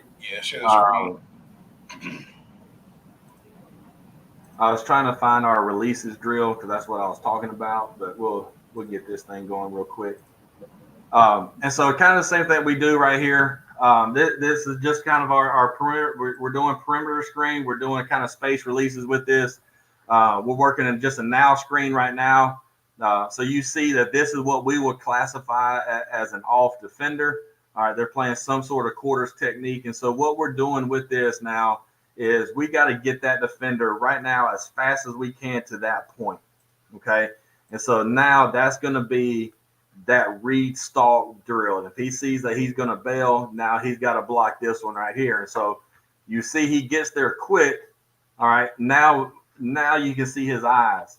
He sees him bail right now. His eyes got to go immediately to that safety. And he just gets on him too late. He's not able to kind of get down to that breakdown phase with that B phase with the bead. Okay, and so you kind of see we got to break that down and just see that a little bit faster. Okay, kind of same thing we're working now. I like how the receiver goes flat just because that defender is working more of a squat technique. He doesn't know if he's going to jump up and play a cloud technique quicker. And so he reaches flat. That's not bad. All right, now I just want to see him drive. So right there in that contact phase, I like to see his hands on the inside part a little bit better than that. He's grabbing shoulders instead of chest. All right, then now we got to drive. Not bad on the initial contact, but now I got to run my feet. All right, working bubble. This is a good job by one of our outside guys. This is one of our a real physical guy for us. Okay, he knows on the bubble, the worst thing that corner can do right there is now to bite and come on the inside. So he's doing a real good job of keeping that inside leverage and attacking that inside hip. And now it'll be a two-way go with that guy right there. All right, good on the drive. I don't like how he leaned at the very end right there. Now just move my feet. Once I get to that position, get my hips going that way. Okay, get my hips going that way and don't lean. He's leaning on him right now because now I'm either going to get tossed or I'm going to get called for a hold. Okay, that's not bad. I like the physicality. We just got to clean it up a little bit better.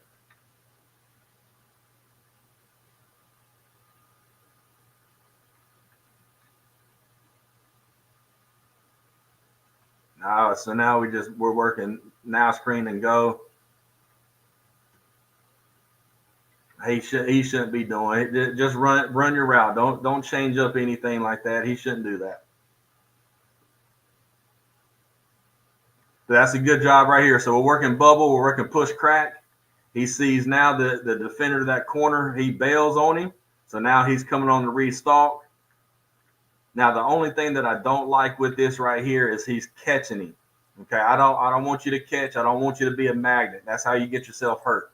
Okay, and now you see my head is down. I'm not shooting my hands. All right, that's a really good job of understanding what you need to do. But now on that contact phase, I got to shoot my hands. I got to bring my hips. Okay. Coach Tatum, how much more time I got, buddy? Another 5 minutes, Coach.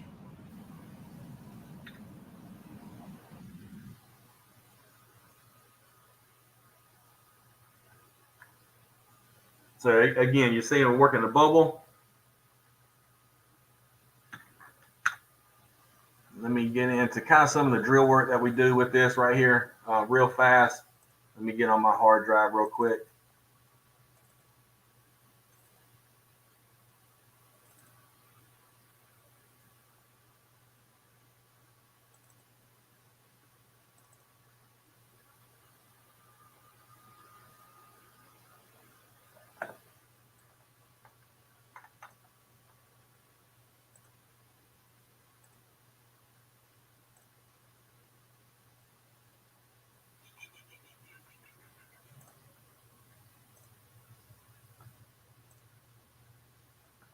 I'm gonna share this video real fast, and then we'll call it a day, Coach.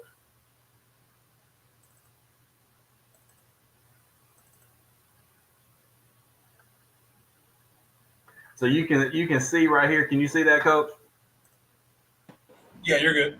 All right. So this is one of our pre-practice drills. Okay, this is it's just a box drill, and what we do is an A step. So this is going to be a single step right here on this top right, and then we'll do a B step, which is 1, 2. We'll get to this third one, go 1, 2, 3 with a C step, and then we'll finish with an A step right here at the bottom. Okay.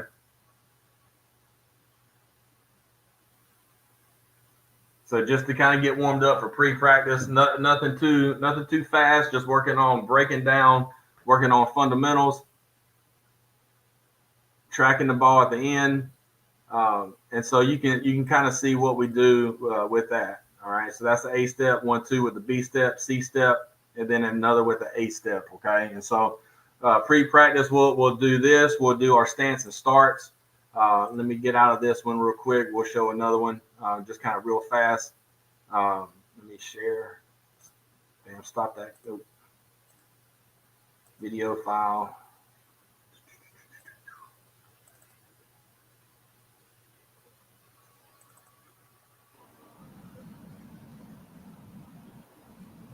We'll get the shoots out with this one. Good shin angle. Make sure we're coming out low. Okay, you can see a good shin angle. Feet kind of flat on that. He's coming out low. We're coming out exploding. And so we'll do that. Then we'll transfer up to just being on 2 feet without the shoot. And so that'll be some of the things that we do. Okay, and so if there's any questions, I'll love to kind of do any kind of questions or anything. Coach left. He jumps back in. We can answer any questions. Okay, if you have any questions, you can drop them in the chat, or you can just DM Coach, or hit me up and I can get to him. Anything like that. If he comes back in, I'll give him another 3 minutes before I bring Coach Trotter on. Coach Wendell, I appreciate it, Coach. Appreciate you being here. Guys, we got how many more? We got 2 more speakers. The last 2 are good friends of mine. And the way we're going to do this for Coach Trotters, I'm actually going to, it's going to be on YouTube anyway. So he's in the background so he can hear me. Coach Trotter, what I'm going to do is I'm going to bring you on in a few minutes. And I'm going to treat it like it's one of my clinic series. And I'm going to chop it up, and I'm actually going to upload it as well as its own individual. We kind of do a video that way. So don't think he's going to join back up. So I go ahead and bring him on. The man, the myth, the legend, Coach Austin Trotter. So I'm going to do a little intro and then we'll hop into it like it's a video. Coaches, what's going on? It's Coach Ian Tatum here, back with the Tatum Clinic series. I'm here with head coach, Pine Lake Prep here in North Carolina, Austin Trotter. Coach, how you doing? And let's get into the video.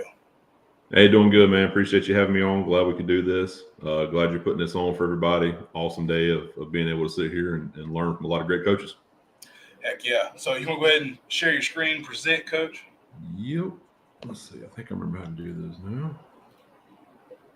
Share screen.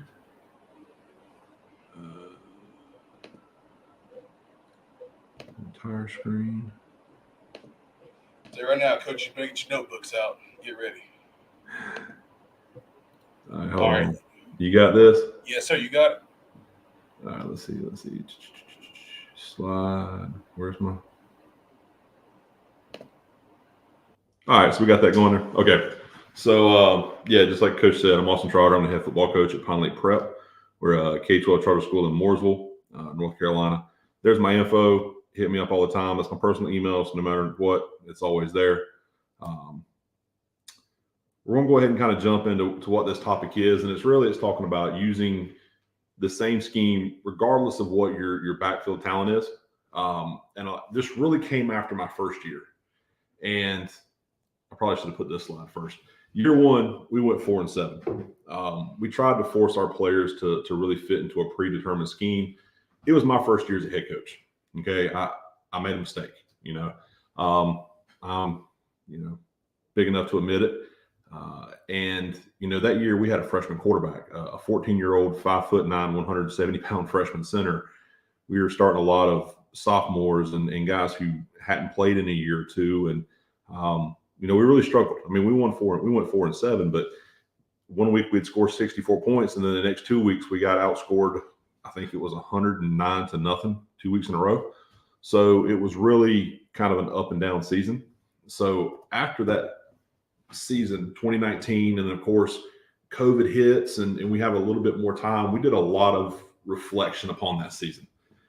Just who we are. We're a small school with small numbers. At the time, we were a 1A school. We're 2A now because of the way the classification works, but we're still kind of a 1A school. Typically, we're playing 24 to 26 players on a Friday night. We'll have a bigger roster than that, but those are the guys that are actually getting on the field. Our talent varies greatly year to year, and we must be flexible. We wanted to do something that was simple and consistent for the OLs. They take longer to develop, and we haven't had a JV program. We've had a partial JV the past 2 years. Played 4 games 1 year and 2.5 till lightning stopped us this past year, but we don't have a full-time JV. So we need something that can kind of get these guys that can help with their development. All of our O-line cross-trained, and we typically only have about 6 or 7 linemen that are truly playing for us on Friday nights per season. Not only small in numbers, but small in size. The past 3 years, our biggest lineman has been 6'2", 250. Our other linemen are in the 200 to 215, 220 range. So we don't have big maulers. We don't have 6'6", 6'7", 280, 300-pound guys. I'd love to, but it's just not what we have. So what we did is we chose 2, and there's a little asterisk, and you'll get into this as more as we do this.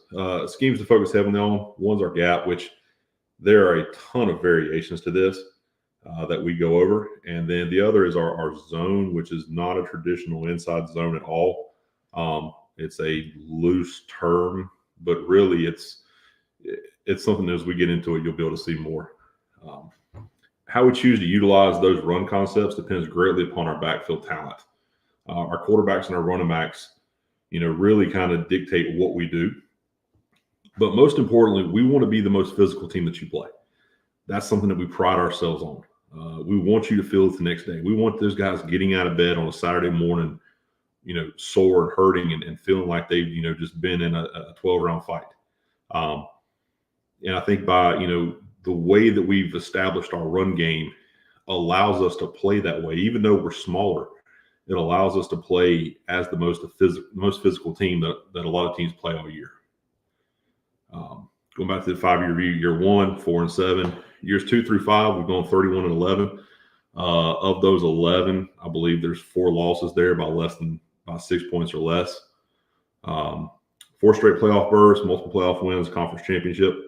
And we've done this with 3 different starting quarterbacks with widely varying skill sets and 3 different starting running backs who, again, are very different in their skills. First quarterback was I'll be honest with you, if I could create a quarterback on NCAA, it would have been this guy. You know, he's 6'2", 220 pounds, ran a 4.65, super strong arm, likes to run inside. He's honestly the most talented quarterbacks I've ever coached. He can make all the throws. But he was a little inexperienced. It was only 1 year as a starter. He came to us as a senior during COVID, which, you know, we didn't have any summer real prep. Fall was hit or miss. We had a 2-week preseason camp before we started into the season. The next quarterback was actually the kid that we had as a quarterback my first year as a freshman. We moved into wide receiver as a sophomore, and then he came back to quarterback his junior and senior years. 5'10", 175, 4'8". He definitely is not a guy that I want to run B gap to B gap. And he also, you know, threw better on the move, wasn't a great pocket guy. And then the last guy was a kid who was a great kid, smart, understood the offense, you know, was a game manager at times, type, 5'11", 160, 4'9", not a runner, didn't have the arm that the other 2 had, you know, so we really had to adjust how we utilized him. If looking at the running backs, the first year the kid was a converted wide receiver, tough. But again, there's no speed here, and he's not some 220-pound back. The second year, again, not a fast back, real shifty, but not fast. Great vision, as you'll see on some of the clips. He could also catch the ball. And then the kid we had this past year, 5'7", and that may be stretching it a little bit, 185, 4'6" range. But when I say strong, pound for pound, the strongest kid on the team, you know, he was deadlifting 500 pounds. Extremely physical, could not catch to save his life. And just kind of give you an idea of the offense those years. And I prefer to kind of do these things and teach all film versus drawing it all up. But just kind of give you guys an idea. Quarterback 1, we were in a lot of 10, 11, 12 personnel sets. Our quarterback was our leading rusher. And our quarterback and our running back were 1 and 2 in the conference in rushing. The next year, you know, we graduated everybody but our center and our running back from that offense. And that year we were, I think 4 weeks, we led the entire state of North Carolina in scoring. We were really potent on offense. So the next year we had to completely change how we did everything. We were in a lot of 11, 20, and 21 sets. Our starting left tackle and left guard were both freshmen. The center returned. The right guard was a senior who had never played football before, and the right tackle was a sophomore who had never played offensive line before. So we were very, very inexperienced up front. But our offense shifted to more of an option focus. Coastal Carolina, now Liberty influences. If you guys were here for the first session, you saw a lot of that stuff. And then the third time that we're going to talk about stuff was this past season. If you haven't seen the video I did on the different formations and personnel groups, man, we come out in a ton of different stuff. Our running back led the state in the regular season of rushing. And, you know, we kind of complemented the offense with a lot of play action and RPOs. Now, let me get out of this. Coach, if you're good. And I'm going to switch over to some film here. So our primary run set, our primary run, and we kind of, it's based off of a gap scheme. For us, it's counter, dart, GT counter, using an H-back.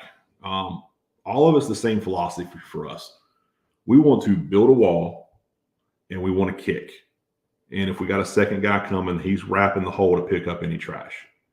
But that's our mentality. Block everybody down, build this wall. Whoever's pulling and kicking, you're coming as fast as you can, and your job is to try to lay him out. That allows us to play physical. You know, we're not taking short steps here to try to make sure that we're in our zone tracks like I used to do years and years ago. I want this to be downhill and physical. So this is that first season that I was talking about. This is a dart play for us. Really, it's like T counter if I tagged it that way. And you can see here, I mean, we're just trying to form that wall. We're kicking. There's our path. Now, I know this guy's is unblocked right here. And you'll see why with our quarterback being a mobile quarterback, a lot of times it froze teams, and we were able to utilize that. This kid never played running back before. He was a receiver. Later on this drive, you can see here, let me clean that dot off.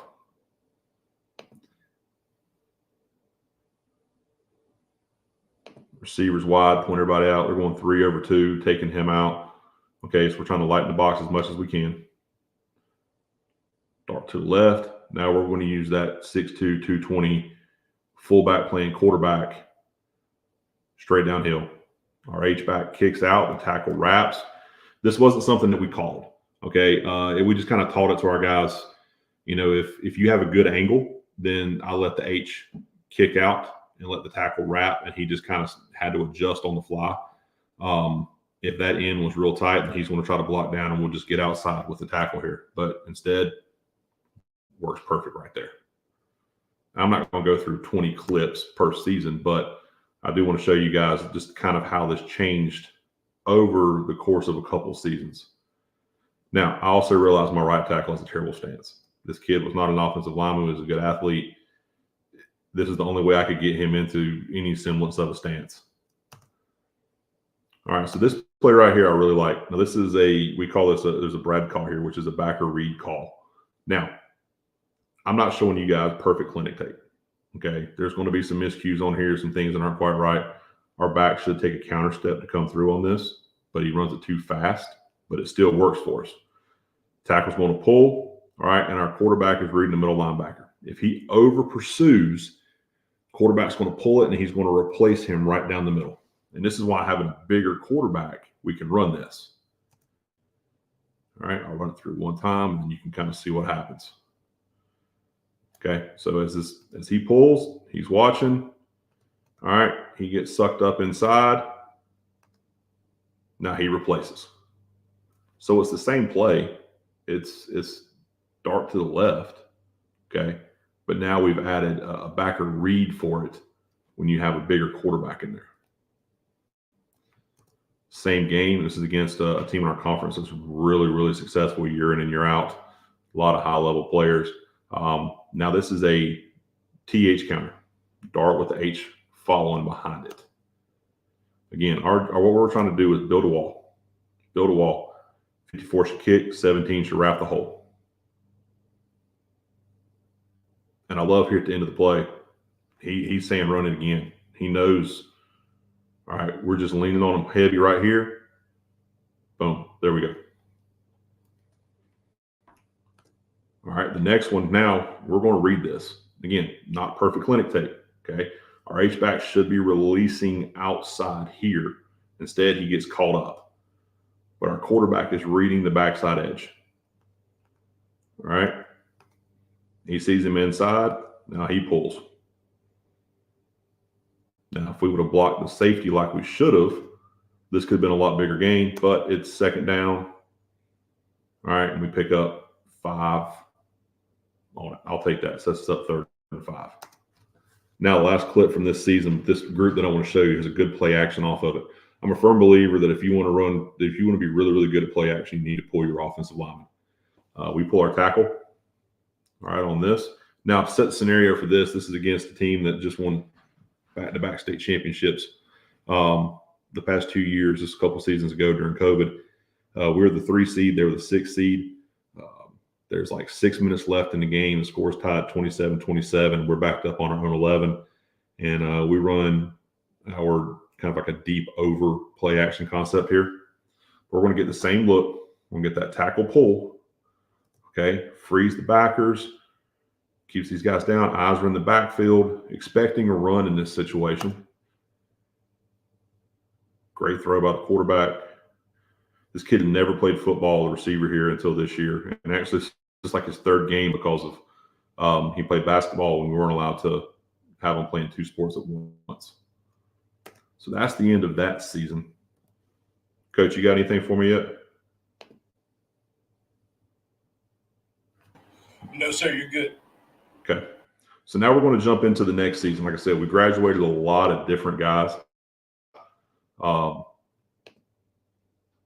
And we had to completely change the backfield that we had and in the way that we ran stuff, but we kept the plays up front the same. This is still counter.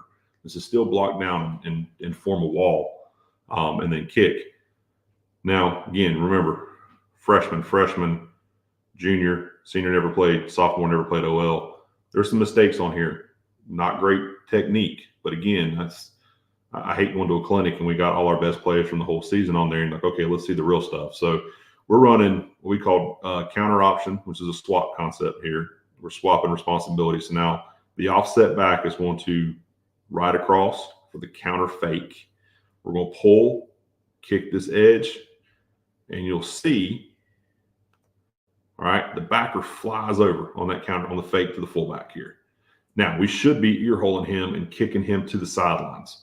Give the quarterback a lane to run through. Unfortunately, he logs this. Now the quarterback's kind of in a no man's land of where do I go because he's anticipating a true kick. Probably should have pitched the ball since we had the angle already.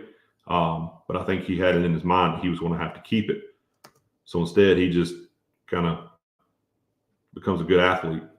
As you can see, good in the open field, gives a receiver free safety, started it free, even playing quarterback. We'll run that one back. But it's still counter. We're still forming a wall. We're still pulling and kicking. But now we've changed the entire backfield action based upon the personnel that we have this year.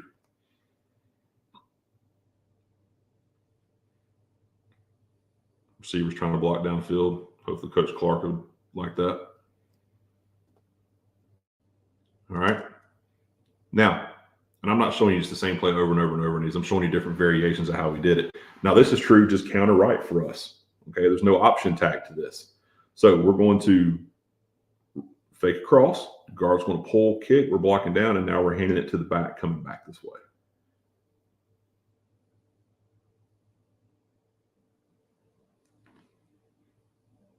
Like I said, the kid wasn't overly fast. It's very shifty, but you'll see here. I'll pause it. All right. Backers are already confused. They're getting ready to run into each other here. Blocking down, freshman guard, who's now one of the best defensive ends in the state, is wrapping the hole. It's still counter, but entirely different look. All right. This is regular counter option. This is definitely kind of getting some of that coastal look. We're running this to the left. This, the pistol back is the dive back fake on this. Our offset's going to backpedal and get outside for pitch. Tackle kind of freezes up. Again, freshman kids still kind of learning what to do here. Pass sets him pretty much. We get lucky. Now what should happen, again, not perfect clinic tape, blocking here. All right, the slot should be working to the hash safety. All right, because ideally we would pitch off of here. But he keeps it.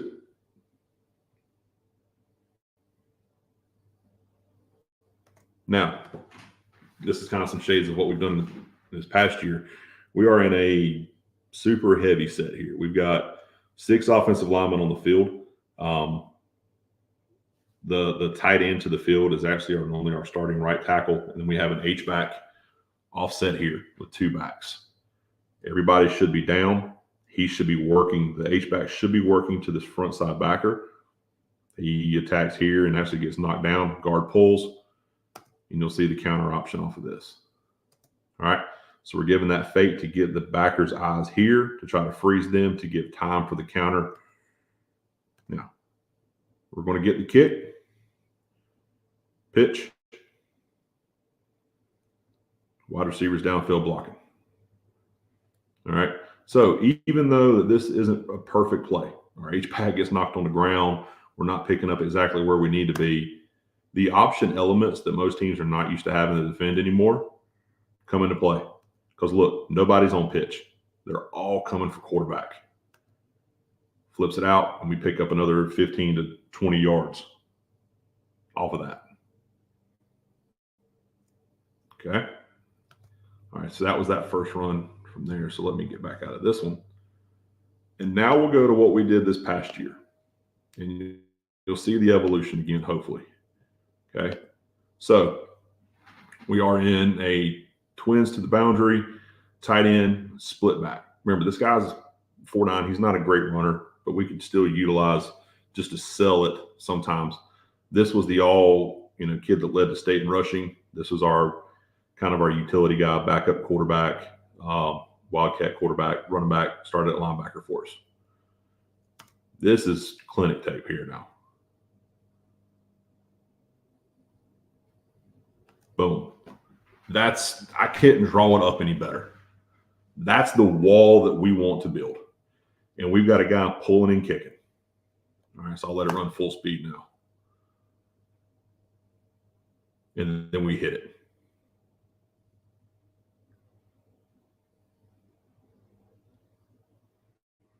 All right. Different look now. Now we're going unbalanced. Tight end's covered up. Twins to the field. Little go-go action back here.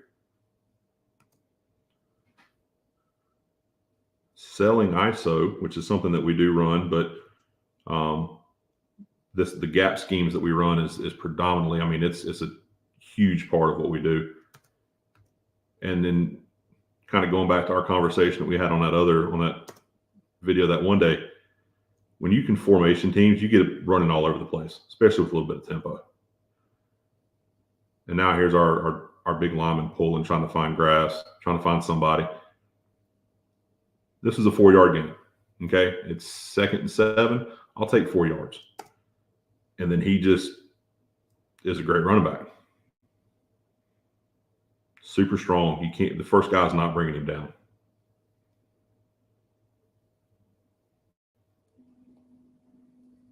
All right. This is actually the same game. So this is one of my favorite personnel groups. We have 6 offensive linemen on the field and an H-back. We're going to run counter to the right. This is a GH counter.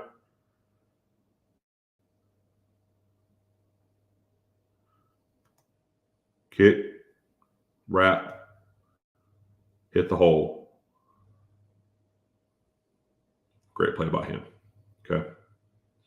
But again, we can run this out of so many different formations. The rules always stay the same.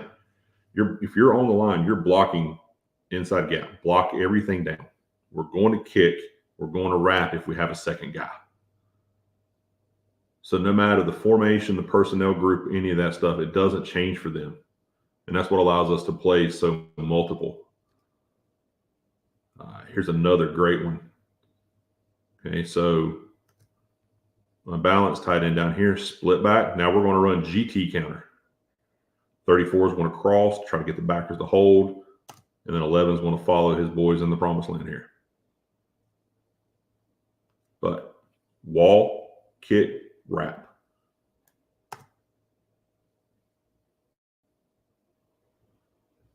Follow your tackle.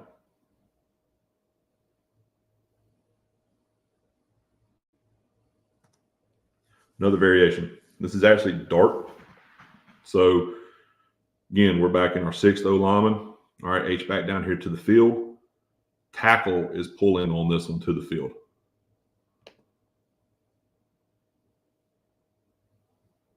Now, 24 does a great job. Okay. He squeezes this down perfectly. Makes it hard. Our running back, exceptional player. Okay, tackle comes, foot in the ground, and he gets vertical.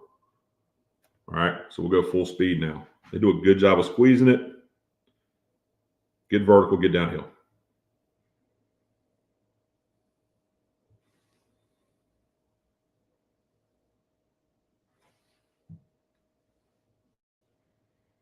Now, we're going to show kind of the evolution of what we've done. So, the first year, it was a lot of quarterback run, all right, complement. The next year, we went to more option-based principles, using that pitch man as the threat. Now, we don't have a running quarterback, okay? And the quarterback in the next 2 clips is actually a freshman. He's going to be our starting quarterback this coming fall. So you'll see here's our RPOs off of this. So we're going to run counter to the left. Now our H, instead of following and wrapping, is actually releasing up the seam. Okay, we're reading the backside linebacker. So instead of this being like a Brad call where is the quarterback going to ride across and pull and run it, now we're going to ride the back and we're going to throw it off of it. Now, as a freshman, do I think maybe he made this decision pre-snap or something? Possibly. But again, you can see the backers are up tight, so maybe they already had his eyes there too. Pulls it, throws it, boom. First down, we get, 9 yards on that? Now, same drive. Sorry. Okay, ball's on the 6. All right, we go spread, try to get as many guys out of the box, anticipating man coverage, just try to thin the box as much as we could. Now we're going to run counter right, but the RPO on this one is going to be slant to the backside.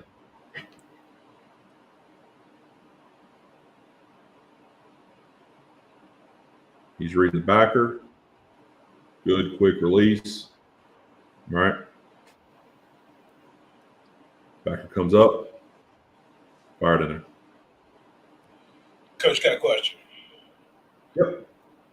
And I don't want to throw you off the game real quick, but just being nosy, do you not have a call sheet? I'm looking at you on the sideline. You calling it from the head? Oh yeah. No, there's a call sheet, but it's a security blanket. I got you. Making it is what does it for me, and it's there. Yeah. But no, I'm pretty much calling everything from the head. I got you. All right, good. All right, so that's kind of the evolution of the 3 years, and then I'll stop sharing real quick if you want to talk, and then I got something else that I kind of added to the back end of this. Yeah, I was just looking, and I saw I didn't see a call sheet, and you have all your variations, and I'm sure you've been doing this for a while, so I was looking at it and want to ask that question. Yeah, I mean, I do have one, and it's a single sheet, and then the backside is more special teams guys and depth and all those things. But yeah, it's on there. Some other coaches are like, Coach, you don't have all this detailed out. And I'm like, guys, like you said, I've been doing this for over 20 years and calling plays for over a decade. So it's kind of second nature to me. But it's there just as a security blanket. Now, yeah, I'm going to get to the second part. I wasn't going to do this because I wasn't sure time-wise initially with the 30 minutes. So this is the part where I talk about the zone stuff. So let me go back and share that screen again.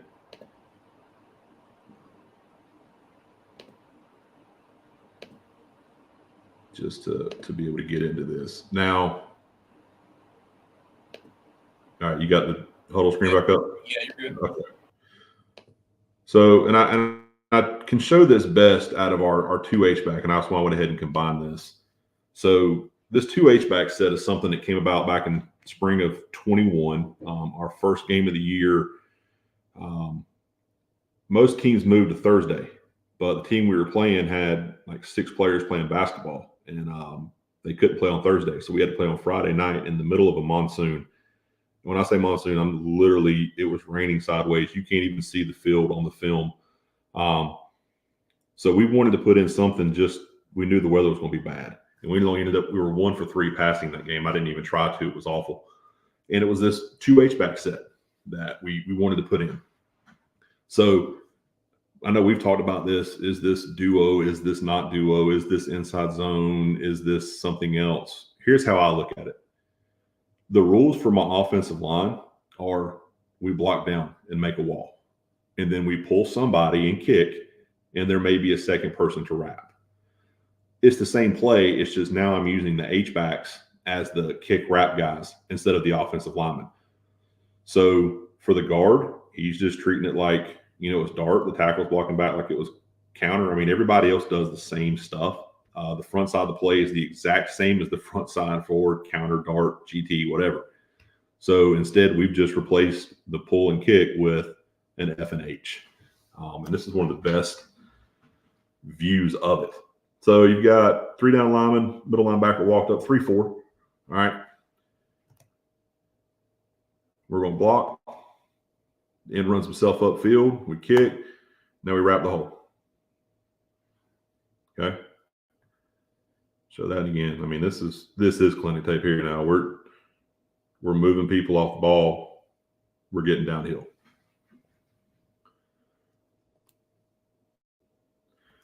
This was actually the one that we talked about that time. I just didn't show the clip from it. So now we just came out of a timeout, and it's a close game against a conference rival. We are in 6 offensive linemen with 2 H-backs. They hadn't seen this formation. We kind of called them. We got a lot of guys to the field behind it with the 2 H's. We pull them. Now we quarterback keeps. Right? So look how many guys commit to this. Right? Safety's coming downhill here. We're making a wall. We're kicking and wrapping. Quarterback sticks it in there. The very next play, now we're giving it to the back.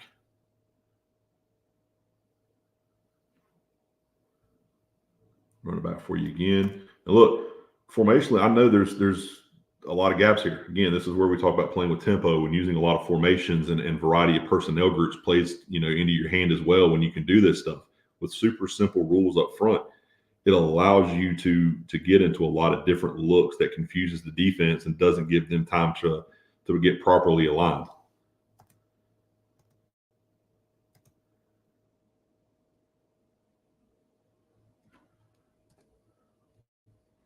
This right here was basically the game-winning play from the conference championship game. And it shows that we don't always run away from the H's. Because I know the first couple clips you've seen it, okay, well, let's just set the strength away. This one we don't. And we flash the back.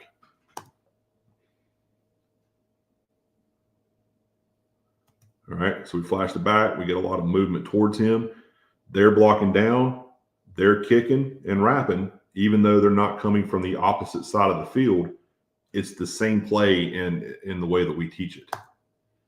And then you just have a dude at quarterback, which, we don't all have or ever get again. All right. So I always have to include this clip anytime I talk about this stuff because of just the scenario around it. This is the next year. Different guys in the backfield. We're running the same type play. But what was unique about this one is I'm actually at home with COVID. And I'm watching the game on our YouTube live stream. And I'm texting my assistant head coach who's filling in for me as head coach and OC. And I'm like, hey, I need you to do this. And we hadn't practiced this. Again, it's one of those we've talked about. We hadn't practiced about bringing the receiver over and running this play. I said, just trust me. I'm seeing it on the live stream. Now, it looks terrible. We don't do a good job right here with this H. These guys do a good job. He should be kicking. Luckily, he runs himself out of the play because he just kind of stands there as opposed to he should be kicking. He should be wrapping through. 22 does his job. 15 is a little lost. But still, we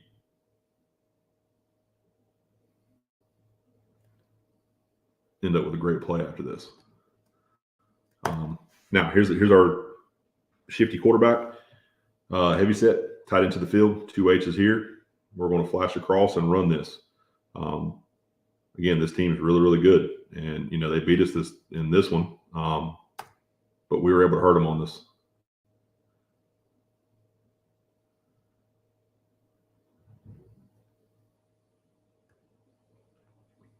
That motion alone right there is freezing or getting them to fly out, get them out of alignment.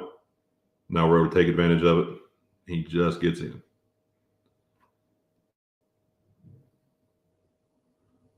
Now we're going to run this from pistol. Twins up top covered. Counter back to it.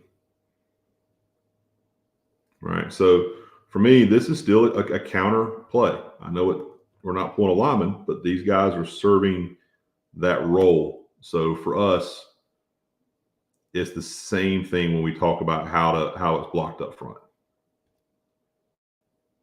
I'll show you a few more of these, and I'll show you a play off of it too. Now, here's a good one from they just split, not always on the same way. Kick, wrap. There we go. I don't know what that is. There's a couple plays from the same drive. Like I said, kid was a good shifty runner for us.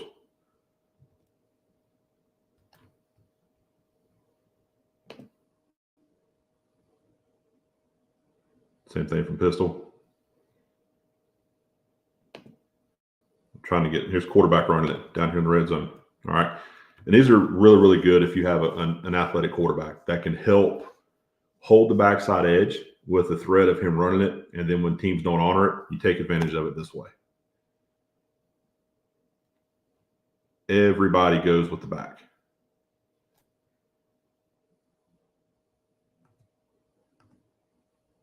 And that kid just happens to see it and gets there late, but we still score. Now, double H running traditional counter, kind of like super counter here. We're in our Davidson set, so it's tight end, 2 slot backs, could be H backs, however you want to do it. All right, with our running back running counter to the left. So rules are everybody's blocking down. Wrap.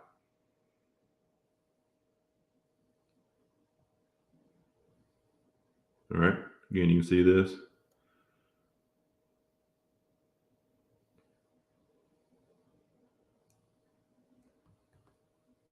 All right, very next play. And I'm a firm believer, if I hurt you with something, guess what? We're going up tempo, and I'm going to line up in the same formation and run the same exact play at you again. It's coming again until you stop it. Okay, you can see we're not dominant up front. I mean, we're doing a good job, but we're not super dominant.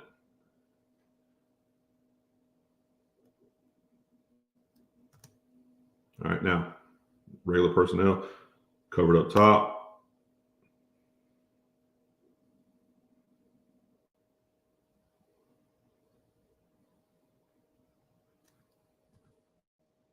Okay. Stop sharing that screen. All right, we good? Yes, sir. Now, with that same scheme there, we could take the H's off the field, and that's how we can run downhill triple option as well. And it doesn't change for the O-line. They still get the same call, right? So whether we're pulling 2 H's and kicking and wrapping, or we're lining up with a quarterback and 2 running backs, and we're running what we called midline. It's not true midline, but it made sense to them, okay? Or veer off of it. It's the same blocking scheme. So really, our zone, the front side of it, is the same as counter, dart, GH, all that stuff. So again, that's what allows us to have, 14 different personnel groups and, coming out with 27 different formations and all the things that we've been able to do over the years because the rules are simple. Now, we do have one other scheme, and it's an ISO scheme. And that's because everybody's like, well, then why don't we just everybody set up on the outside? Well, we do have an ISO scheme that hits A-gap, and it sets up similar. We do have that. It's a constraint play for when teams try to set up off tackle or off edge. But that's how we've been able to be as successful as we have been, keeping it very, very simple up front. I want those guys to have the least amount that they have to worry and try to remember. It allows us to get more reps, and that's why we can technically not line up in something like we talked about and but still be able to run stuff because the rules are so simple up front. Yeah. Coach, one question I have, and I know you have a billion formations. Have you ever done any just YY stuff to the HH? Where you have two guys next to each other at tight end, and you have your backside receivers are off? Yes, we have. I had to think about it for a second. Yeah, so you're basically taking like tackle, guard, center, guard, tackle, tight end, tight end. Yes. Yeah, we have. And usually though, what I'll do is that backside tackle is a Y, and it's center, guard, tackle, Y. Yeah. So that now you have to still account for the fact that, look, if I put 2 receivers over there, technically I got trips that you still have to account for. And then I've got guard, tackle, tight end. So I've got 4 linemen, to the field there that I can utilize. So yeah, that's how we would do it. I wouldn't put 2 exact tight ends beside each other. I would make sure that teams had that other option that they had to defend. Love it. Because we still got some time before Coach Simmons comes on. Okay. If you have anything else you want to talk about, you want to get into anything, or Well, let's see where it's at. I won't go over the stuff that Rap would kill me for. Yeah. Trying to see, you know what I could do? Let me find it real quick, and I can actually show a little bit of what I was talking about as far as the option stuff back to it. A lot of it's similar to what we saw earlier today, but I can still, it's the same type of blocking schemes up front. I'm getting good at doing this now. Here we go. Yep. So let's see here. Let's go full. Like I said, this isn't fully what that was, but some of these in here I'll have to kind of skip through it. But all right, same deal. So now we're running what we call midline. All right, we're reading the outside man, which is here. Once he walks up, we're treating him as the end man on the line of scrimmage. Okay. There's some of our triple stuff off of it.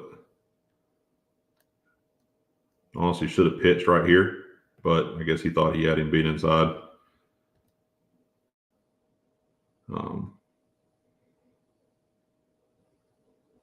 That's more of our insert.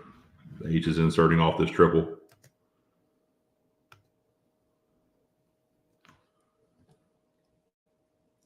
Same play coming again. This is conference championship game that year. All we're trying to do, he's inserting, he's still reading outside. Okay, but this is going to be, he's reading here. We had 21 attacking off the edge for the pull just in case. He wanted to give it and go. Now, some of these aren't pretty. These are definitely not clinic film. All right, that was more ISO, sorry.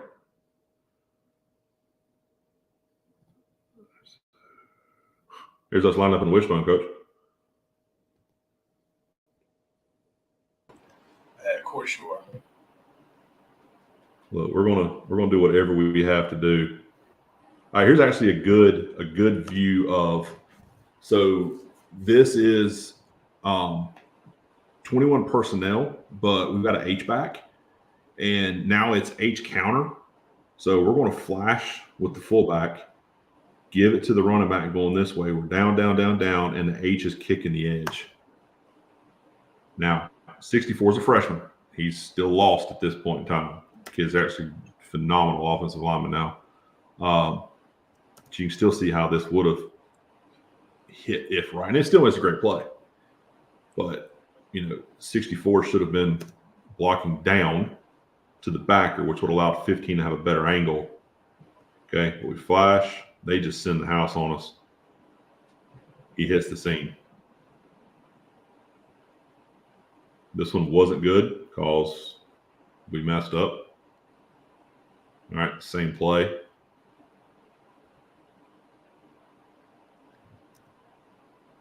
Play action off stuff. It's like a slot fade. So we're trying to get some of the good runs here.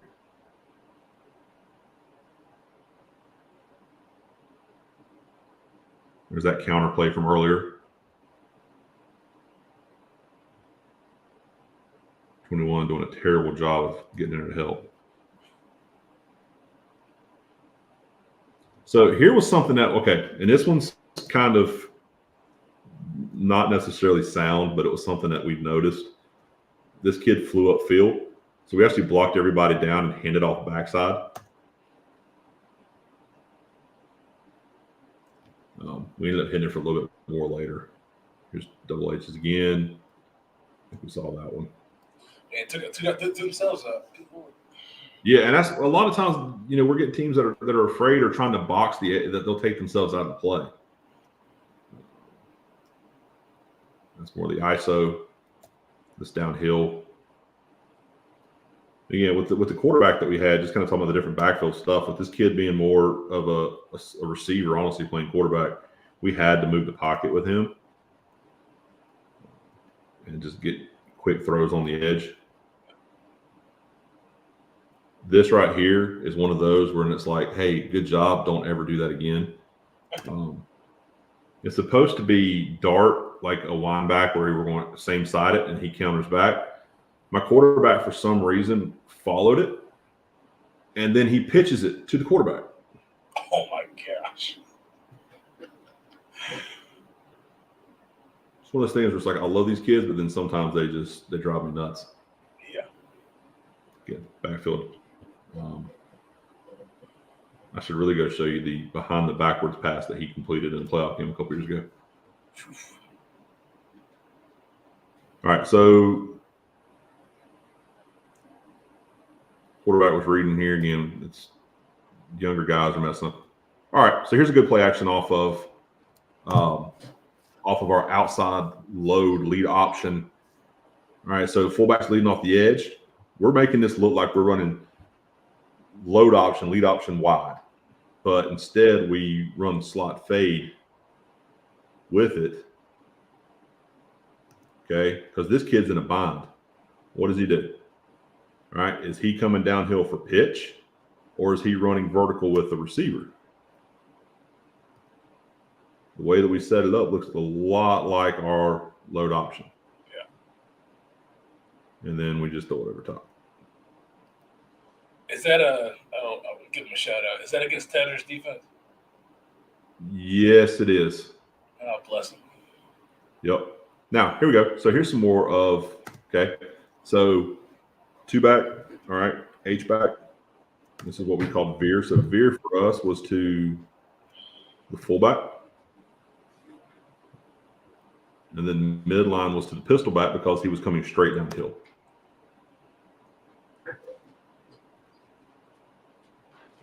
Getting through some of these clips that are not the best ones.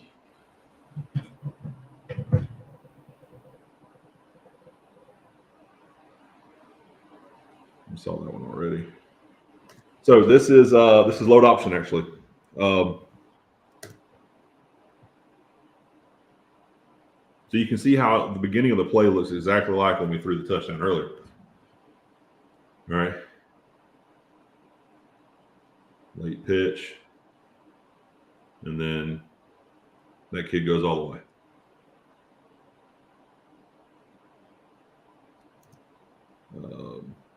Here we go. Here's a midline with an insert by the H. But again, it's still our same principles. Okay. And these are all backups in the game at this time, so it's a little bit off. But we were up and these were the backups that were in.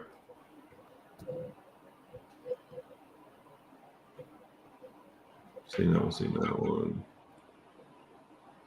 Yeah, I think we're coming. Oh, here you go. Go set with tight end and a wing. That's not the one I want.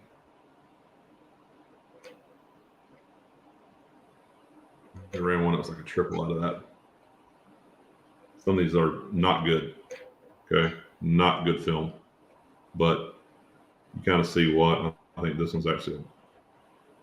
This is a battle, and you see. I mean, I'm not showing you great film here. We do a bad job. That's the wrong one. Sorry, there's another one that we fumbled the pitch.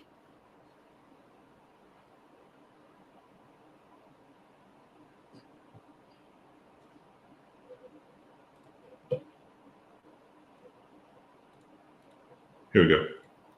This one I was thinking earlier. So this kid's receiver, just wildcat quarterback. Same principles, blocking down. Pitch off the edge. But it stays the same up front. You know, they're blocking down.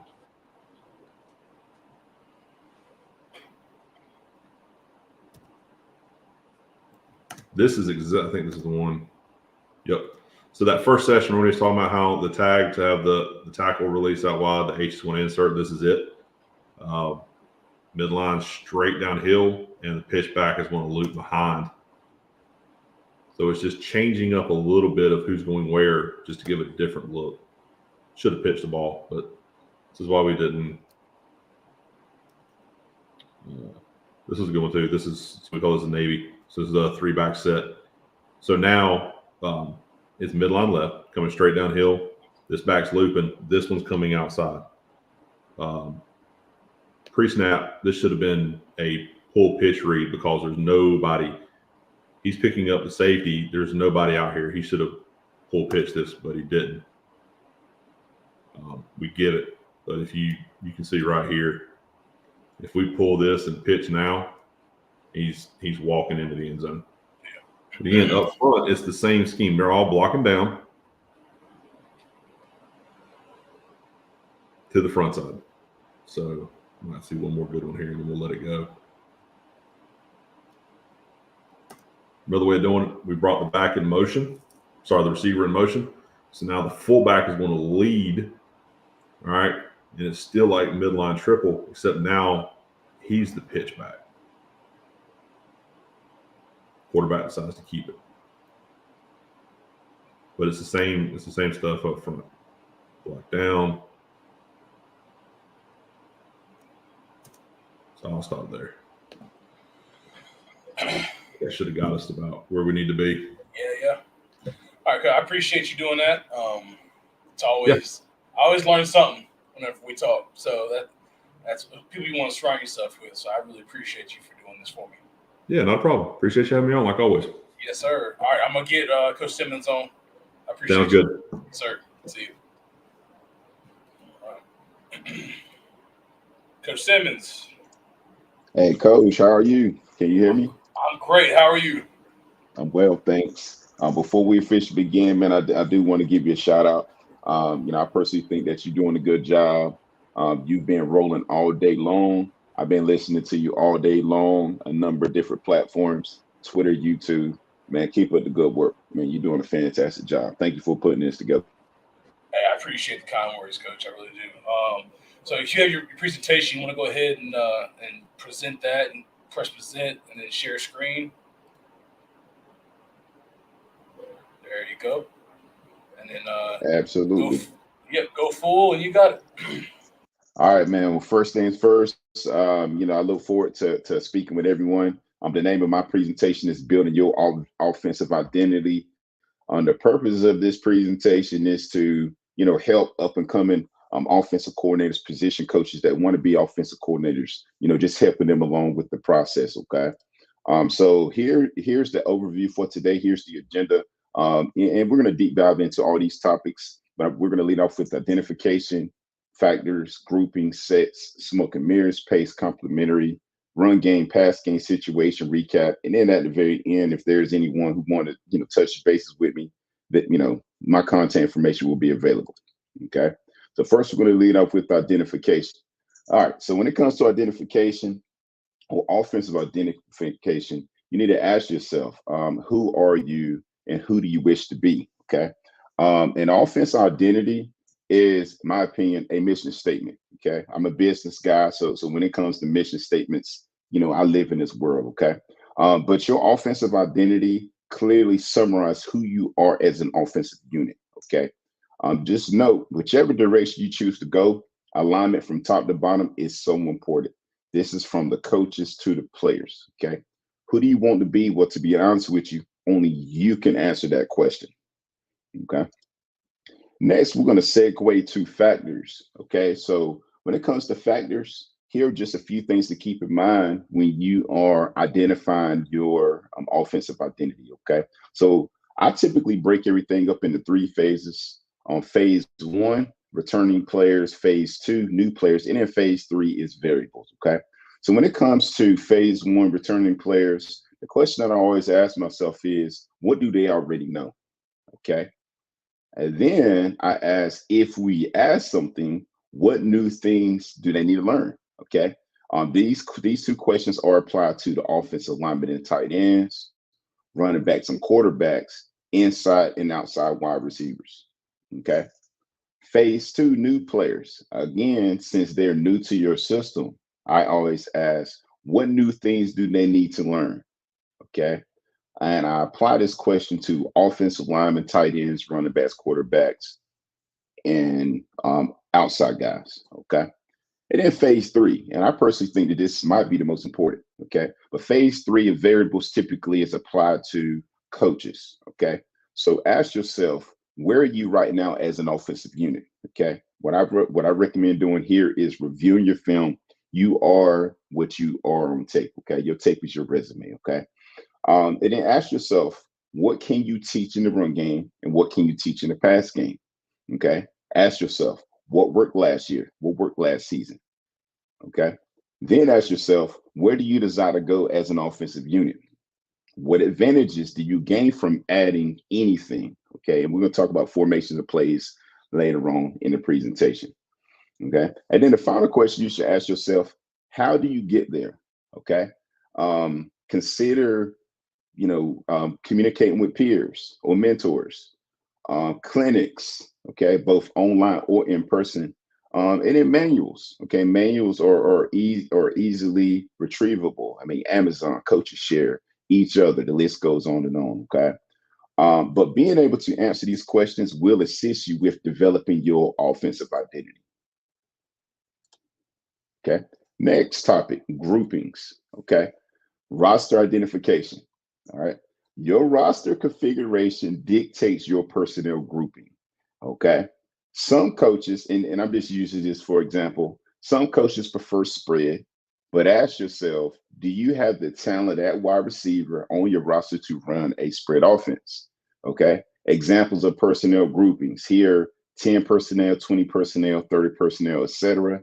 For those that might be confused with the digits, which is perfectly fine, the first digit is usually applied to the running back, and the second digit is applied to a tight end. Okay. All personnel groupings have advantages and disadvantages.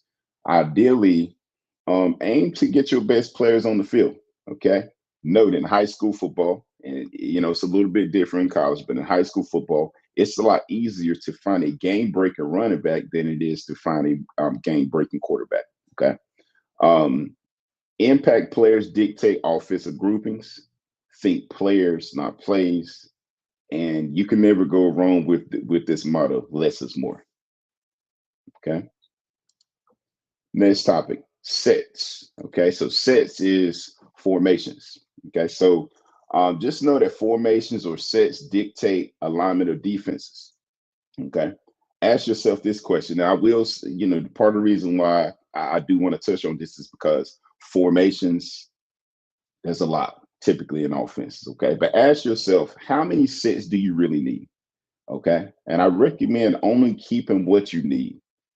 If you're unable to run your top 3 or 4 plays from a set, you might not need it, and that's okay. All formations have advantages and disadvantages, and it's on you as a play caller or future play caller to figure that part out.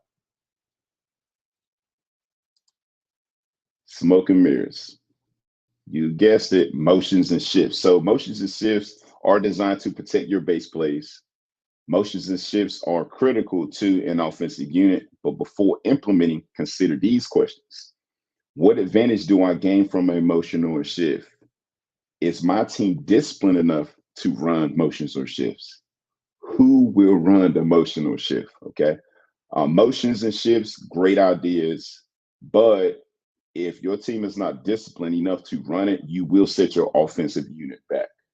Okay. I'll recommend carrying a few motions or shifts to mash your base plays, but have a plan to teach it correctly. Pace, tempo, tempo, tempo. Okay. Every time I turn on the TV, I hear tempo, going fast, going fast, going fast. Love it. Everyone loves tempo, but before installing it into your offense, ask yourself, what advantage do you gain from playing faster? Am I efficient enough as a unit to play fast? Is pace helping or hurting our defense? Complementary football. Understand that pace equals more plays. Okay. So if you're going faster, but you're going 3 and out, that means that your defense is on the field a lot more. Okay. Those are just a few things to keep in mind. Okay. And then next, here's just a few common tempos. There's normal, check with me, which is also freeze, NASCAR, on to, and easy. Normal is, day-to-day operation, standard operation. We're going on 1. Check with me. Usually there's a dummy call. and then shake to the sideline. NASCAR is usually one word for plays. On two, the cadence is two, and then easy is usually applied to offenses at the end of games to milk the clock. Okay. Install what you can teach your players. There are advantages to limiting possessions with standard huddles. Okay. So again, I know we're in the age of spread and fast offenses, but there's still advantages to huddling. Okay. Just look at the NFL.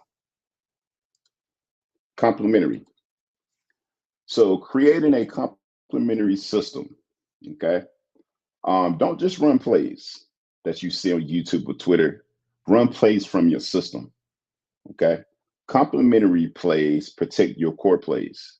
Ask yourself, do you have a if-then play calling system?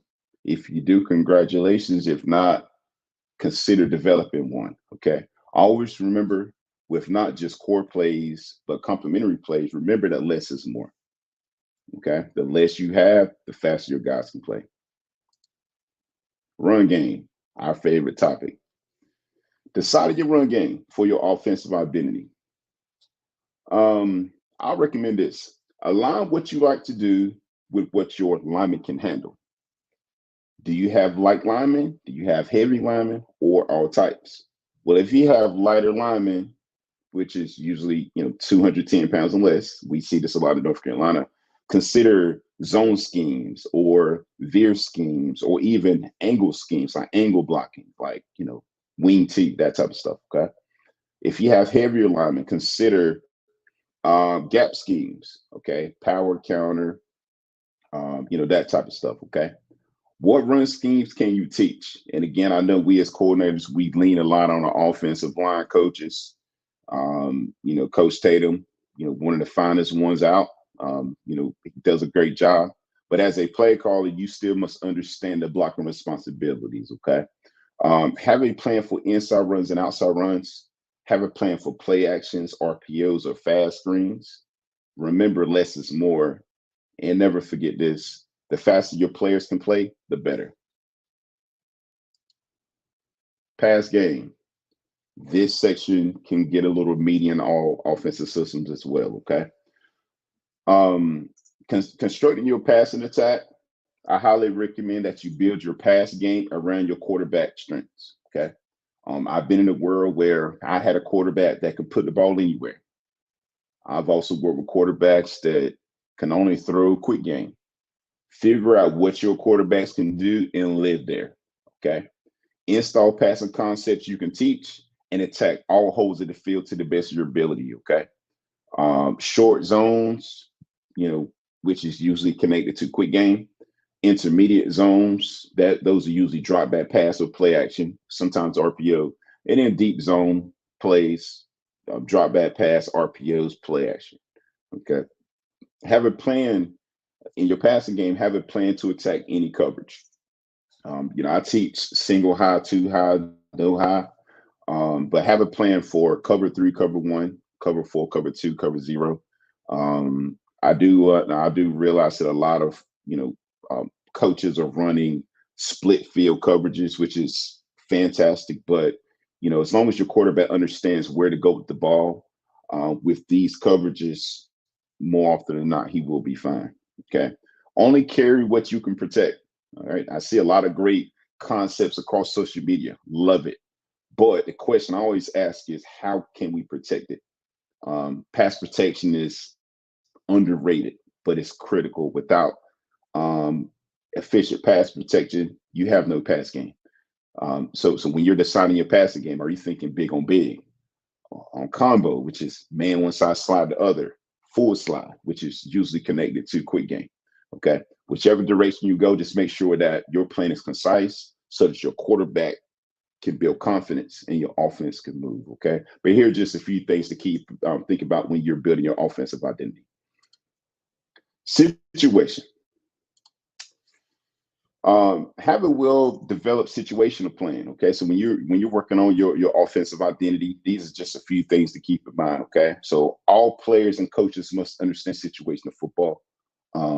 Have a plan for first down, have a plan for second down, situations and second down. 9+, which is long, manageable, medium, short. Have a plan for all of those. Have go-to plays. For third down, the same thing. Have a plan for, third and long, third and manageable, third and medium, third and short. Okay. Your core plays should be able to attack these situations. Okay. And don't forget about fourth down. A lot of head coaches are going for it on fourth down. And as a play caller, you should love the opportunity, but have a plan for fourth down. Okay. Then red zone, we're thinking about TDs and not threes. Field goals are okay, but as an offensive unit, ideally you want to score touchdowns. Okay. But have a plan for regular red zone, tight red zone, and goal line. Okay. Regular is 20, but usually between the 20 and 15. Tight red zone is usually between the 14 and 6, and goal line is between the 5 and goal line. Okay. So adjustments. Okay. So when you're thinking about your offensive identity, always think about adjustments. Okay. I will say with confidence that over the years, offenses that I've been a part of has changed year to year. And the reason why is because I'm thinking players, not plays. Okay. But stick to what you do best, but be flexible enough to make adjustments. Okay. When you're putting your offensive identity together, your playbook together, again, players, think players, not plays. Okay. Who are your best 11? Now, I do understand that a lot of head coaches prefer to load up their defense and figure out the offense later. But typically, when you're putting together an offensive system, you're thinking about your best 11 players, okay, regardless of their skill set. Note, if you add something, you must take something away, okay? And as a coach, I highly recommend learning multiple systems and schemes, okay? And only call what you can fix, okay? For example, this past off season, I got a chance to hang out with a lot of air raid guys. I mean, I'm personally not an air raid coach. I don't have a certification, but I do love a lot of concepts and screens and philosophies that they use. Okay. Take pride in learning wing T. Okay. I know that it might not be as popular as some of the shiny offenses, but there's benefits in wing T. I highly recommend looking at some triple option. Most of the spread offenses that I see now are triple option offenses. Okay, especially with the zone read and the pitch and all that good stuff. Okay, look at some T-bone offense. There's a lot of phenomenal systems out there. Work through all of them and figure out what works for you. All right, so quick recap of what we deep dived into. We let off by identification, talking about it. Again, who do you desire to be? Whichever direction you go, you and your coaches must be on the same page, top to bottom, players as well. Okay. And then we deep dive into factors. Okay. So just a few things to keep in mind. Who do you have returning? What new players are you adding? And phase 3 variables. I mean, are you going to coaching clinics? Are you keeping what you have already been using, or are you taking stuff away, but clearly define what you want to do. Okay. Groupings, players, not plays. Okay. Sets. Here we talking about formations. The goal is to get as many of your players. The goal is to get as many of your playmaking players on the field as possible. Okay. Smoke and mirrors. I do think that motions and shifts are very important, but only use what you can teach. Pace. We all love pace. We all love going faster, but ask yourself, are you playing complementary football? What advantages do you gain from playing faster? Do you feel like you need to pull it back? Okay, to limit possessions. Okay, those are just a few things to think about there. Complementary, take pride in building around your base plates, wherever those are. Run game, it all starts up front. I mean, hey, if you have lighter linemen, consider angle blocking, consider stretch, consider veer. If you have heavier linemen, hey, old school, smash mouth, power, counter, gap plays, those types of things. Okay, that'll help you to shrink down your run game. Pass game, build your passing game around your quarterback.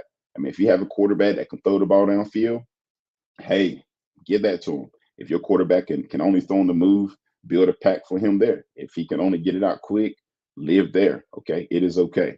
And then lastly, situation. I think is important that when you're working on your offensive identity, that you're able to address all situations. Your base play should be able to address all situations from openers through fourth down through red zone. Okay. And lastly, my contact information. I'm Brandon Simmons. I'm the offensive coordinator at Southeast Raleigh High School. My email is bls0405@gmail.com. My Twitter is bsimmons. And my book is on Coach and Share as well. Okay. And then I'll leave you with this right here. Take pride in building young men of tomorrow. We love the get together and coach and talk ball. Not just as coaches, but also with our players. But never forget why we do this. Okay, our number one goal here is to build young men for tomorrow. If they desire to play college ball, do what you need to do as a coach to help them get there. But ultimately, your number one goal is to develop them so they can be successful once they leave your program. Coach, that was awesome. And I was telling some guys, like, Coach Simmons is so efficient, and like you were rolling along. That was awesome, man. You did a really good job. I really appreciate you. Much appreciated. Thank you for that. Yes, sir. I appreciate it. All right, guys. Hey, that's a wrap for the clinic. I appreciate every single one of the speakers that I had come on. They were absolutely amazing. If you're still here hanging out, I know there's 13 guys on YouTube, however many are still watching on Twitter. If you had a session that you thought was really, really good, there were a lot, please go back and share it with people that you may know, their coaches, whoever it may be that just loves watching ball, because that was absolutely fantastic. Hopefully you guys enjoyed it. Whoever's still here, drop it in the chat. It takes like 2 seconds. Just be like, "Hey, what's up, Coach?" Just let me know who's still here and watching. I know Coach Swindell is still here. He said, "Thank you, Coach Simmons. Appreciate you, Coach Swindell." If you haven't yet, please go ahead and subscribe to the YouTube channel. It helps me out a lot. It's free, and it really does help me, and shows me that you guys really enjoyed it. I think that's it for the clinics for the year, at least the all-day clinics. I'll still be doing videos, having coaches on for like individual stuff, but the all-day stuff, I think I'm good for the year. I was talking to some buddies of mine and was like, "Hey, I think I'm just going to do 3." I'll always do my offensive line clinic. I think I really want to do a head coaches academy because I know a lot of good quality head coaches, and then I'll do this one again. I'll do a coordinator clinic. Only regrets I have I have a couple, but the only one that I have for this one is that I didn't get a special teams guy. That wasn't for lack of trying. That was just necessity of who was here. So, Coach Wendell, Coach Tatum, thanks for putting it all together, brother, making the game better. That's what I'm trying to do, man. I'm just one person, but if I could contact and get in touch with 1,571 coaches that have stopped by at least today, that's absolutely. I mean, all the kids those people can touch and work with. I'm just trying to help kids and help coaches get better. I'm nothing special, but just trying to do that. And HBD, okay, thank you all so much for the knowledge, man. I appreciate y'all watching. Y'all could have been like, "Nah, screw that guy," especially since it's almost May and we're going to spring ball and the clinic stuff's kind of over now, and it's not really it's not really the time to really do clinics anymore. But I appreciate everybody that decided to find value in it. Coach Damon Ivory, excellent clinic. You said the best for last. Yeah. Trotter and Simmons going back to back was really good. But yeah, appreciate everybody. Make sure you go and follow me on Twitter right there at Coach Tatum 90. And then make sure you subscribe to the YouTube. If you don't have, for me personally, I'm a big podcast guy. And I know a pretty good podcast. It's actually really good. That happens on Thursday nights at 7:30. Counterculture Podcast with Coach Rapinick and I. We do some really good stuff. We have a lot of really good time. Coach Trotter was on there last week with us hanging out. We talk ball. We talk about just stuff in general.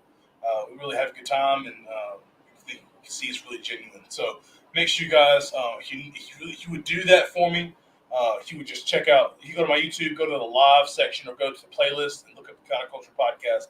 All the episodes are on there. And then follow the Twitter account, CTR Culture Pod.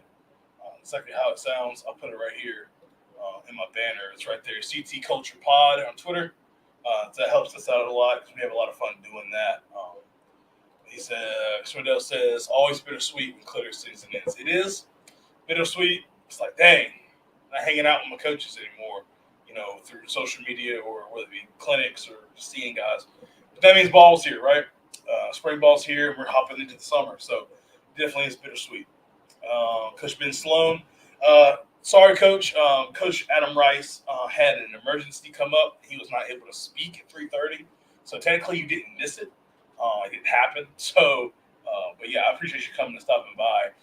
All of will there be cut-ups each session similar to the last couple? So I'm going to talk to a couple of the coaches. If they would like their sessions to be cut up, I will do that for them. It is a long, drawn-out process to do that. But now that I have my new computer that we're streaming on right now, it should be that process should be expedited a little bit. So if they will do that, I will do that as well. But it will always be available under the live tab on my YouTube channel. So it'll always be there if you want to go check it out. And it's kind of like do every 30 minutes is a new session. So if you have the schedule, you can go every 30 minutes. But I will be chopping up Coach Trotter's session because we've been trying to do a session for a while for the clinic series. I do. So, but if any of the other coaches want me to do their sessions, I will do it. But yeah, it will be available for playback. Yeah, guys. I'm gonna keep rambling for 5 minutes just so I can say we went 9 hours. So if you guys have anything you guys want to ask or anything that you want to talk about, yes, sir. Hey, trying to help. Yeah, the Chalk Talk. I knew it was up the Chalk Talk. I had some great feedback and suggestions from a lot of you guys how to make that more consistent and make it more like flow a little better. And I heard you, and I will definitely be doing that for sure. If you like that, I appreciate you doing that, watching it, and all that stuff. So make sure that if you didn't get checked out, make sure you go back and watch the Chalk War. That was pretty cool and unique. But yeah, or another 4 minutes. We kind of just sitting here. But yeah. Let's see. Coach Fawcett, appreciate you, man. Appreciate you, Coach Fawcett. I appreciate it a lot. Had some people have to drop. Had some people have to drop for the Chalk War, which is totally fine. I know in the schedule it said that the third person on the Chalk War would be a surprise. I had a college coach. I'm not gonna say who it is because I don't want him to think that I'm thinking bad about him. Like, not at all. Like he had to take care of some stuff, and that's totally fine. But I had a college coach that would come on and kind of talk ball with the rest of us, and unfortunately, he couldn't make it happen. It was a late addition, and he said that he committed too early and forgot about something he had to get done today. So that's all good. It is what it is. One of these days, I'm gonna have an NFL coach on here. I don't know how it's not gonna be very relatable, but I feel like it'd be a great talk to have them on. But one day, but I think having like the smaller universities on here there's something they talk about is pretty relatable. Because they have very relevant kids to what we have, right? And obviously the high school coaches are always relevant. So, yeah, man, had a lot of fun. The very long days though.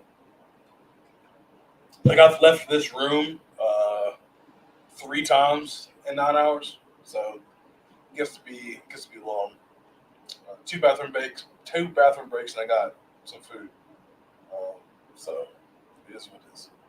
But yeah, if there's nothing else, when it hits I hit 9 hours, I'm gonna call it quits. If anybody needs to know the contact information for any of the coaches, please DM me on Twitter. I can shoot you their if you can't find them yourself, or if you have to follow them first, I have to follow you back in order to DM any of them. If you have any questions, I can get you their contact. If you didn't get it from the clinic, I can do that for you as well. I want to help out as much as I can. If you have any questions about some things maybe I believe in or I talk about, definitely hit me up. Let's talk ball. Because I have a lot of long days sometimes, and talking ball kind of breaks it up. So it really helps me out. So, oh man, appreciate everybody stopping by. We're at 1,576. We didn't hit. I thought we might have hit 2,000 because we shot up to 1,000 real quick. Thought we might hit 2,000, but we didn't. But 1,500 is great. I think my first OL clinic, I might have had over that. A lot of excitement. So for sure. Again, follow the podcast. Follow me on Twitter. So make sure you subscribe. Road to 1,300 is real. We're gonna get there. I think we're like 1,275. So 100%. If anybody wants to come on my clinic series, is still watching or watches this later on. If anyone wants to come on the clinic series and just give a session, or if they just want to be more personal back and forth with me, DM me, text me, get my number. We'll do that. But if there's nothing else, I'm Coach Tatum. I'm offensive coordinator, offensive line coach at Walkertown High School here in North Carolina. Trying to do right by the kids, man, and how I can do that is kind of dive into coaching education. And I love clinic season. I love coaches. So some of those genuine, selfless people ever. So if you see me around, make sure you stop in and talk to me, and I'll catch y'all later. See y'all.